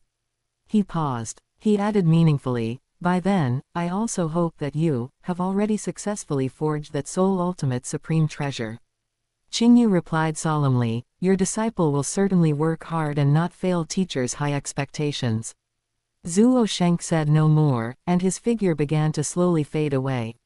As Qingyu watched his teacher about to depart, he suddenly remembered something, and a helpless bitter smile appeared on his face.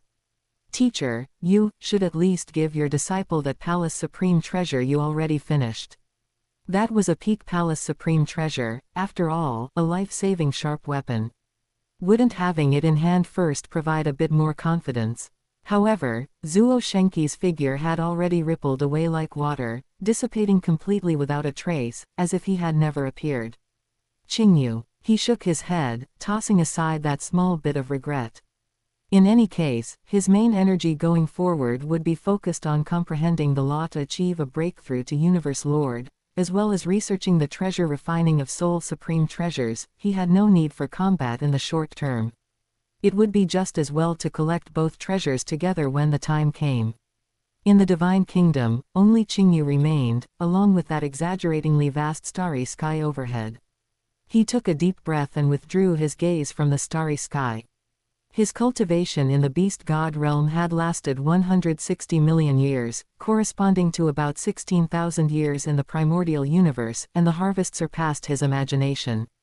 Not only had he created 2 of his own strongest ultimate techniques, but he had also won a massive amount of resources and a future treasure refining commitment from the Starry Sky Beast Alliance. But the path of cultivation never ends. His cultivation on Craft God Star had been interrupted by the trip to the Beast God realm. Now it was time to return. It's time to go back. With a thought from Qingyu, the purple crystal cloud wing clone remained in the Divine Kingdom. The Qingyu Ning main body took a step out and soon returned to Craft God Star once again. He still had quite a few rare materials for forging soul supreme treasures in his hands. The forging of soul-type treasures was recognized as one of the most difficult and mentally taxing fields in the Tao of treasure refining, with requirements for grasping details that were demanding to the extreme. Qingyu calmed his mind and focused, took out a portion of materials, channeled pure source fire, and began his first treasure refining attempt after his seclusion. Even with Qingyu's current realm and control, forging a soul supreme treasure was still a challenge. 1 failure, 2 failures, the materials were consumed portion by portion. Qingyu's heart was as still as water, without the slightest discouragement. Every failure was an accumulation of experience, a fumbling toward that mysterious opportunity for the birth of spirituality in a soul treasure. Finally, when only 3 portions of soul supreme treasure materials remained, buzz. In the treasure refining room, a warm, tranquil, strange fluctuation that seemed capable of soothing all soul agitation slowly rippled out, accompanied by a soft azure water light. The flames dispersed, and a crystal-clear water droplet the size of a pigeon egg, perfectly round with what seemed like an endless blue ocean quietly rising and flowing inside, floated in midair, emitting an aura that made the soul feel comfortable. Success. The first soul-type ordinary true treasure, Quiet Sea Pearl, was successfully forged. Qingyu let out a soft breath, a flash of relief in his eyes. If he had failed even after exhausting all the materials, he would have had to spend a great deal of time and energy recollecting materials, and he could forget about completing teacher's half-finished goal in the short term. But this, Quiet Sea Pearl, in Qingyu's current discerning eyes, could only be considered a passing work. According to the description in teacher Zuo Shenqi's legacy, as long as one successfully forges a soul supreme treasure for the first time and cultivates a sense for that unique opportunity for the birth of spirituality, one is considered to have entered the gate. Subsequent forging is more about becoming familiar with that feeling, continuously optimizing the process, and improving the quality of the finished product. Qingyu did not stop, striking while the iron was hot. He threw the remaining 2 portions of materials into the forging process one after another. The second one was a success, with a quality slightly higher than the first. The third one was a success, with a quality similar to the second. There was progress, but it still failed to satisfy Qingyu. Having forged 3 soul supreme treasures, he had quite a few points, which he exchanged entirely for various materials for forging soul supreme treasures. And so it cycled. When materials were gone, he used points to exchange for more and continued forging. His skill became practiced and exquisite at a speed visible to the naked eye.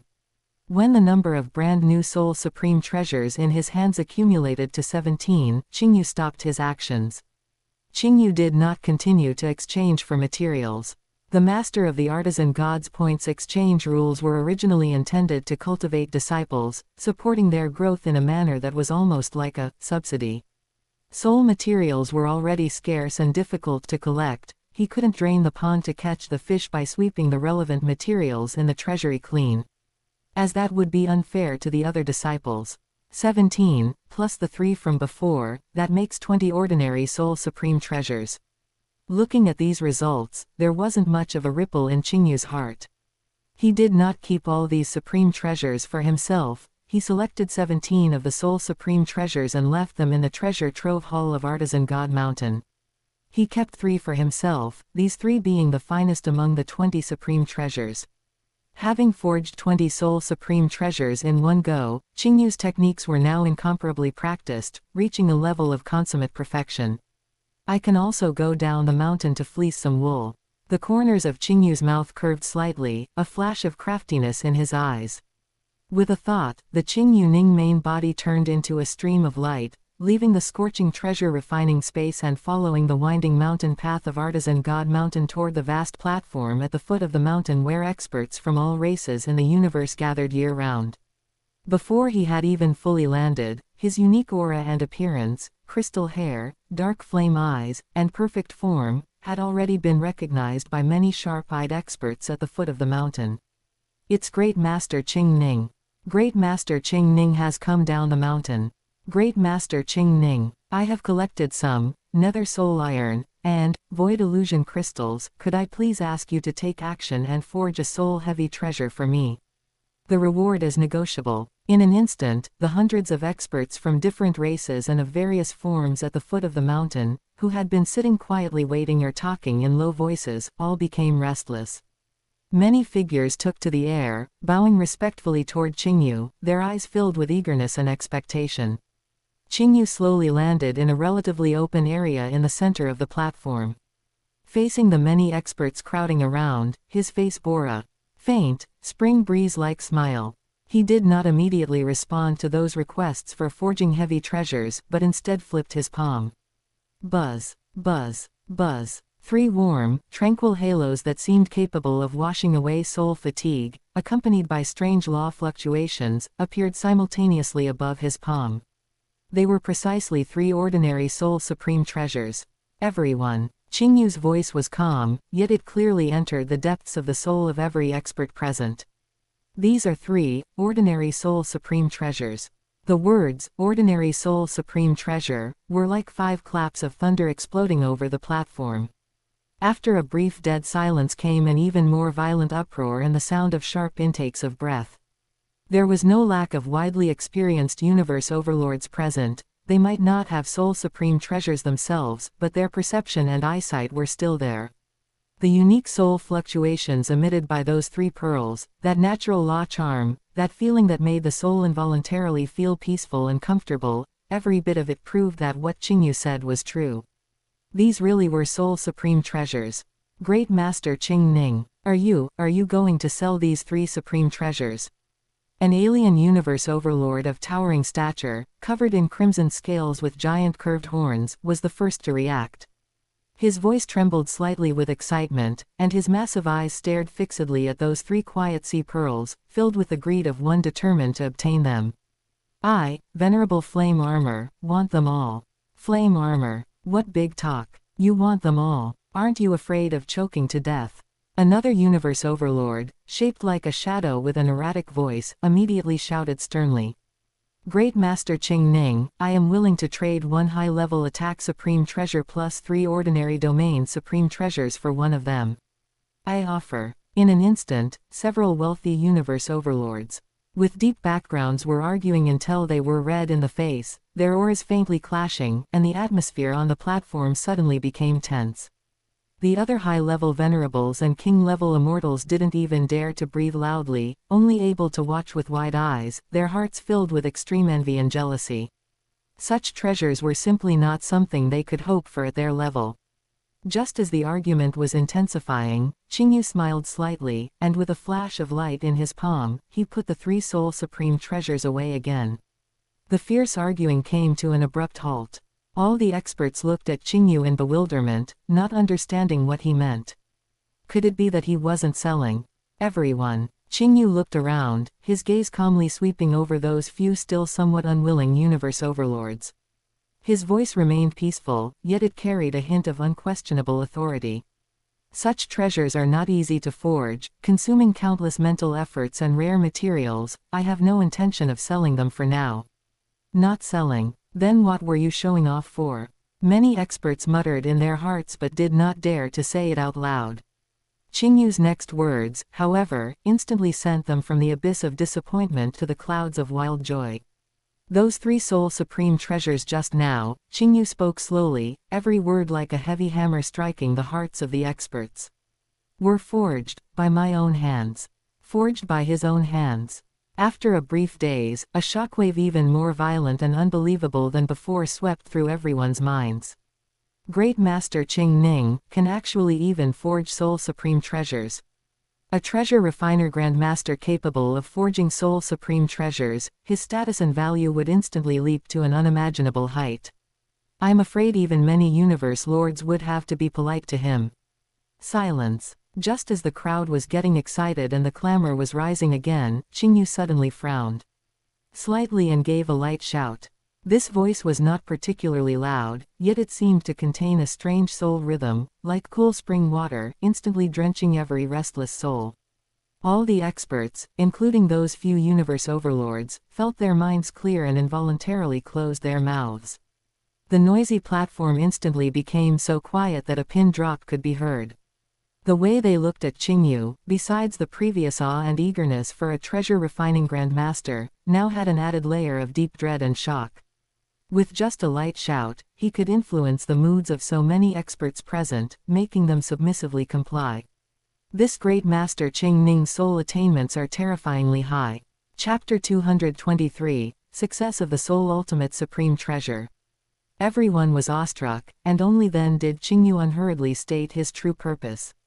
I have recently gained some insights in treasure refining and require more soul materials to practice and verify them. Therefore, I am willing to open up treasure refining here. His gaze swept across the crowd as he announced the rules.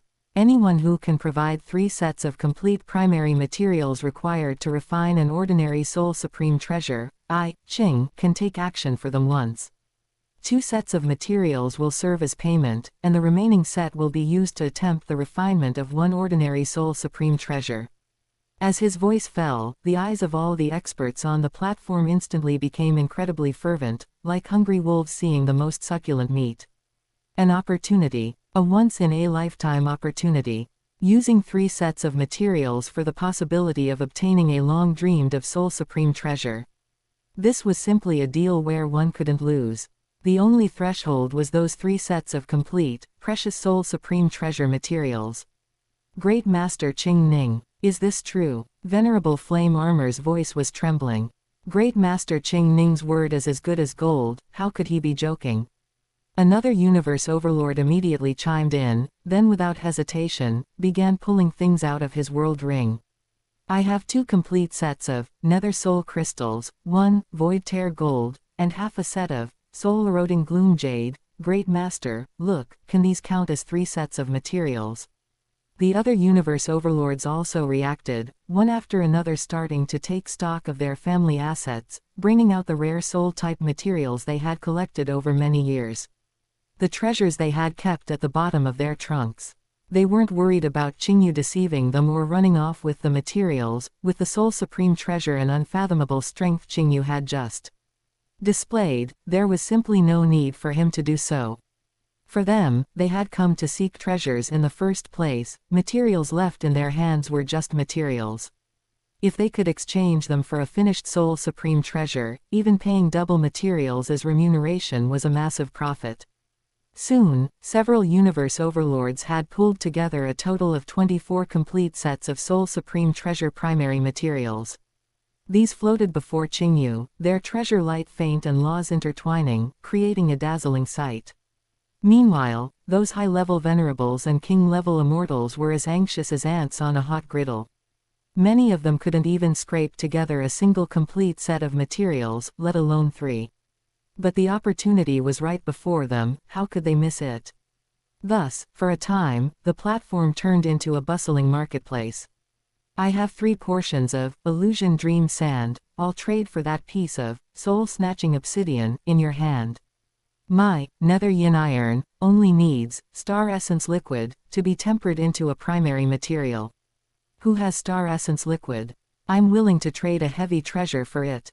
5 strands of soul tethering silk, unique to my race, seeking to trade for soul fixing steel of equal value.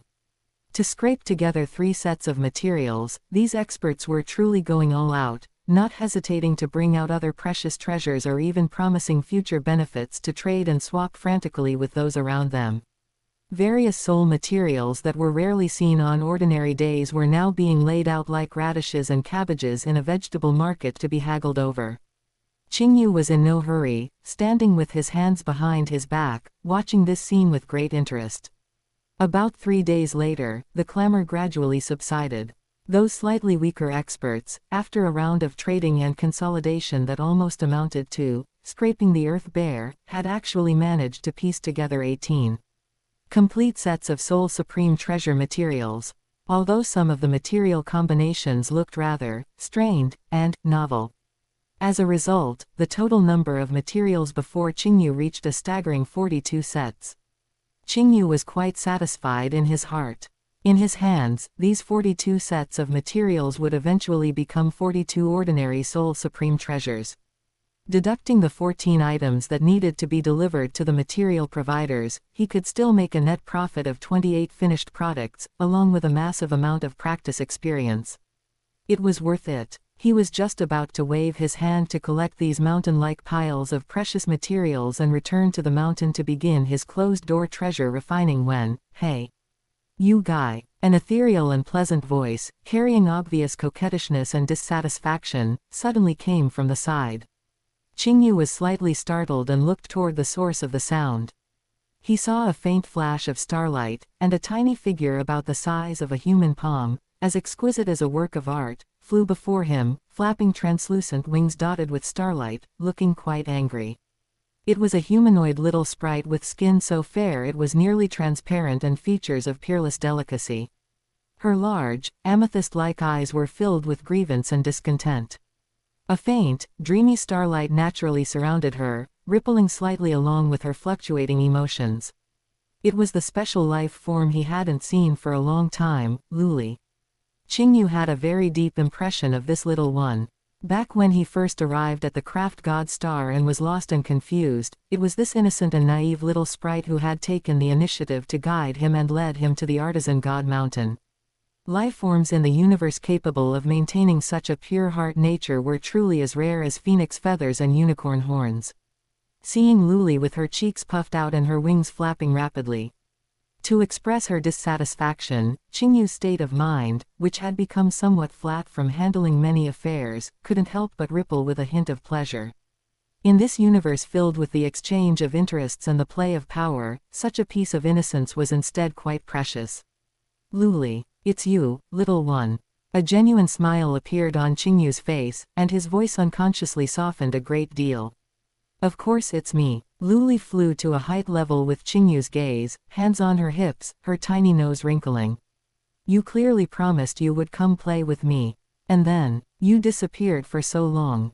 I waited and waited on the mountain, and occasionally when I heard news of you, you were either in closed-door cultivation or treasure refining. I couldn't find you at all.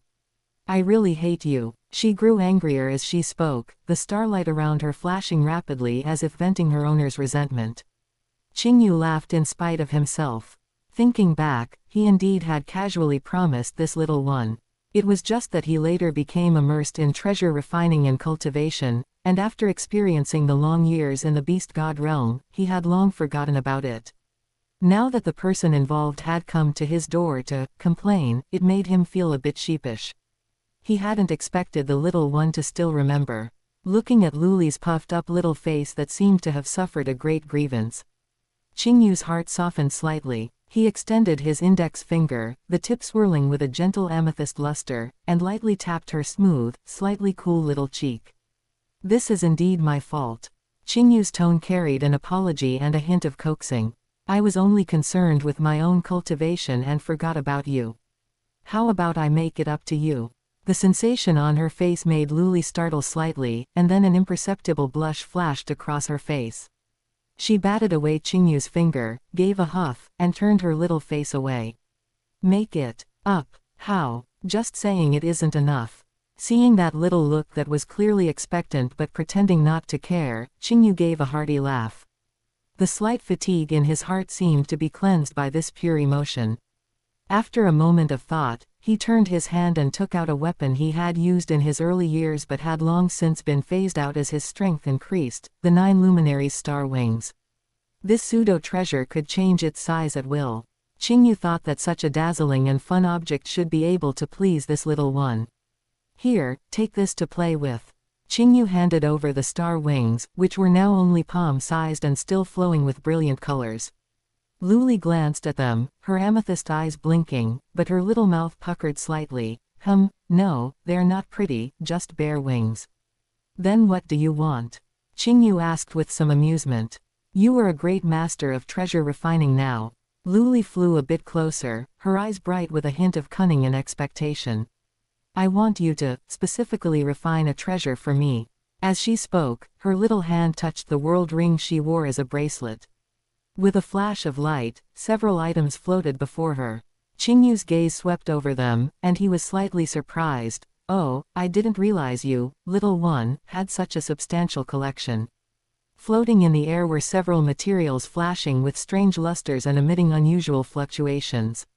Several of them were sufficient to serve as primary materials for refining a supreme treasure, something an ordinary universe exalt might not necessarily be able to produce. HMPH, don't underestimate me. Luli proudly raised her little chin, then added somewhat sheepishly.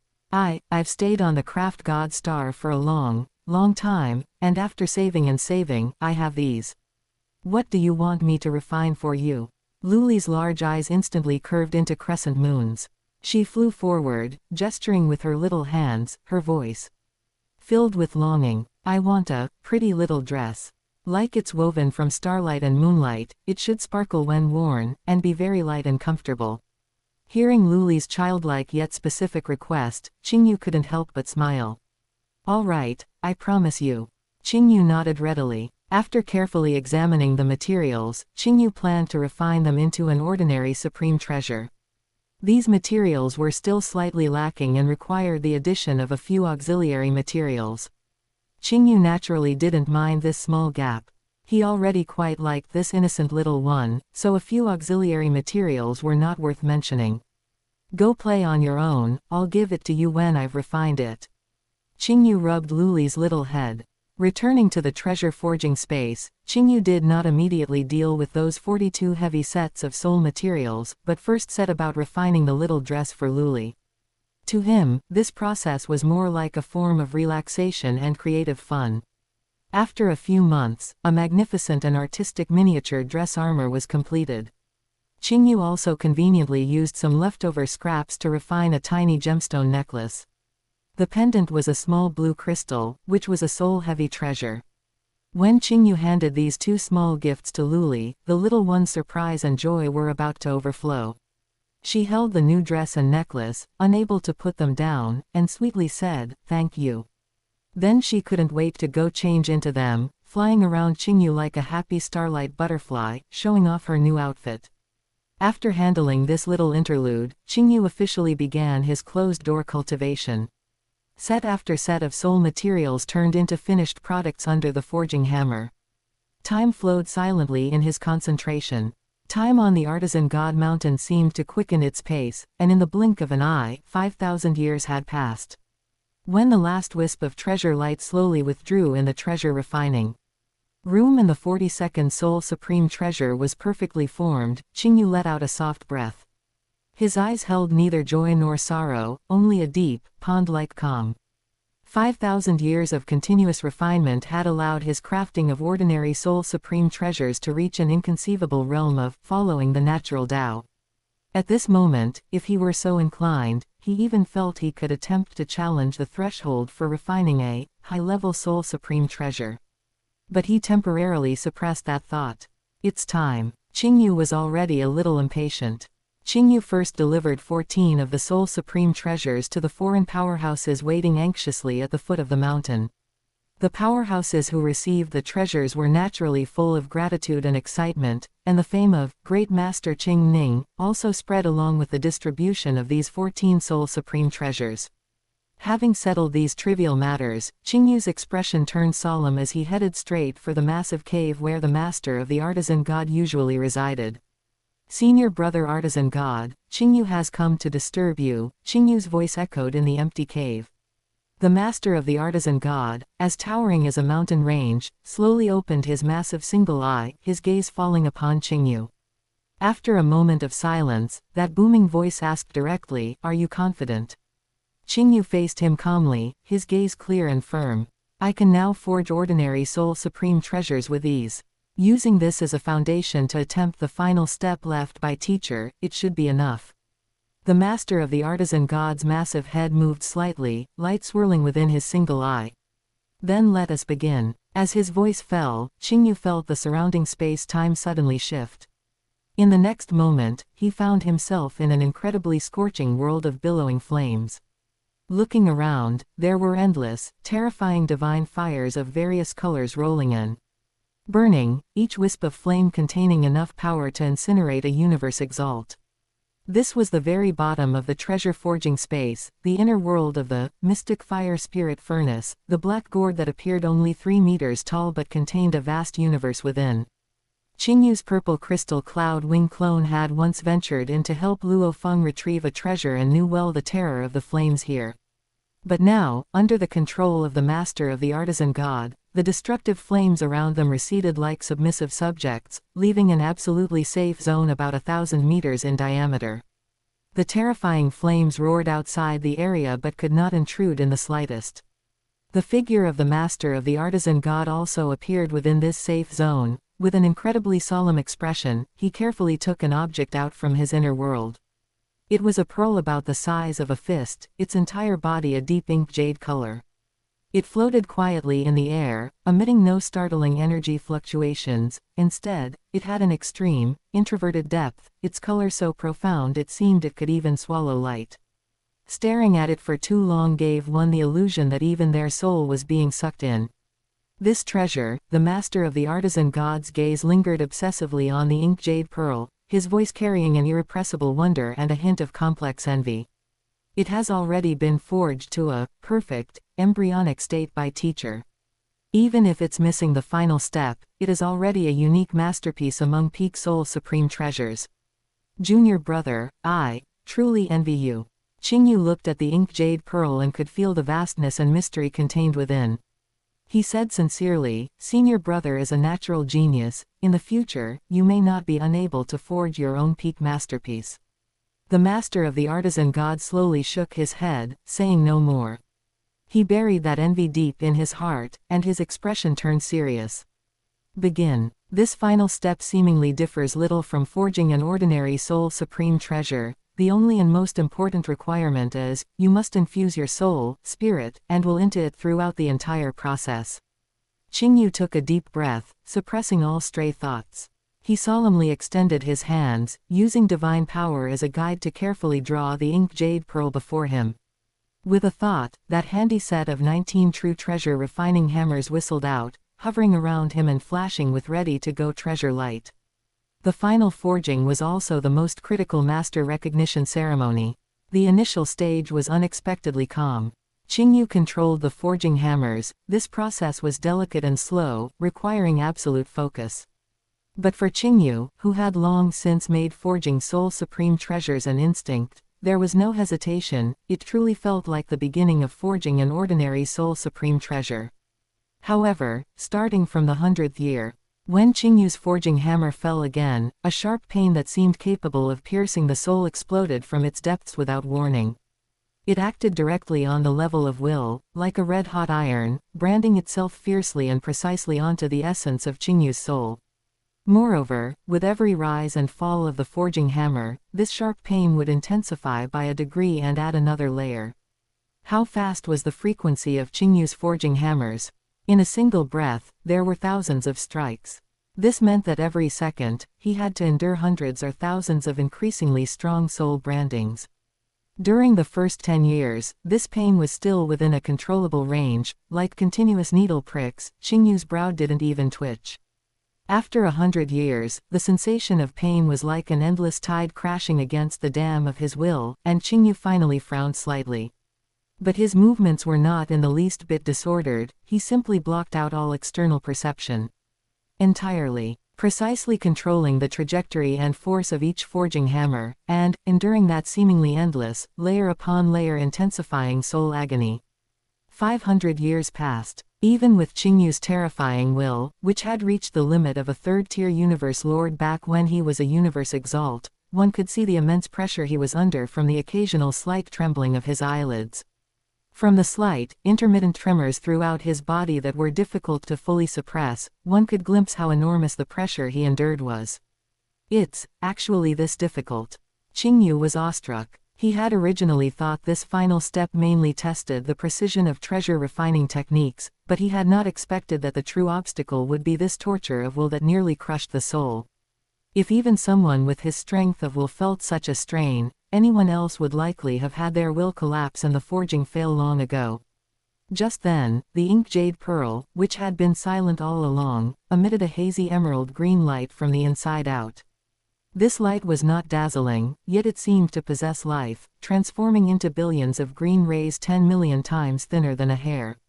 As if possessing spirituality, they seeped toward the center of Qingyu's brow, toward his soul. Qi, like boiling oil poured on snow. If before it was a sharp pain concentrated at a single point, now it was countless cold and sharp needles piercing into every minute unit of the soul simultaneously, then weaving back and forth. Qingyu's body suddenly stiffened, and the faint flames burning steadily in his eyes suddenly swayed violently, their color dimming by half. As for the ink jade pearl itself, with the emission of these green rays containing strange power, its deep ink jade color actually began to fade and become transparent at a speed hard to detect with the naked eye. There was no turning back now. Unless he heartlessly interrupted this deep fusion process and forced the final steps with crude methods, but in that case, this true treasure would forever lose the possibility of being promoted to an ultimate supreme treasure. This was not the result he wanted. Hold on. A silent roar erupted from the depths of Qingyu's soul, crushing all stray thoughts and all fear. His will was like divine iron tempered 1,000 times, bursting forth with an even more brilliant and unyielding light in the furnace of endless pain. The following centuries were, for Qingyu, like being in a purgatory for the soul. His soul perception seemed to be torn into tens of thousands of fragments, each fragment pierced and cut by those endless emerald rays. At the same time, it was as if he were placed under a rough, uneven divine millstone, enduring never-ending crushing and grinding. The double, or even multiple, layers of pain intertwined and overlaid were enough to drive a universe lord mad. His entire aura fluctuated in a state of extreme suppression and struggle.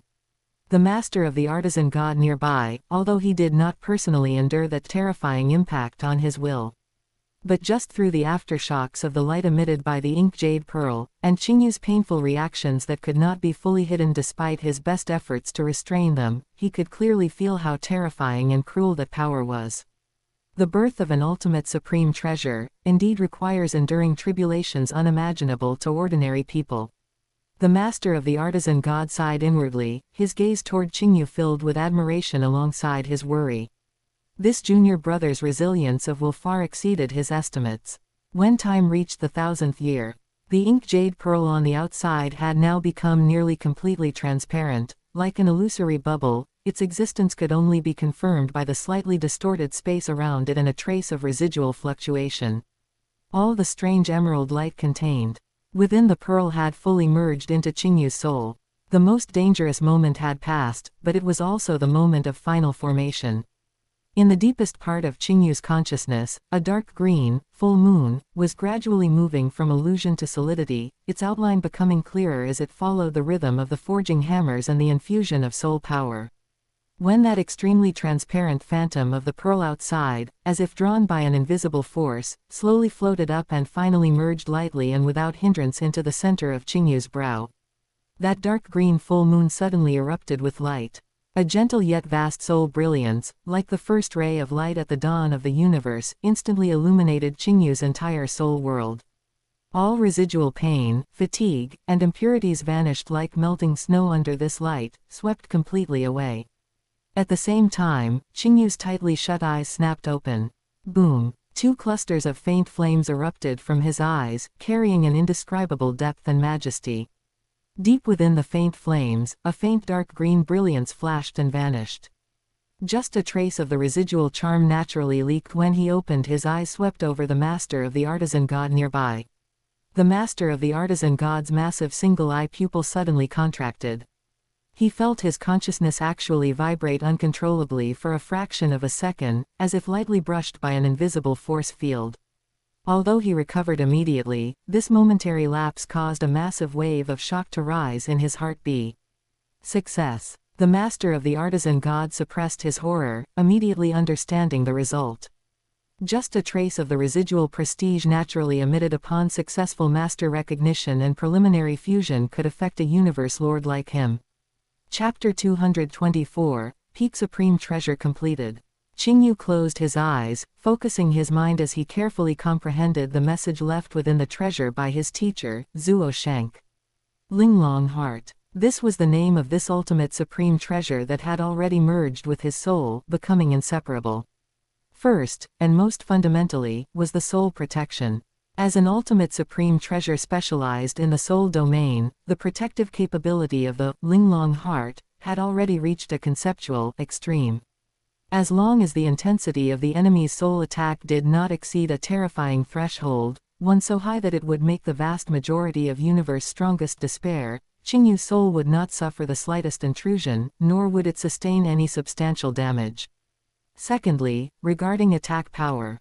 Generally, treasures that reach the level of a peak supreme treasure have fixed and powerful secret patterns engraved within them. Once ownership is recognized, one only needs to comprehend these secret patterns and stimulate them with divine power to unleash corresponding powerful attack effects. However, the most unique aspect of the Linglong Heart is that it possesses no fixed attack secret patterns itself. It is more like a pure carrier. Qingyu can directly engrave and imprint all the soul secret methods he has created onto the Linglong Heart. After a successful imprint, when he casts that secret method again, with the amplification of the Linglong heart, its final power can be directly elevated by one level.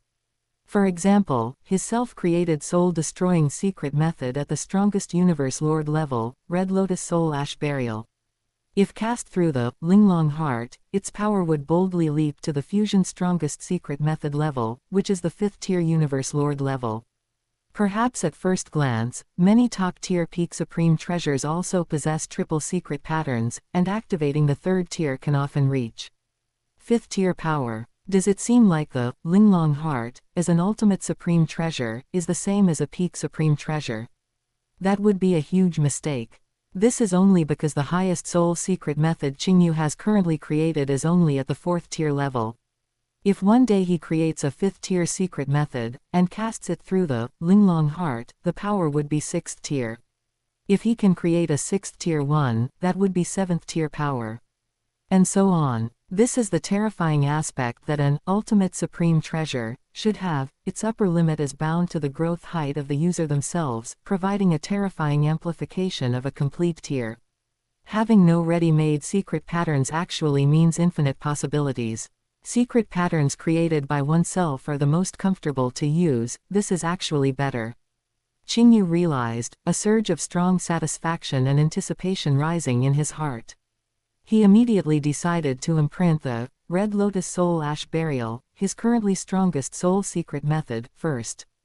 As for the other few ultimate secret methods, there was no need for now, because the Linglong heart can only imprint 7 secret methods at the current stage, and the ultimate secret method level is too low. Qingyu did not want to waste space with ultimate secret methods. Otherwise, he would have to spend effort to wash them away in the future to re-imprint new ones. There was no rush to imprint the secret methods, because the Linglong heart still had a 3rd layer. When the Linglong heart truly completed its recognition of ownership and completely transformed into an ultimate supreme treasure, it possessed a trace of extremely faint growth characteristics. This growth mainly depends on the strengthening of Qingyu's own soul essence and the sublimation of his will. Because the two have deeply merged and share the same fate, as Qingyu progresses, the Linglong heart will also receive some invisible nourishment and improvement. In addition, Zuo Shenqi's message also mentioned that the universe is vast, and there are always some indescribable, extremely special, rare treasures in existence. If they can be found and fused with the Linglong heart, it might also promote its growth in certain aspects. However, Zuo Shenq did not elaborate on what kind of rare treasures they are, only saying that if Qingyu encounters them in the future, he will naturally know. But he also clearly warned that this growth potential is extremely limited, so Qingyu should not hold too high expectations. Qingyu knew that a treasure appearing miraculously like the Star Tower is hard to replicate a second time. That Zuo Shenq could forge an ultimate supreme treasure like the Linglong heart, for him, one that already possesses a trace of growth potential, was already pouring out countless efforts and expectations. For this, Qingyu felt nothing but gratitude, and in the extremely long years to come, the Linglong heart would be more than enough for him to use. The 4th effect of the Linglong heart is to derive sub-bodies. This has the same miraculous effect as Luo Feng's Star Tower being able to generate sealing stars, and Emperor Yan's original soul also being able to produce derived soldiers' souls, general souls, etc. The sub-bodies produced by the Linglong heart are divided into 5 grades: single aperture Linglong heart, 3 aperture Linglong heart, 5 aperture Linglong heart, 7 aperture Linglong heart, and 9 aperture Linglong heart. Once these Linglong sub-bodies are fused, they can not only subtly and slowly improve the fusion's talent and spirituality in law comprehension. They will also make their soul traits lean towards agility and changeability, making them exceptionally suitable for paths involving souls and illusions. This is undoubtedly a peerless sharp weapon tailored for Qingyu to cultivate his clan and descendants.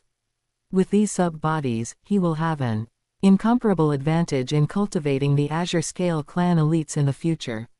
The single aperture Linglong heart can be used by ordinary peak world lords. The 3 aperture requires 100 times the power of a world lord, The 5 aperture requires 100,000 times the power of a world lord, and the 7 aperture requires 1,000,000 times the power of a world lord. And the strongest 9 aperture Linglong heart requires 10,000,000 times the power of a world lord to drive. Its value has already surpassed many top-tier heavy treasures. Teacher, thoughtful. Warmth surged in Qingyu's heart. After digesting all the information, Qingyu slowly opened his eyes. The faint flames burning in his eyes had returned to calm, yet they were deeper and more reserved than before, as if they contained the mysteries of the endless starry universe. He turned to the master of the artisan god, who stood still like a mountain, and bowed sincerely. For this forging, thank you, senior brother master of the artisan god, for protecting me. The master of the artisan god's huge single eye stared at Qingyu, his gaze incomparably complex, with amazement, envy, and gratification intertwined. Finally, it turned into a long sigh that seemed to carry the scent of sparks. Congratulations, junior brother, at the Universe Exalt level, you have obtained an ultimate supreme treasure that would make many universe strongest go crazy and fight until their heads break. Such an encounter, I fear, is the first of its kind since the birth of the universe. Hearing this, Qingyu smiled modestly and did not lose his composure due to this shocking praise. Is it the first time a Universe Exalt has obtained an ultimate supreme treasure? My junior brother Luo Feng recognized a God King level main weapon, the Star Tower, back when he was a world lord. Senior brother is too kind, I was just lucky to receive the master's deep love. Qingyu said earnestly, then straightened his expression. However, regarding the fact that I possess an ultimate supreme treasure, I hope senior brother can help me hide it and not let it leak out. My strength is still shallow, and possessing a jade ring brings trouble. The master of the artisan god's huge head shook slightly, emitting a low rumble. Junior brother, rest assured. I have only been obsessed with the Tao of treasure refining in this life. I have always been too lazy to participate in the chaos of fighting and snatching treasures in the universe. Revealing it brings me no benefit, but might instead attract trouble. Moreover, the master had already given instructions when he entrusted this item to me. I respect the master, and I will naturally follow his orders. Regarding today's matter, apart from you, me, and the master, no fourth person will ever know. The last stone in Qingyu's heart fell, and he bowed deeply again. Thank you, senior brother. The master of the artisan god waved his giant claw, which seemed capable of holding up the starry sky, and rumbled, no need for courtesy. Since you have succeeded, familiarize yourself with it well. The Tao of treasure refining is endless. I hope junior brother will not disappoint the master's high expectations. Immediately, the scorching and distorted space around him changed, and Qingyu felt a gentle yet irresistible great force enveloping him. The next moment, he had returned from the world of fire to the familiar and ancient entrance of the cave on Artisan God Mountain. The eternally scorching light of Craft God's star spilled down from the outside, bringing a warmth full of vitality that was completely different from that extreme destructive fire. The goal has been achieved, junior brother, make yourself at home. The deep voice of the master of the artisan god rumbled from the depths of the cave, then faded away. Qingyu stood at the cave entrance, feeling the gentle and vast power of the Linglong heart, full moon deep in his soul, his heart filled with peace and fulfillment. The biggest goal of coming to Craft God's star, completing the forging of the ultimate supreme soul treasure, had been successfully achieved. But he did not choose to leave immediately. He first returned to his exclusive palace on the mountainside.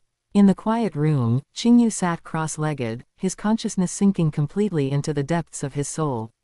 He began to use his own will as a guide, mobilizing his most essential insights into the secret method, Red Lotus Soul Ash Burial, and engraving the complex, mysterious, and destructive secret patterns onto the Linglong heart. As the last stroke of the secret pattern landed steadily and merged completely with the Linglong heart, full moon, buzz. An invisible ripple spread from Qingyu's soul origin. Beneath the skin of his forehead, a delicate, eerie, and red lotus mark, as if condensed from the purest ruby and laws, quietly emerged. The mark was not large, but it was vivid, with overlapping petals, as if slowly rotating, containing a heart-palpitating sense of extinction. At the same time, the aura around Qingyu also underwent a subtle change. A pressure originating from the soul level was naturally revealed, and although it was deliberately restrained, it was already different from the past when walking, sitting, or lying down. After completing the secret method engraving, Qingyu did not stop. He took out a blank consciousness sensor and began to systematically record all his insights, comprehensions, failure lessons, and success experiences regarding the Tao of treasure refining from the time he forged the first-tier weapon until now. He carried 3 great treasure refining legacies. The most core and precious one was naturally the legacy from Master Zuo Shank that pointed directly to forging ultimate supreme treasures. Secondly, it was the vast legacy accumulated by the craft god star lineage over endless years. There was also the legacy taught by Venerable Chong Ding, which leaned towards practicality and technique. Now, he, Qingyu, had also become a great master, capable of independently forging treasures. Based on the strengths of the 3, he had long walked his own path of treasure refining. His insights and comprehensions were of immeasurable value to the many disciples of Craft God Star, especially those junior martial nephews who were stuck in bottlenecks. This could be considered a feedback to Artisan God Mountain and senior brother master of the Artisan God. He intended to leave this legacy and insights in the public legacy hall of Artisan God Mountain before leaving, setting certain permissions for disciples with affinity and aptitude to read and refer to. After dealing with the legacy insights, Qingyu's mind moved, and he sent a message to Scorching Rust. Before long, that burly junior martial nephew, exuding a steady and scorching aura, respectfully came to the outside of Qingyu's palace. AI model, Gemini -3.0 Flash. Disciple Scorching Rust pays respects to martial uncle Qingyu. Scorching Rust bowed, his attitude still incomparably respectful. From Qingyu's obscurity upon first arriving at Craft God Star, to his subsequent world-shaking treasure refining feats, and now even his master of the Artisan God, treating him as an equal, Scorching Rust was a first-hand witness. His admiration for this martial uncle had long since seeped into his very bones. Come in. Qingyu's voice was gentle. In the following days, during his final period before departure, Qingyu personally guided Scorching Rust in the Tao of treasure refining. He conducted a profound yet simple analysis of the bottlenecks Scorching Rust was currently facing.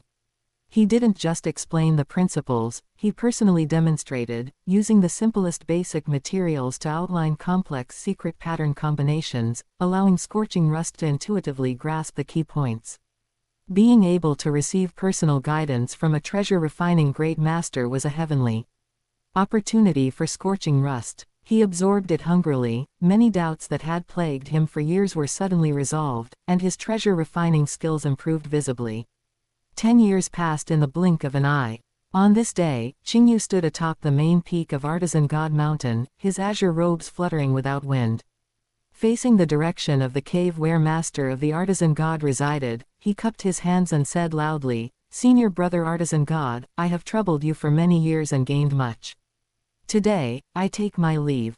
His voice was clear and melodious, echoing among the mountains. There was a moment of silence in the cave before the deep rumble of Master of the Artisan God came as usual. "Go then. The road ahead is long, take care.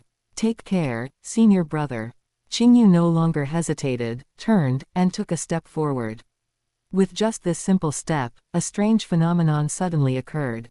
In the empty void beneath his feet, a red lotus, outlined entirely by illusory red light and law lines naturally bloomed.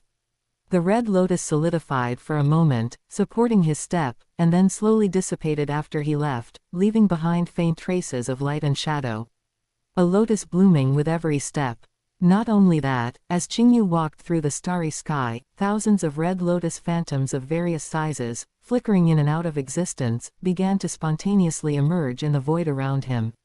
These red lotus phantoms were not static, instead, they possessed a sort of spirituality, slowly circling and flickering along the trajectory of Qingyu's flight, making him look like a god stepping out of a red lotus illusion.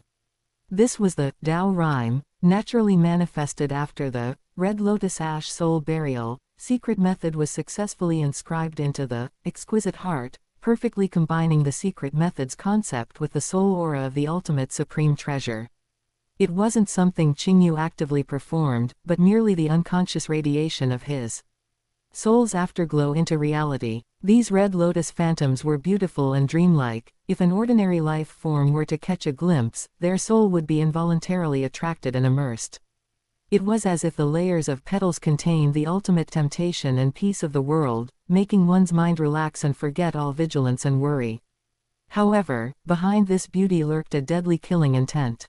Once Qingyu's mind moved slightly to actively trigger them, these seemingly harmless red lotus phantoms could instantly turn into the fire of annihilation that incinerates the soul. Qingyu's figure rapidly moved away from Craft God Star, disappearing into the vast sea of stars. The thousands of red lotus phantoms remaining on the path he took did not disappear immediately, but continued to float and rotate slowly in the silent space of the universe. After a long time, they finally faded away like ink merging into water, eventually returning to nothingness. Qingyu did not go directly to the core of the human territory, but first returned to his own divine kingdom. Inside the towering divine palace, his human clone was already waiting. Qingyu flipped his hand and took out 3 treasures shimmering with precious light and emitting powerful soul fluctuations. They were the ordinary soul supreme treasures he had forged earlier. He gave them to his human clone to take back to Qinglin Universe Kingdom. Then, through the virtual universe, he contacted his senior sister, Venerable Qingyu. In the virtual universe, at an elegant pavilion atop the peak of Thunder Island. When Venerable Qingyu saw Qingyu, she was clearly stunned for a moment. Even in the virtual universe, she could feel the strange attraction brought by the flickering red lotus mark on Qingyu's forehead, as well as the increasingly unfathomable soul around him that seemed capable of encompassing the starry sea. In fact, another reason why Qingyu changed so much before and after successfully fusing the exquisite heart was that his willpower had also broken through during this ordeal. Senior sister, I have recently forged a few soul supreme treasures, Qingyu smiled. Take one, senior sister. The original stars are perilous, so an extra bit of protection is good. I am currently in Qinglin Universe Kingdom. Venerable Qingyu was moved. Junior brother, thank you. She knew the value of a soul supreme treasure and understood the weight of this friendship even more. You're welcome, senior sister. As for the remaining 2 soul supreme treasures, Qingyu released the news in the Great Alliance to see if he could trade for some special life-saving or cultivation assisting treasures suitable for world lords. Once the news was out, it caused quite a stir in the small circle of the Great Alliance's upper echelons. Soul supreme treasures were rare to begin with, and the large number of soul-heavy treasures Qingyu had forged previously had already made many experts very envious of the experts from the Virtual Universe Corporation. Now that Qingyu had actually forged soul supreme treasures, there were naturally many buyers, and even more experts came due to his reputation, mainly wanting to befriend him. However, the first to arrive upon hearing the news was not those experts holding special treasures, but Luo Feng. Virtual Universe, Qingyu's exclusive palace. Luo Feng's figure appeared outside the palace and entered after receiving permission. He immediately saw Qingyu on the divine throne, his gaze instantly drawn to the red lotus mark on Qingyu's forehead. Immediately following that, he felt an extremely slight yet real attraction, as if that mark and the certain rhyme naturally flowing around Qingyu were silently inviting his mind to relax and immerse itself. Luo Feng's heart tightened, and he instantly guarded his soul, dispersing that trace of abnormality. He marveled inwardly, senior brother's soul methods are becoming more and more unfathomable. Just a trace of natural rhyme can even affect me in the virtual universe. This feeling, I've only occasionally experienced it when facing teacher Primordial Chaos City Lord. He felt more and more that this third senior brother was mysterious and powerful. Senior brother. Luo Feng composed himself and greeted with a smile.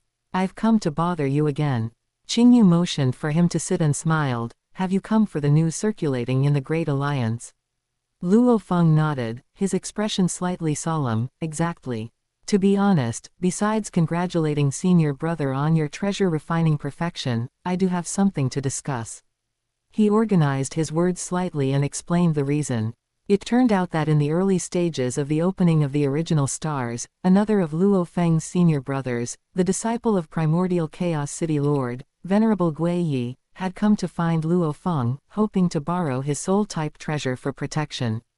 Venerable Gui Yi had a good relationship with Luo Feng and had given him guidance during his early growth. But at that time, Luo Feng's tower bead could not be lent to others, so he had declined. Although Venerable Gui Yi didn't say much, Luo Feng knew that the other party would inevitably have some grievances in his heart. I know senior brother now has surplus soul supreme treasures to trade, Luo Feng said sincerely. So I wanted to take the liberty of asking if I could introduce senior brother Gui Yi to come and discuss borrowing a treasure with you.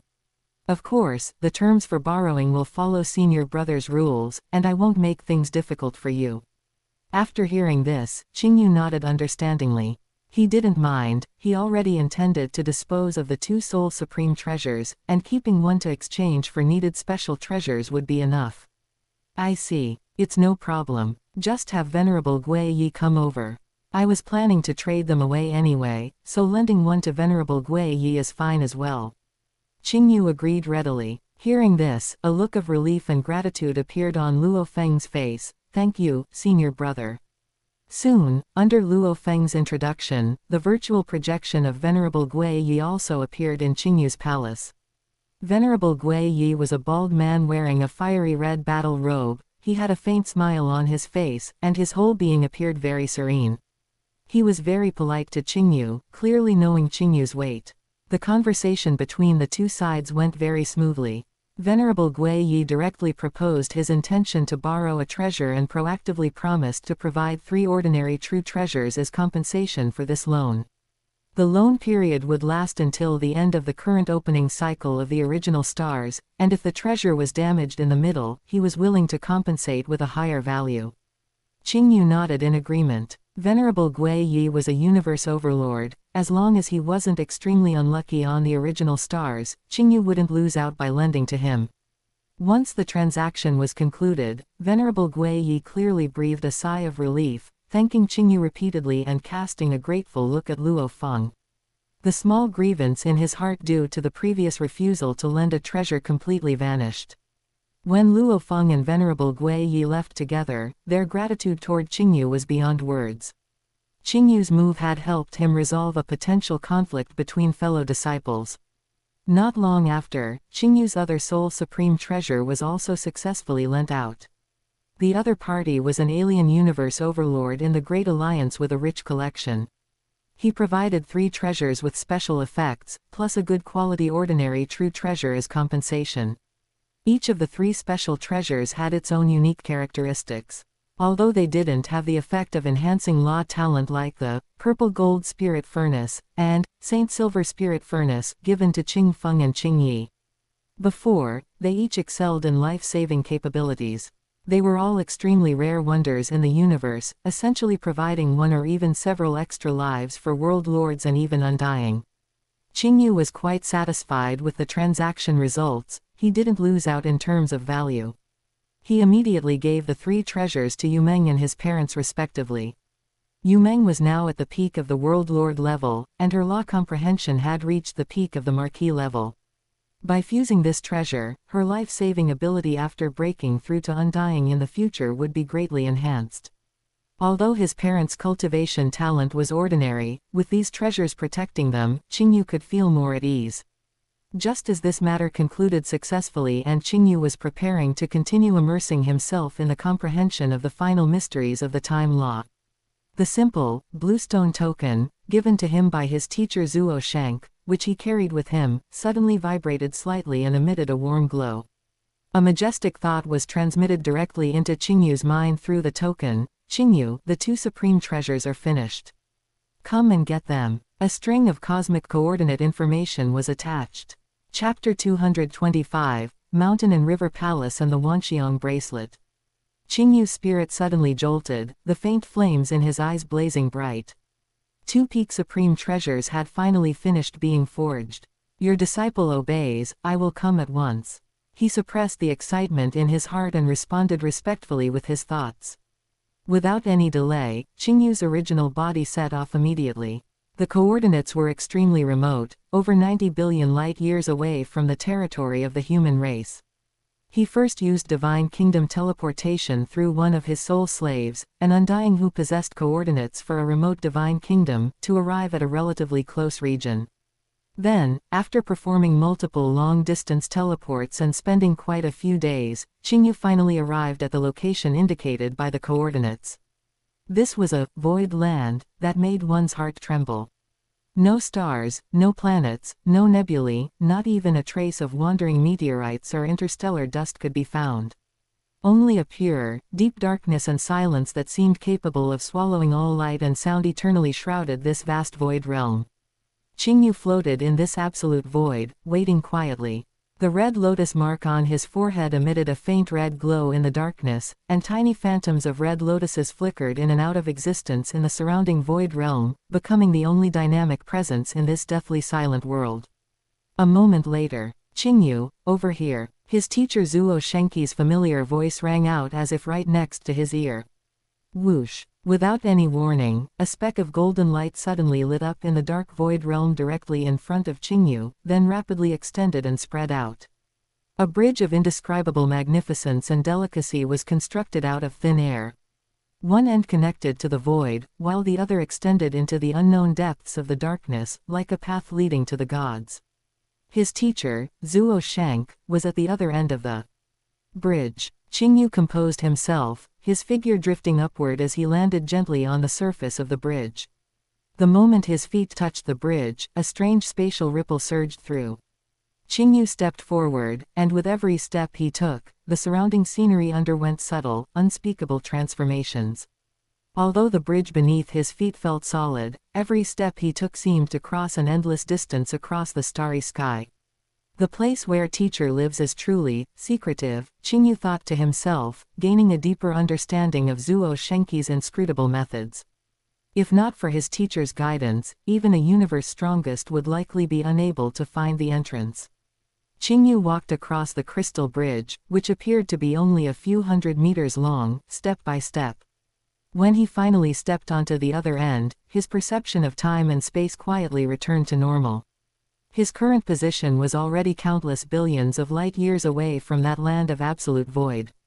Before him, the view suddenly opened up. This was a serene and elegant courtyard. In the center was a crystal-clear pond. The water was no ordinary water, but a spiritual liquid condensed from rich life energy and soft starlight. Several spirit fish swam in the pond, their scales shimmering with the luster of laws as they swam about leisurely. The pond was decorated with rockeries and a path of smooth pebbles, leading to a nearby palace that was ancient in style, not particularly grand, but contained an endless charm of the Tao. The courtyard seemed ordinary, like a hidden paradise carefully tended by a reclusive expert. But with Qingyu's current depth in treasure refining, he could see that the rockeries by the pond were clearly compressed from some kind of treasure capable of automatically gathering universe origin energy. The pebbles paving the path, the original volume of each one was likely no less than that of an ordinary star. Turning stars into dust, containing laws within plants and trees. Qingyu took a deep breath and followed the path toward the palace. The palace gates opened on their own without any wind. His teacher, Zuo Shenq, was sitting casually inside the hall on a large, natural blue-black stone. Teacher. Qingyu walked forward quickly and bowed respectfully. Zuo Shenq looked up, his gaze falling on the lifelike red lotus mark on Qingyu's forehead. He then scanned the countless red lotus phantoms naturally appearing and disappearing in the void realm around him, a faint, satisfied smile appearing on his face. Look like you have succeeded. His voice was calm, yet carried a clear insight that saw through everything. Qingyu stood up, his face brimming with sincere gratitude and excitement. It was all thanks to the exquisite heart teacher bestowed upon me. Your disciple has successfully claimed ownership and recorded my self-created secret method within it.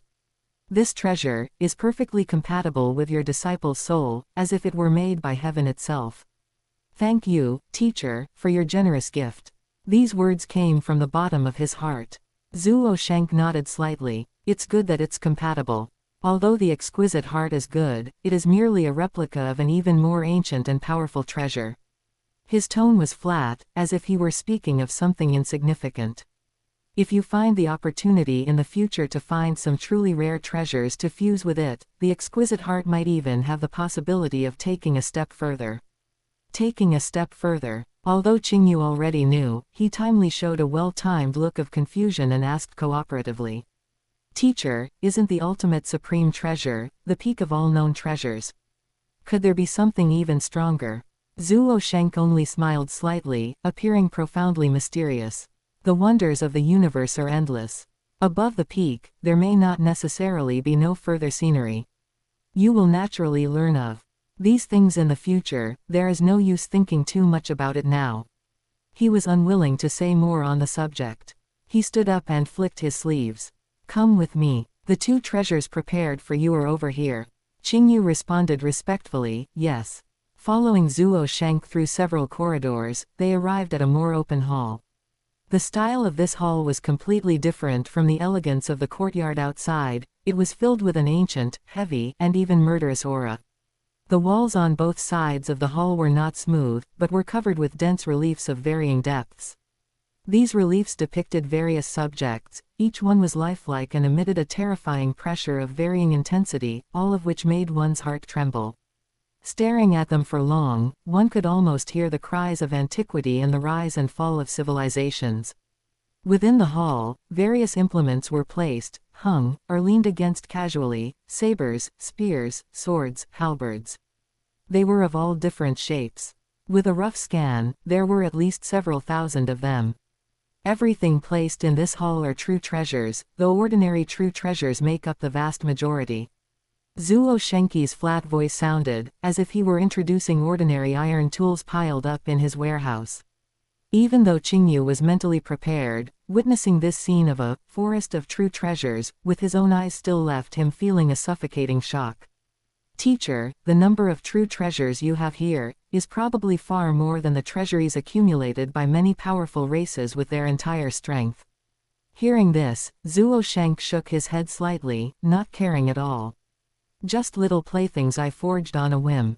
You are also a treasure refiner now, so you should know that for a great master of treasure refining, as long as there are enough materials, forging an ordinary true treasure isn't very difficult. Piling up numbers is meaningless. Qingyu remained silent. Teacher was right. With his current ability, if he had sufficient materials and time, forging thousands of ordinary true treasures would take a long time, but theoretically, it wasn't impossible. His gaze swept across the many true treasures in the hall. A great master's eye allowed him to quickly see the differences. Although the vast majority of these true treasures were at the ordinary level, their design concepts and the construction of their internal secret patterns were often unique, filled with ingenuity and experimental nature.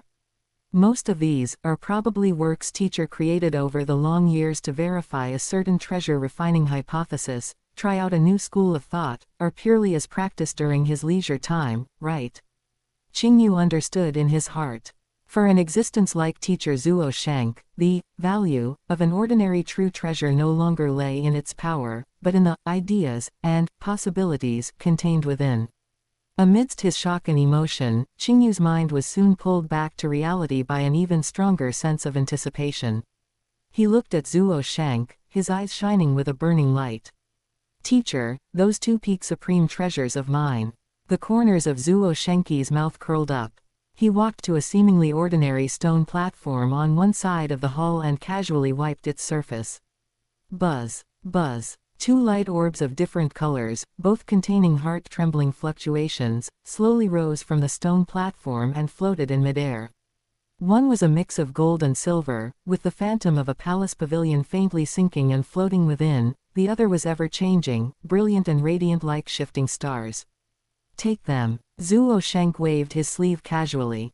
The 2 light orbs were like being carried by invisible hands as they flew steadily toward Qingyu.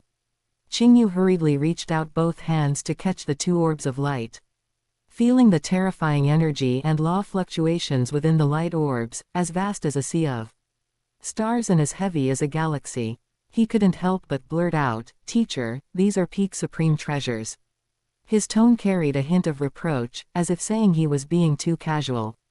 Hearing this, Zhuo Sheng couldn't help but laugh heartily, his voice shaking the hall and causing the thousands of true treasures around to vibrate slightly. Could I possibly break them by throwing them to you? Qingyu also realized he had lost his composure and gave an embarrassed smile. He naturally knew that peak supreme treasures were indestructible. Let alone being tossed lightly like this, even if they were thrown into the core of a star or the event horizon of a black hole, they wouldn't be damaged in the slightest. It was just that the weight of such heavy treasures in his heart was too great, causing him to become nervous subconsciously. Teacher, do these two supreme treasures have names? Qingyu asked respectfully while holding the light orbs. They haven't been named yet, Zuo Sheng said casually. The specific information has been left within the treasures. See for yourself. After you're done, you can call them whatever you want. Qingyu said no more. Suppressing his excitement, he first focused his attention on the gold and silver light orb in his left hand. A strand of pure divine power wrapped in his thoughts probed into the light orb, touching the deeply hidden core of the treasure. The moment his life imprint was branded, a massive flood of information poured into Qingyu's consciousness. At the same time, the light orb in his hand shone brightly, with gold and silver light flowing and rising.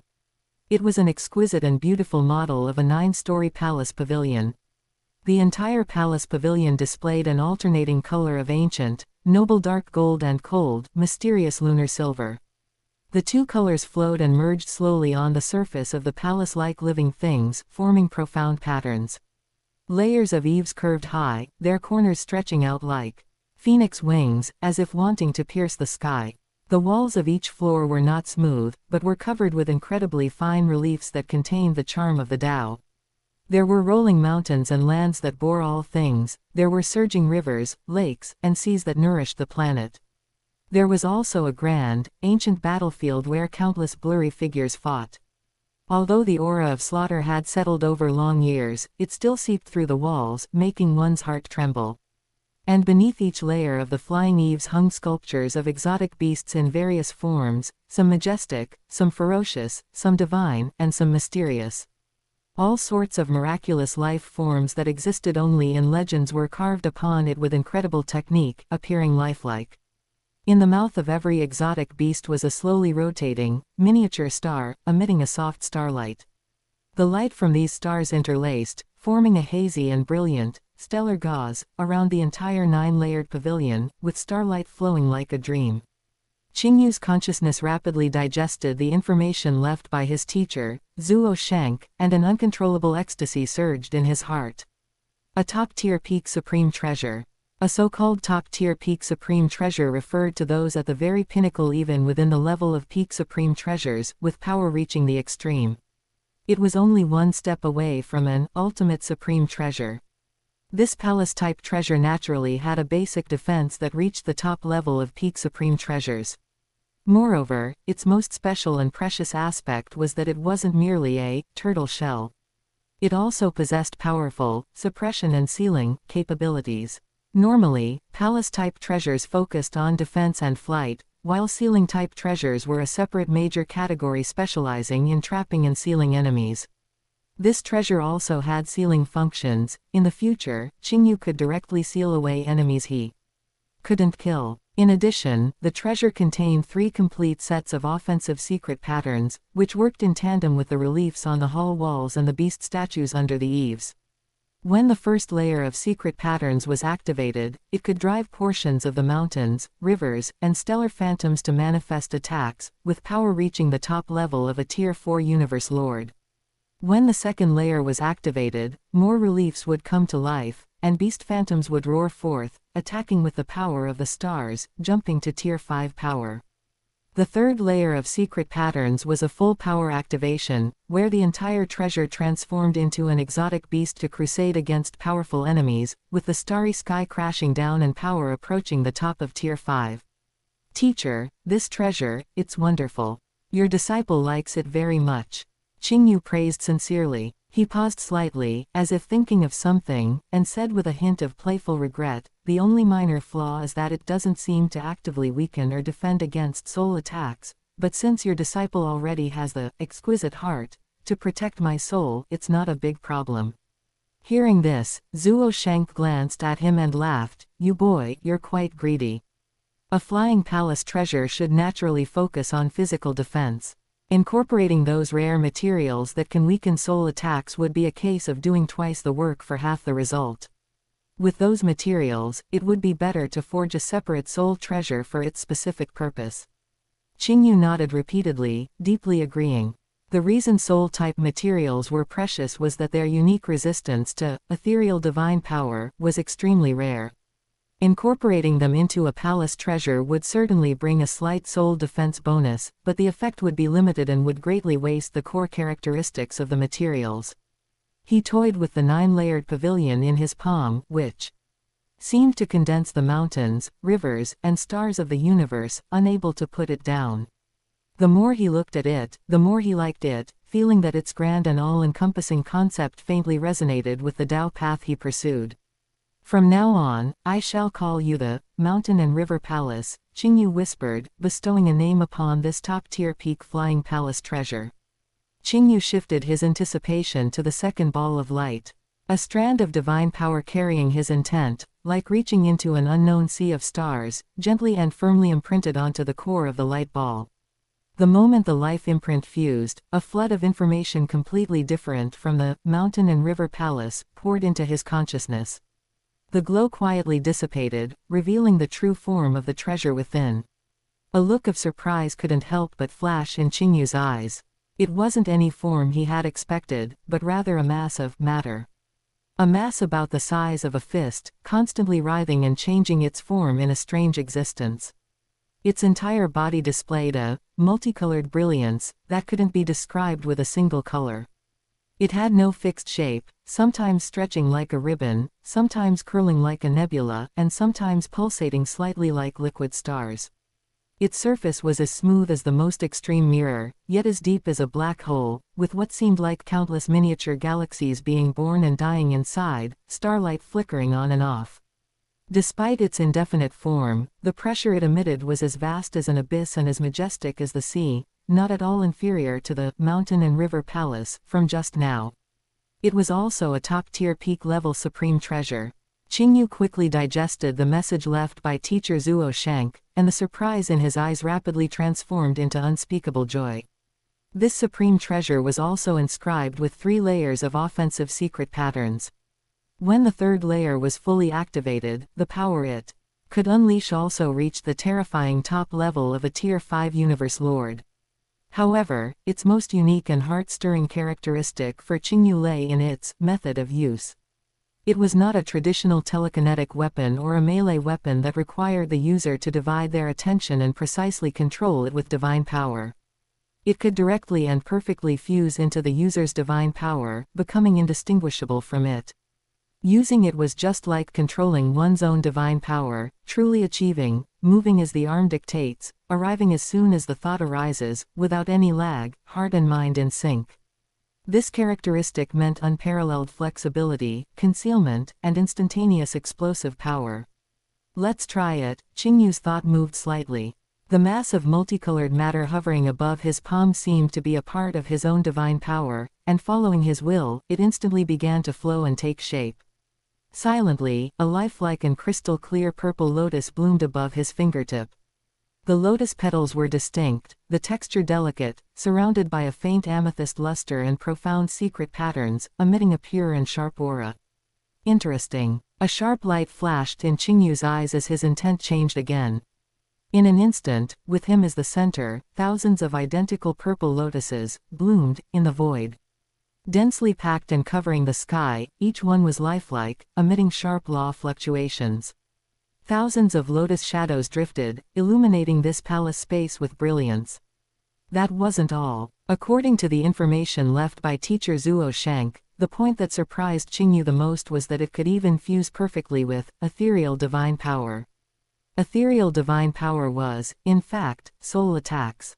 This meant that in addition to being a telekinetic weapon for physical and energy attacks, this supreme treasure could also be used perfectly as an illusion weapon. Qingyu's thought shifted once more. The color of the brilliant purple lotuses filling the sky suddenly changed. They turned into a deep, eerie, blood-weeping red lotus that seemed condensed from blood and the fire of extinction. The red lotuses rotated, emitting a soul-deep temptation, hallucination, and a heart-palpitating sense of terrifying extinction. Perfect. Qingyu couldn't help but cheer in his heart. This treasure was practically tailor-made for him. He didn't know what effect teacher Zuo Shank had originally designed this treasure for, but at least at this moment, the form and characteristics it displayed were, for Qingyu, perfectly suited to his core, incredibly handy. His thought moved again. The blood-weeping red lotuses that filled the sky, emitting an aura of misfortune and temptation, silently dissipated and withdrew like a receding tide. That mass of multicolored matter rapidly flowed back and condensed, finally turning into a simple, pitch-black, bracelet on Qingyu's wrist. The bracelet felt slightly cool, its texture neither metal nor jade, light as if weightless. Anyone who looked at it would only think it was an ordinary accessory, finding it hard to imagine the terrifying power within that was enough to shake the sea of stars.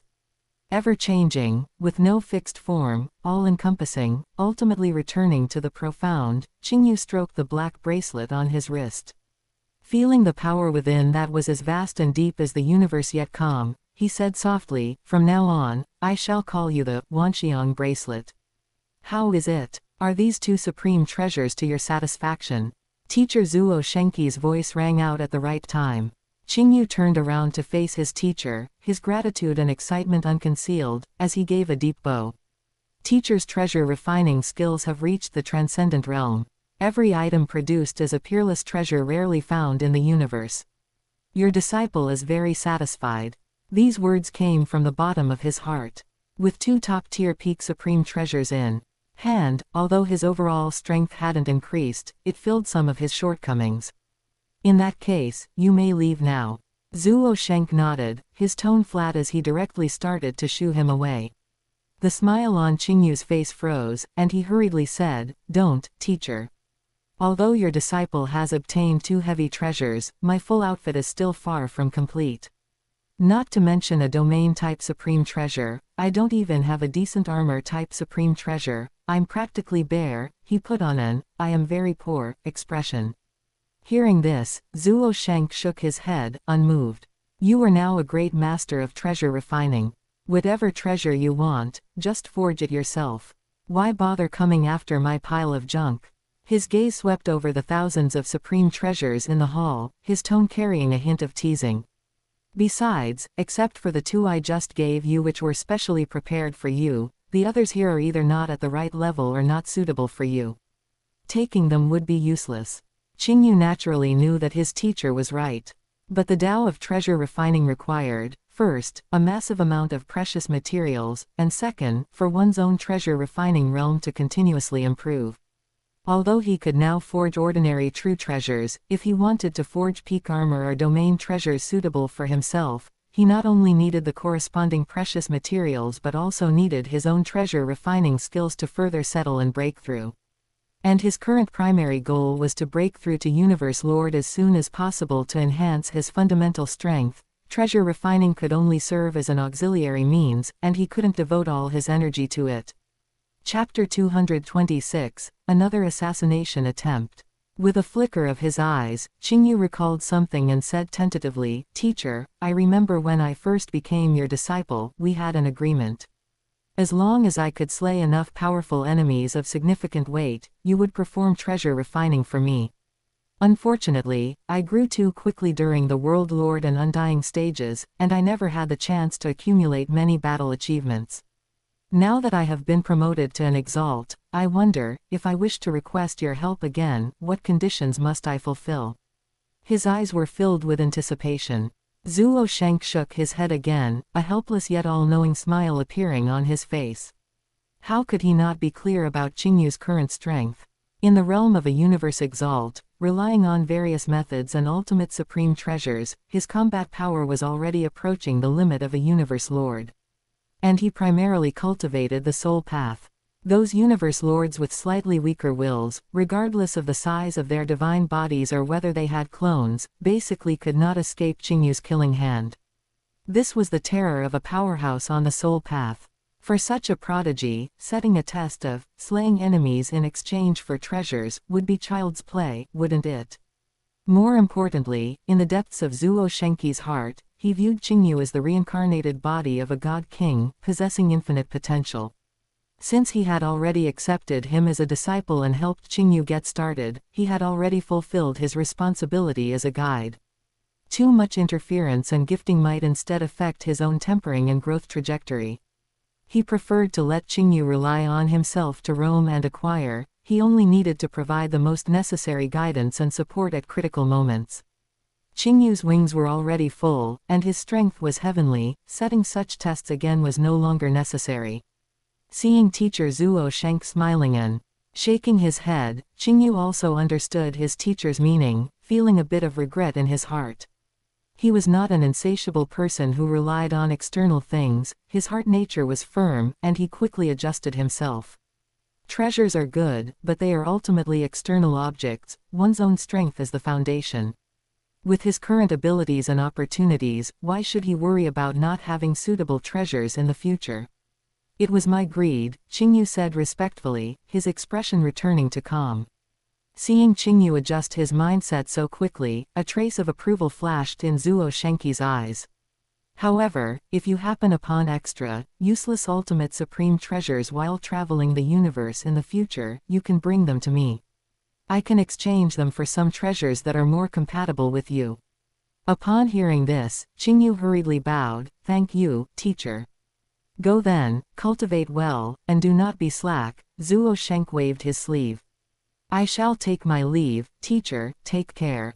Qingyu stayed no longer. After bowing respectfully, he turned and strode out of this palace filled with ultimate supreme treasures and secrets. Following the crystal bridge he came by, his figure gradually disappearing into the golden halo.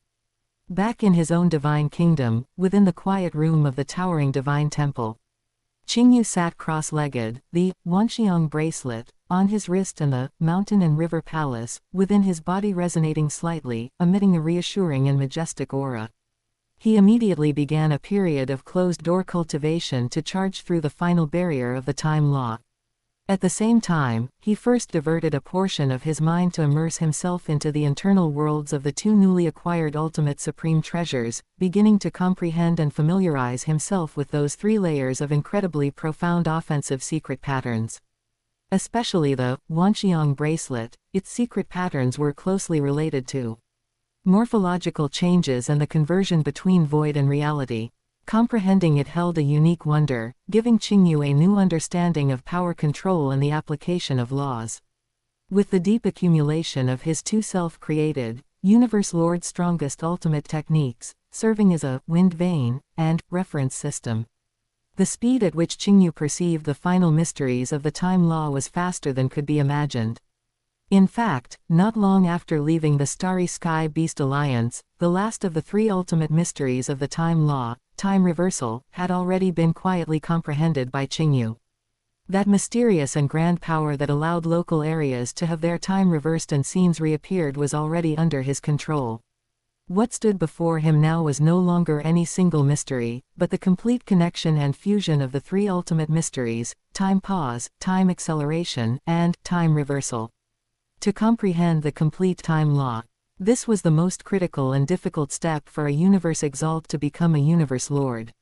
However, for the current Qingyu, although this step was mysterious and profound, it was not without a trail to follow, nor was it out of reach.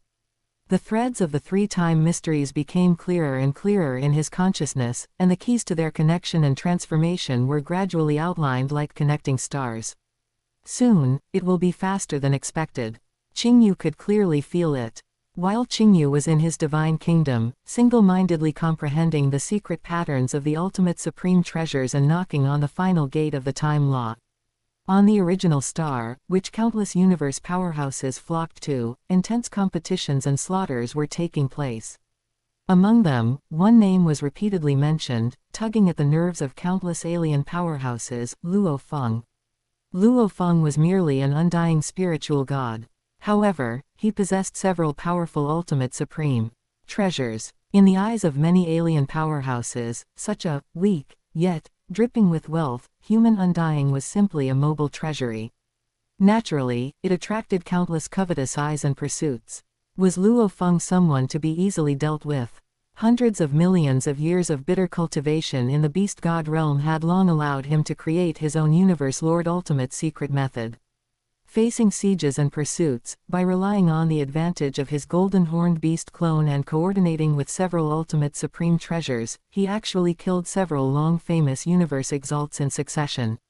Even, there were universe overlord-level powerhouses who fell at his hands. Although Luo Feng acted cautiously and mostly appeared as his golden horned beast clone, there were always times when his original self had to take action. After those powerhouses he killed were resurrected by the races behind them at a huge cost, the news regarding human Luo Feng possessing terrifying combat power could no longer be hidden, spreading like a storm through the hundreds of millions of races in the universe.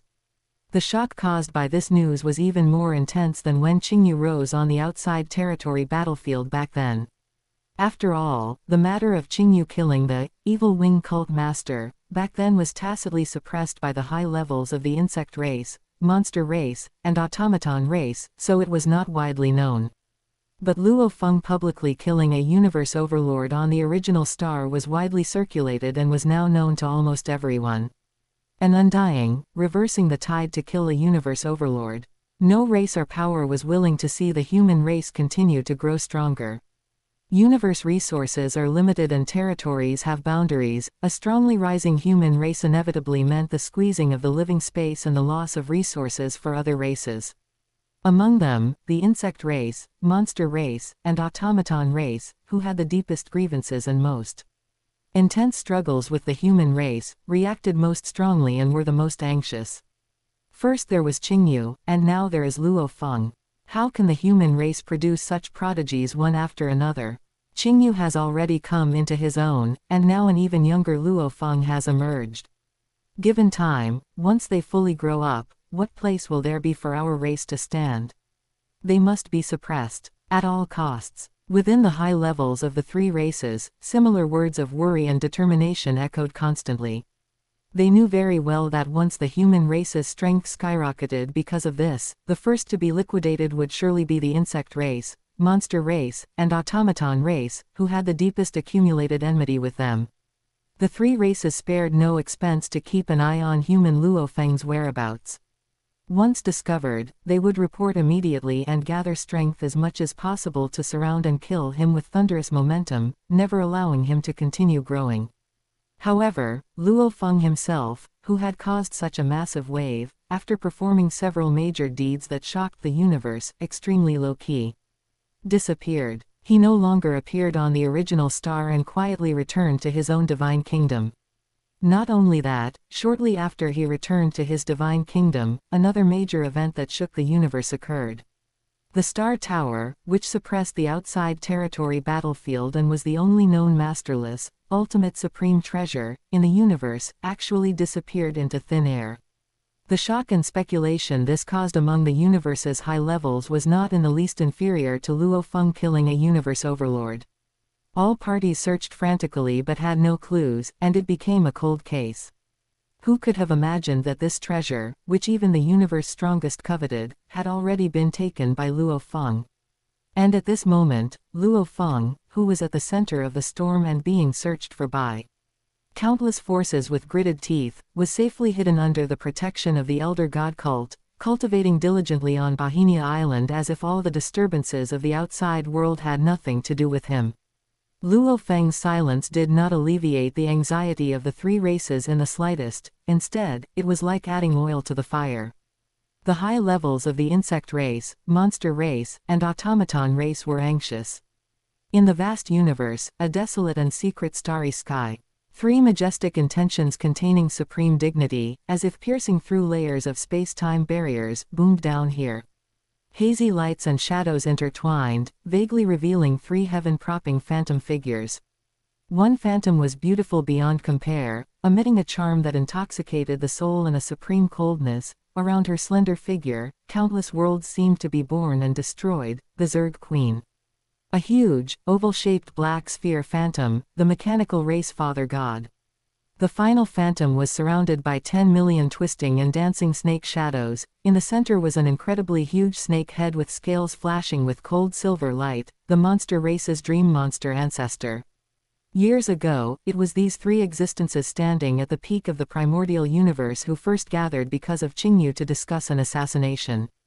After many years, they gathered again because of a human genius, and the target had changed to Luo Feng.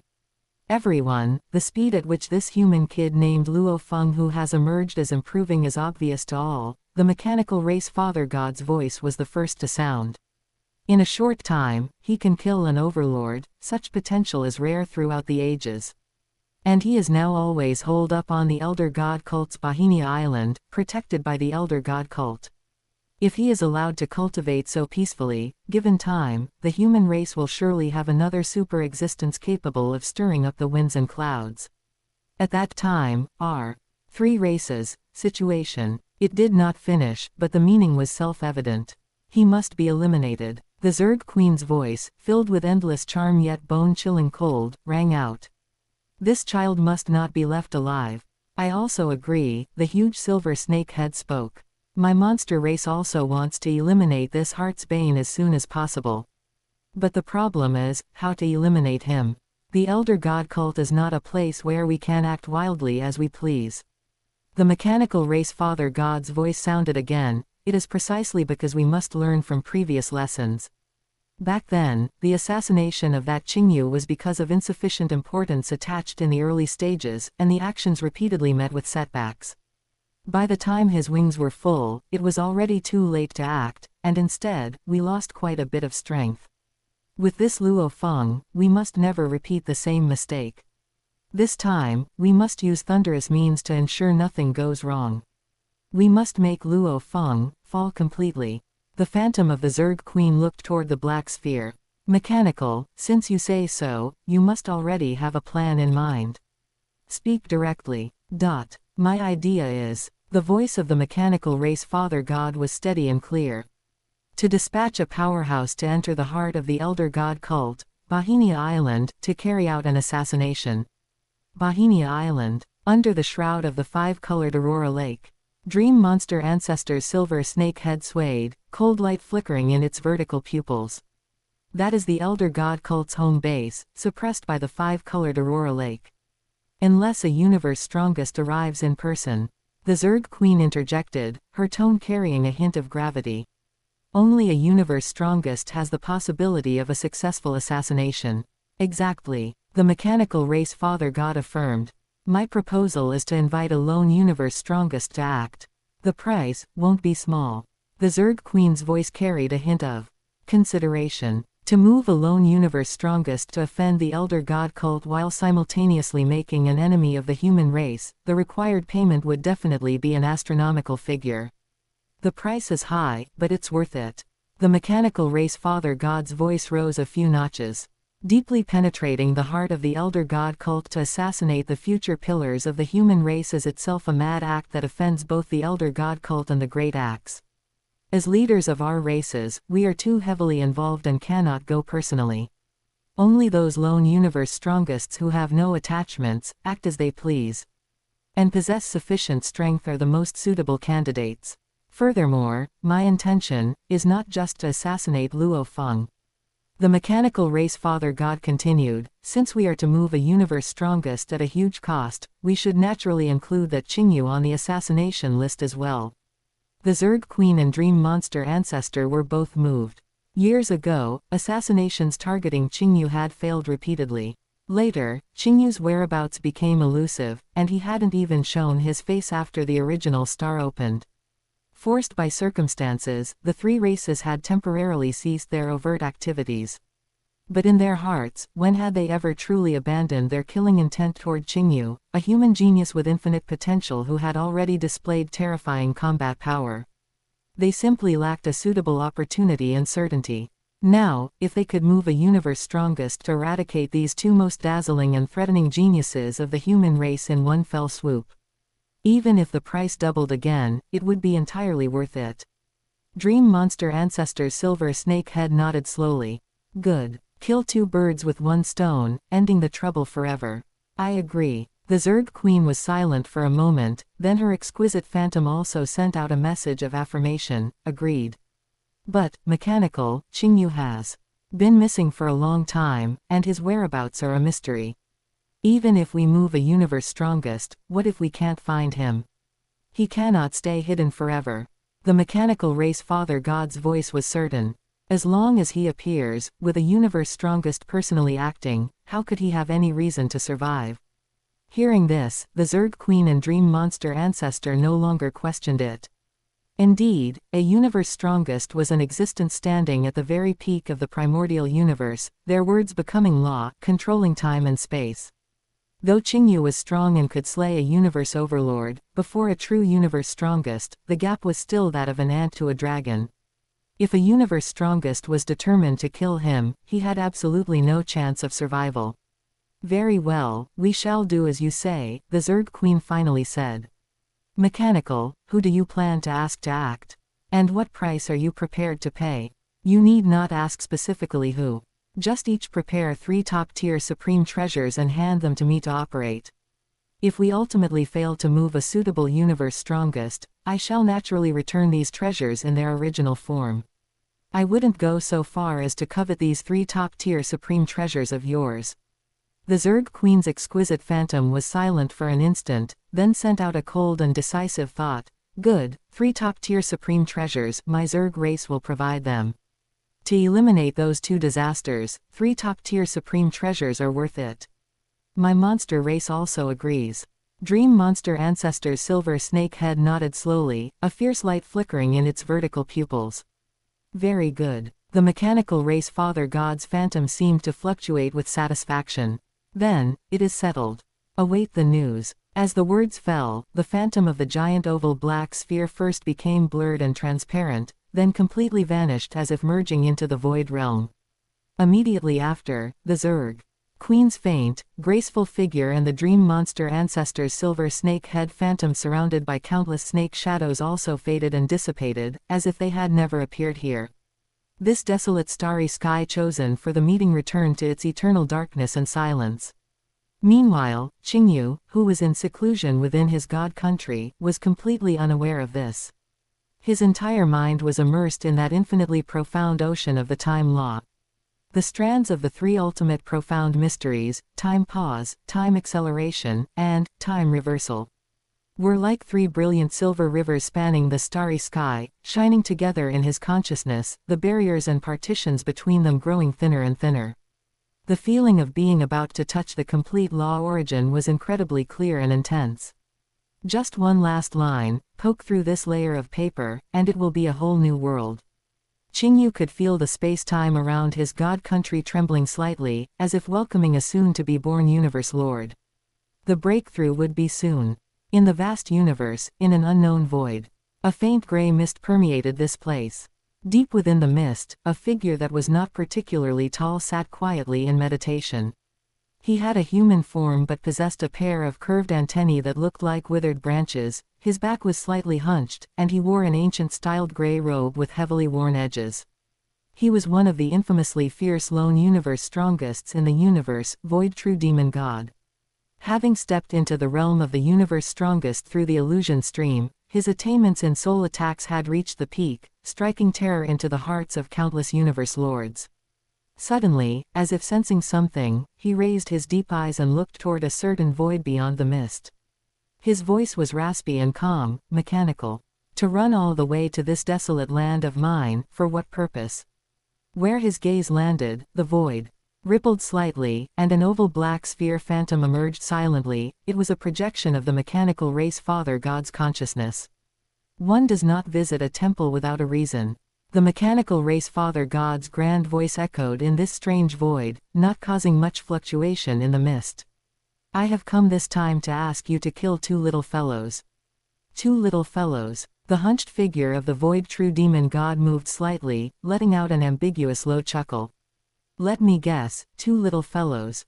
Heh, could it be those 2, rising stars, of the human race who have been in the limelight lately? Quote. He had roamed the universe sea for many years and was not indifferent to the situation in the primordial universe. The overt and covert struggles between the automaton race, Zerg race, monster race, and human race were almost an open secret. Who else could the little fellows be that required the mechanical race father god to personally come and invite him to act? other than those two human geniuses whose rise could be called a miracle. The mechanical race father god's phantom did not deny it. Light flowed over the surface of the black sphere as he affirmed, correct. It is indeed the humans Qingyu and Luo Feng. Ha ha ha. Interesting, truly interesting. Void True Demon God let out a burst of raspy yet highly piercing laughter, causing the surrounding gray mist to churn. Those two little fellows are two unpolished gems of the human race. The human race must have high hopes for them, right? If both were to perish at my hands. Hee, I'm afraid the human race would go mad as a whole. That fellow Great Axe would probably be carrying his axe all over the universe sea looking for me, wouldn't he? There was not much fear in his tone, instead, it carried a sense of playfulness and anticipation. The mechanical race father god's voice remained steady. Stone, you are an existence revered as a demon god by the entire universe. Even those universe lords who roam the universe sea feel a chill in their hearts and flee at the mention of your name. Could it be that you too would fear the human race's retaliation? Fear. Void True Demon God's laughter stopped abruptly. Utterly ridiculous. I am all alone, with no race to bind me, wandering freely in the universe sea. Even if the human race has heaven-toppling rage, what can they do to me? He paused, his voice turning into the coldness of a concluded deal. However, let the ugly words be said first. After this matter, you and I will be even. Agreed, the mechanical race father god responded simply. The mechanical race father god said, Qingyu and Luo Feng. Both of these individuals have talented clones. Simply annihilating one of their clones' godly bodies is meaningless. There must be soul penetration, ideally, direct soul control. To end the trouble forever. Soul annihilation or control. A grim arc seemed to curl at the corner of the mouth under the shadow of the Void True Demon God as he said raspily. Rest assured. I stepped into the realm of the universe strongest through the illusion stream. In terms of the subtlety and eeriness of soul methods, looking across the entire primordial universe, there are very few who can stand as my equals. If even I cannot successfully penetrate their souls, then in this universe, there is likely no one who can. His words were filled with absolute confidence in his own path. That is for the best. The light of the mechanical race father god's phantom stabilized. Currently, the whereabouts of the human Luo Feng are relatively certain. One of his clones stays long-term on Bohemia Island of the Elder God cult for secluded cultivation. As for the human Qingyu, his whereabouts are a mystery. He is very likely in seclusion within Primordial Chaos City. You go to the Elder God cult first and wait for an opportunity to assassinate Luo Feng. Meanwhile, once I discover Qingyu's tracks, I will notify you immediately. Void True Demon God said simply, agreed. Good. The mechanical race father god's phantom sent a final thought. Stone, I await your good news. Just wait then, Void True Demon God replied raspily. The oval black sphere phantom was the first to fade and disappear. Immediately after, Void True Demon God also slowly vanished. Chapter 227, Breaking Through to Universe Lord. Whether it was the mechanical race father god or the Void True Demon God who took the mission, in their understanding, there was almost no other possibility for the outcome of this operation. A universe strongest who dominated with soul illusions, personally taking action to assassinate two geniuses who had yet to grow up. This was simply an unequal, crushing hunt. No matter how great the potential, it was still just potential. Before the absolute gap in strength and realm, the fall of a genius seemed destined. A few days later, Elder God Cult, Bohemia Island. Luo Feng, dressed in black, stood still, gazing at the distant, five-colored Aurora Lake, which remained brilliant and dazzling yet seemed to contain lingering residual power. His gaze was solemn. I didn't expect, Void True Demon God, a dignified universe strongest, would actually force his way into the Elder God Cult to kill me. Luo Feng still felt lingering fear in his heart. The calculated assassination by a universe strongest specializing in soul illusions was far more terrifying than an ordinary person could imagine.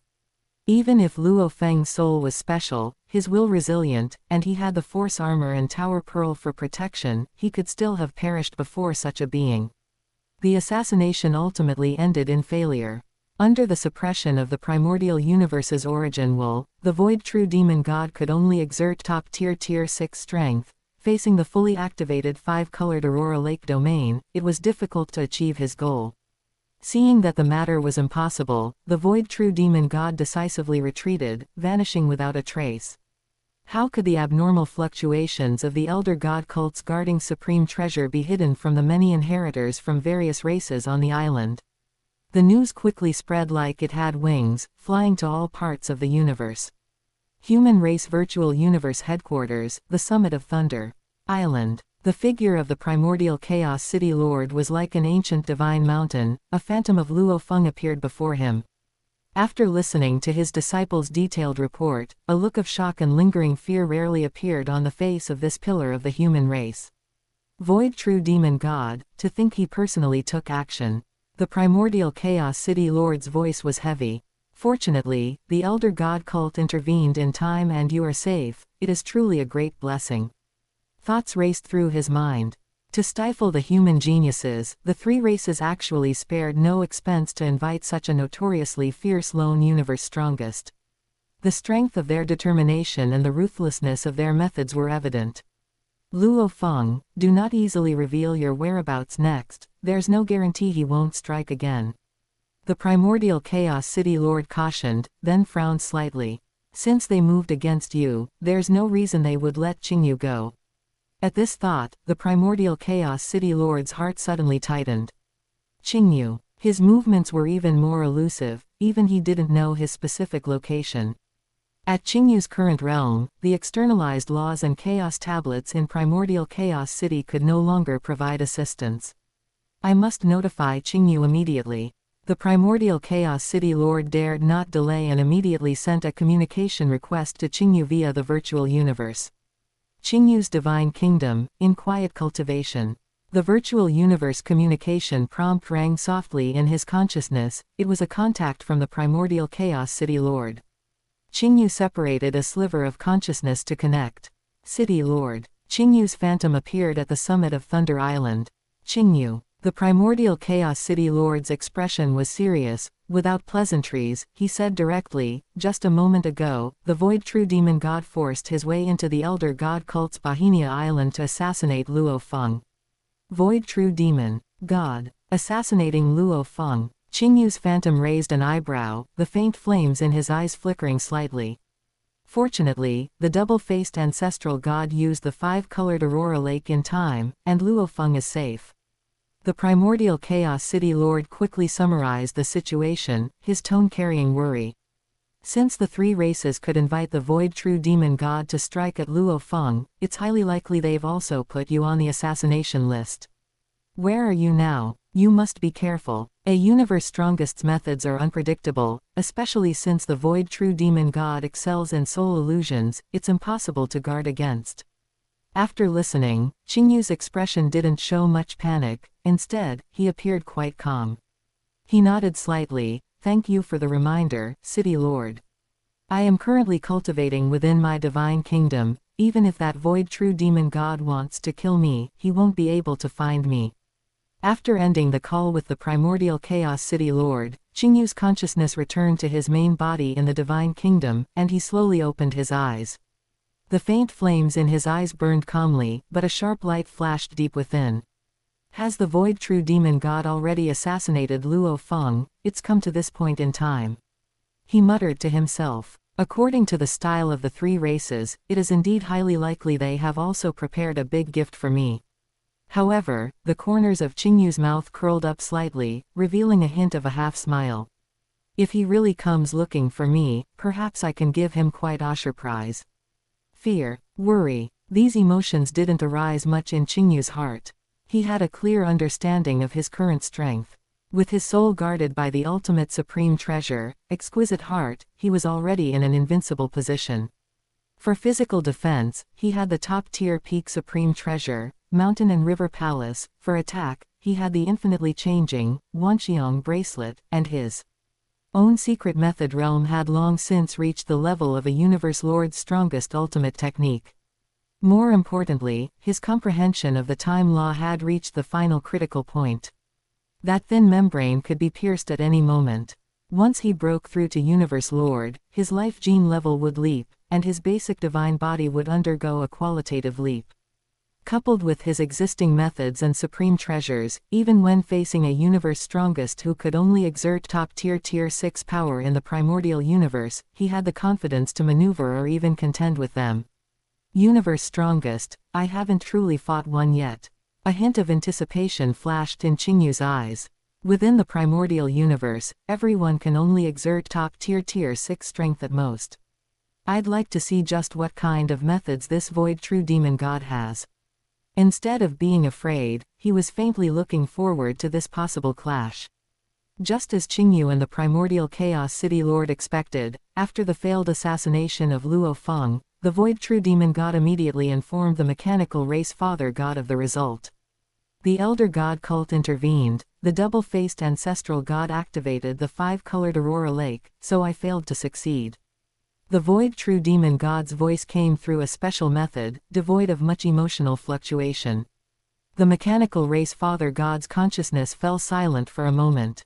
It naturally knew the fame of the 5-colored Aurora Lake. It was reasonable that the void true demon god, restricted within the primordial universe, found it difficult to break through. In that case, Stone, are you willing to look for another opportunity to ensure Luo Feng is eliminated? The mechanical race father god asked tentatively. HMPH. The void true demon god's voice instantly grew a few degrees colder. Mechanical, the initial agreement was to invite me to act once to assassinate Luo Feng and Qingyu.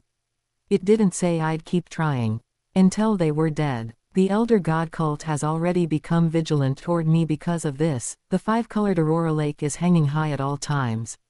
If I go again, it would just be asking for humiliation, and might even draw more ancestral gods to surround and suppress me. He paused, his tone carrying the pride of a universe strongest and a hint of annoyance. This failure to assassinate Luo Feng was due to external forces, not my fault. But if this news spreads, it will ultimately damage my reputation. That Qingyu, I will definitely kill him. Of the 2 targets, at least one must die by my hand. Otherwise, wouldn't I, the void true demon god, become a laughingstock when walking through the universe in the future? His meaning was clear. There was no opportunity for Luo Feng for the time being, but for the target Qingyu, he would definitely go all out to ensure nothing went wrong, thereby restoring his face. The mechanical race father god thought for a moment and agreed. Being able to get rid of Qingyu was also a huge victory. And the void true demon god was clearly enraged. With him acting, the possibility of Qingyu surviving was minuscule. Fine. Stone, then Qingyu is left to you. I have ordered all parties to monitor strictly. Once his tracks are found, I will notify you of the coordinates immediately. Just wait. The void true demon god's voice was cold as he cut the connection. In Qingyu's divine kingdom, time quietly flowed by during his focused cultivation. He forgot exactly how much time had passed, perhaps 100 years, perhaps 1,000. All distracting thoughts, considerations of potential powerful enemies, and concerns about external changes were discarded by him. His mind was completely immersed in the final and most magnificent fusion of the time law's mysteries. The trajectories of the 3 ultimate mysteries, like 3 spiraling star rivers, finally converged perfectly at a single point in a silent instant. Time law, fully comprehended. Buzz. An indescribable, grand resonance originating from the universe origin erupted from the core of Qingyu's soul, instantly sweeping through every cell, every bit of divine power, and even his entire divine kingdom. Now was the moment. Qingyu's heart was as clear as a mirror, without joy or sorrow. Rumble. Almost at the same time, the primordial universe's origin laws were completely triggered. An irresistible, indescribable, overwhelming pressure that seemed to represent the will of the entire universe crashed down, enveloping Qingyu's entire divine kingdom. This pressure was far stronger than when he broke through to become a universe exalt. The space of the divine kingdom trembled, the origin sea roared, and the countless believers living within the divine kingdom prostrated themselves from their souls, feeling that supreme law power.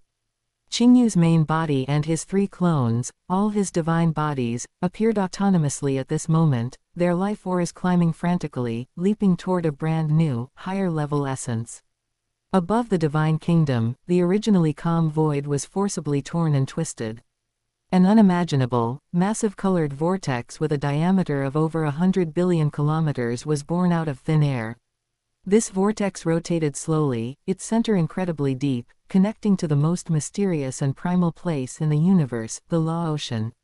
And at the very center of the vortex, an incredibly solid and wide passage burst open. That was the divine power passage connecting the universe Law Ocean and Qingyu's divine kingdom. Only when the essence of life undergoes a fundamental leap does the primordial universe generously open this passage, allowing the breaker to absorb endless divine power and reshape their divine body. It's starting. With a thought from Qingyu, all his consciousness unified. The next instant, rumble. It was as if a dam had completely collapsed, and the heavenly river was pouring backward. Inside the passage at the center of the vortex, endless and extremely pure divine power seawater, as if the entire ocean had been instantly flipped, poured down frantically with a terrifying speed that could topple mountains and destroy stars, drenching Qingyu's divine bodies.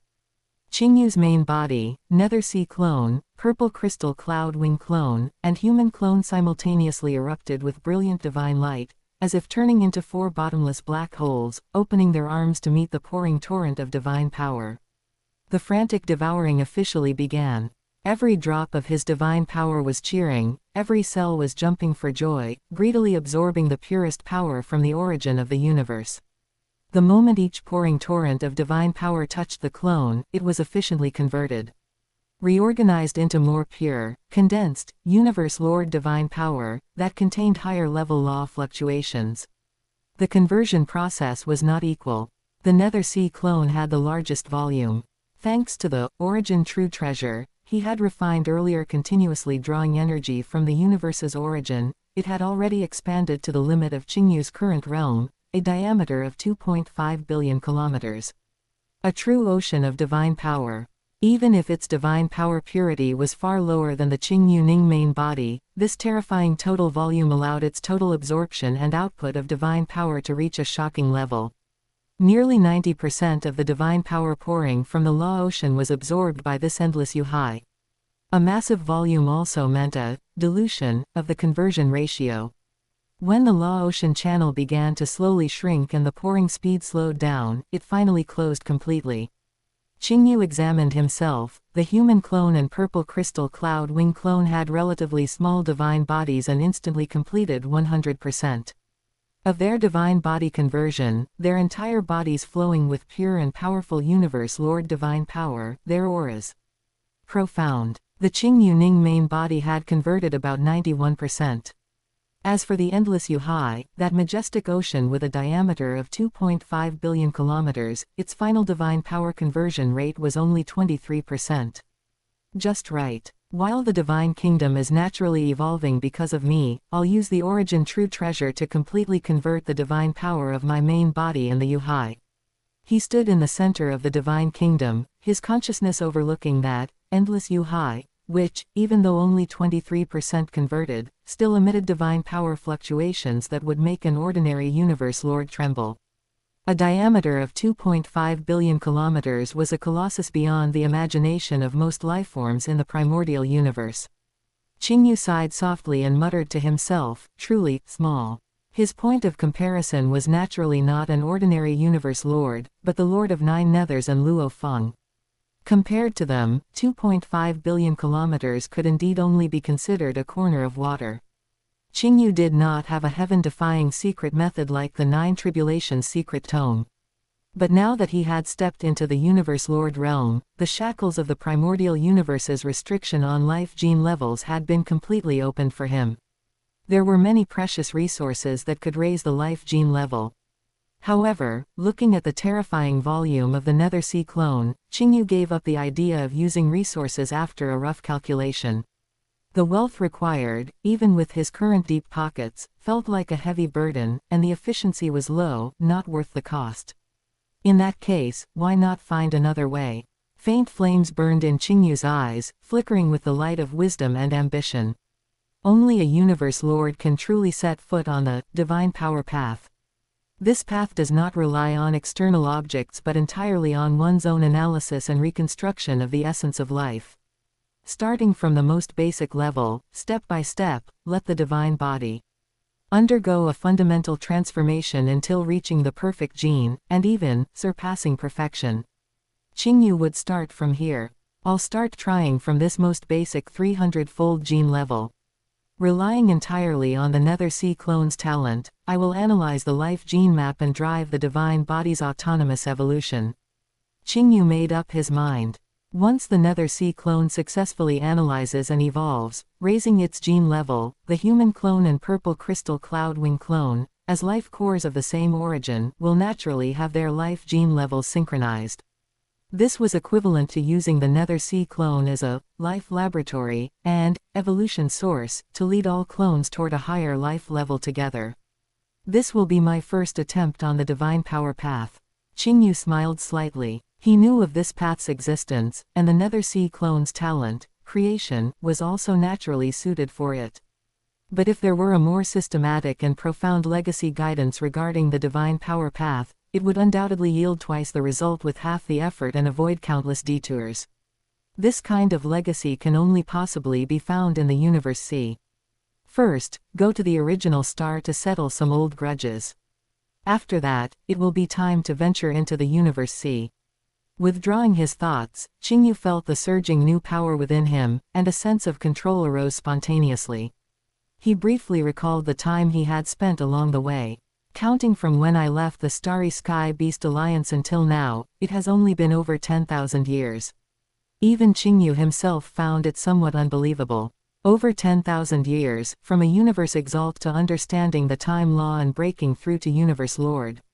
In the primordial universe, where cultivate time was often calculated in eras, this was simply an incredible speed. I am probably the fastest to break through to universe lord in history. A trace of faint pride flashed through Qingyu's heart, then he restrained it. It's time to set off. With a thought, the Qingyu Ning main body stepped out of the divine kingdom. The human clone, purple crystal cloud wing clone, and the Nether Sea clone, which was still slowly converting divine power while starting to attempt basic life gene analysis, remained in the divine kingdom to continue cultivate and consolidation. In the starry sky, Qingyu stood suspended. He still maintained that perfect humanoid form, his crystalline hair flowing with a faint light, and his eyes burning with calm yet deeper faint flames. His appearance hadn't changed much, but the majestic aura naturally emanating from him, born from the leap in life essence and perfect fusion with the space-time law, was enough to make any powerhouse who sensed it tremble with fear. His goal was clear, the original star. The three races had repeatedly designed traps to kill him. Qingyu had always kept this generous gift in his heart. I said back then that I would give you a profound lesson. Now, it's time to deliver. Qingyu's gaze turned toward the depths of the universe, cold and sharp. The original star gathered the elites of billions of races in the universe, and naturally, there was no shortage of powerhouses from the three races. There, it would become the perfect stage for him to announce his return and settle old accounts. The original star had a total of 10,081 fixed channels connecting to various parts of the universe. The channel closest to the human territory was located in a strange star domain over 10 billion light-years away. Qingyu no longer delayed, the space around him distorted slightly as he stepped out. Soon after, he arrived at the target star domain. The scene before him was quite peculiar. There were no common stars, planets, or nebulae. Instead, the entire void realm was filled with a violent, electromagnetic fluid storm. The storm was like billions of dragons rolling, tearing, and colliding in the void realm, erupting with silent yet terrifying energy ripples sufficient to tear apart an undying divine body. Qingyu hovered at the edge of the violent electromagnetic fluid storm, his gaze penetrating those rolling and tearing blue-purple and silver-white energy dragons, firmly locking onto the center of the storm's eye. A giant vortex about 10 billion kilometers in diameter was slowly rotating, emitting endless, dazzling, and mesmerizing colorful light. This was one of the fixed channels connecting the primordial universe and that mysterious, original star. With a movement, Qingyu transformed into a tiny yet extremely condensed stream of light, shooting straight toward the center of the colorful vortex. In an instant, endless pressure, as if coming from the origin of an entire planet, acted upon Qingyu.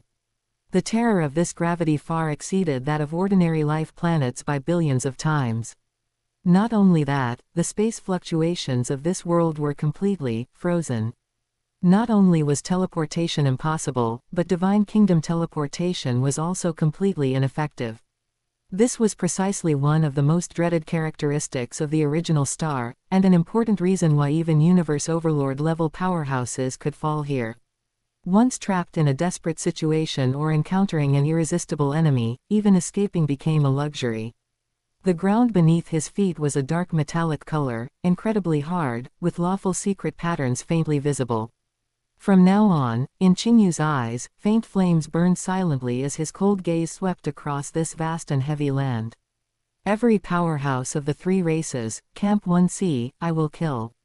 Whether it was an ordinary universe exalt or a renowned universe overlord, as long as they belonged to the insect race, monster race, automaton race, or their subordinate camps, they were all on his kill list.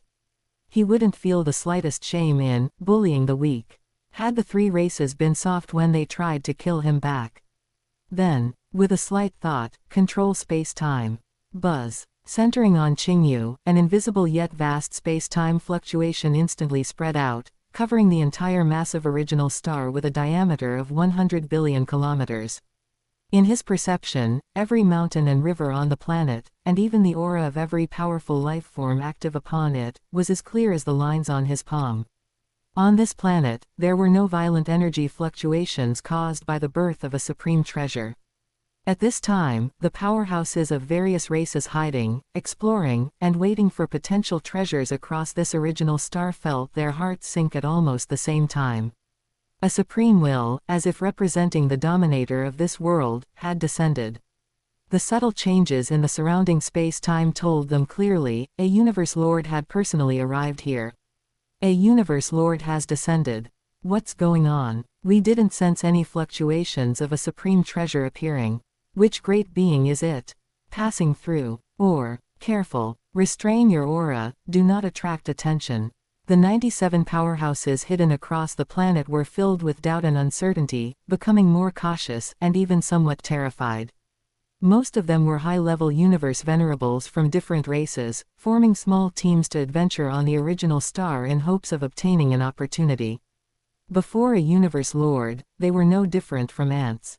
Under normal circumstances, as long as they didn't take the initiative to offend or happen to run into a treasure dispute, a universe lord wouldn't bother with them. But today, they were destined to be unlucky. Because the one who had descended was Qingyu, who came with a clear purpose of slaughter. In his space-time control perception, the race and camp affiliation of these 97 powerhouses were clear at a glance. Among them, only 11 belonged to the three races, camp, divided into two small teams. One team of 5 consisted of universe exalts from the insect race's subordinate races, the other team of 6 were members of the Monster Race Alliance. Chapter 228, Slaughter. This ratio was actually considered normal on the original star. The universe was vast, with the 9 superpower organizations and the 12 top-tier powers. The 12 top-tier powers simply lacked a universe strongest to oversee them. In terms of population and the number of universe exalts, they far exceeded the Human Alliance and the Monster Race Alliance. Out of 97 exalts, only 11 belonged to the three-race camp. From a probability standpoint, Qingyu's luck was actually quite good. However, for these 11 people, it was a total catastrophe. The 5-man team from the insect race camp, currently lurking in a crevice of an ancient mountain range, suddenly had their expressions change drastically as a vast divine power, cold, terrifying, and carrying the aura of extinction, descended. Like an invisible canopy, it precisely locked onto him and the other 4 members of his team. Not good. His soul was trembling as he shouted in a hurry. His voice carried incomparable respect and terror. I wonder which great universe lord has descended. We are exalts of the Black Corrosion race from the Insect Race Alliance, exploring here with absolutely no intent to offend. We implore you. His words came to an abrupt halt. Because what responded to him was not a voice, but an eerie and beautiful red lotus that suddenly bloomed in the depths of his consciousness. It wasn't just the 5 of them. At this moment, across the entire original star, all the hidden experts who were carefully concealing themselves, saw a scene that made their souls tremble. In the Void Realm, without any warning, tens of millions of blood-weeping red lotus phantoms of varying sizes bloomed, flickering in and out of existence. These lotuses rotated slowly, emitting a strange and seductive power that was intoxicating and peaceful, as if one could forget all troubles and slaughter. The moment many exalts who were not targets of the attack laid eyes on these red lotus phantoms, they couldn't help but fall into a daze, their eyes becoming misty as if they were about to drown within them. Blame your bad luck, and blame yourselves for choosing the wrong camp. A voice so calm it lacked even a ripple of emotion seemed to ring directly in the depths of their souls. 5 powerful high-level universe exalts, maintaining postures of terror, confusion, or attempts at defense, instantly lost all luster in their eyes. Like puppets whose souls had been extracted, they fell straight to the ground. Their divine bodies were perfectly intact, and even their life auras had not immediately dissipated, but their souls were already extinguished. Soul extermination. Efficient, hidden, and cruel. Unlike the annihilation of a divine body, soul extinction only takes away consciousness, leaving behind an intact husk. Qingyu's figure appeared in this mountain crevice. With a wave of his sleeve, the 5 soulless divine bodies, which still radiated the pressure of exalts, were collected into his world ring. The entire process was appallingly fast. Other experts hadn't even fully regained consciousness from the influence of the red lotus phantoms. Almost at the same time, on another plane covered in vegetation, the 6-man monster race team met the same fate. Similarly, they didn't even see Qingyu's shadow before feeling their souls submerged by endless red lotuses, their consciousnesses sinking into eternal darkness. The 6 divine bodies of the Monster Race Alliance exalts were also conveniently taken away by Qingyu. When a universe lord who walks the path of the soul slaughters universe exalts, the efficiency is terrifyingly high. Regardless of whether you have a clone talent or how large your divine body is, as long as your will isn't strong enough, you are no different from an ant in the face of absolute soul-level suppression. You can be killed with a single thought. Even encountering soulless lifeforms like the automaton race posed no obstacle to Qingyu. Don't forget, besides his soul methods reaching the peak, his path as a Psyker Master had also reached the strongest level of a Universe Lord. Even without using his strongest ultimate technique like Purple Lotus, Withering of all realms, the ultimate secret techniques of a Universe Lord that he created were by no means something an ordinary overlord could withstand. Material annihilation was equally efficient. He did not deliberately hide his aura. Wherever he passed, the majesty of a Universe Lord permeated the air, and red lotus phantoms appeared and disappeared, becoming a nightmarish sight for countless foreign race experts. In just half a month, Qingyu traveled across several original stars. The number of universe exalts who died at his hands reached a staggering 278. Among them were even 3 universe overlords with significant reputations and formidable strength. The efficiency is acceptable, it's just that I haven't encountered any of the 3 races, truly top-tier universe overlords. Qingyu stood atop a lonely peak of original star, gazing out at the vast land with a slight hint of regret. Those widely renowned top-tier overlords of the 3 races, who possessed special encounters and combat power approaching or even rivaling an ordinary universe lord, were the targets he truly wanted to kill. A top-tier universe overlord was roughly comparable to a second-tier universe lord without a true treasure. It was quite difficult for a general universe lord to kill a top-tier universe overlord, because although they were no match for you, they still possessed life-saving capabilities. But if they encountered Qingyu, they would similarly be unable to escape the fate of falling. A top-tier universe overlord was an elite that a race could only cultivate by consuming countless resources and pouring in endless effort. They were the most promising seeds to charge toward the universe lord realm. For such a being to fall, every single one was enough to make a peak race feel heartache. Even if they could reverse time and space to resurrect them, the price that needed to be paid was enough to make even a universe strongest frown.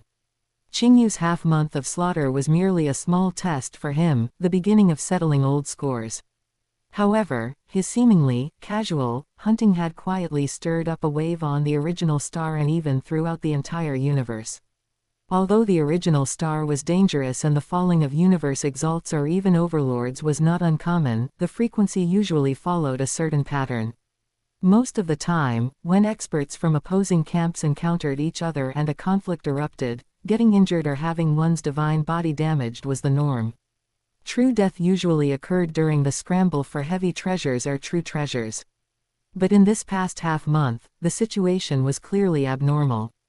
The frequency of falls for the three major camps, insect race, monster race, and automaton race, on the original star had suddenly skyrocketed. In a short period, they had actually lost over 200 high-level universe exalts in succession. Even more shocking was that this included 3 universe overlords.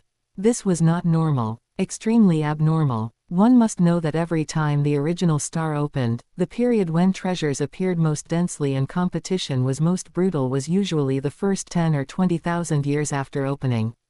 By now, this peak period had passed, and the experts of various sides had mostly shifted to lurking, exploring, or camping for treasures in specific areas. For beings at the universe overlord level, unless they had extremely bad luck and fell into a desperate land, or were caught in a battle between multiple universe lords, the probability of falling was relatively low. Human territory, virtual universe, Great Alliance City public area. This was an important place for members of the Great Alliance to communicate, relax, and trade within the virtual universe. Buildings of various styles stood in rows, and figures of all sorts of foreign races could be seen. Although it was a virtual world, it was bustling with activity.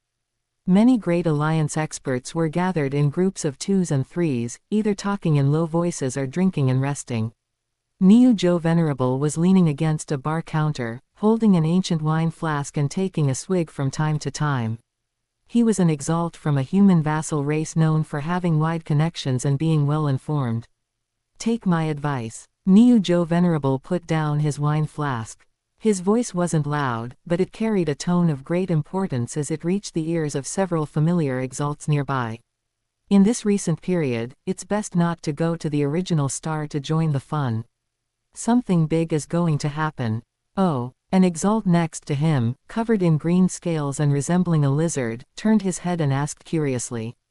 Qingyu, where did you hear some rumor from this time? When does the original star not have something happening? Exactly, Qingyu, don't keep us in suspense, tell us quickly. Another female exalt with a human appearance also leaned in. Seeing that he had successfully attracted attention, Qingyu Venerable chuckled and lowered his voice. This time is different. Recently on the original star, a truly ruthless character has appeared. The monster race, automaton race, and insect race over there are having terrible luck. The 3 races are having bad luck. The lizard exalt sneered. How is that news? Which day on the original star doesn't see a few from the opposing camps fall? Doesn't our Great Alliance have losses too? Hey, ordinary deaths are of course not strange. Qingyu Venerable shook his wine flask, his gaze sweeping over everyone. But do you know how many experts those 3 races have lost in this half-month? Just high-level exalts alone, this many. He held up 2 fingers. And bent them a few times. Over 20. The female exalt guessed. Is over 20 worth me specifically mentioning? Qingyu Venerable shook his head and said one word at a time. It's over 200. And, he paused deliberately to build suspense. It also includes at least 2 universe overlords. What? Over 200 high-level exalts. And universe overlords. How is this possible? Who did it? Could it be that several true treasures appeared at the same time, sparking a super melee? The surrounding exalts immediately showed looks of shock, and even experts from nearby tables were attracted, pricking up their ears to listen. Qingyu Venerable was very satisfied with the effect and continued his revelation. Among the fallen universe overlords, there's one you've probably all heard of, the monster race's Hao Ting Lord. Hao Ting Lord. That Hao Ting who has a clone. The lizard exalt's voice rose by half a notch. He has the ability of a clone, how could he completely fall? Was he stupid enough to send his clone and original body to the original star to die together? He certainly wasn't that stupid. Qingyu Venerable shook his head, his expression also becoming somewhat solemn. According to the reliable information I obtained, these fallen experts, including Hao Ting Lord, all died from soul extermination. Soul extermination. Immediately, a series of sharp intakes of breath rang out. Soul extermination was already rare, and such large-scale hunting of experts from specific camps was filled with a thick aura of conspiracy and terror. Niu Zhou, do you know which great being made the move? Someone asked cautiously. Niu Zhou Venerable shrugged. How would I know? The thoughts of such beings are not for us to speculate. However, he changed the subject with a hint of schadenfreude. Those who died were all from those 3 races or their lackeys. For our great alliance, isn't it satisfying? Maybe some super being from our human race who's been in seclusion found them an eyesore and decided to do a bit of cleaning. Makes sense. Haha, they deserve it. Those 3 races have been arrogant for too long, it's time they suffered a bit. But we should still be careful. For this level of struggle, let's stay far away so we don't get caught in the crossfire. Meanwhile, at the core of the monster race territory, the Dream Ancestor secret realm. Using great means and referencing the humans' virtual universe, the monster race had constructed a virtual world belonging to them. Although it didn't shroud the entire universe like the virtual universe created by the origin ancestor, it served a similar function within this core secret realm of the monster race. In the Dream Ancestor virtual world, above a vast and seemingly boundless sea of clouds, floated a continuous range of towering and magnificent white palace complexes. The palace style was rugged and ancient, carved with countless giant beast totems, radiating a savage and overbearing majesty. Deep within the sea of clouds, a massive silver-white snake body whose full extent was hard to glimpse flickered in and out of view, with only an occasional scale or claw being revealed. It was one of the 2 universe strongest of the monster race, the Dream Monster Ancestor. At this moment, in front of the main hall of the White Palace complex, a figure that was slightly illusory yet still radiated a powerful aura was prostrating on the ground with utmost respect. This was a universe lord of the monster race, his face shrouded in light and shadow. Teacher, he said in a deep voice. My disciple Hao Ting has fallen on the original star. I implore teacher to take action and reverse time and space to resurrect him. The vast sea of clouds churned slightly, and the giant silver-white snake head hidden deep within the mist slowly poked out a portion. 2 vertical pupils, like small stars, looked down coldly and emotionlessly at the petitioning disciple below. Hao Ting has fallen. Dream Monster Ancestor gazed at the prostrate disciple below, his voice booming with unquestionable majesty. Do you know by whose hand he fell? The monster race universe lord below replied respectfully, reporting to teacher, it is not yet certain exactly who made the move. But recently, the number of exalts from our monster race alliance falling on the original star has increased abnormally. Among them, the resurrected exalts mentioned that before losing consciousness, they only saw phantom red lotuses blooming all over the sky, eerie and beautiful, and then their souls were attacked. I suspect that Hao Ting likely fell under such strange methods as well. Red lotus phantoms. Dream Monster Ancestor's consciousness fluctuated, and the churning of the surrounding mist intensified. Hao Ting was a universe overlord with a will and soul that were anything but ordinary. Even if he encountered a soul attack, he shouldn't have been without any power to resist, to the point where he couldn't even see the attacker's appearance. What teacher says is absolutely correct. The monster race universe lord nodded. Because of this, I believe that only by resurrecting Hao Ting and having him personally describe his perceptions before falling can we perhaps obtain more accurate information to lock onto the murderer. The giant silver-white snake's massive head swayed slightly in the mist. In that case, let us resurrect him. I want to see who dares to be so unscrupulous in hunting the experts of my monster race on the original star. Let's go. In the real universe, in a certain hidden time-space within the monster race territory. The phantom of the long river of time and space was forcibly shaken and reversed, and scenes from the past flashed by rapidly. A moment later, a flash of golden light. A giant beast over 10,000 kilometers long, its entire body covered in thick golden scales, with a wolf-like head but possessing a single horn, appeared in the void with a look of confusion. It was the resurrected Hao Ting Lord, the pride of the Terror Gold Roar race and a quite famous universe overlord within the monster race. Chapter 229, Siege Plan. After a brief moment of confusion, Lord Hao Ting sensed the terrifying aura ahead, vast as a sea of stars and cold as an abyss. It instantly understood what had happened, and its massive body hurriedly assumed a posture of submission. Greetings to the great dream monster ancestor. Greetings to teacher. Thank you, monster ancestor, for the grace of resurrection. Hao Ting, the universe master of the demon race, spoke, his voice grave. Think carefully. Before you fell, what exactly did you encounter? Who killed you? On Lord Hao Ting's massive wolf head, the light in its single eye flickered as it struggled to recall. A moment later, it said with a hint of uncertainty, replying to teacher, replying to the monster ancestor, disciple did not see the attacker clearly. At the time, disciple was in a valley on original star number 03189. Suddenly, without any warning, deep within my consciousness, and even in the surrounding void realm, countless red lotus flowers bloomed. Those lotus flowers were incredibly real, yet incredibly illusory, radiating a strange power that made Disciple's mind involuntarily relax and become intoxicated. Disciple immediately realized it was a soul attack and desperately tried to fortify my soul. But, those red lotus flowers were too terrifying. In an instant, Disciple fell into boundless darkness and cold. When I woke up, I was already here. Another red lotus phantom. The dream monster ancestor and the universe master of the demon race exchanged a glance, both seeing the gravity in each other's eyes. To be able to instantly kill a universe overlord with a soul attack while they were on high alert, without the attacker even leaving a shadow. Even for an ordinary universe lord, that would be no easy feat.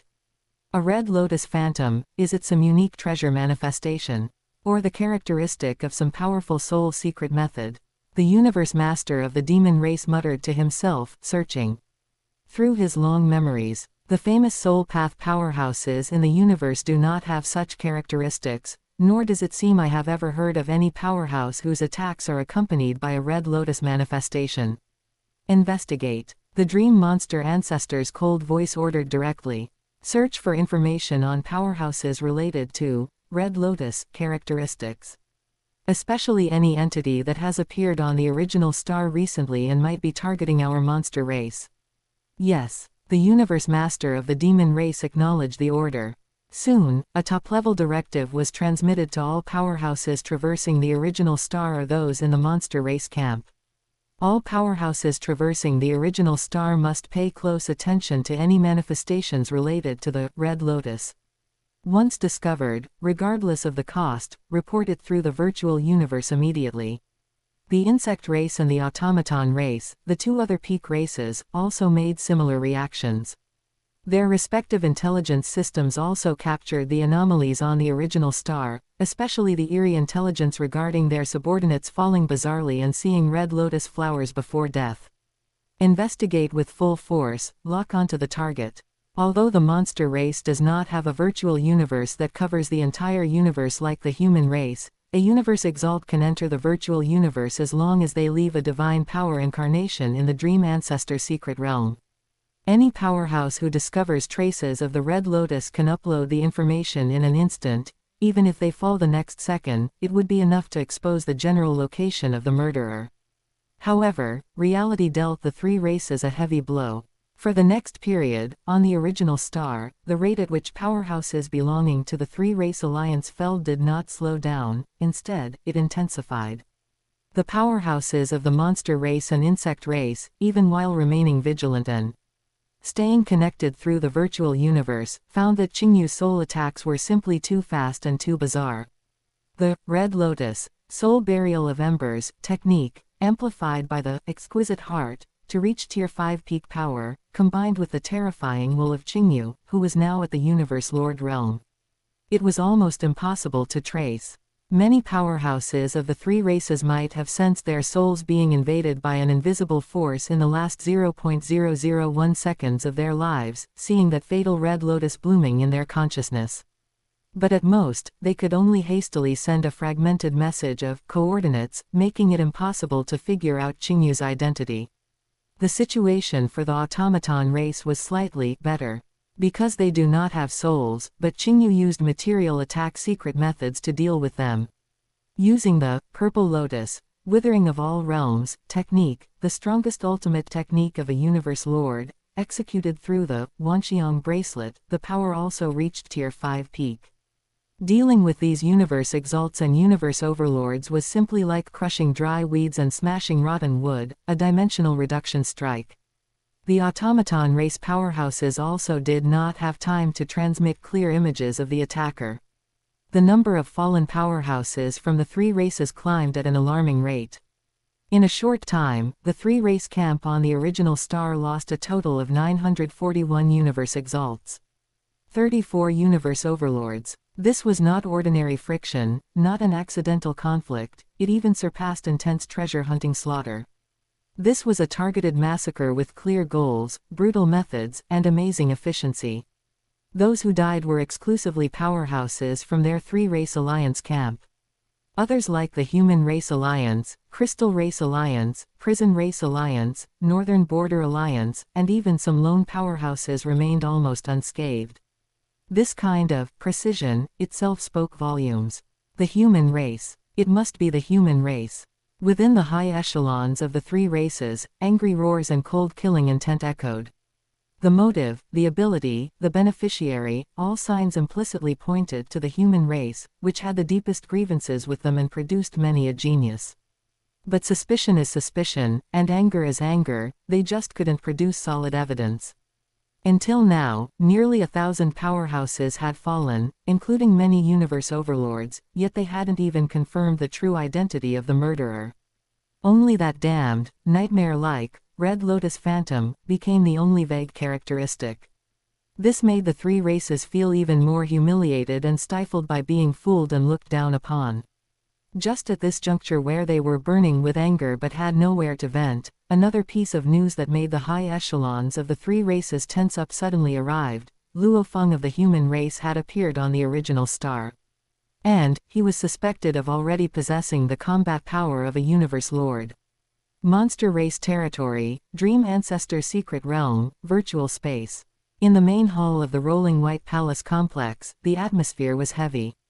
Except for the phantom of the Dream Monster Ancestor's true body, which was coiled in the sea of clouds and looming, 8 figures exuding vast auras stood solemnly below. They were all universe lords of the monster race. They were discussing how to deal with the huge threat and losses brought by the mysterious, Red Lotus Killer, on the original star. At this moment, a slightly panicked figure was ushered into the hall. It was Tianhua Exalt, who had just escaped from the original star. Great Dream Monster Ancestor, esteemed universe lords. As soon as Tianhua Exalt entered the hall, he immediately prostrated himself on the ground, his voice trembling with the urgency of someone who had survived a disaster. This subordinate has an urgent matter to report. This subordinate encountered Luo Feng of the human race on original star number 02933. He already possesses the terrifying strength of a universe lord level. This subordinate only escaped with my life because I have a palace-type treasure. The heavy atmosphere in the hall suddenly stalled, and was then replaced by surprise and questioning. Luo Feng, a universe lord. A universe lord shaped like a giant lion, with its body burning with dark red flames, spoke first, its voice booming and full of disbelief. How long has that Luo Feng been cultivating? All in all, it's been no more than 100,000 years. It's simply absurd. Everything this subordinate says is true. Tianhua Exalt looked up, his face filled with anxiety and affirmation. As he spoke, he channeled his divine power to simulate a battle scene in the virtual universe that was blurry but still allowed one to feel the overwhelming power. The 8 universe lords of the monster race watched intently, the questioning on their faces gradually replaced by gravity. This how is this possible? The power of his secret method is probably really at the level of a universe lord. The 8 universe lords spoke one after another, their tones filled with disbelief and deep wariness. Above the main seat, the silent Dream Monster Ancestor, its huge silver-white snake head slowly turning in the clouds, its cold vertical pupils sweeping across those below. It did not immediately express its stance, but the invisible pressure made the entire hall go quiet. The 2 stars of the human race, I didn't expect this Luo Feng to be even more dazzling than that Qingyu. Qingyu, a universe lord suddenly sneered softly. That Qingyu used possession on a special life form. He rose rapidly in the early stage, but now I fear he has reached his limit and has become mediocre. Otherwise, why would there be no movement since the original star opened? This remark resonated with the other universe lords. Indeed, in the history of the universe, there is no lack of examples where one used possession on a powerful special life form and was dazzling in the early stage, only to have their potential exhausted and stagnate in the late stage. Qingyu fit all the conditions, used possession on the special life form, Azure Ghoul, rose at a terrifying speed in the early stage, and now had disappeared, a perfect, Zhang Yang's injury, script. It seems that this Luo Feng is the most dangerous and unpredictable rising star of the human race at present. Another universe lord said in a deep voice. He must be strangled. The Red Lotus killer must be investigated and killed. But this Luo Feng is even more imminent. Another universe lord added, his killing intent chilling. The dream monster ancestor finally spoke, its voice booming with decisiveness. Tianhua, you may withdraw. Yes. Tianhua Exalt breathed a sigh of relief and respectfully exited the hall. After he left, the dream monster ancestor's cold gaze swept over the 8 universe lords under its command. Luo Feng has appeared, and he is suspected of having a breakthrough. This is confirmed intelligence. The Red Lotus, on the original star, who is massacring our race's powerhouses, is also a serious threat. It paused and said word by word, both must be eliminated. I will immediately contact the mechanical race Father God and the Zerg Queen, and the 3 races will act together. In the dark starry sky, a common threat caused the 3 existences standing at the peak of the primal universe to have their thoughts converge again. The huge silver-white snake head coiled, and it spoke first, its voice containing a majesty that made the starry sky tremble. Luo Feng has appeared on the original star, and his combat power has indeed reached the universe lord level. If this child is not removed, there will be endless trouble. The phantom of the oval black sphere fluctuated slightly. Your monster race's Tianhua Exalt fought with him, and I know of it. His growth speed exceeds all prediction models. The Zerg Queen's cold and murderous voice came. I have also received the same intelligence. This child must not be left alive. Since a consensus has been reached, the dream monster ancestor's snake pupils revealed fierce light.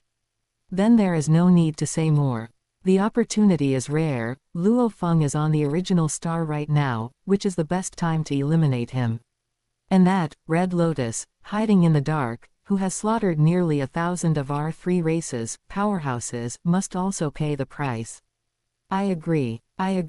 Just as the dream monster ancestor's murderous proposal finished, the phantom of the oval black sphere and the Zerg Queen expressed their attitude almost simultaneously. For Luo Feng, a known threat with terrifying potential, they naturally wanted to get rid of him as soon as possible. But at this moment, in the hearts of the universe's strongest of the 3 races, the hatred and wariness toward the Red Lotus killer, whose hands were already stained with the blood of the 3 races, were even more intense.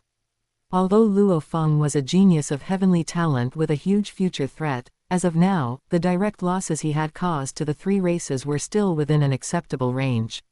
But that Red Lotus was different. In a short time, nearly 1,000 universe exalts and 34 universe overlords of the 3 race camp had fallen. For the fallen powerhouses, the loss of the treasures and resources they carried was secondary. What really made the top echelons of the 3 races feel pain to the point of bleeding was the cost of resurrecting these powerhouses. Especially those 34 universe overlords.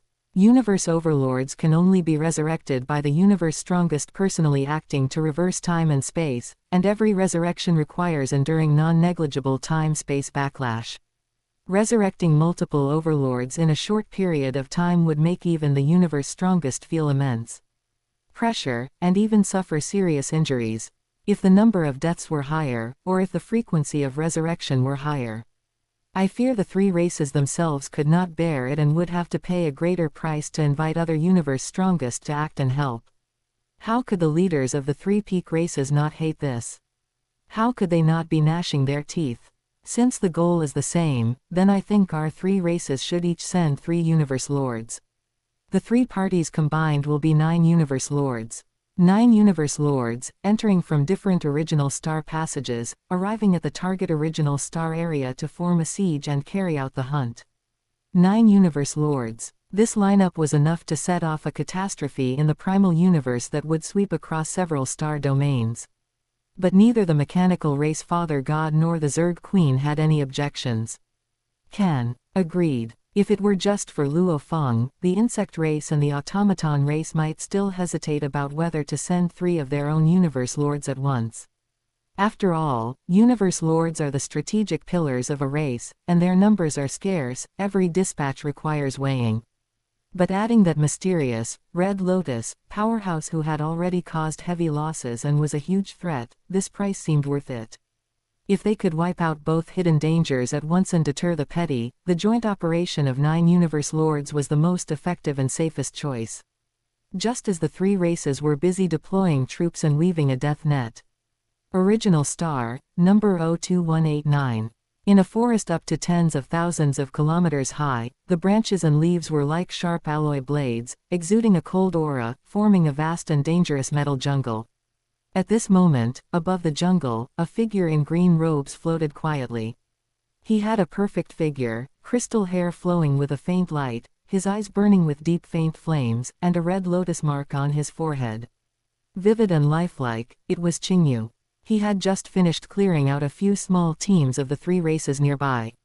Come out. I discovered you long ago. Qingyu's voice enveloped the entire forest.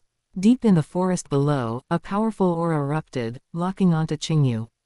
Immediately after, a behemoth rushed into the sky. Chapter 230, Azure Emperor. That was a bizarre life form over 1,000 kilometers tall, with 3 thick arms, 4 sturdy hooved legs on its lower body, and 9 tails swaying behind it. On its head, 3 eyes arranged in a triangular pattern were currently staring fixedly at Qingyu, filled with shock, wariness, and a hint of resolve. Zerg Alliance, top-tier universe overlord, Venerable Tu Shao.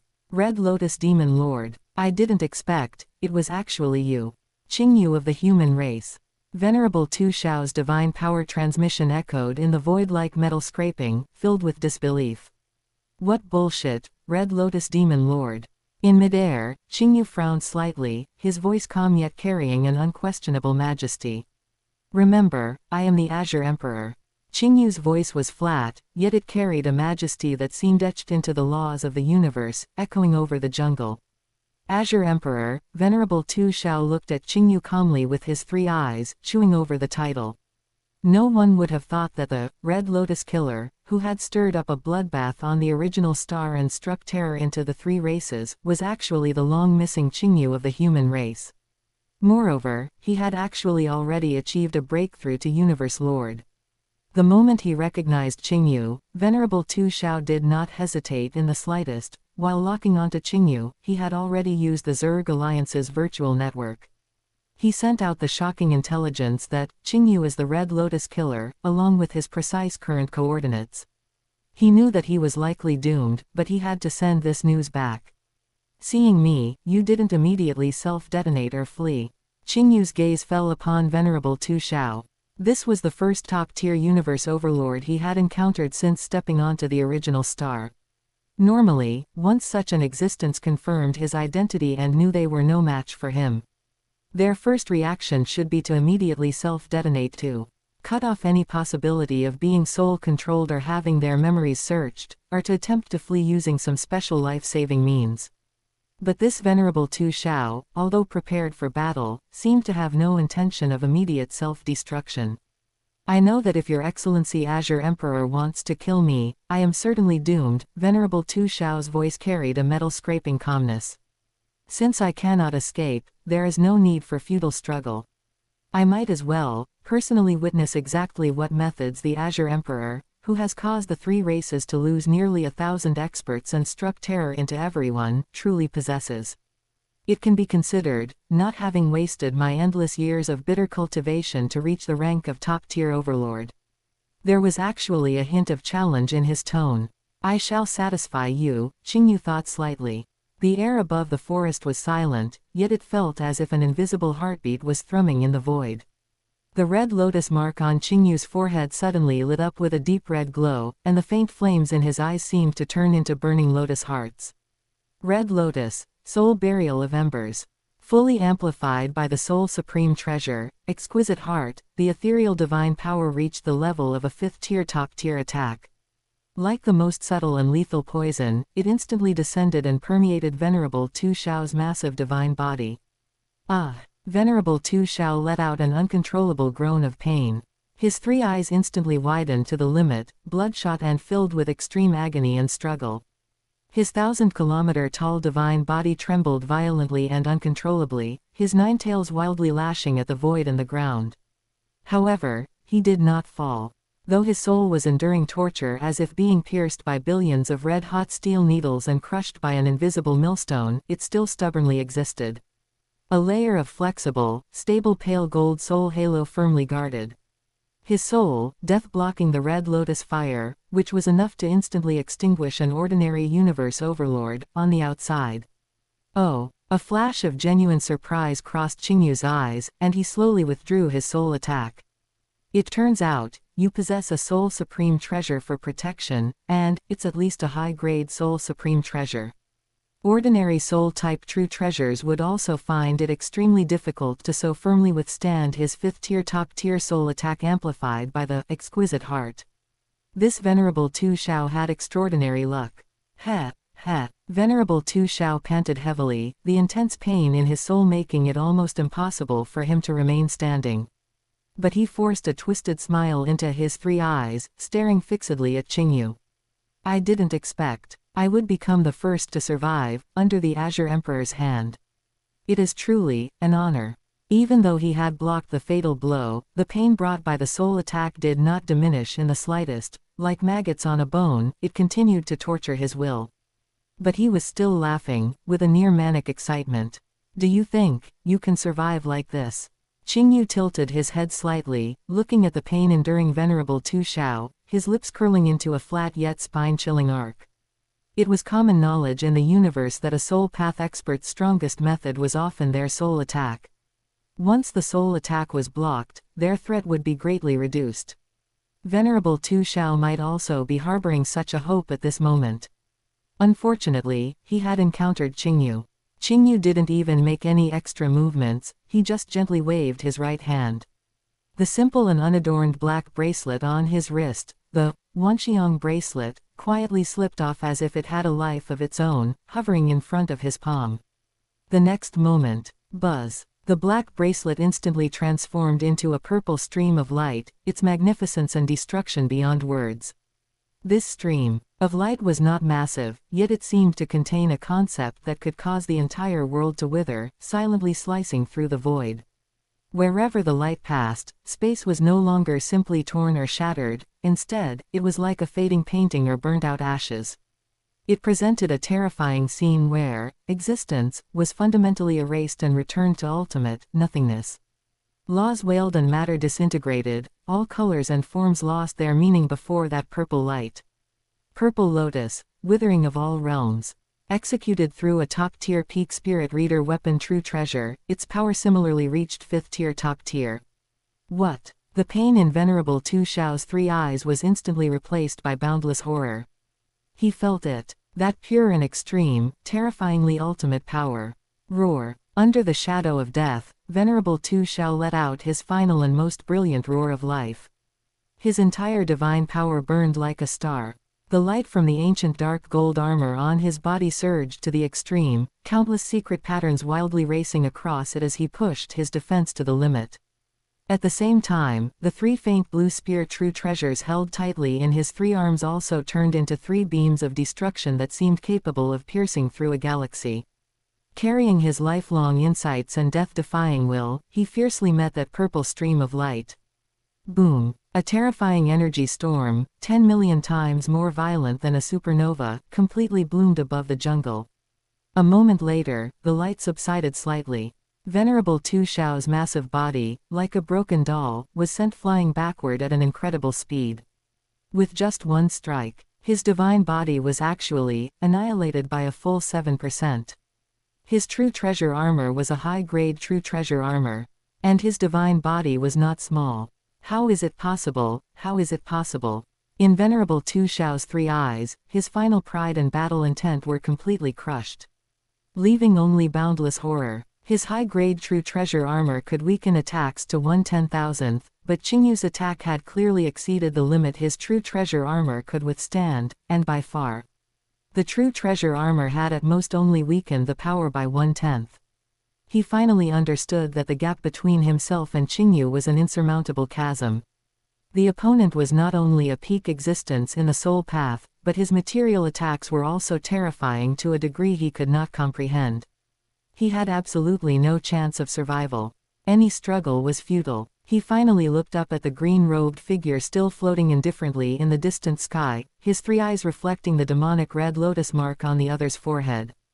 Azure. Emperor. Boom. He self-detonated. Facing an enemy with divine soul methods, this was the only choice. Moreover, the top brass of the three races had already promised that the experts who fell in this operation would be resurrected collectively afterward, and any lost true treasures would be appropriately compensated. He had no need, and absolutely could not, risk giving Qingyu a chance to enslave him. Qingyu stood suspended above the jungle, the intense light of the explosion illuminating his perfect profile. With a gentle wave of his sleeve, an invisible space-time power swept across the center of the explosion, pulling Venerable Tu Shao's several true treasures into his sleeve. The news should have been sent back by now, Qingyu whispered to himself. The three races will probably mobilize universe lords to surround and kill me. I hope they don't disappoint me. At the core of the Zerg territory, in a secret realm as dreamlike as it was filled with lethal beauty. This place was similarly covered by the virtual universe network constructed by the Zerg. Deep within a magnificent celestial palace that seemed carved from life crystals and starlight, on the highest throne, a slender figure shrouded in a hazy glow sat quietly. She had a blurred yet beautiful silhouette that could make the universe lose its color and cause souls to sink. She was the supreme leader of the Zerg Queen. At this moment, shock and uncontrollable anger were clearly visible on that blurred face. Below the throne, on 5 slightly lower small thrones, sat 5 peerlessly graceful figures. They were all dressed in translucent gauze, with peerless faces and vast, profound auras. They were all universe lords. Just now, before Venerable Tu Shao fell on the original star, his divine power avatar in the Zerg virtual universe had already reported everything he saw, heard, felt, and knew in great detail. Inside the palace, the atmosphere was so heavy it felt as if it would freeze space and time. Your Majesty, a Zerg Queen Mother Universe Lord spoke, her voice ethereal and pleasant, yet carrying obvious shock, anger, and confusion. How should we respond? That Qingyu of the human race has actually already achieved a breakthrough to Universe Lord. The faces of the other 4 Zerg Queen Mothers were similarly filled with disbelief and cold-killing intent. They knew better than anyone how difficult the step from Universe Exalt to Universe Lord was. How many brilliant and talented individuals were stuck here. But this Qingyu, from his rise until now, how much time has passed? 200,000 years. It was simply absurd. This was no longer something that talent could explain, it was simply a miracle. Having the combat power of a Universe Lord and truly breaking through to become a Universe Lord are two completely different concepts, another Queen Mother said coldly, her eyes flickering with a cold light. The latter possesses a complete Universe Lord divine body, controls time and space, and their survival capabilities skyrocket. To kill them, the difficulty is far too great. HMPH. Atop the divine throne, the Zerg Queen's cold and infinitely majestic voice rang out, breaking the oppressive silence. If he had known to be patient after his breakthrough and hidden within the core human territory to cultivate in seclusion, we truly wouldn't have been able to do anything to him. Her tone shifted, and killing intent permeated the air like something physical, but he just had to be so arrogant. Relying on his recent breakthrough and a few powerful true treasures, he dares to slaughter the experts of my race so recklessly on the original star. This is seeking his own death, and it's also a God-given opportunity. I have already informed the automaton race's mechanical race father god and the monster race's dream monster ancestor of the news that Qingyu has appeared and has broken through to become a Universe Lord. The Zerg Queen's voice was decisive. The plan for the three-way joint assassination remains unchanged, but the target priority has been adjusted. Qingyu is the primary target to be killed. Luo Feng is second. 9 universe lords must go all out to surround and kill Qingyu, making sure he falls on the original star. I want the human race's happy occasion to turn into a funeral this time. Yes, Your Majesty the Queen. The 5 Zerg Queen Mothers responded in unison, their exquisite faces filled with icy killing intent. Almost at the same time, in a certain dark void, an elliptical black sphere's phantom silently descended. It was precisely a thought projection of the mechanical race Father God. In front of him, on a giant meteorite, sat a hunchbacked old man with a pair of curved antennae. It was the Void True Demon God. Stone. The mechanical race Father God's steady voice rang out directly.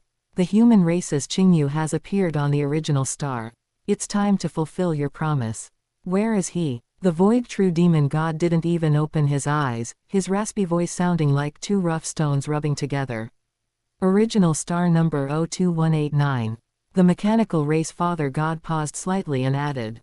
Furthermore, he has already broken through to become a universe lord and calls himself the Azure Emperor. The Red Lotus, who has been slaughtering nearly 1,000 experts of our 3 races on the original star during this period, including 34 overlords, is precisely him. Killing a genius who has yet to grow and hunting a universe lord who officially stands at the peak of the universe are completely different in meaning and difficulty. The mechanical race Father God knew this well, so he did not hide it. Deceiving a lone universe strongest, especially an existence like the Void True Demon God, was not something a race could bear. Oh, the Void True Demon God finally slowly opened those deep eyes that seemed capable of swallowing souls, a flash of surprise and intense interest passing through them. Already broken through to Universe Lord. Calling himself the Azure Emperor. Hey, how interesting. Even more interesting than I expected. This is something none of our 3 races anticipated, the mechanical race Father God admitted. No life form has ever been able to cross this chasm in such a short amount of time. Machine, although I promised you before that I would move to kill him, the Void True Demon God laughed raspily, slowly standing up, the gray mist around him churning violently with his movements. But now, the situation has changed. He is already a universe lord. You should understand what it means for me to take the initiative to attack and kill a universe lord within the primordial universe. The primordial universe provides instinctive protection to universe lords. Inside the primordial universe, the strength of the universe strongest is greatly suppressed, and the ability of words become law fails when attacking a universe lord. More importantly, if a universe strongest personally takes action to kill a universe lord, they will be punished by the will of the primordial universe. That price is not something even the Void True Demon God would easily bear. I understand, so there's no need for you to personally take action to kill him. The mechanical race Father God's voice was devoid of emotion. This time, our insect, monster, and automaton races will jointly deploy 9 universe lords to set a dragnet to kill Qingyu. We need you to assist from the side. Assist. A ghostly light flickered in the Void True Demon God's eyes. How so? Interfere, restrain, and when necessary, block his path of retreat or interfere with his soul, creating a killing opportunity for the 9 universe lords, the mechanical race Father God said. The Void True Demon God fell silent for a moment, then that raspy laughter rang out again, carrying a hint of cruel pleasure. Hee 9 universe lords surrounding and killing a newly promoted universe lord, plus me, assisting from the side. Machine, your 3 races certainly think highly of this, Azure Emperor. He twisted his neck, making a cracking sound. However, such an interesting genius, such a grand hunting scene, how could I, Void True, miss it? I also want to see for myself what kind of capabilities this once-in-an-eternity human race Azure Emperor truly has. I await the good news. The mechanical race Father God's phantom fluctuated slightly and then dissipated. The Void True Demon God stood in place, the gray mist around him surging wildly. Azure Emperor, I hope your soul can be as domineering as your title. In the next moment, his figure completely merged into the gray mist, turning into an invisible ripple that sped away toward the primordial universe, toward the direction of the original star passage. 9 universe lords, plus a universe strongest watching greedily from the shadows. The 3 races had already made up their minds to kill Qingyu this time. The lineup was so luxurious and the killing intent so resolute that it was enough to make any existence who knew the inside story shudder. At this time on original star number 02189, due to the commotion when Venerable Tu Shao fell and his divine power transmission before death, Qingyu's identity had been completely exposed. The vast majority of experts not in the human race camp, whether from the three-race alliance or other powers, were evacuating this planet at the fastest speed. This original star had become the most dangerous forbidden land. Staying was no different from waiting for death.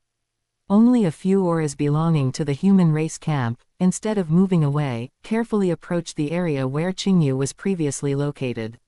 Soon, 6 figures appeared in the air not far in front of Qingyu. They stopped at a safe distance with utmost respect and bowed.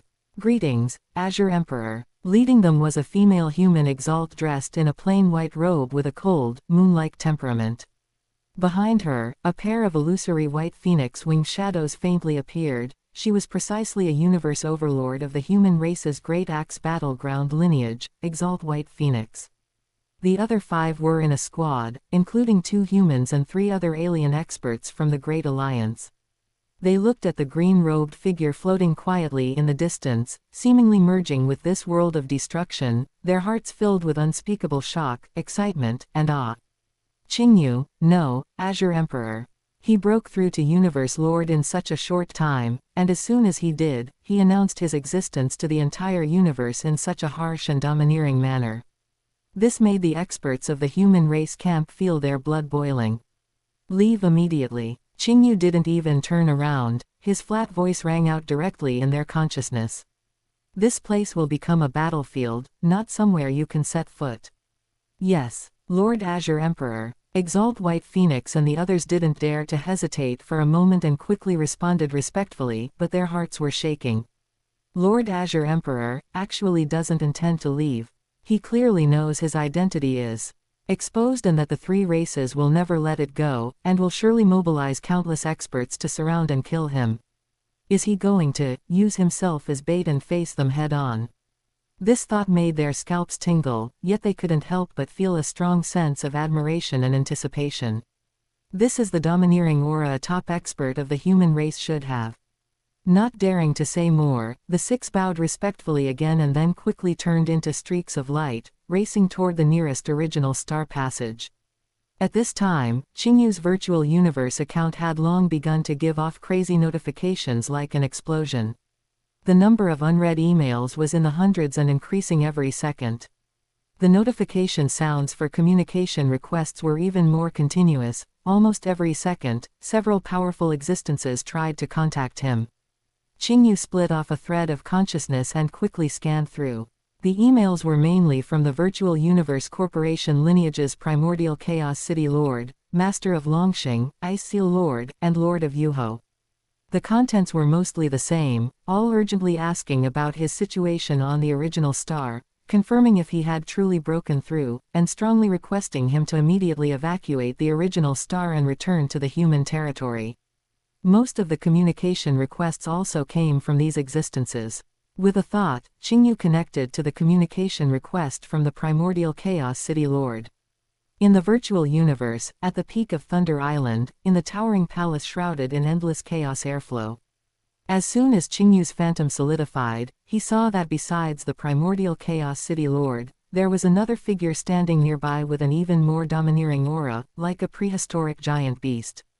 He had a stalwart body as massive as a mountain, seemingly able to prop up the starry sky, and a long dragon tail hung down naturally, its gentle swaying causing the surrounding virtual space to ripple slightly. "City Lord." Qingyu nodded slightly to the Primordial Chaos City Lord, then his gaze fell on that stalwart figure. "Qingyu." The Primordial Chaos City Lord's voice carried a rare urgency and a hint of relief. "You've finally entered the virtual universe. This is a very early elder of my Virtual Universe Corporation lineage and one of the oldest universe lords of our human race, the Master of Longxing." "Master of Longxing." Qingyu greeted calmly, his posture equal. Now that he was also a universe lord, he naturally didn't need to be as respectful as a junior. The master of Longxing's eyes, which contained the birth and death of the universe, scanned Qingyu's virtual figure as if they were physical, seemingly wanting to see through him. His voice was booming, carrying unconcealed curiosity and shock as he went straight to the point. Qingyu. There are rumors on the original star that the Blood Lotus Demon Lord, who has been slaughtering the insect, monster, and automaton races until heads rolled, is truly you. Have you truly stepped into our ranks? The primordial Chaos City Lord also stared intently at Qingyu, waiting for his answer. Although information from various channels had almost confirmed it, they still needed Qingyu's personal admission. This matter was far too shocking.